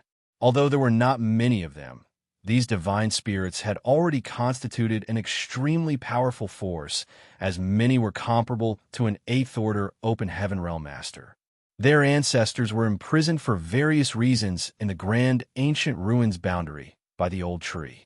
In the special environment of the grand ancient ruins boundary, it was difficult for their bloodline to grow as powerful as it could be, even if their bloodline was pure. For example, Zhu Jiuyin, who Xianxia brought out of the grand ancient ruins boundary all those years ago, was as strong, if not stronger, than any 8th Order human master. But due to the suppression in the grand ancient ruins boundary, she had only been able to exert the strength of a low-rank Open Heaven Realm Master while trapped there. It was not until she left the grand ancient ruins boundary that she began to restore her true strength in the Voidland. These dozens of divine spirits had left the grand ancient ruins boundary for almost 3,000 years and had already adapted naturally to the world principles of the outside world. Almost 80% of them were 8th order, while the remaining 20% were 7th order. Among the 8th order divine spirits, there were several whose aura was particularly strong, indicating that if there was enough opportunity for them, they could reach the 9th order in the future, which was the peak of the universe. After so many years of constant battling, these divine spirits were very intimidating, with their cold, murderous intent lingering about their bodies, mixed with the innate might of divine spirits. As they stood here, the artifact refiners and array masters who were busy working on the suppressing Black Ink fortress tried their best to keep their distances. Unfortunately for these divine spirits, the refinement of their bloodline became increasingly difficult the higher they climbed. It was no longer like during the primordial era when the heavenly way favored the divine spirits, resulting in fewer of them being able to ever advance to the 9th order. Dragon Clan's Fu Guang had been cultivating in the dragon pool for so many years, but in the end, it was only with Xianxia's help that he could become a divine dragon. As for the Phoenix Clan, none of them had risen to the divine rank since the fall of the previous Phoenix Clan leader during the Barren Territory War. The refinement of one's bloodline was not just a matter of dedication and effort, but also highly dependent on personal inheritance. No matter how long one lived, if their inheritance was insufficient, it would be useless. Xianxia glanced at all the divine spirits and suddenly cupped his fist and bowed appreciatively. Many thanks for all your hard work and sacrifice. The solemn atmosphere suddenly eased, and a divine spirit smiled and said, "This is our duty, sir." Xianxia glanced at the divine spirit who spoke, nodded lightly, and said with a smile, "When I brought you all out of the grand ancient ruins boundary, I made a bloodline oath with you for 3,000 years, and now that time has basically passed." Upon saying so, Xianxia reached up his fingers and began to count. A voice from below softly said, "There's 79 years to go before the full 3,000 is up." A chorus of voices said, "Yes, yes, yes." Xianxia looked up and chuckled. "All of you remember so clearly." The divine spirit smiled. How could they not remember this, as it was related to their freedom? Xianxia put his hand behind his back and said, "When I asked you to make that great oath, I said that I would set you free after the expiration of the agreement 3,000 years later. I have no intention of breaking my word. However, all of you must know the situation that we are in, so I would like to ask all of you now. After the expiration of the 3,000-year great oath, where do you intend to go?" The divine spirits exchanged looks with each other, and every one of them could see the indecision in each other's eyes. When they came out of the grand ancient ruins boundary, they did not know the situation in the outside world was like this, but they were no longer ignorant like back then. Now, when the 3,000-year agreement was ending, where could they go even when they were free? A divine spirit with an ox head said, "Sir, now that all life is under threat by the Black Ink clan, we have nowhere else to go. I'm afraid we can only fight alongside the human race to drive out the enemy." Xianxia looked at the divine spirit and was surprised that it was Zhu Jian. He thought that these divine spirits could not wait to get far away from the battlefields after they regained their freedom. He did not expect them to be so righteous. He was relieved and asked, "Do all of you feel the same way?" A divine spirit yelled, "We're already riding this pirate ship. How can we get off now?" This caused many divine spirits to roar in laughter. Xianxia nodded and said, "It is a blessing for my people and all people that you think this way. I, Xianxia, hereby swear by my source and bloodline that in my lifetime I will ruthlessly kill the Black Ink clan and eliminate them from this universe. When peace is finally restored, I will drink and celebrate with all of you. When that happens, you will be favored by the heavens, and perhaps restore the glory of your ancestors." At the end of his sentence, a golden illusory phantom flickered behind Xianxia, which was a manifestation of his source great oath. All the divine spirits were moved. Zhu Jian immediately cupped his fist and said, "We are willing to serve, sir." The divine spirit also shouted in unison, "We are willing to serve." "Excellent." Xianxia nodded with satisfaction. "I have asked all of you to come here because I have a task for you. This matter is of utmost importance and victory or defeat in this war will depend on it, so you must think carefully before accepting it. Zhu Jian immediately asked curiously, "Sir, what task is it?" Yang Kai smiled profoundly and said, "There is no hurry. We still have to wait for the human side to finish its arrangements. When the time comes, I will send you to a place. I will explain in detail when the humans are ready." The divine spirits did not ask any more questions, and Yang Kai allowed them to disperse and find a place to rest, away from the still busy artifact refiners and array masters. The divine spirits did not respect ordinary humans, as they were more intimidating and powerful. However, Yang Kai was no ordinary human. Technically speaking, he was now a powerful ancient dragon, who was just one step away from becoming a divine dragon. Days later, 6,000 soldiers finally arrived at the suppressing Black Ink Fortress. These 6,000 soldiers included all sorts of talents and were enough to operate the suppressing Black Ink Fortress like a real great pass. Mi Jingluan personally drafted these soldiers from across all the various battlefields. The 6,000 battle-hardened veterans gathered in a large courtyard, and their combined aura was truly awe-inspiring. The cultivation of each of these soldiers was no less than the 6th Order Open Heaven realm, with many 7th and 8th Order masters among them. Each one of them was battle-tested and had killed many Black Ink clansmen on the battlefield. They suddenly received the transfer order from the Supreme Headquarters and were brought here, so none of them knew what was happening and did not know what they should do. At the very least, they could see the enormous suppressing Black Ink Fortress. Thus, it was clear that something big was going to happen, and all of them looked forward to it. Yang Kai stood in front of the 6,000 men and women and began to look at them in detail, soon noticing many familiar faces in the crowd. Yuru Meng, Su Yan, Shanqing Luo, Shuiyu Jiyao. His wives were all here except for Xian Ning Chong, who had been stationed at the rear because of her mastery over the Tao of alchemy. Yang Xiao Yang Shui, Zhao Yibai, Zhao Ye, Su, all of whom were close to him, were also there. Yang Kai even saw Gu Pan, whom he had not seen for many years, and Zhang Ruo, she beside her, staring back at him with glittering eyes. The moment he saw Zhang Ruo, she, Yang Kai's heart suddenly began to race. He felt a strange impulse, but was not sure what it was about. Yang Kai did not think much about it, though, and just quietly said to Mi Jingluan, "Many thanks, senior brother Mi." It was obviously Mi Jingluan's idea to transfer his wives, Yang Xiao and his sister here. It was not so much as to take care of the people close to Yang Kai, but rather because the Black Ink clan was now targeting them. Once they appeared on the battlefield, they were always swarmed by the Black Ink clan. If it was not for the fact that some of them were proficient in the Tao of Space, they would have been in deep trouble. There is no need to thank me. Mi Jingluan, whose insight was exceptionally keen, knew what Yang Kai meant. They are all heroes, and this is the right time for them to contribute. Besides, the situation there might be even more dangerous than on the battlefield here. While the two of them were talking, somewhere below within the crowd, Yang Xiao said to Yang Shui, "Little Aunt, what's wrong with that big head me? Our whole squad has been transferred over, so why did he leave Old Fong out? Although Old Fong is a bit laid back, he is very powerful. Hey, why don't you ask adoptive father to transfer Old Fong over?"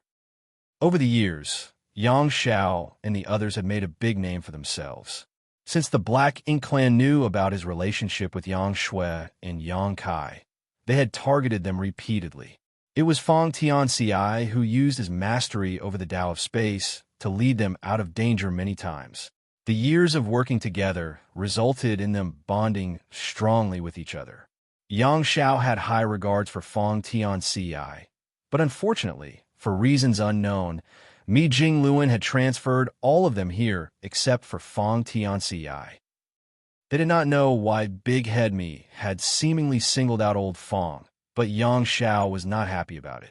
Now, he was encouraging Yang Shui to go to Yang Kai to file an official complaint. Yang Shui would naturally not want Fong Tianxia to be excluded, as he had helped them a lot of times before. This time, there was no telling what kind of missions they were being sent on, but from the lineup gathered here and the massive fortress in front of them, it was obviously going to be a task fraught with dangers. They would also be much safer with Fong Tianxia by their side. Xianxia faintly nodded and replied, "And I'll talk to Big Brother when I find a chance." In front of the square, Mi Jingluan said, "Junior brother Yang, I found an interesting person when I was making the transfers. This person was originally in the same squad as Yang Xiao and Yang Shui.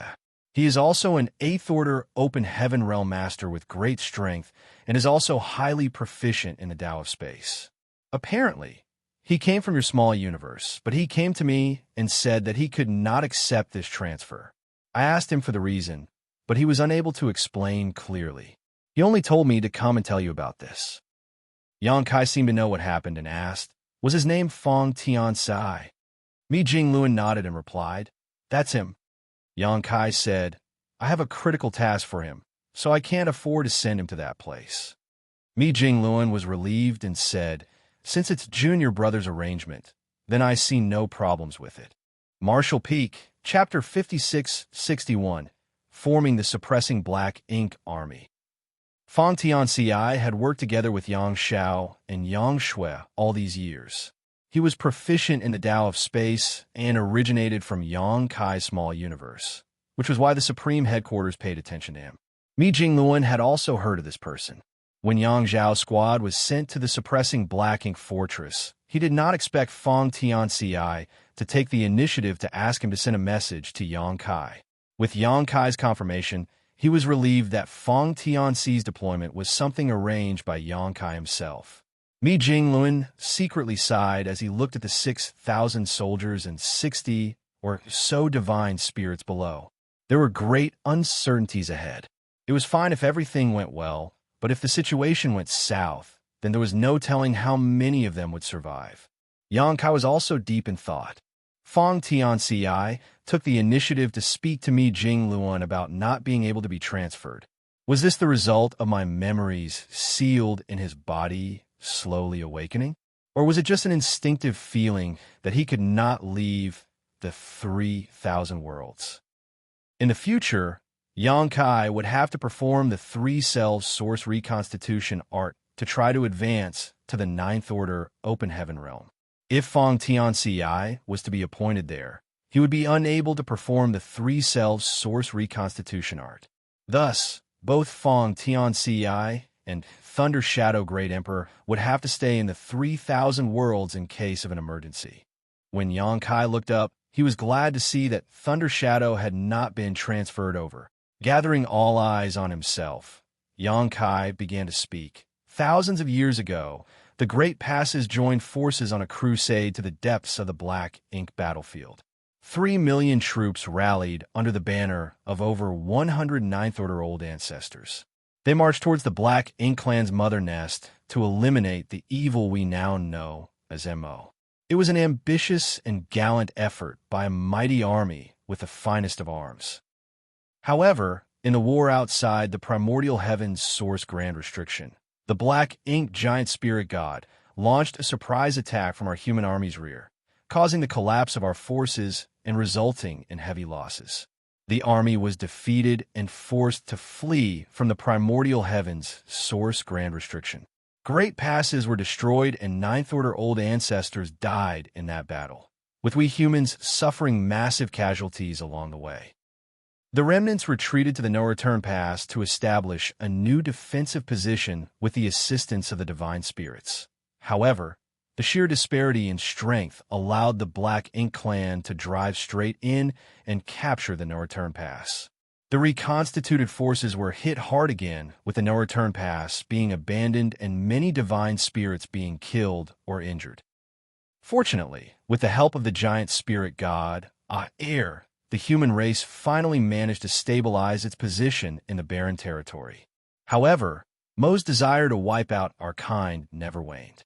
After much scheming and plotting, the Black Ink clan finally opened a passageway from the barren territory to Wine Mist territory.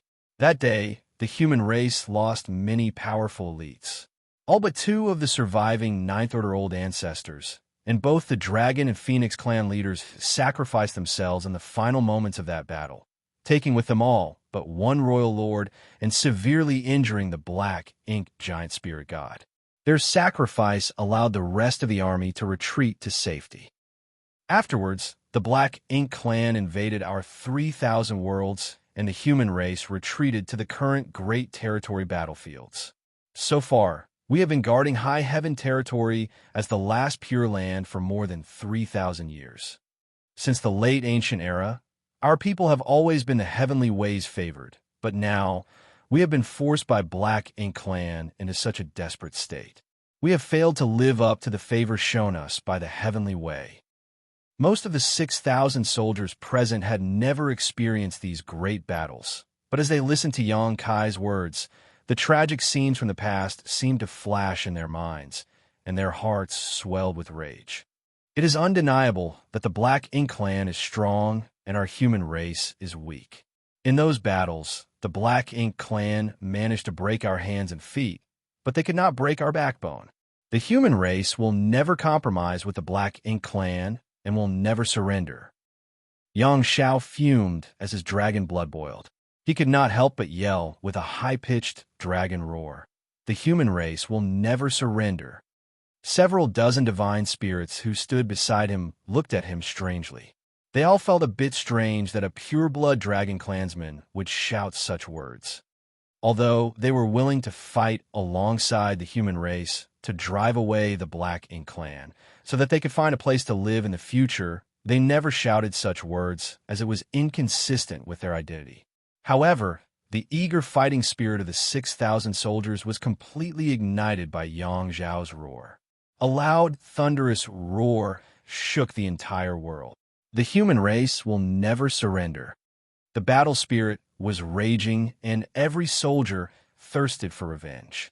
Their ferocious auras shot to the sky and seemed to penetrate the heavens, shaking the world itself. Thousands of years ago, when the old ancestors died in the last battle on the barren territory, the same earth-shattering cries could be heard.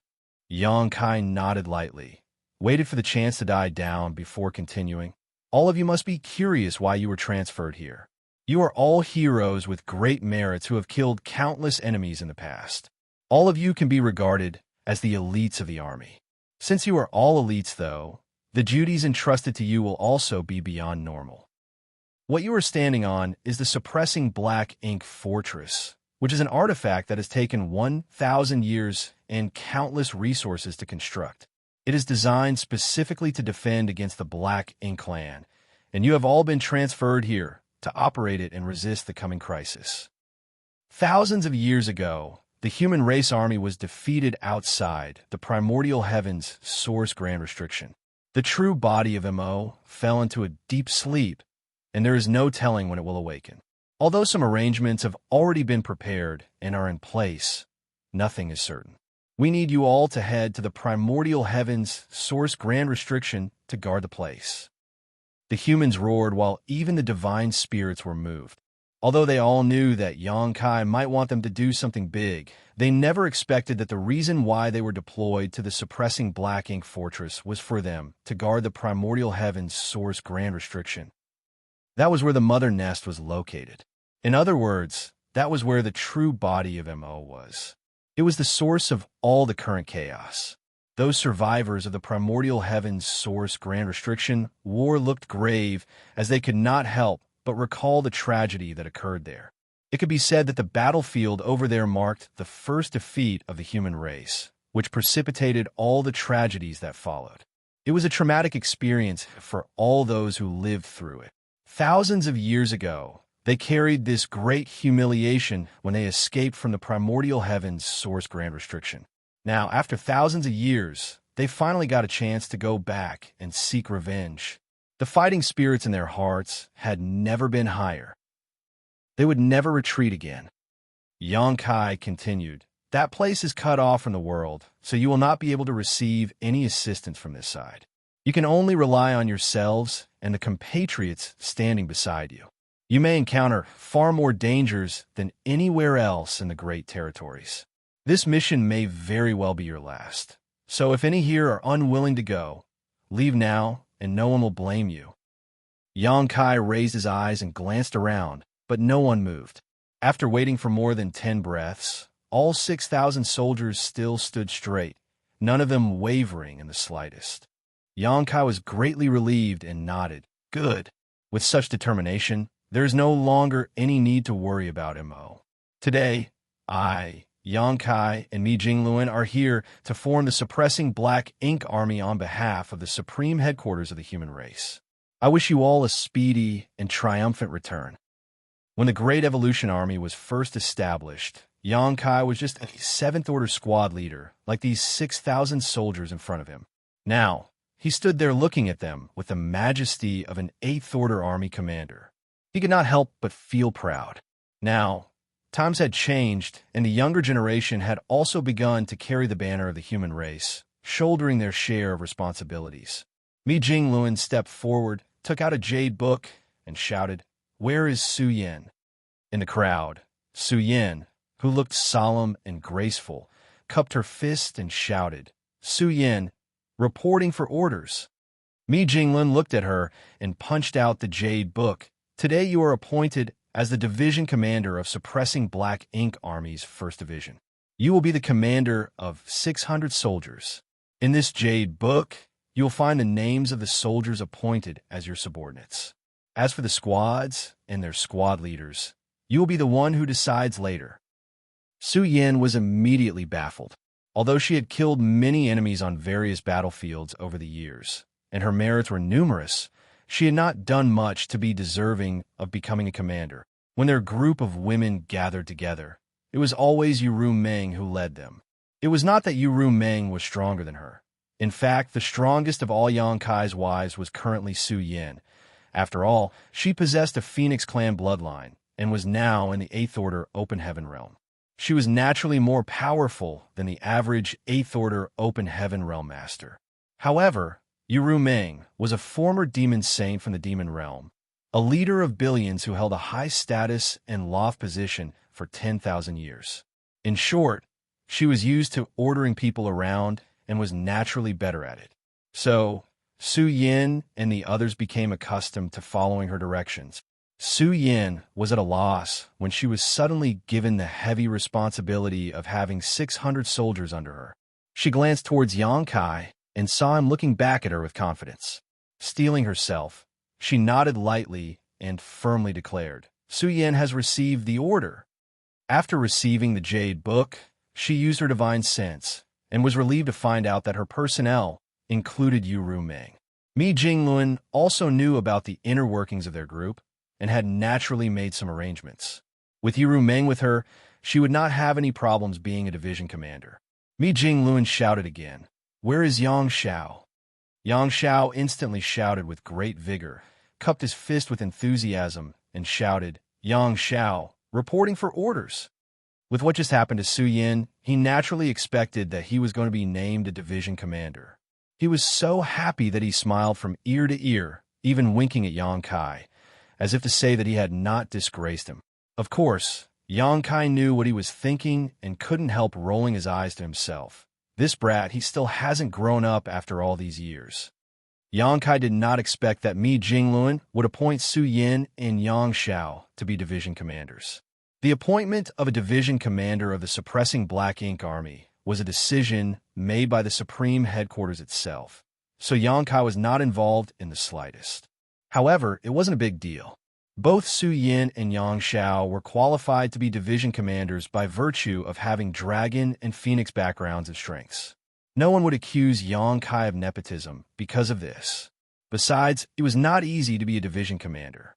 Things were so unpredictable and dangerous at the primordial heavens source grand restriction that perhaps the division commanders would become the first to lead soldiers into battle, meaning they had to shoulder the greatest amount of risk.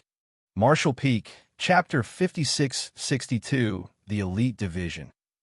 Since 600 men formed one division, 6,000 soldiers would have to be divided into 10 divisions.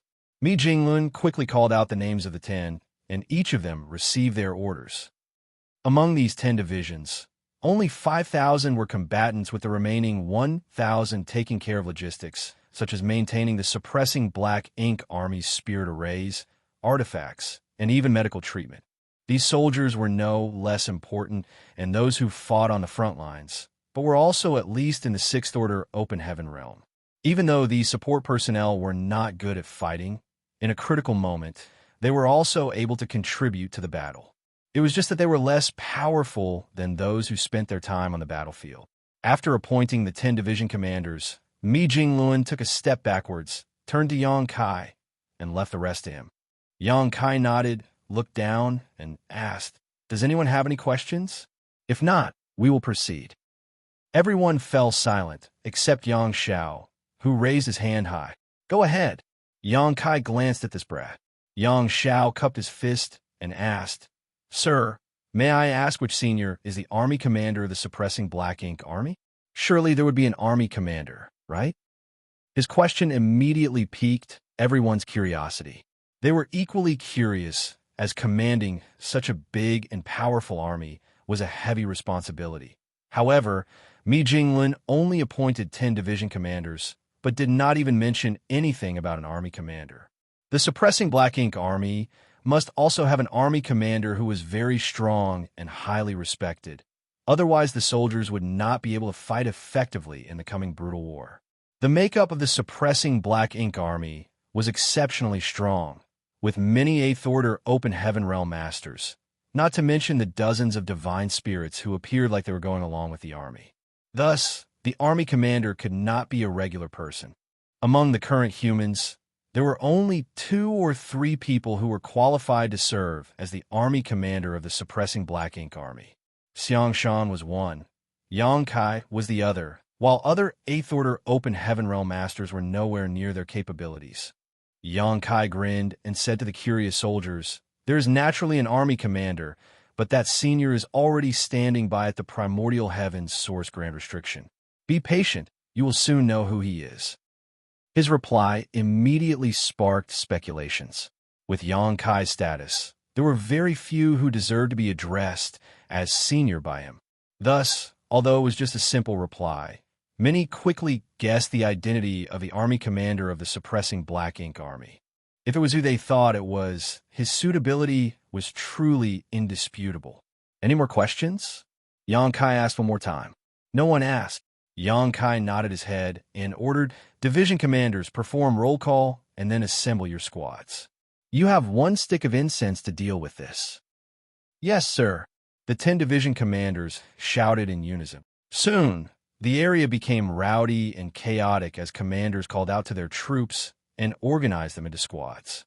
Everyone knew what was happening and started to move to their respective divisions as their names were called. Moments later, the 6,000 soldiers were orderly divided into 10 divisions.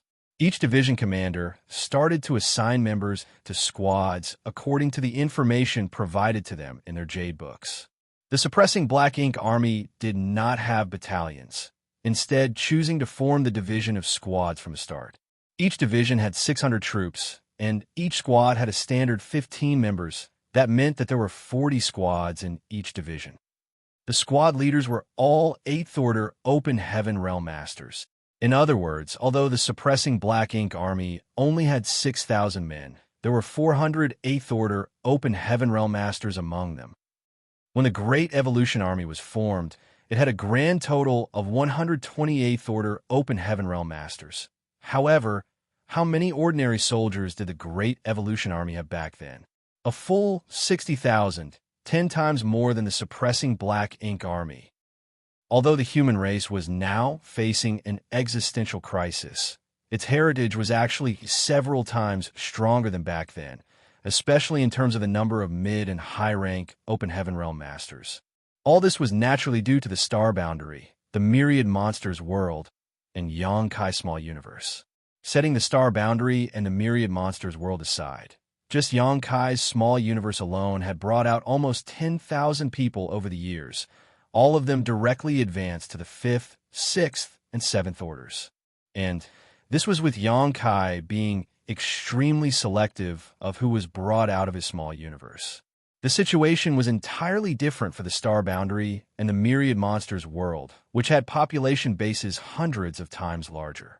Together with the influence of the World Tree clones, which could nurture one's talent and guide them in the martial Tao, as long as one wasn't completely hopeless in cultivation, anyone from the star boundary could break through to the 4th Order. There was now no one who directly advanced to the 3rd Order at all. Anyone who directly advanced to the Fourth Order had a chance to reach the Sixth Order in the future as long as they had sufficient resources. It could be said that in time there would no longer be any low-rank open heaven masters in the 3,000 worlds. The suppressing black ink army was the elite of the elites, brought together from every battlefield by the Supreme Headquarters with great care and effort.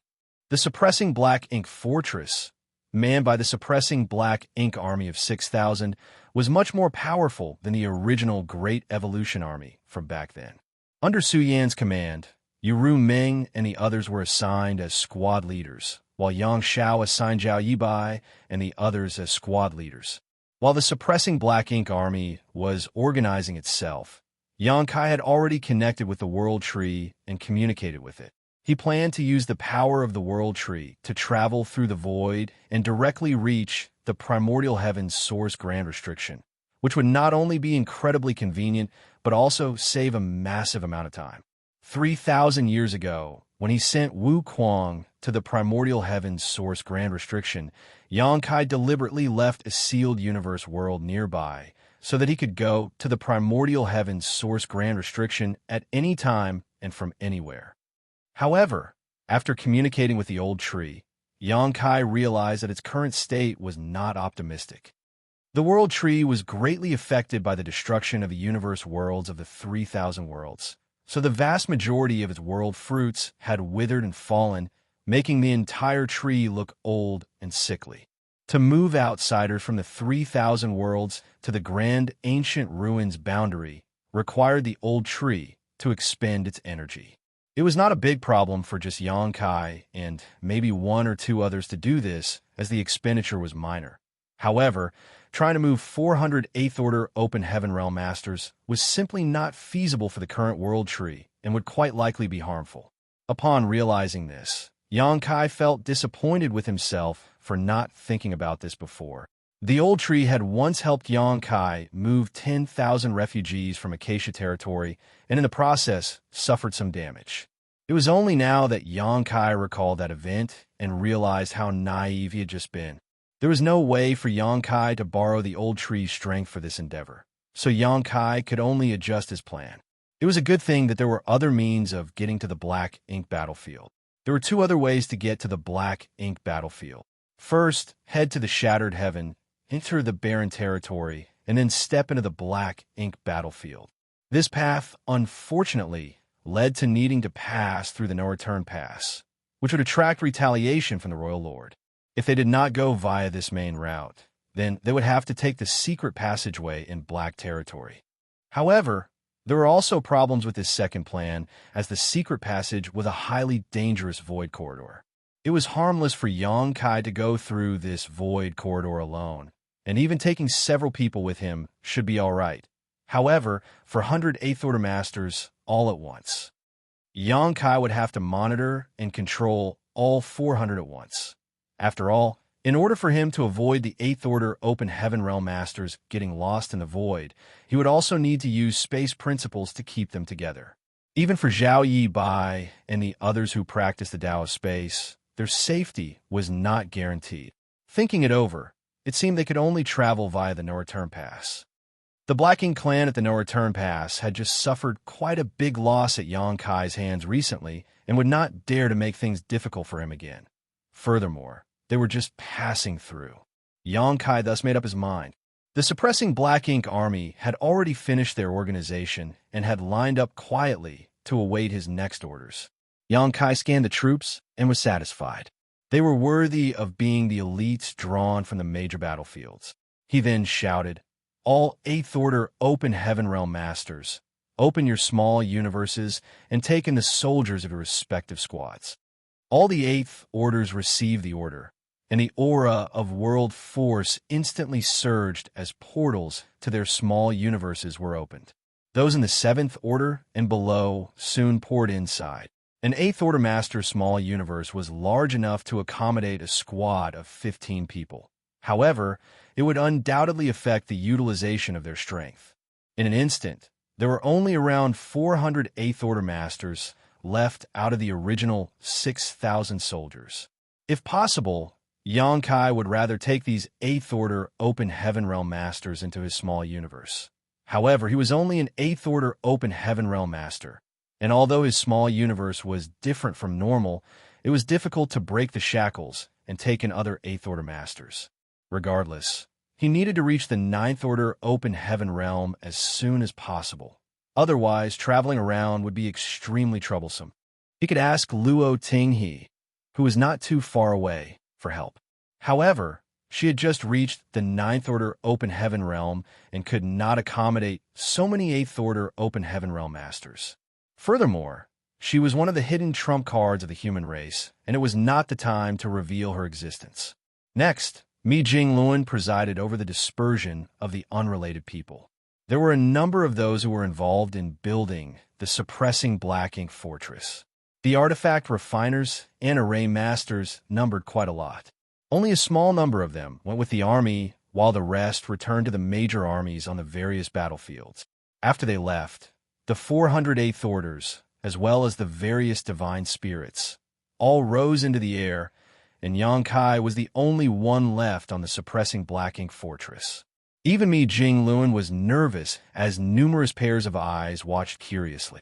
The suppressing Black Ink Army was a mighty army with the finest of arms and a lot of elite soldiers, so naturally the suppressing Black Ink Fortress, which took 1,000 years and countless materials to build, must also be taken with them.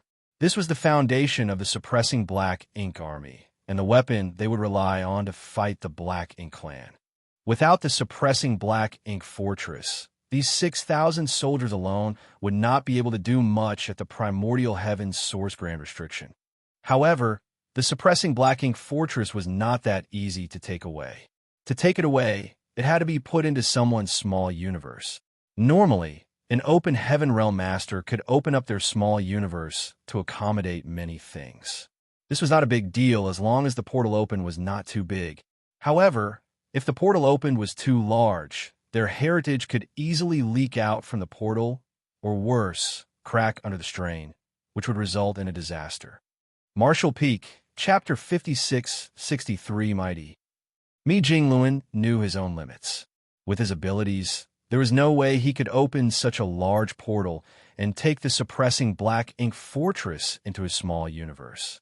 The reason why the 9th Order Old Ancestors gave up on those great passes outside of the no-return pass was not because their small universes couldn't bear the volume of a great pass. Rather, they could not open a large enough and stable enough portal to receive something so massive. Trying to force such a heavy object into their small universe would be very damaging even to an old ancestor. At that time, the human race was in a critical situation, and every bit of an old ancestor's strength was precious. Thus, although the great passes were precious, they had to abandon them at the no-return pass, benefiting the Black Ink Clan. Although the great passes were abandoned, each of their cores was removed. The core used to build the suppressing Black Ink Fortress was one of the cores brought back from the no-return pass. Mi Jingluan was now curious as to what Xianxia would do to bring the suppressing Black Ink Fortress away. Not only was he curious, but all the 8th Order Open Heaven Realm Masters of the suppressing Black Ink Army were exchanging puzzled looks. They knew that Xianxia was powerful, and the heritage of his small universe was much deeper than the average 8th Order Open Heaven Realm Master. However, no one knew how much more powerful he was exactly. This time may be an opportunity for them to gain some new insight. Of course, Xianxia had no intention of opening his small universe portal, as he had other ideas about how to bring the suppressing Black Ink Fortress away, rather than shoving it into his small universe. Even for Xianxia, there would be great risk trying to force such a heavy object into his small universe. Even if he could open a portal big enough to fit the suppressing Black Ink Fortress through, the strain produced when actually trying to do so might crack his small universe, significantly damaging his heritage. As such, the next moment, Xianxia surged his space principles. The world thrummed as space rippled. The suppressing Black Ink Fortress was at the center of these ripples and soon began to blur and distort, like a disturbed reflection in the surface of the water.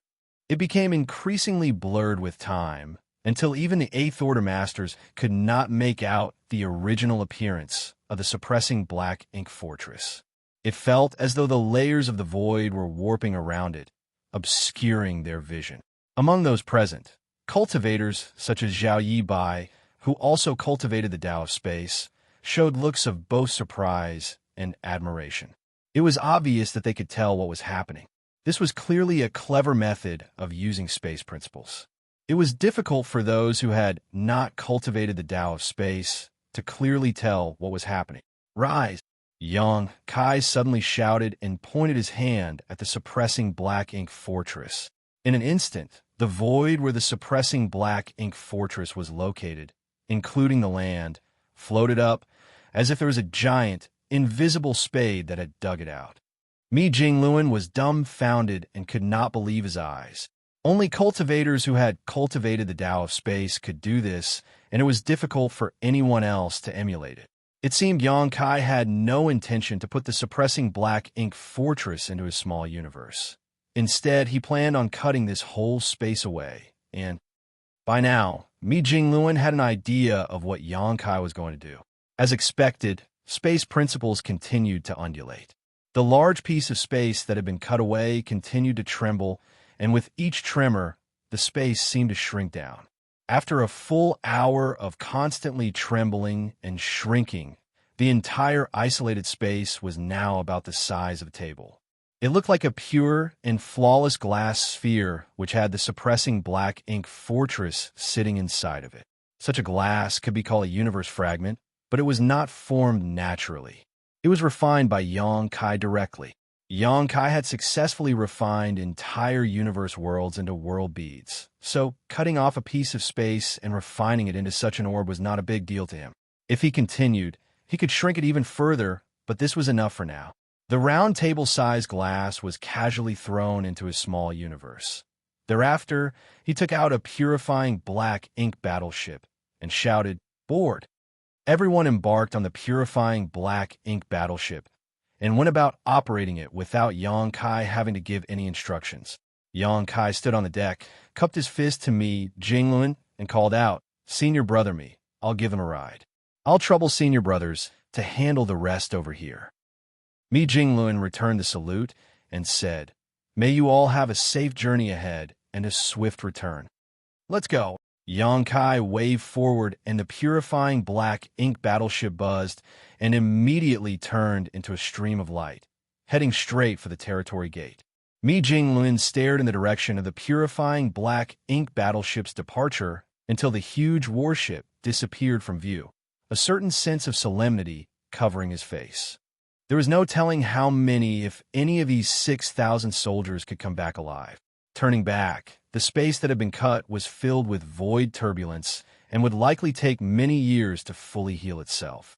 Mi Jingluan again turned his head to look in a certain direction, bowed, and saluted respectfully as he said, "It's done. While there is no need to remain here, the time is still not ripe yet. Old ancestor, please continue to wait." "Sure," a response sounded in his ear, though he could not tell how the old ancestor did this. Nonetheless, Mi Jingluan did not stay long and soon departed.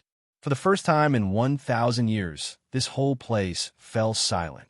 After passing through the territory gate, the purifying black ink battleship crossed the battlefield and attracted the attention of the Black Ink Clan armies, all of them wondering what the humans were up to with this single warship sailing forward. Naturally, Black Ink Clansmen were shocked when they took a look inside the ship. There were hundreds of 8th Order Open Heaven Realm Masters gathered openly on this ship. Even in the current situation, hundreds of 8th Order Open Heaven Realm Masters gathered in one place was enough to cause a lot of damage to the Black Ink Clan. Soon, news of this discovery would be transmitted in all directions via the Black Ink nests, and the constant fighting on the original battlefield calmed down for a while. Naturally, the Black Ink Clansmen quickly went into hiding until the purifying Black Ink battleship left the current Great Territory battlefield. Yang Kai had already informed everyone of the goal of their trip. Thus, the 8th Order Masters were excited that they would be crossing the no-return pass this time. Among the 400 8th Order Masters, only a few had seen the majesty of the no-return pass, while rising stars like Su Yin and Yang Xiao had never been to the no-return pass. let alone the black ink battlefield. They had long heard about the final line of defense of the human race, the black ink battlefield, and how the Grand Army was defeated there.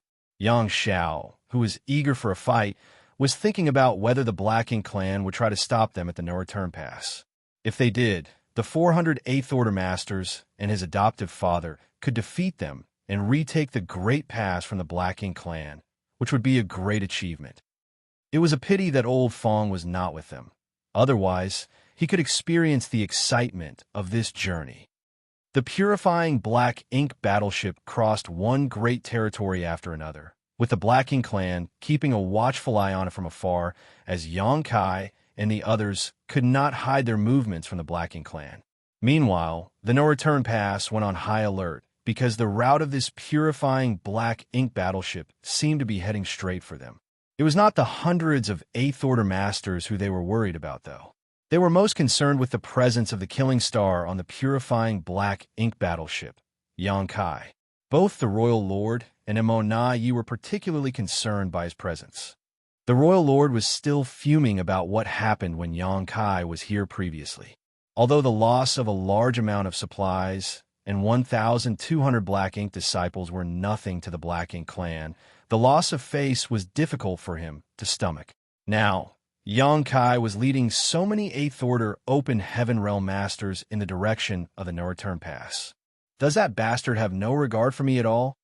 In the main conference hall, Immortal Ballad remained silent as he listened to the Royal Lord's rantings.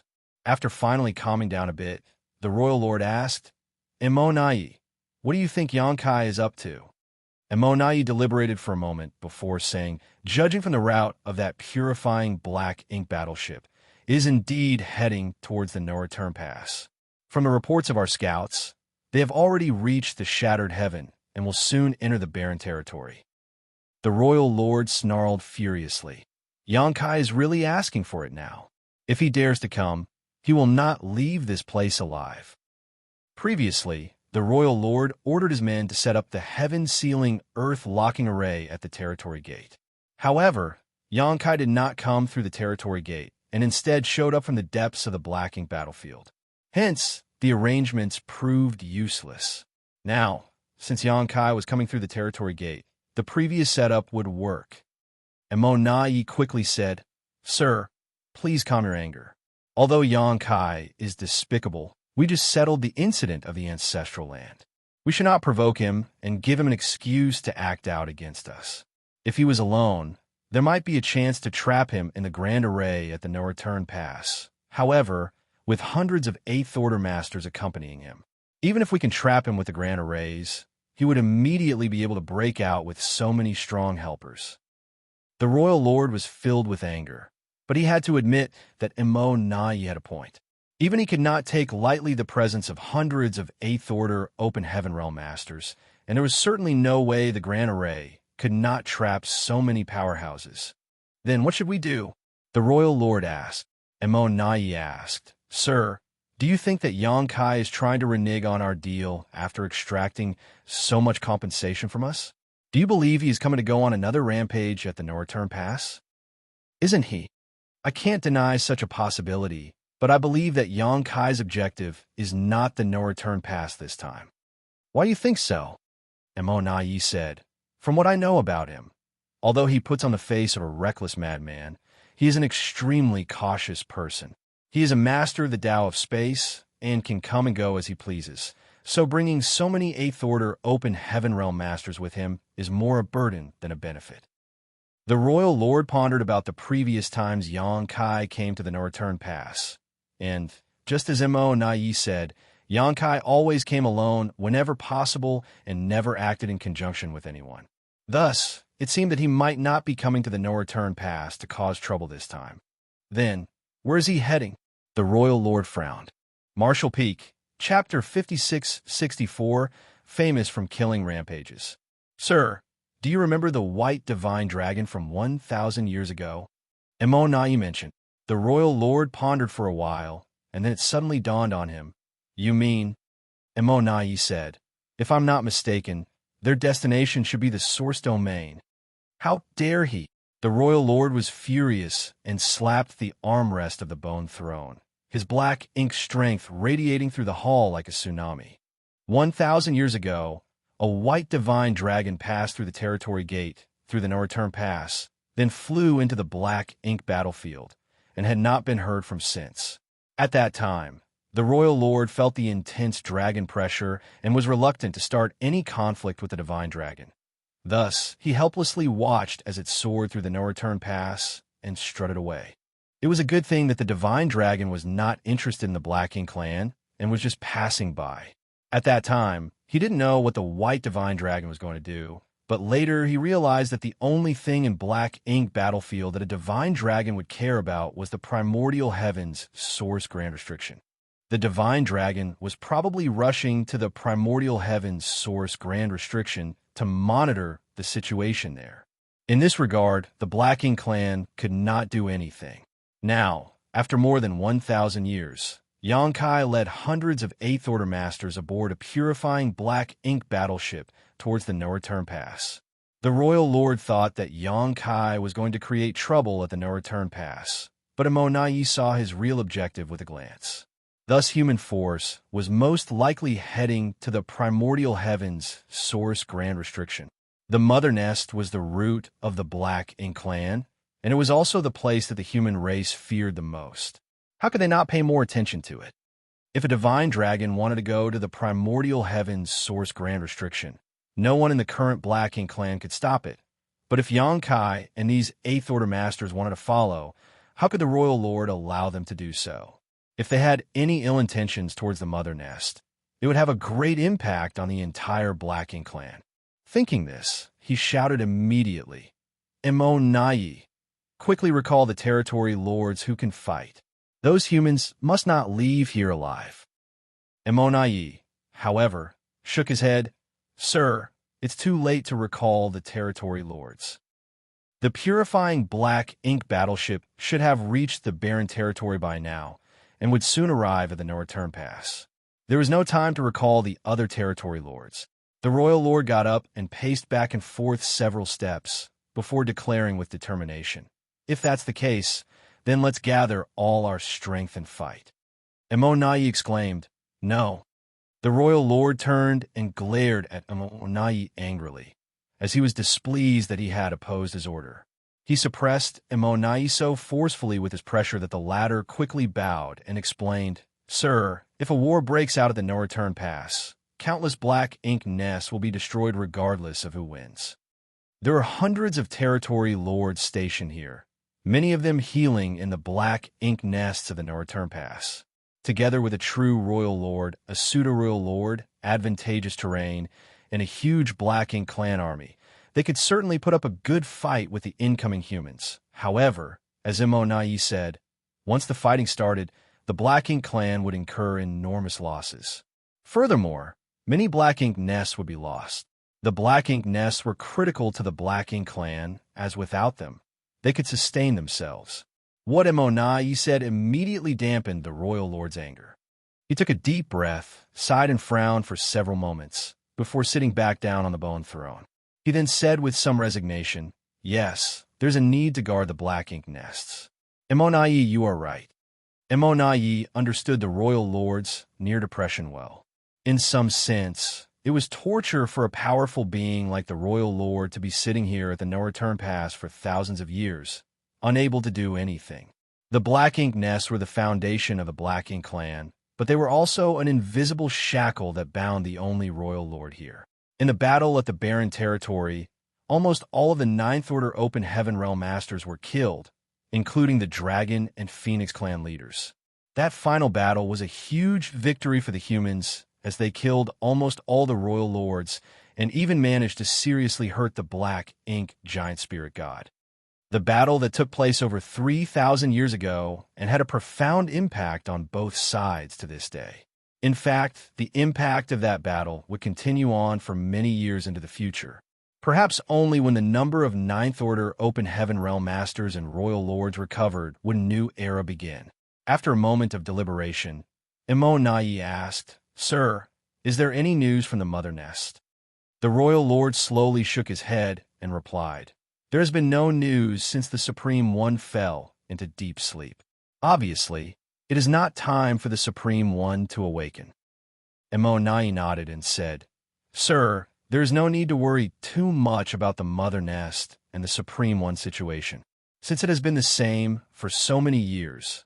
Obviously, there would be no changes in the short term regardless of what the humans attempt. What can a mere divine dragon do to the Supreme One other than monitor it? The royal lord suddenly snorted coldly. A lone divine dragon? If it dares to penetrate the primordial heavens' source grand restriction, then I have to thank it for contributing to the war effort. Though they could not do anything to a divine dragon, the Supreme One was different. If the Supreme One was awakened, even a divine dragon could be corrupted by black ink strength.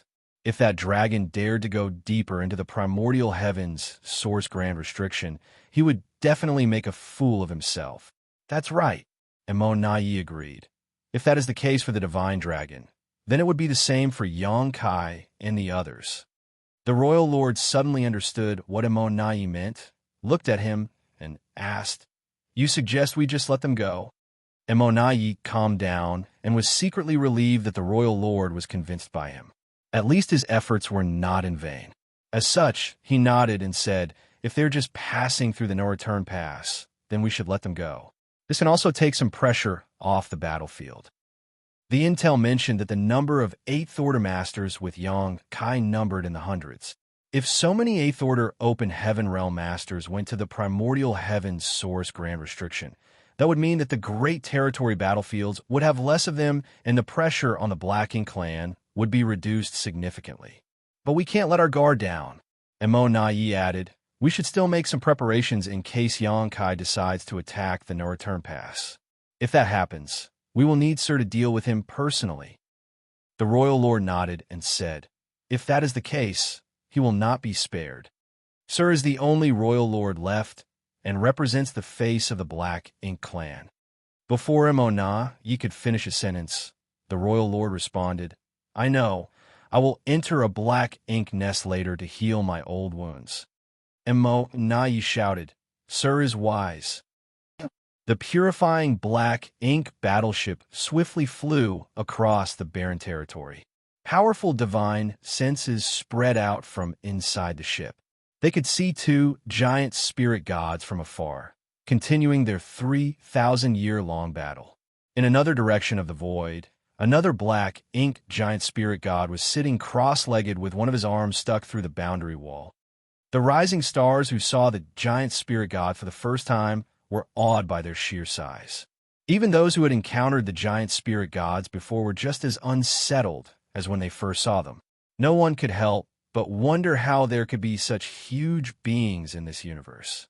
If such a huge being was to sneeze in their direction, the ship full of 8th Order Open Heaven Realm Masters would be smashed, and many would undoubtedly die.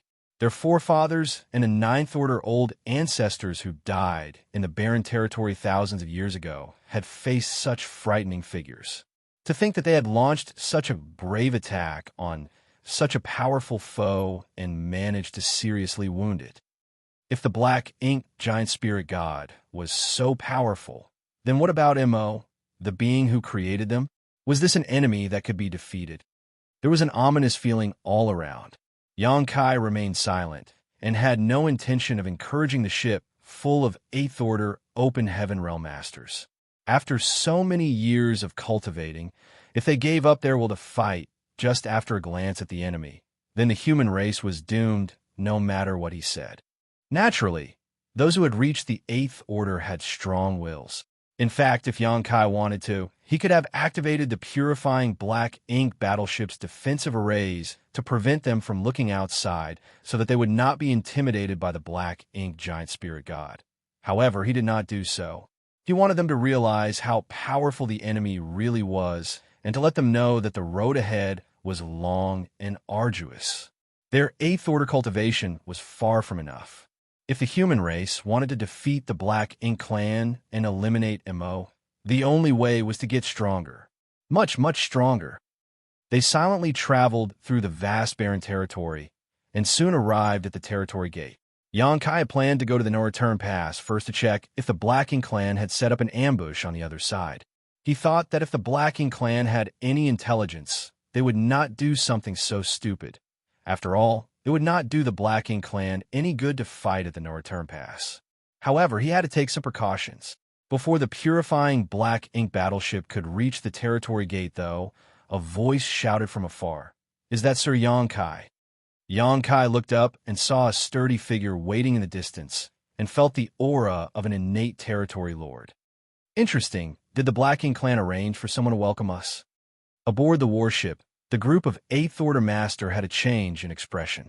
Most of them had already fought against territory lords on the battlefields, but they hardly spoke with one another and instead just fought to the death.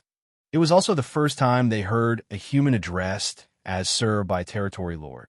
Xianxia whispered to Xianxia, "Little aunt, adoptive father is so powerful." Even before we arrived, a territory lord came from afar to welcome him. His fame from all his killing rampages must be truly remarkable. Xianxia lightly pursed her lips and smiled. There is no need to envy him.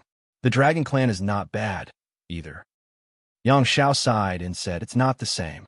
I'm afraid I can only look up to my adoptive father in my entire life." However, Old Fong still has some hope. Old Fong had also made a name for himself amongst the Blacking clan over the years and was widely known as Little Xianxia. Not only was he proficient in the Tao of Space, but he was also extremely powerful and had a deep heritage. He was much stronger than average 8th Order Masters, but although that was the case, he remained calm and honest. Martial Peak, Chapter 5665, one day. Xianxia felt sorry for Old Fong as he knew that the latter had always regarded his adoptive father as his role model. If Old Fong was here and saw this scene, he would surely have been proud of Xianxia. He had complained about Mi Jing Luan's decision that the entire squad was transferred to the suppressing Black Ink Army, but Old Fong was left behind. While Xianxia was sulking, Xianxia shouted a response from the front of the deck, "It is this Yang." In fact, there was no need to respond. The territory lord had already seen his figure from afar. To all the Black Ink clansmen, they need not remember any human except for Xianxia. His image and features have been sent across the entire Black Ink clan for all of them to study him closely. Everyone in the Black Ink clan was very familiar with his face. The purifying Black Ink battleship stopped not far from the front of the territory gate. The territory lord who shouted the greeting was clearly tense, his Black Ink strength involuntarily undulating. He never expected to be placed in such a position before, staring down a warship with Xianxia at the front. He suddenly felt that the world was dark and there was no hope or future for him. This territory lord could barely resist the anxiety in his heart, which compelled him to charge towards Xianxia in a desperate bid to attack. However, he managed to calm down because he knew that if he tried to strike Xianxia, he would die. Xianxia had already proven his ability and skill with countless of his dead comrades. He cursed Emo Na-Yi in his heart, just because he had some verbal disputes with Emo Na-Yi when they were both innate territory lords. He was sent here by the latter in a kind of personal vendetta. If he was killed by Xianxia, Emo Na-Yi would not be bothered by it. There need not be any mention of avenging his death, or even a report to the royal lord. With fear and trepidation, the territory lord mustered a smile on his face and cupped his fist towards the human and said, "By order of Sir Emo Na-Yi, I am here to receive Sir Yang. Sir Emo Na-Yi has instructed me to ask Your Excellency one question. What is the purpose of Sir Xianxia's visit today?" Although he was smiling, he seemed to be whimpering as his voice trembled. Aboard the warship, the 8th Order Open Heaven Realm Masters watched on coldly, while they marveled at how much guts it took for this lone territory lord to face Xianxia and hundreds of 8th Order Masters. This ship did not just contain ordinary 8th Order Masters, but the elite amongst the elite of the human race. Of course, the Black Ink clan only feared and respected Xianxia, while they scorned the rest and did not even bother to remember their names. "Emo Na-Yi," Xianxia murmured. "This guy is as perceptive as ever." Though I did not hide our movements, stationing a territory lord here means that he must have figured out what we are up to. What if I say that I'm just passing through? Xianxia responded indifferently. The territory lord's tense heart immediately relaxed, and his smile became much more sincere as he sidestepped and made a welcoming gesture. Sir Immortality said that if the humans are only passing through, then go ahead. Please. Interesting. Xianxia grinned and did not want to waste any time on this territory lord. So he ordered defensive positions. Although Xianxia believed the Black Ink clan would not risk starting a fight here, they still had to be on guard. Once he gave the order, the Eighth Order Open Heaven Realm Masters immediately took up a defensive stance. Xianxia waved his hand forward and the purifying Black Ink battleship sailed into the territory gate and disappeared. After the purifying Black Ink battleship entered the territory gate, the territory lord heaved a long sigh of relief, feeling as if he had returned from the gates of death. At the no-return pass, the purifying Black Ink battleship emerged from the territory gate. Xianxia stood alone at the front of the deck, straight as a post, and saw a gathering of powerful foes ahead. Territory lords gathered in large numbers, led by Immortality. Fortunately, all the territory lords had revealed their whereabouts, and there was no sign of any grand array being activated. Otherwise, Xianxia would have suspected that the Black Ink clan were here to ambush them. On the warship, the Eighth Order Masters surged their world force as they met the territory lords in front of them with a tinge of anxiety. Both sides exchanged solemn looks as the atmosphere grew extremely tense. The two races had long fought ruthlessly for innumerable years, and a vicious blood feud now existed between the two sides. Peace was impossible between them. The only reason why they did not fight immediately was because they had other priorities right now. Just after the purifying Black Ink battleship crossed the territory gate, Immortality cupped his fist and said with a smile, "Sir Yang, we meet again." Though he was outwardly smiling, he was actually cursing Xianxia in his heart. It had only been a year or two since Xianxia's last rampage at the no-return pass. "Sir Immortality." Xianxia also returned the salute with a smile. "Sorry to impose on you again." Many of the Eighth Order Masters looked dumbfounded. If for a moment they pretended that there was not a blood feud between the two races, just seeing how Xianxia and Immortality greeted one another, they would think that it was a reunion of old friends. However, this seemingly warm reunion was accompanied by many secret divine sense probes between the two sides, which would be extremely strange. "No worries, you're always welcome." Immortality smiled eagerly and continued. "This was once a place for the humans. There's no imposition at all." Xianxia's eyes slightly narrowed as he heard the double speak in his words. But Xianxia was no pushover and simply laughed as he said, "Indeed, one day, we will have to play host to you here." Immortality smiled and replied, "I hope that I'll be around to see that day." Xianxia nodded and said firmly, "You will be."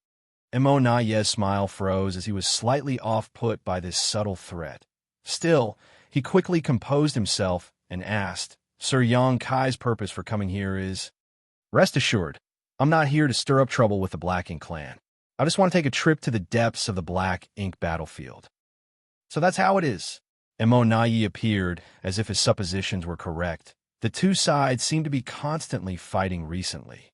Since Sir Xianxia is leading so many human masters, obviously it must be something important. In that case, I won't delay you any longer. Extending his hand, he gestured, "Please." "Many thanks." Xianxia replied courteously and took a step out of the purifying Black Ink battleship. The next moment, Immortality realized that Xianxia was standing side by side with him.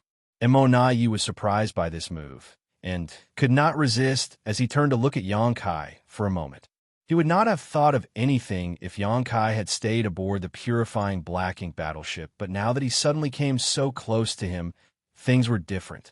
Was Xianxia not afraid of being attacked? With his strength as a pseudo-royal lord, if Immortality struck, Xianxia might not be able to retreat even with his space secret techniques. If the royal lord came out from the Black Ink nests, they might very well have the chance to trap Xianxia.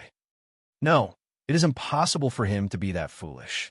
If he was, then he would have died many times over. But what does he want to do? What the hell is he up to? Imo nervously thought. Yang Kai grinned at him and casually asked, "Where's Sir Royal Lord? Why haven't I seen him?" If it was before, he really would have kept his distance from Imo. A Pseudo Lord was also a royal lord and not someone he should take lightly. But now that he had a life-saving trump card, he was not afraid of Imo. Acting in a way that seemingly disadvantaged oneself was a good way to confuse one's opponents. When dealing with a smart guy like Imo, Yang Kai could not just force his way through things.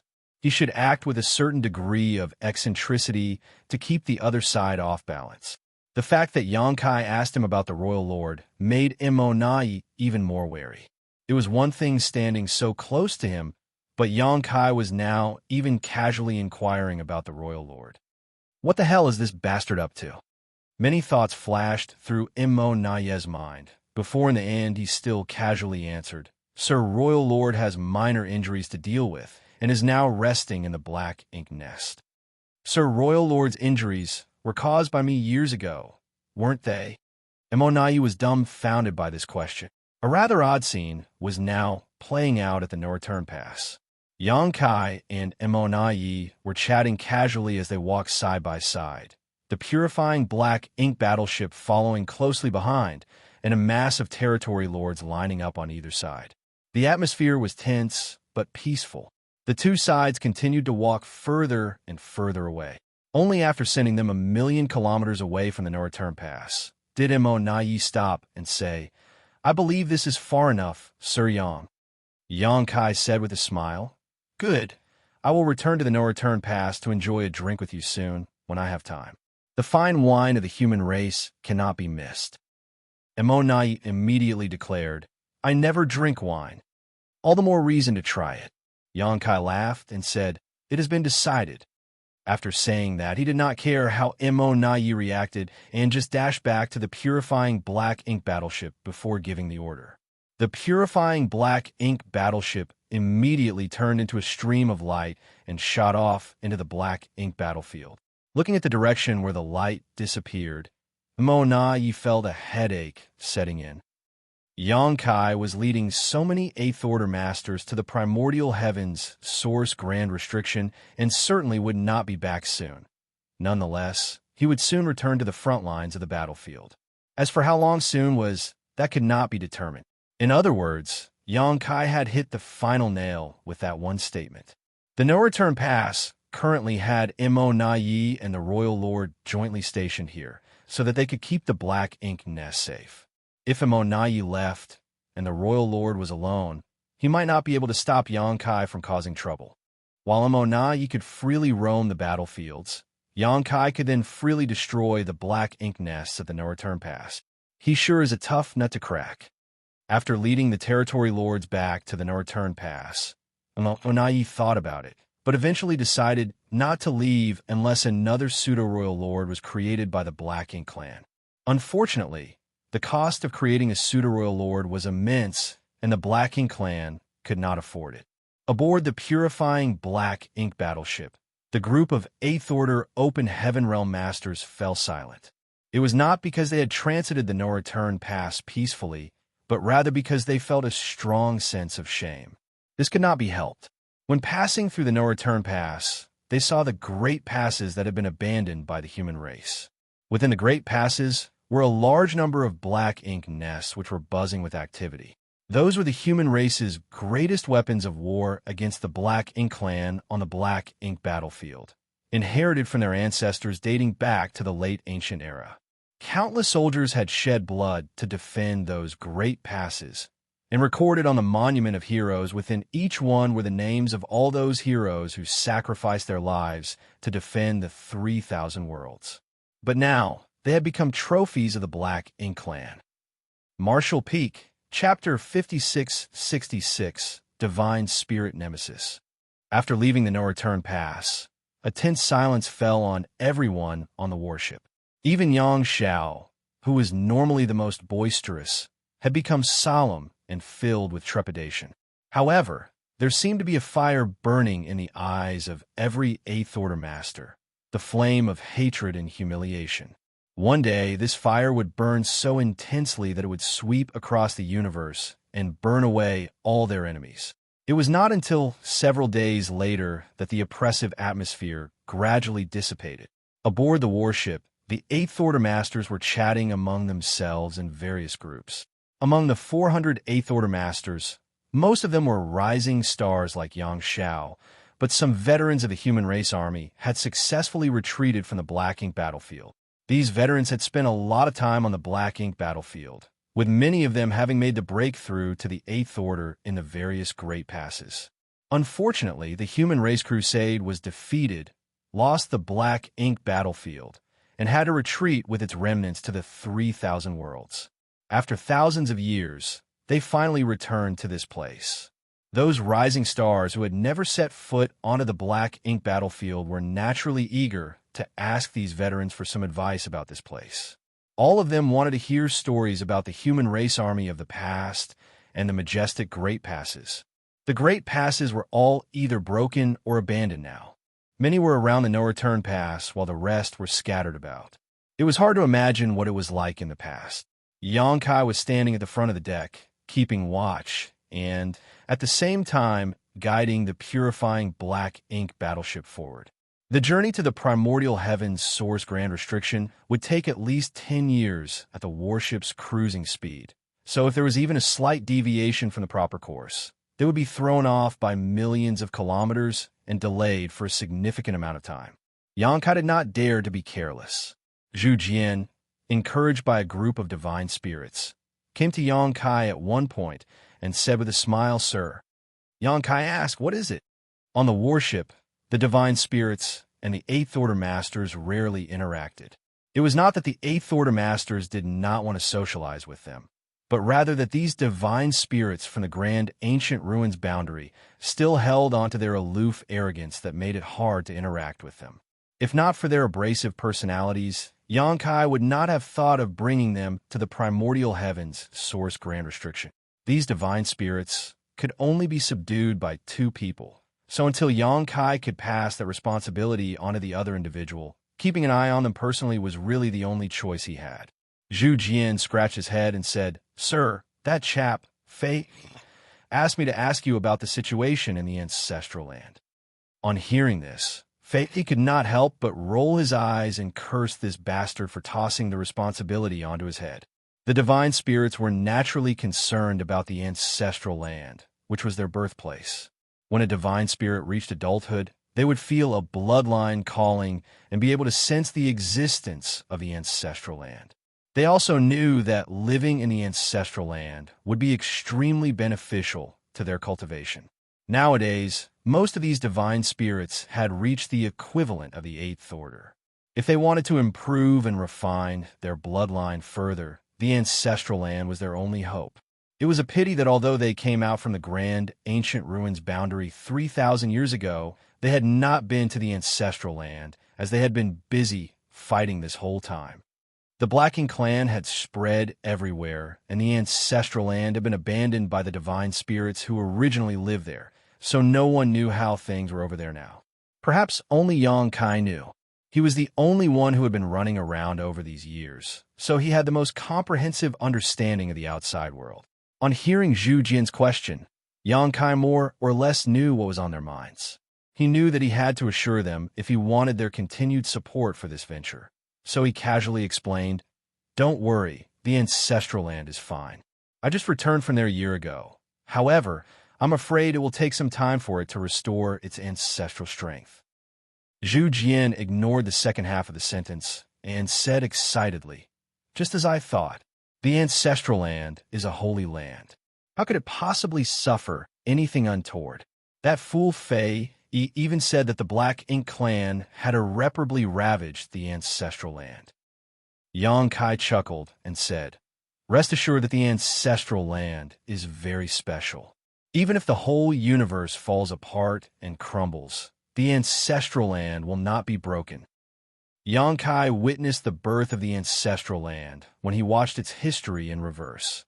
Thus, he was more qualified than anyone else to come to this conclusion. The battle between him and Di Wu in the ancestral land was fierce enough to destroy countless universe worlds, but the ancestral land remained unscathed. A long time ago, the battle between the Dragon Emperor, Phoenix Empress, and the Black Ink Giant Spirit God raged across the entire ancestral land. But even that was not enough to break it. The ancestral land would have been destroyed long ago if it had been as fragile as an ordinary universe world. If the Black Ink Clan problem is eliminated, you and the others can return to ancestral land to cultivate, Xianxia said, reassuring them. Zhu Jian's eyes lit up and nodded firmly. I'm certain that day will come. In the past, these divine spirits who came out of the grand ancient ruins boundary were bound by their bloodline oath and participated in the war between the human race and the Black Ink Clan. Now, the time of the Great Oath was coming to an end, so it was important to provide them with some hope so that they would still give their best efforts. The ancestral land was where their hope lay. Xianxia asked them about the divine spirits' dealings with other divine spirits. The divine spirits who were on the side of the human race were not only the ones who came out of the grand ancient ruins boundary. There were 3 groups of divine spirits, in fact. One of the other groups was the Dragon and Phoenix clans, originally from the No-Return Pass, while the other was from the ancestral land. These 2 groups of divine spirits were fundamentally from the same source and got along fairly well. However, they did not like Zhu Jian and the others. This could not be helped, as the divine spirits from the grand ancient ruins boundary were all basically imprisoned there for their ancestors' crimes. Their initial performance on the battlefield was unreliable as well. Thus, the different groups of divine spirits did not interact much with each other. Zhu Jian was also rather helpless when it came to this matter. If he ever returned to the ancestral land in the future, he would have some problems trying to get along with those divine spirits. At that moment, another person walked over, drawing Xianxia's attention. Junior Sister Gu. Senior Brother Yang. Gu Pan replied with a smile. She was a core disciple of Xianxia Paradise from Xianxia's generation that he had met in the grand ancient ruins boundary. After thousands of years of cultivation, she had also reached the 8th Order Open Heaven realm and became one of the pillars of the human race. Zhu Jian also knew Gu Pan and nodded to her. It was not surprising that they knew each other, as Gu Pan was chosen as a bearer by Kuei Niu in the grand ancient ruins boundary and had gained some benefits from the latter. Gu Pan had naturally met Zhu Jian back then. Seeing how his business was finished, Zhu Jian said, "Sir, please excuse me. I'll take my leave now." On saying so, he turned around and left. When he passed by Gu Pan, she opened the portal of her small universe and a figure came out. Zhu Jian instantly froze as he seemed to sense something. He turned his head and looked towards a figure that had just appeared. Before him was a human woman whose cultivation was only at the 7th Order Open Heaven realm. This made him frown slightly. After a brief look at her, he did not notice anything worthy of his attention, so he just shook his head and left. When he returned to the divine spirits, they saw his serious expression and a divine spirit asked, "What happened?" Zhu Jian scratched his head, looked back, and said, "Nothing, perhaps I was mistaken." The moment he brushed past that female 7th Order human who appeared from Gu Pan's small universe, he suddenly had an ominous feeling, as if he had met some kind of nemesis. He would naturally not mention this to Fei, Yi, and the rest, lest they laugh at his cowardice. However, that feeling did not seem to be an illusion. Something was odd about that 7th Order woman. The woman who appeared from Gu Pan's small universe was none other than Zhang Ruo Shi. Over these years, Shi and Gu Pan were essentially inseparable. With a core disciple like Gu Pan and Xianxia having close relationships with her, Zhang Ruo Shi's life in the Xianxia Paradise was quite comfortable. It was a pity that she only advanced directly to the 5th Order. Otherwise, she would have been more valued by Xianxia Paradise. Earlier, Xianxia asked the 8th Order Masters to take in the other suppressing Black Ink Army soldiers. Thus, Zhang Ruo, she was taken into Gu Pan's small universe. "Sir." Zhang Ruo, she bowed elegantly.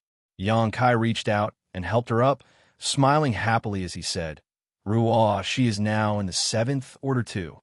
Back at the star boundary, many great emperors joined hands to fight great demon god Mo Shang.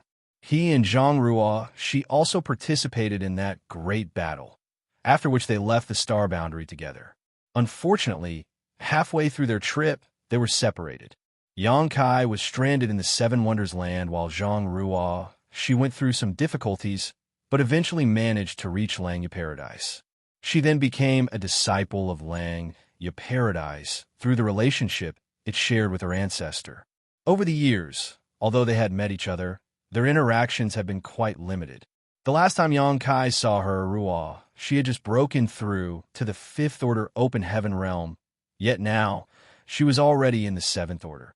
There is nothing better in life than to see a familiar face in the crowd after thousands of years of war. Langya Paradise had also contributed some manpower to the suppressing Black Ink Army, among which Gu Pan, a rising star, was their leader. Since Gu Pan came, Zhang Ruo, she naturally came along with her. Thinking of Zhu Jian's look of uncertainty, Yang Kai laughed again and said, "It looks like your bloodline has also become much purer." Zhang Ruo, she possessed the Heaven's Order bloodline. Yang Kai did not know what exactly was the name of this bloodline. He only knew that in the star boundary, Heaven's Order was the nemesis of all divine spirits. There is a place in the star boundary known as the Ancient Wildlands, which is a paradise for the monster race. Over there stood the Blood Gate, behind which were many divine spirit sources. If a monster beast could obtain the appropriate source, they would have a chance to inherit the power of a divine spirit. The Blood Gate was created by Zhang Ruo, Shi's ancestor, the original owner of the Heaven's Order bloodline. Legend has it that when the star boundary was overrun by divine spirits, Heaven's Order took pity on the world and killed many divine spirits who were causing trouble, extracting their sources and sealing them behind the Blood Gate as punishment. Marshall Peak, Chapter 56-67, Ruo Shi's Confusion. The Blood Gate was forged by Heaven's Order with her blood essence. It was the restricted area of the ancient wildlands that even the most powerful of monster race dared not approach carelessly. Only the successor of the Heaven's Order bloodline was qualified to open the Blood Gate. Unfortunately, after the death of Heaven's Order, her bloodline fell into obscurity. Her descendants were unable to revive their ancestral glory and gradually fell into decline and risked disappearing entirely. Later, Zhang Ruo Shi's bloodline was awakened and she entered the Blood Gate, taking Xianxia with her. Xiao's current strength was inherited from the source of the divine spirit, Taiyu. Many monster race masters from the star boundary had benefited from the divine spirit source's inheritance from the Blood Gate, and some were still active in the great territory battlefields today. This included Lan Feng and Fan Wu. While they only had a trace of divine spirit bloodline in them originally, which was far from pure when they obtained the appropriate source, they could be called true divine spirits. Afterwards, many of them even journeyed to the divine spirit ancestral land to cultivate, further purifying their bloodlines. Yang Kai suddenly looked a bit confused when he thought about this. If the divine spirits had their bloodline, then what was the Heaven's Order bloodline Zhang Ruo she had? This kind of bloodline had a natural restraint on all divine spirits, which could be seen only from Zhu Jian's reaction just now. Just by walking by each other, a master on Zhu Jian's level felt uneasy around Zhang Ruo Shi, a mere Seventh Order Open Heaven Realm master. In fact, when Zhang Ruo Shi stood in front of Yang Kai, even he could not help but feel an innate sense of unease coming from his dragon vein. However, due to their familiarity with each other, and knowing that Zhang Ruo she couldn't harm him, this uneasiness was easily ignored. If it had been someone else, that feeling would be enough to trigger Yang Kai to be more cautious. Oddly, he had never felt this way in the past. Either Zhang Ruo Shi's Heaven's Order bloodline had grown tremendously, or Yang Kai's dragon vein had grown so pure that it was now able to sense Ruo Shi's bloodline more strongly. "Sir, you are very knowledgeable. So Ruo, she has a question for you." Zhang Ruo, she spoke softly. Gu Pan had already waved her hand and created a barrier that surrounded the three of them, separating them from the outside.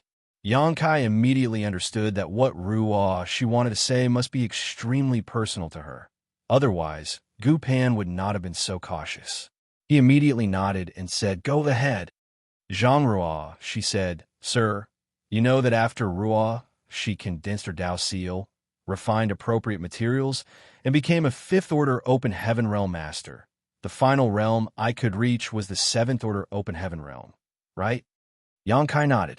He naturally knew about this matter because he had once asked Zhang Ruo if she wanted to start over and refine sixth-order materials. After all, there was still a gap between the fifth order and sixth order. Back then, he still had some Tai Yi Soul cleansing water on hand. As long as Ruo she was willing to try, then she could wash away the powers accumulated in her Dao seal and begin from scratch. However, doing so involved a great deal of risk, as the Dao seal was at stake and any slight carelessness could be fatal. Ruo she also felt that refining sixth-order materials was a bit too much for her aptitude, which was why Yang Kai did not insist on it. Now that Ruo she is a seventh-order master and has reached the peak of her cultivation, Zhang Ruo she then continued to explain. She followed Gu Pan around the battlefield over the years to kill countless enemies and had accumulated countless military merits, so she was never short of cultivation resources. The current environment for the human race soldiers had a multitude of dangers as well as opportunities. As long as they dared to dedicate themselves to the war, they could use their military merits to exchange for anything they wanted. It was unlike before when all the good stuff was hoarded by the cave heavens and paradises, out of reach of ordinary cultivators. Zhang Ruo she was very hard-working and exchanged her military merits for lots of resources. Thus, she was always cultivating, which was why it was not surprising that she could reach the peak of the seventh order. But sir, Ruo she appeared bewildered as she looked up at Yang Kai. Ruo she still feels that her cultivation has not reached its limits, like there are no shackles on my small universe. Yang Kai was listening attentively, and now his expression was even more intense as he asked, "Is that true?" What Zhang Ruo she said was not that alarming initially, but her final words sent shockwaves through Yang Kai's heart. Why can she not feel the shackles on her small universe? It's too strange. The moment Yang Kai broke through the eighth order, he could already feel the shackles on his small universe, and they only became more noticeable the more he cultivated. The human open heaven realm method had a major flaw which limited one's ultimate potential, a fact that Yang Kai only recognized recently. Song and his 9 compatriots went to the World Tree to gain enlightenment regarding the open heaven realm method, so that the originally weak human race could rise up. It could be said that these martial ancestors had contributed immensely to the human race. Without the open heaven realm method, the human race would not be what it is today. It was because of these 10 martial ancestors that the future generations of the human race were able to achieve their current success, and Yang Kai was full of respect for them. However, it was undeniable that the open heaven realm method was imperfect. If it was perfect, then it would not put unbreakable limits on one's future achievements. A truly perfect method would allow one to continue treading their martial Tao as long as they were willing to put in the necessary effort. In a sense, the open heaven realm method was a dead end. Anyone who initially broke through to the fifth order would have a hard limit of the seventh order in the future. The sixth order would end at the eighth order. A world fruit from the world tree could extend that limit by a single order, allowing a person to climb a little higher on their martial Tao, but it was still limited. Yang Kai achieved the fifth order open heaven realm, then took a mid-rank world fruit. He was now at the eighth order open heaven realm, and although he was not quite at the peak, he was nearly there. When he was still cultivating in the Star Boundaries World Tree clone, he felt the invisible shackle on his small universe growing tighter with time. The shackle was like a lock that pinned down his martial Tao to prevent any possibility of it moving forward. It also locked his small universe from further expansion. This became more obvious as Yang Kai's own heritage increased. Every master who had reached the end of their own martial Tao could clearly feel this invisible shackle on their small universe. The shackle existed with the birth of one small universe when advancing to the open heaven realm. However, Zhang Ruo she said that she could not feel this shackle, which was rather unbelievable. If Ruo she's cultivation was at the peak of seventh order, she should have clearly felt this restriction long ago. It was no wonder Gu Pan blocked this area. This was a big deal and would spread like wildfire if it got out. Who else knows about this? Yang Kai asked solemnly. Ruo, she turned her head, looked at Gu Pan, and said, "Besides you, only senior sister Gu knows about this." She wanted to ask Yang Kai for advice as soon as she realized her situation. Unfortunately, Yang Kai was now in a high position and his whereabouts were highly unpredictable. Strong in will, but weak in strength. Zhang Ruo, she could only keep this secret to herself for the time being. Luckily, she was able to see Yang Kai during the formation of the suppressing Black Ink Army. Otherwise, she really did not know what she should do. In Langya Paradise, although some elders cared for her, she could not totally trust them. Furthermore, she believed only Yang Kai could handle this. Yang Kai was the only person in the world who could make her feel totally unreserved. Yang Kai nodded slightly as Ruo Shi's caution was appropriate. The limits of one's small universe was the eternal bane of all human masters. If they could find a way to break this shackle, the human race would certainly have many more masters. Most old 8th Order Open Heaven Realm masters had reached the end of their martial Dao long ago. So even if it was only a faint hint of a chance to break through to the 9th Order, they would not hesitate to risk everything to seize it. If Zhang Ruo Shi's situation was leaked, the Supreme Headquarters would undoubtedly try to investigate, regardless of the possible drawbacks or consequences. When that happened, Zhang Ruo Shi would lose all freedom and become a test subject. "Can I see your small universe?" Yang Kai asked. Ruo Shi agreed immediately and opened her small universe. Yang Kai's divine sense entered it and immediately felt the aura of her world force, which was extremely pure and strong. This small universe itself was nothing special, other than its territory being larger than a normal 7th Order master's. Indeed, as Ruo Shi said, she was already at the peak of the 7th Order Open Heaven Realm. However, Yang Kai soon chuckled and asked, "Why are you hoarding so many small stone race members?" Ruo Shi's small universe had fully materialized as she was in the 7th Order, and it seemed she had purposely transplanted many flowers and plants into it, making it both beautiful and vibrant. However, in a corner of her small universe, there were some 200 small stone race members of both the Yang and Yin variety. They were both equally distributed, and most were very strong. There were even some 1,000-meter-tall, 8th Order, small stone race masters among them. Yang Kai naturally knew the origin of these small stone race members. Previously in the ancestral land, he handed the small stone race soldiers he borrowed from Big Brother Huang and Big Sister Lan and passed them to those 7th Order array masters, tasking them with bringing them back to the Supreme Headquarters. The Supreme Headquarters naturally distributed these small stone race members to strengthen the human race soldiers. Naturally, the cost for a small stone race soldier would correspond to its order, so the powerful ones were not cheap. Human soldiers would obtain these small stone race members from the various bases in the Great Territory battlefields and then refine them to use against the enemy. Generally speaking, a single person could only refine a handful of small stone race soldiers, as their sentience was too low. They were very rebellious, and even when refined, it was very difficult to command them when there were too many. Yang Kai was well aware of this. Thus, nowadays, when the human race soldiers were fighting with the Black Ink clan on the various battlefields, most of them had a few small stone race members with them. Quite often, the human race soldiers relied on the bravery of these small stone race soldiers to get out of tricky situations or to kill strong enemies. In this way, they were of great help to the humans. Yang Kai was a bit puzzled about why Ruo Shi hoarded so many, though.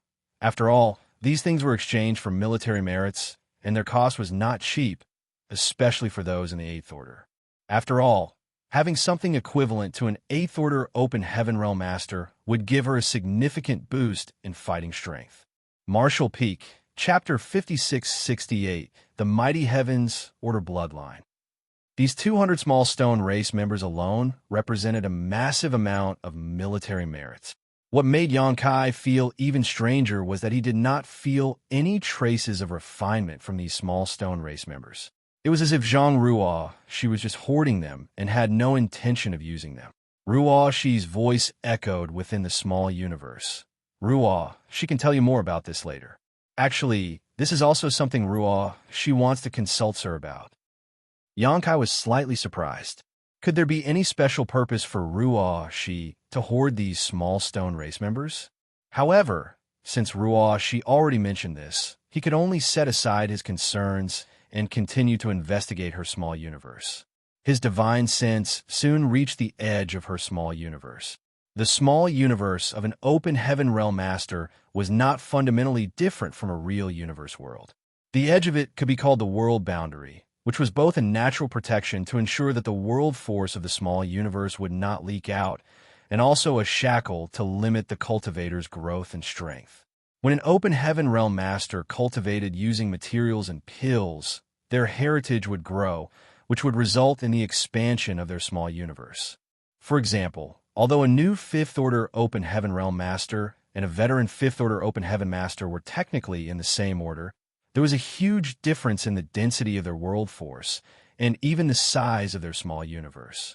The size of their small universe and the richness of their world force directly affected the strength of an Open Heaven Realm Master. Therefore, on the Black Ink battlefield, cultivators who were invaded by Black Ink strength and had to give up a portion of their small universe to save themselves would see a drastic drop in their strength. If one sacrificed too much of their small universe, they might even see their order regress. In the worst-case scenario, an Open Heaven Realm Master's small universe would completely destabilize after large portions of it were sacrificed, resulting in death. Moreover, once a master gave a large part of their small universe, it would become incomplete and have a great impact on any attempts at a breakthrough in the future.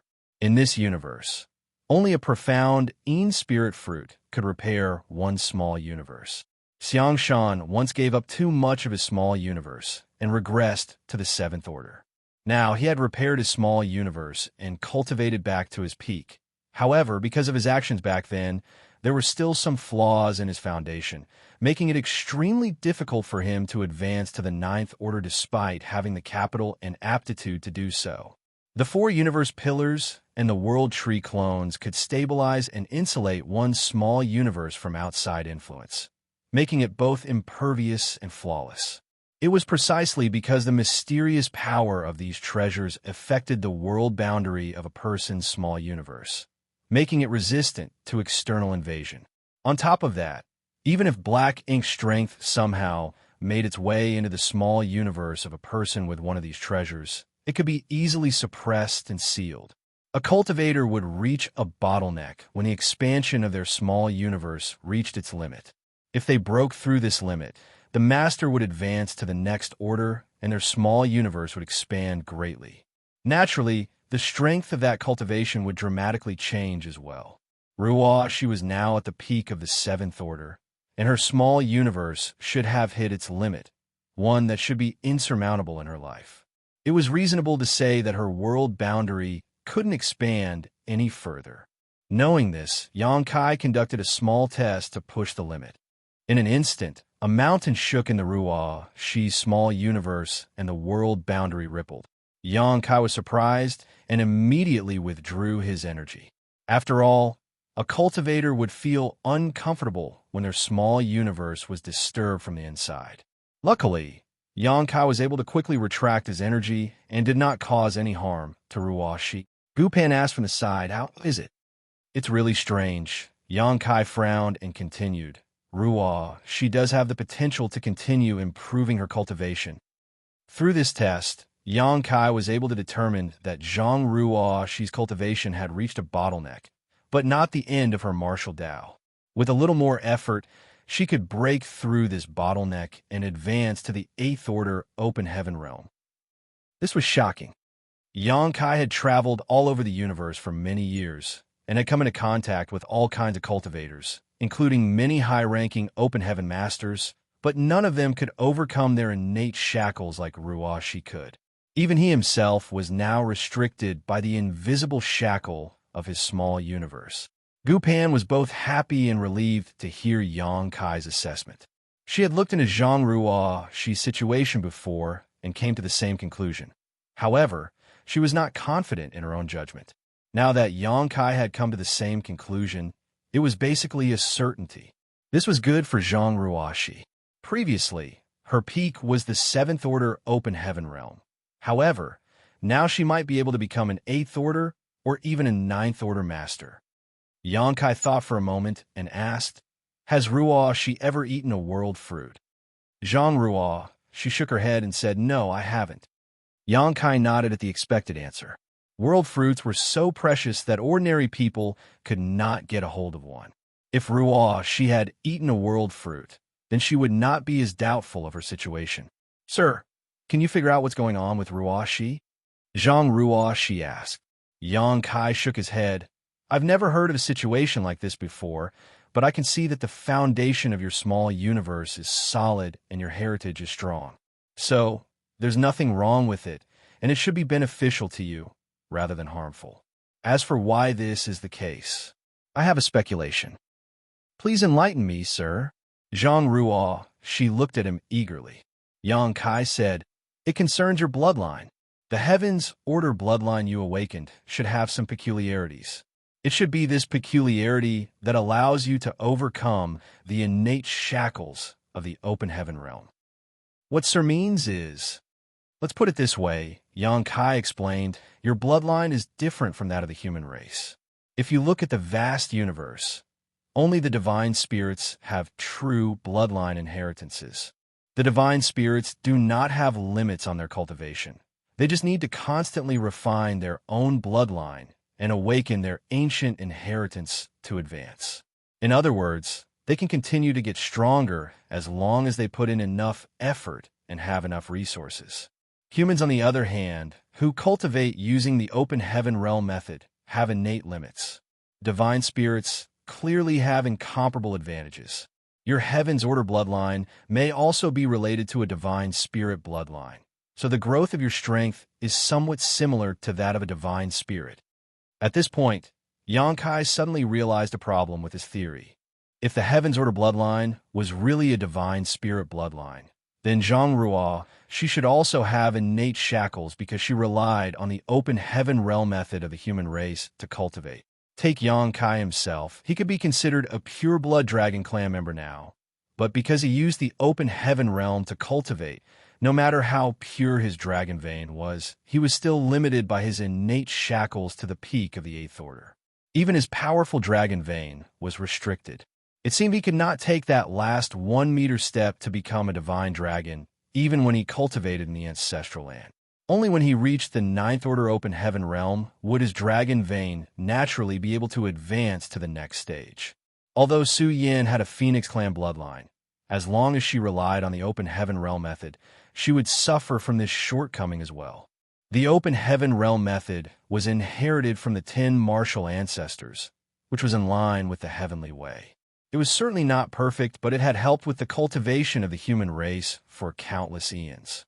If the masters wanted to be free from the restrictions, then they should not cultivate using the open heaven realm method. However, as soon as they use it to cultivate, they would definitely be limited by it in the future. Divine spirits did not need to cultivate using the open heaven realm method. They were the first to be blessed by the heavenly way and ruled all under the heavens long before the 10 martial ancestors gained enlightenment about the open heaven realm method. They have been using their bloodline as their main way to cultivate since ancient times.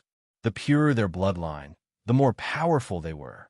Zhang Ruoxi also used the open heaven realm method to advance to the open heaven realm, though. So even if the Heaven's Order bloodline was really a kind of divine spirit bloodline, it should be limited by the restrictions of the open heaven realm method, but she was not.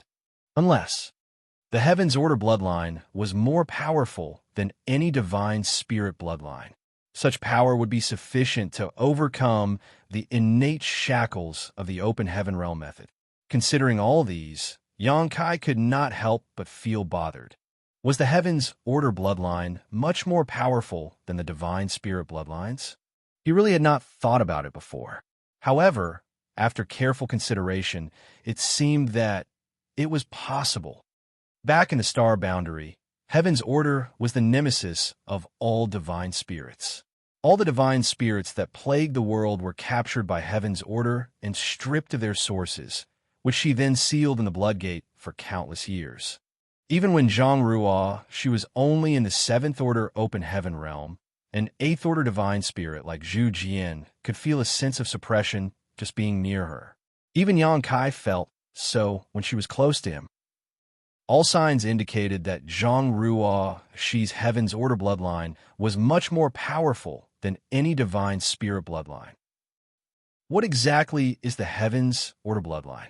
Yang Kai was now considered to be very knowledgeable and had seen many things. However, he had never heard of the Heaven's Order bloodline anywhere else except in Zhang Ruo Shi. Yang Kai had a hunch about the truth, but he was unsure about it. "Sir," Zhang Ruo, she whispered when she saw that he was lost in his thoughts. Yang Kai came back to his senses. As Sir said, "My current situation is similar to the divine spirits. So can I become an 8th Order Open Heaven Realm Master?" She asked excitedly. The human race was now at war for its very survival, and although a 7th Order Open Heaven Realm Master wasn't weak, any random territory lord could easily kill them, especially the innate territory lords who were far more powerful than the acquired ones. Zhang Ruo, she had been able to stay safe and sound all these years mainly because she had been following Gu Pan around. Due to her relationship with Yang Kai, Langya Paradise had taken great care of her. If she was just an ordinary 7th Order Open Heaven Realm Master, it would be much riskier for her on the battlefield. However, if she could become an 8th Order Master, then she would be much safer in the future and more lethal to the enemies on the battlefield. Yang Kai nodded and said, "Advancing to the 8th Order is not a problem. I saw your small universe, and you are at the limit of the 7th Order Open Heaven Realm. Once things have settled down, you should enter retreat and cultivate hard. I will personally stand guard for you until you break through to the 8th Order." "Many thanks, sir." Zhang Ruo, she said with a beautiful smile. Martial Peak. Chapter 56-69. 3rd Order 9 Palaces Formation. There is no doubt that Zhang Ruo, she would advance to the 8th Order. Nevertheless, Yang Kai could not be absolutely sure if what he thought was correct. If it was as he thought, it would still be astonishing that the Heaven's Order bloodline could circumvent the drawbacks of the Open Heaven Realm method, which was something that even a divine spirit bloodline could not achieve. Yang Kai was still thinking about the Heaven's Order bloodline when Ruo, she said, "Sir, I have one more thing to ask advice about, and it concerns my bloodline." "Oh." Yang Kai was intrigued and said, "Go ahead." Zhang Ruo, she glanced around and then said, "It's not convenient to talk about it here. However, I can show it to you, sir. Can you please come to the void with me?" And Yang Kai nodded and sent a message to let the purifying black ink battleship continue to follow its current course before leaving a space beacon on the deck to facilitate his return. He then manipulated space principles, wrapped Zhang Ruo Shi in them, and darted away. After a few instantaneous movements, Yang Kai and Ruo Shi were out of sight range of the purifying black ink battleship. They came to a stop, and Yang Kai said, "This should be good enough." The void was so vast and endless that Zhang Ruo, she would not be limited in whatever she wanted to demonstrate. Zhang Ruo, she nodded, opened her small universe portal, and a member of the small stone race stepped out. Those of the small stone race usually look simple and unassuming. However, those who were familiar with their racial characteristics would know that their peaceful look was just an illusion, as they were truly warlike. After the small stone race member appeared, it immediately made a move that made Yang Kai's jaw drop. It came to Yang Kai, cupped its fist, and bowed to him. Yang Kai swore that this was the most polite small stone race member he had ever met in his life.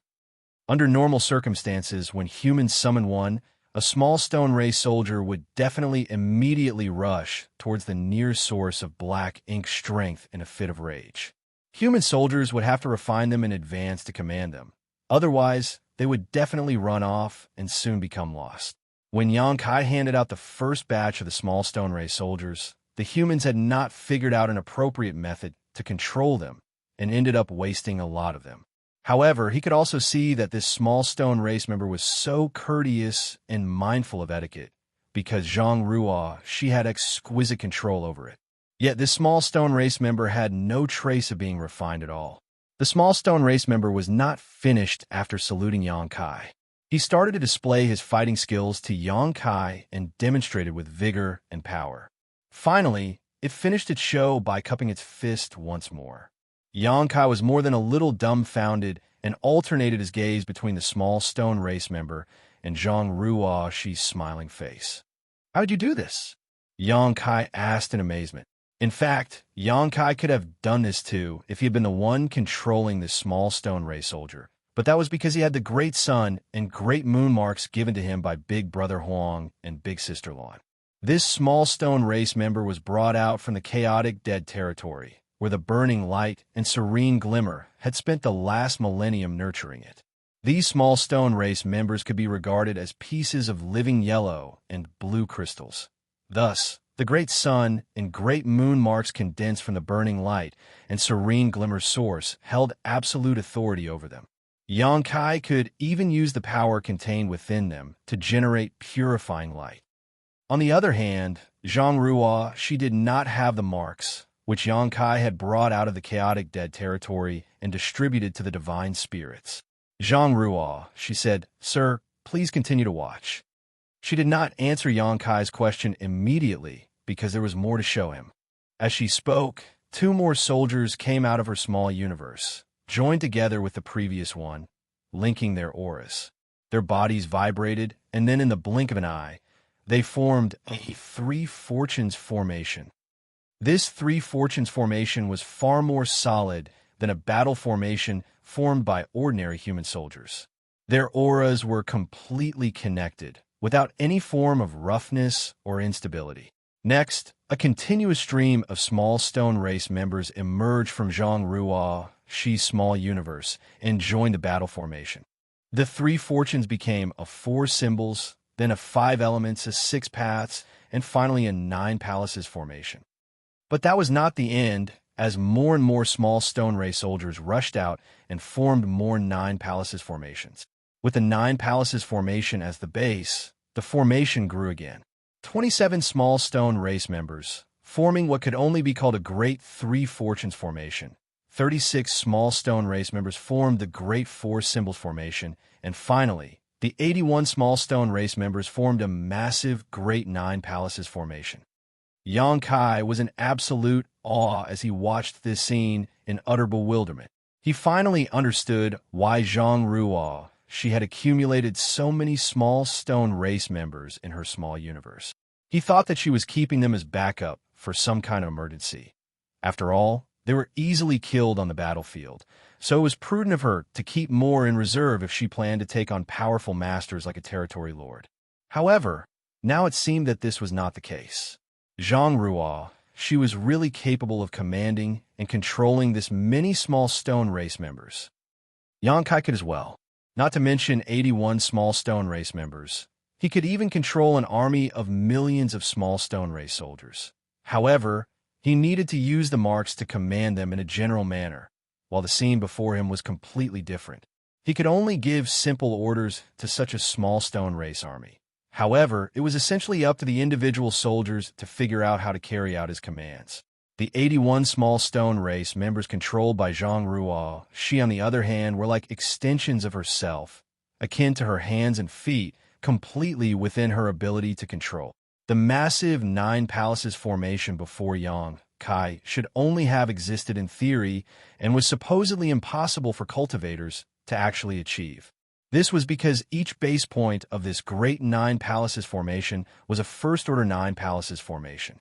9 cultivators were needed to form the initial battle formation, and these 9 people had to adjust their auras to link with each other without clashing. Essentially, they needed to become one in both heart and mind. On a real battlefield, forming a 9 palaces formation was already the absolute limit. So trying to form this kind of great 9 palaces formation was nothing but a fantasy. Considering the small stone race members' low sentience, it was unbelievable that Zhang Ruo, she was able to control them to such a fine degree. Yang Kai had already sensed the crux of how this happened, though, and remarked, "Bloodline power."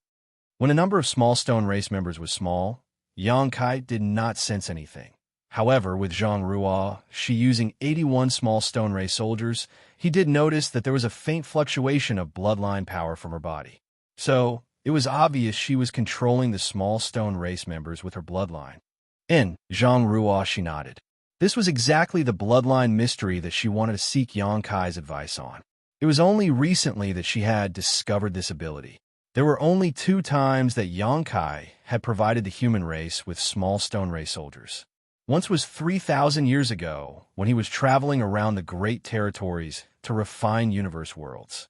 When he met many great forces of the human race who were evacuating, he gave them large numbers of small stone ray soldiers as escorts.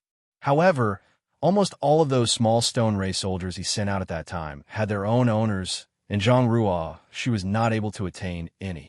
Recently, though, Yang Kai tasked some 7th Order Open Heaven Realm Masters in the Divine Spirit Ancestral Land to bring back several million members of the small stone race. Thereafter, the Supreme Headquarters distributed them to the armies in the Great Territory battlefields. They were placed in the individual armies' war materials departments for the soldiers to exchange for military merits. Out of curiosity, Ruo, she acquired a few of them and found that she could very easily control them. Thus, she began to exchange her military merits for more. If the Army's resource department did not stop her, her small universe would have many more small stone race members inside, at least far more than a mere 200. Yang Kai did not know about any of this, but looking at the 9 palaces formation in front of him, he was amazed that such a battle formation formed by 81 small stone race soldiers could be this powerful. The strength of the small stone race that made up this formation was not high, generally only equivalent to 2nd or 3rd Order Open Heaven Realm Masters. However, after they assumed this formation, the aura they radiated reached the intensity of the 7th Order. If these small stone race soldiers were stronger to begin with, then the power of the formation would grow even further. Can you control more? Yang Kai asked. Ruo, she nodded and replied, but I don't have enough to form another complete battle formation layer. The corners of Yang Kai's face twitched. He just asked Zhang Ruo if she could control more, but this little girl was even more ambitious. She actually wanted to use this great 9 palaces formation as the base to form an even higher order formation. Having 81 small stone race members as a base to form the simplest 3 fortunes formation would require 243 small stone race soldiers. So Zhang Ruo, she really did not have enough. But Yang Kai had them. Although he gave the human race several million small stone race soldiers, he kept a few million for his own use. With a wave of a hand, an army of small stone race soldiers flew out of his small universe, appearing both grand and majestic. Go all out. Let me see what your limit is. Zhang Ruo, she agreed readily, as she also wanted to know her limits. She immediately surged her bloodline power to draw many from the army released by Yang Kai. Soon, a new 9 palaces formation was formed using great 9 palaces formations as nodes. The number of small stone race soldiers involved had now reached 729. Their combined power had surpassed the 7th Order and almost reached the 8th Order. Yang Kai was dumbfounded by the formation in front of him. The Great 9 Palaces formation existed in theory and was basically impossible to be formed by humans. But what about this 9 Palaces formation formed from Great 9 Palaces formation, as its base be called? A 3rd Order 9 Palaces formation. If a normal 9 Palaces formation was the 1st Order and a Great 9 Palaces formation was the 2nd Order, then there should not be any problem calling this one 3rd Order. The bloodline power coming from Zhang Ruo, Shi's body became more and more intense, and Yang Kai began to feel a slight pressure that caused his dragon vein to roil and riot. This kind of pressure was somewhat similar to a dragon clan bloodline suppression. So, it seemed like his suspicions were true. This Heaven's Order bloodline was more powerful than any divine spirit bloodline. All of a sudden, his thoughts became clear, and he understood what was happening with Zhang Ruo, Shi, and her bloodline. Martial Peak, Chapter 5670, Divine Spirit Family Patriarch. After a few moments, the 3rd Order 9 Palaces formation had turned into the 4th Order 9 Palaces formation. The number of small stone ray soldiers who made up the formation now reached an astonishing 6,561. It was unbelievable that one person could perfectly control more than 6,000 small stone rays. Although the individual strength of the small stone rays participating in the formation was generally not high, the aura of the battle formation at this moment made even Xianxia feel a lot of pressure. In other words, if he were to fight against them and did not find a way to break the battle formation, he might lose. It was an astonishing feat. With this ability alone, Xianxia, she was as valuable as any 8th Order Open Heaven Realm Master. Xianxia also saw the manifestation of the Heaven's Order bloodline power once again. Perhaps the bloodline power became too intense, so Xianxia, she was now surrounded by a blood-colored haze. Suddenly, at some critical point, a huge figure of a woman emerged behind her. The figure looked extremely imposing as she looked down on the world, a great sword at the ready. As she stood quietly behind Xianxia, the void trembled and an awe-inspiring pressure pervaded the surrounding space. Xianxia was stunned. This figure and the memory of another extremely vague figure quickly overlapped. Although there was a difference in size, the image was too similar to ignore. Xianxia was so happy that he had stumbled upon this great fortune. He never expected that he would stumble across such a grand discovery during this meeting with Wuxia. He was suddenly enlightened, and many uncertainties in his mind became clear. So that's how it is. If that is really the case, then everything makes sense. The Heaven's Order bloodline was basically a divine spirit bloodline, but it was not a divine spirit bloodline in the ordinary sense. In terms of ranking, the Heaven's Order bloodline was higher than all other divine spirit bloodlines. Thus, it was not accurate to call it the divine spirit's nemesis. The Heaven's Order bloodline was not born to restrain divine spirits. It was actually from the same vein as the divine spirit bloodlines, only higher up the hierarchy, which is why it could suppress all other divine spirit bloodlines. The Dragon Clan itself also had the concept of bloodline suppression, but the Dragon Clan's bloodline suppression only affected those within the clan or those from monster race too weak to resist. A Dragon Clansman with a pure bloodline had a natural restraint on any other Dragon Clansman with a less pure bloodline. In a fight, the strength of a Dragon Clansman with a pure bloodline could suppress the strength of the other. A Dragon Clan's bloodline may have some deterrent effect on other divine spirits, but it was far less obvious. A Dragon Clan bloodline's ranking may be higher than that of other divine spirit bloodlines, but not by much. In this world, there were two other divine spirit bloodlines that stood above the Dragon Clan: the Burning Light and Serene Glimmer. Technically speaking, these two were also divine spirits. The ancient legends stated that they were the ancestors of the divine spirits. However, Xianxia knew that that was a misrepresentation after he found out the truth about the primordial light. If all the divine spirits were considered to be in one big family, then the higher the ranking, the higher their position would be within the divine spirit family. Big Brother Huang and Big Sister Lan could also be considered the big brother and big sister of all divine spirits. This was also the reason why, when Xianxia first went to the Dragon Pool, his great sun and great moon marks allowed him to draw on the power of the Dragon Pool and helped Fu Guang break through his shackles and become a divine dragon. The powers of the Burning Light and Serene Glimmer and the Dragon Clan were fundamentally related. The primordial light first stripped its yin and yang elements in the chaotic dead territory, then moved to the ancestral land. It then transformed into thousands of lights and evolved into the first divine spirits. The first time Xianxia went to the No Return Pass, he used the Great Sun and Great Moon marks to completely suppress Ji Lao San, who was a Grand Dragon. He did this while he was still only in the 7th Order and a Grand Dragon himself. In fact, the difference in strength between them at the time was not big. However, when he used the two marks, Ji Lao San was captured by Xianxia almost effortlessly. Xianxia also used the power of the Great Sun and Great Moon marks to suppress Tao Wu when he killed the latter in profound nether territory. Otherwise, Tao Wu's eighth-order divine spirit strength could easily handle a soul rending Thorn head-on, and he would not have been so easily killed. This was basically akin to the big brother and big sister exerting their power over the little brother of the divine spirit family.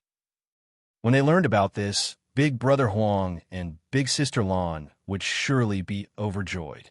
They had been bickering for countless eons about who was the elder sibling between them. So if they knew they had so many younger brothers and sisters, they might not quarrel anymore and instead play with their little siblings instead. In such a sense, it was completely appropriate for Xianxia as a Dragon Clan member to address them as Big Brother Huang and Big Sister Lan. The burning light and serene glimmer were the big brother and big sister of the divine spirits family. However, in this family, there seemed to be another high-ranking existence. The Heavens Order bloodline. The small stone race could be seen as an extension of the power of Big Brother Huang and Big Sister Lan, so even Xianxia had to use the two marks to control them. This was natural because the ranking of the Dragon Clan was lower than that of the Burning Light and Serene Glimmer. On the other hand, Zhang Ruo, she only relied on her bloodline to precisely control thousands of small stone ray soldiers to form a massively complicated 9 palaces formation. When Xianxia understood this, he immediately recalled the strange scene that he had witnessed in the rewinding time. When the primordial light was stripped of its yin and yang in the chaotic dead territory, the latter evolved into the sun's burning light and moon's serene glimmer. After a long journey, what was left of the primordial light collided with an ancient universe world, showering it with thousands of multicolored lights. From those lights, all divine spirits were born. The divine spirits thus rose, and the universe world came to be known as the Ancestral Land. With this evolution, the Ancestral Land became the home of all divine spirits and was virtually indestructible.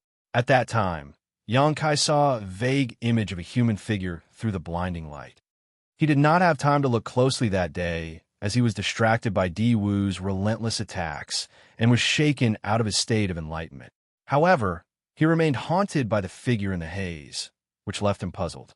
It had become the last piece of the mystery behind the primordial light.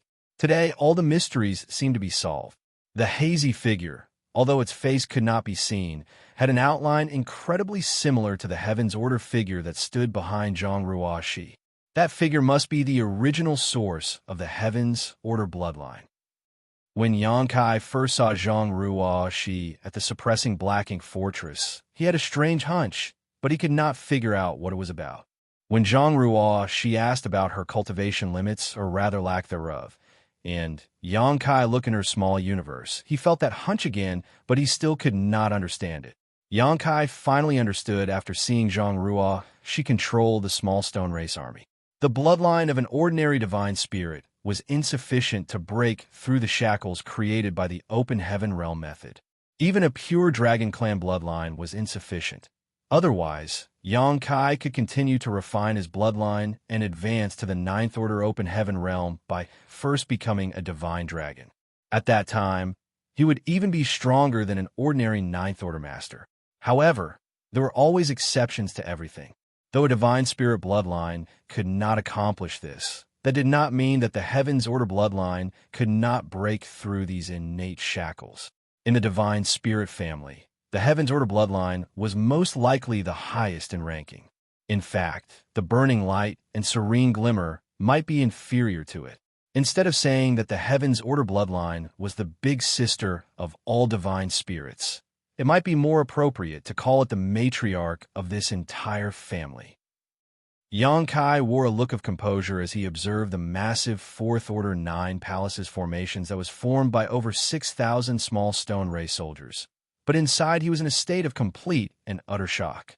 A few moments later, Zhang Ruo, she exhaled a long breath, and all the small stone ray soldiers within the formation orderly dispersed, gathering quietly behind her, waiting for further orders. In the end, the number of small stone rays she could control precisely was less than 10,000, so she could not form a 5th Order 9 palaces formation. This was not because her bloodline was not strong enough, but rather because of her low cultivation. With her concentration being spread out over so many small stone ray soldiers, she eventually hit a limit. In other words, her 7th order open heaven realm cultivation was the bottleneck. However, this was already an eye-popping feat. "Sir, this is the most I can do." Although she was exhausted, Zhang Ruoxi's eyes were gleaming. She always wanted to know what her limits were. However, she could not test them with a mere 200 small stone ray soldiers. With Yang Kai's help, she was able to get an answer today. This way, she would be able to play a much bigger role on the battlefield than using her own 7th order open heaven realm strength.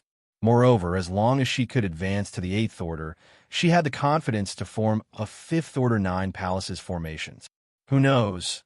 Maybe she might even be able to break through and become a 9th order open heaven realm master one day. Well done. Yang Kai nodded his head in admiration and began to collect his small stone race army before saying, "After this, I will bring you to a certain place." Zhang Ruo, she did not ask anything and just nodded obediently. "Yes, sir." "Let's go back. You must be exhausted. When we return, get a good rest. The journey ahead is long, and there is no need for you to rush to advance to the 8th order." Zhang Ruo, she nodded with a smile. He manipulated space principles, and the two figures instantly disappeared. With the help of the space beacon, Yang Kai easily returned to the purifying black ink battleship with Zhang Ruoxi. She then went back to her cabin to rest while Yang Kai continued to stand at the helm. He could not help but wonder what interesting things would happen if he took Ruoxi to that place. The journey continued through the Black Ink clan's territory, and then past the breached royal cities before heading into the depths of the Black Ink battlefield. Several years later, many strange celestial phenomena appeared, bewildering and dazzling the 8th order open heaven realm masters. The 3,000 worlds had once been filled with these huge celestial phenomena, but almost all of them had been exhausted after millions of years of human activities. However, in the rear of the Black Ink battlefield, far away from any activity at all, these celestial phenomena had been preserved. These celestial phenomena were all left behind from the beginning of time, when heaven and earth first split apart. The large ones were the size of whole, great territories, while the small ones were even smaller than universe worlds, but each celestial phenomenon contained its own mysterious power and was extremely dangerous. Martial Peak, Chapter 5671, Fu Guang and Wu Kuang. At one point, Yang Xiao could not stand the boredom, so when they passed by a certain celestial phenomenon, he rushed out in curiosity and was almost caught in it. If not for Yang Kai's quick actions, he might have been lost within the celestial phenomenon, never to return. When Yang Shui found out, she punished him severely until he promised never to do that again. The dramatic event was a rare comic relief to their otherwise mundane journey and became the butt of everyone's joke throughout the warship. A few years later, the purifying Black Ink battleship entered the late ancient era battlefield, and the 8th Order Open Heaven Realm Masters who saw this place for the first time were all shaken to their core. The veteran 8th Order Masters who told them all the events of the past were also totally captivated. Only at this time did they know that at the end of the late ancient era, there were humans who fought and were victorious over the Black Ink clan on this magnificent battlefield. Although they failed to kill Imo, at least they managed to contain the Black Ink clan within the Black Ink battlefield. Now, the Black Ink clan had invaded the 3,000 worlds, the world had withered, universe worlds had collapsed, and the human race was trapped in a mere handful of great territory battlefields. The situation had never been worse, and everyone's heart was heavy and eager for revenge. After the late ancient era battlefield, there was the spiritless land. They were getting close to the primordial heavens, source grand restriction. Nearly 13 years after the departure of the purifying Black Ink battleship from the Supreme Headquarters territory, Yang Kai finally led a group of 8th Order Masters to the place where the last human race crusade force was defeated. This was also where the Mother Nest was located and where the true body of Mo was sealed. The purifying Black Ink battleship flew past a lot of wreckage and debris. There were even damaged warships, quietly floating across the void, as well as skeletons and corpses of humans and black ink clansmen alike. These were the remnants of the last great war, the final battle outside the primordial heavens source grand restriction. Xianxia was not present during that battle as he was targeted by a royal lord because of Tsang and had no choice but to flee. He fled for years before entering the Great Sea celestial phenomenon and started his cultivation to break through to the Eighth Order open heaven realm. After he emerged from the Great Sea celestial phenomenon, Xianxia managed to kill the royal lord who was chasing him. It was only after that he learned of the fierceness of this final battle. The human race should not have been defeated here. They had more than 100 great passes and a grand army numbering in the millions, all of whom were in the Fifth Order open heaven realm and above, with over 109th Order old ancestors assuming command. With such a lineup, they were definitely the strongest army the human race had mustered since the late ancient era millions of years ago. However, from within the primordial heavens source grand restriction, a black ink giant spirit god emerged to challenge the army. From the opposite side, another fallen black ink giant spirit god, who roamed the late ancient era battlefield, was revived by the Black Ink clan. The two powerful black ink giant spirit gods pincered the human army, and together with countless royal lords and territory lords, the human race grand army was defeated and forced to retreat. The sight in front of everyone was tragic, and even if they were not personally involved in that battle, they could easily imagine its fierceness. The atmosphere aboard the purifying black ink battleship was heavy as people were scurrying about, trying to collect the corpses of the human race soldiers. When the great army retreated back then, they did not even have the time to collect the bodies of the fallen, so the battlefield was still littered with corpses. Su Yin activated her great sun and moon marks to create purifying light to disperse the black ink cloud in the void. However, she soon gave up as there were far more dead black ink clansmen than human race soldiers, causing the residual black ink cloud to be too large to disperse. Although they did not lack yellow crystal and blue crystal, they should not waste them unnecessarily. A potent divine sense suddenly spread over from afar, and all the Eighth Order masters were astonished when they felt its might. This was not the divine sense of an Eighth Order master, but that of a Ninth Order master. The Eighth Order masters became excited by the possibility that there was a Ninth Order master stationed here. A moment later, the divine sense was withdrawn after having found out the identity of Xianxia and the others. Following the battlefield's numerous ruins, the purifying black ink battleship soon came to a huge piece of debris. It was debris that belonged to a great pass that had been destroyed. Looking at its appearance, it should be the Great Pass main square. On top of the debris stood a figure with flowing white hair and white robes, his arms folded behind his back, looking in the direction of the purifying black ink battleship. Upon seeing this person, many Eighth Order Open Heaven Realm masters immediately realized that it was not just any Ninth Order master here, it was him. No wonder we've not heard about this senior for so many years. He must have been stationed here by the Supreme Headquarters a long time ago. Xianxia jumped down for the purifying black ink battleship, came to the white-haired man, and cupped his fists. "Greetings, Senior Fu Guang." This man in all white was the current Dragon Clan leader and the only divine dragon. Xianxia had sent Wu Kuang here a long time ago, but although the latter claimed that he would advance to the Ninth Order within 3,000 years, and that he could guard the primordial heavens source grand restriction effectively at that point, Xianxia had to prepare for the unexpected. Therefore, over 1,000 years ago, Xianxia had already suggested that the Supreme Headquarters prepare someone to assist Wu Kuang outside the primordial heavens source grand restriction, just in case.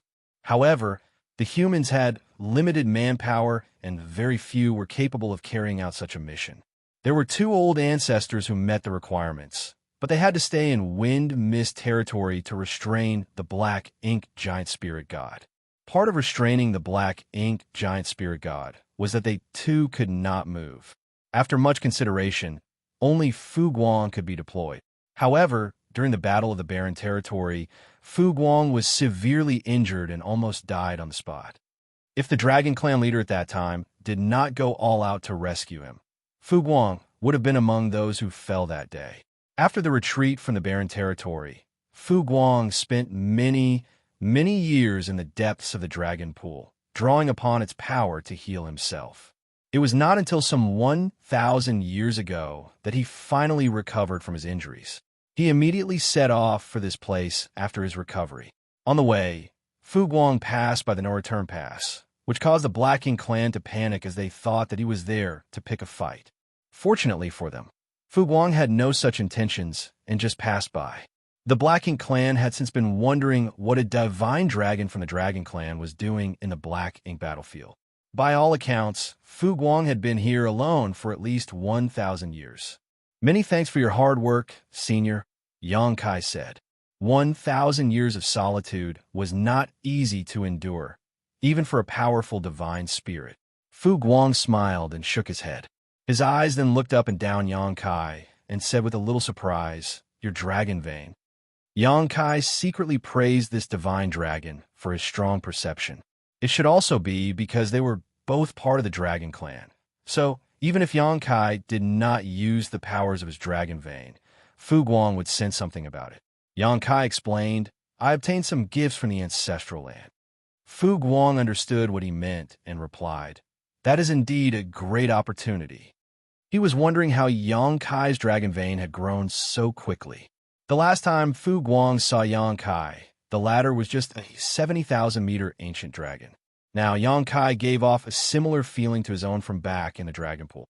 In other words, it was very likely that Xianxia was in the same situation as he was back then, stuck at the last step before becoming a divine dragon. The power in the dragon pool had been greatly consumed after more than 2,000 years of healing. So Xianxia could not have benefited much from it. Certainly not enough to improve his dragon vein to such a degree. It turned out that it was a gift from the ancestral land. While they were talking, a group of 8th Order Masters and 60 divine spirits all came forward and saluted. No one dared to disrespect a divine dragon. The 8th Order Masters finally confirmed who the army commander of their suppressing Black Ink army was. Although there had been some speculation beforehand, it was only today that they became certain. A master like Fu Guang was naturally qualified to be the army commander of the suppressing Black Ink army. Zhu Jian and the rest of the divine spirits felt increasingly ready to be part of this fight. Given the circumstances, they knew that they would still be fighting alongside the human race after the 3,000-year agreement had expired. However, now they were working under the current Dragon Clan leader, and there was no room for sloppiness. After exchanging some pleasantries, Xianxia said, "Sir, how is the situation here?" Fu Guang replied, "Nothing unusual, except that he talks a lot." Talks a lot. Xianxia was slightly stunned and then realized that Fu Guang should be referring to Wu Quan.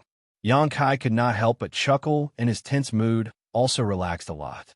It also meant that there were no problems with the primordial heavens source grand restriction. If there really was any problem, Wu Quan would not be able to waste his energy on chatting. At that moment, Wu Quang's voice came from the depths of the void. "There is quite literally no one here besides the two of us, and it's been that way for over 1,000 years. Does it matter if we talk more? And don't you know that it's not a good habit to badmouth someone behind their back?" Fu Guang laughed helplessly and cupped his fist. After so many years of chatting, he also knew Wu Quang's background. He had much respect for this late, ancient-era martial ancestor. Furthermore, anyone who single-handedly guarded the primordial heavens source grand restriction deserved the utmost respect. The 8th Order Open Heaven Realm Masters and even the divine spirits were all astonished.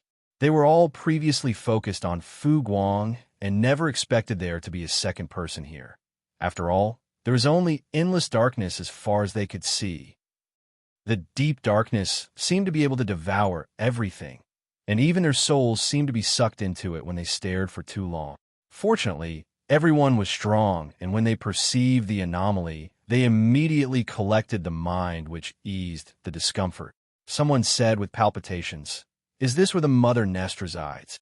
They had heard that the primordial heavens source grand restriction had sealed the mother nest along with Mo's true body. Now, they were able to see it with their own eyes. This was the source of all the chaos and the birthplace of the Black Ink Clan. Even the Eighth Order Open Heaven Realm Masters could not help but feel a sense of powerlessness and defeat in their hearts at this moment. Don't be so glum. For countless eons, your heroic ancestors spilled their blood on this battlefield to resist the Black Ink Clan, all to give future generations a chance to live and grow. Now, this burden has fallen on your shoulders. If you and the others fail here, then the human race and all the divine spirits will cease to exist. When that happens, everything will come to an end. The martial ancestors were able to seal this evil here. Don't you, their descendants, have the courage to fight it?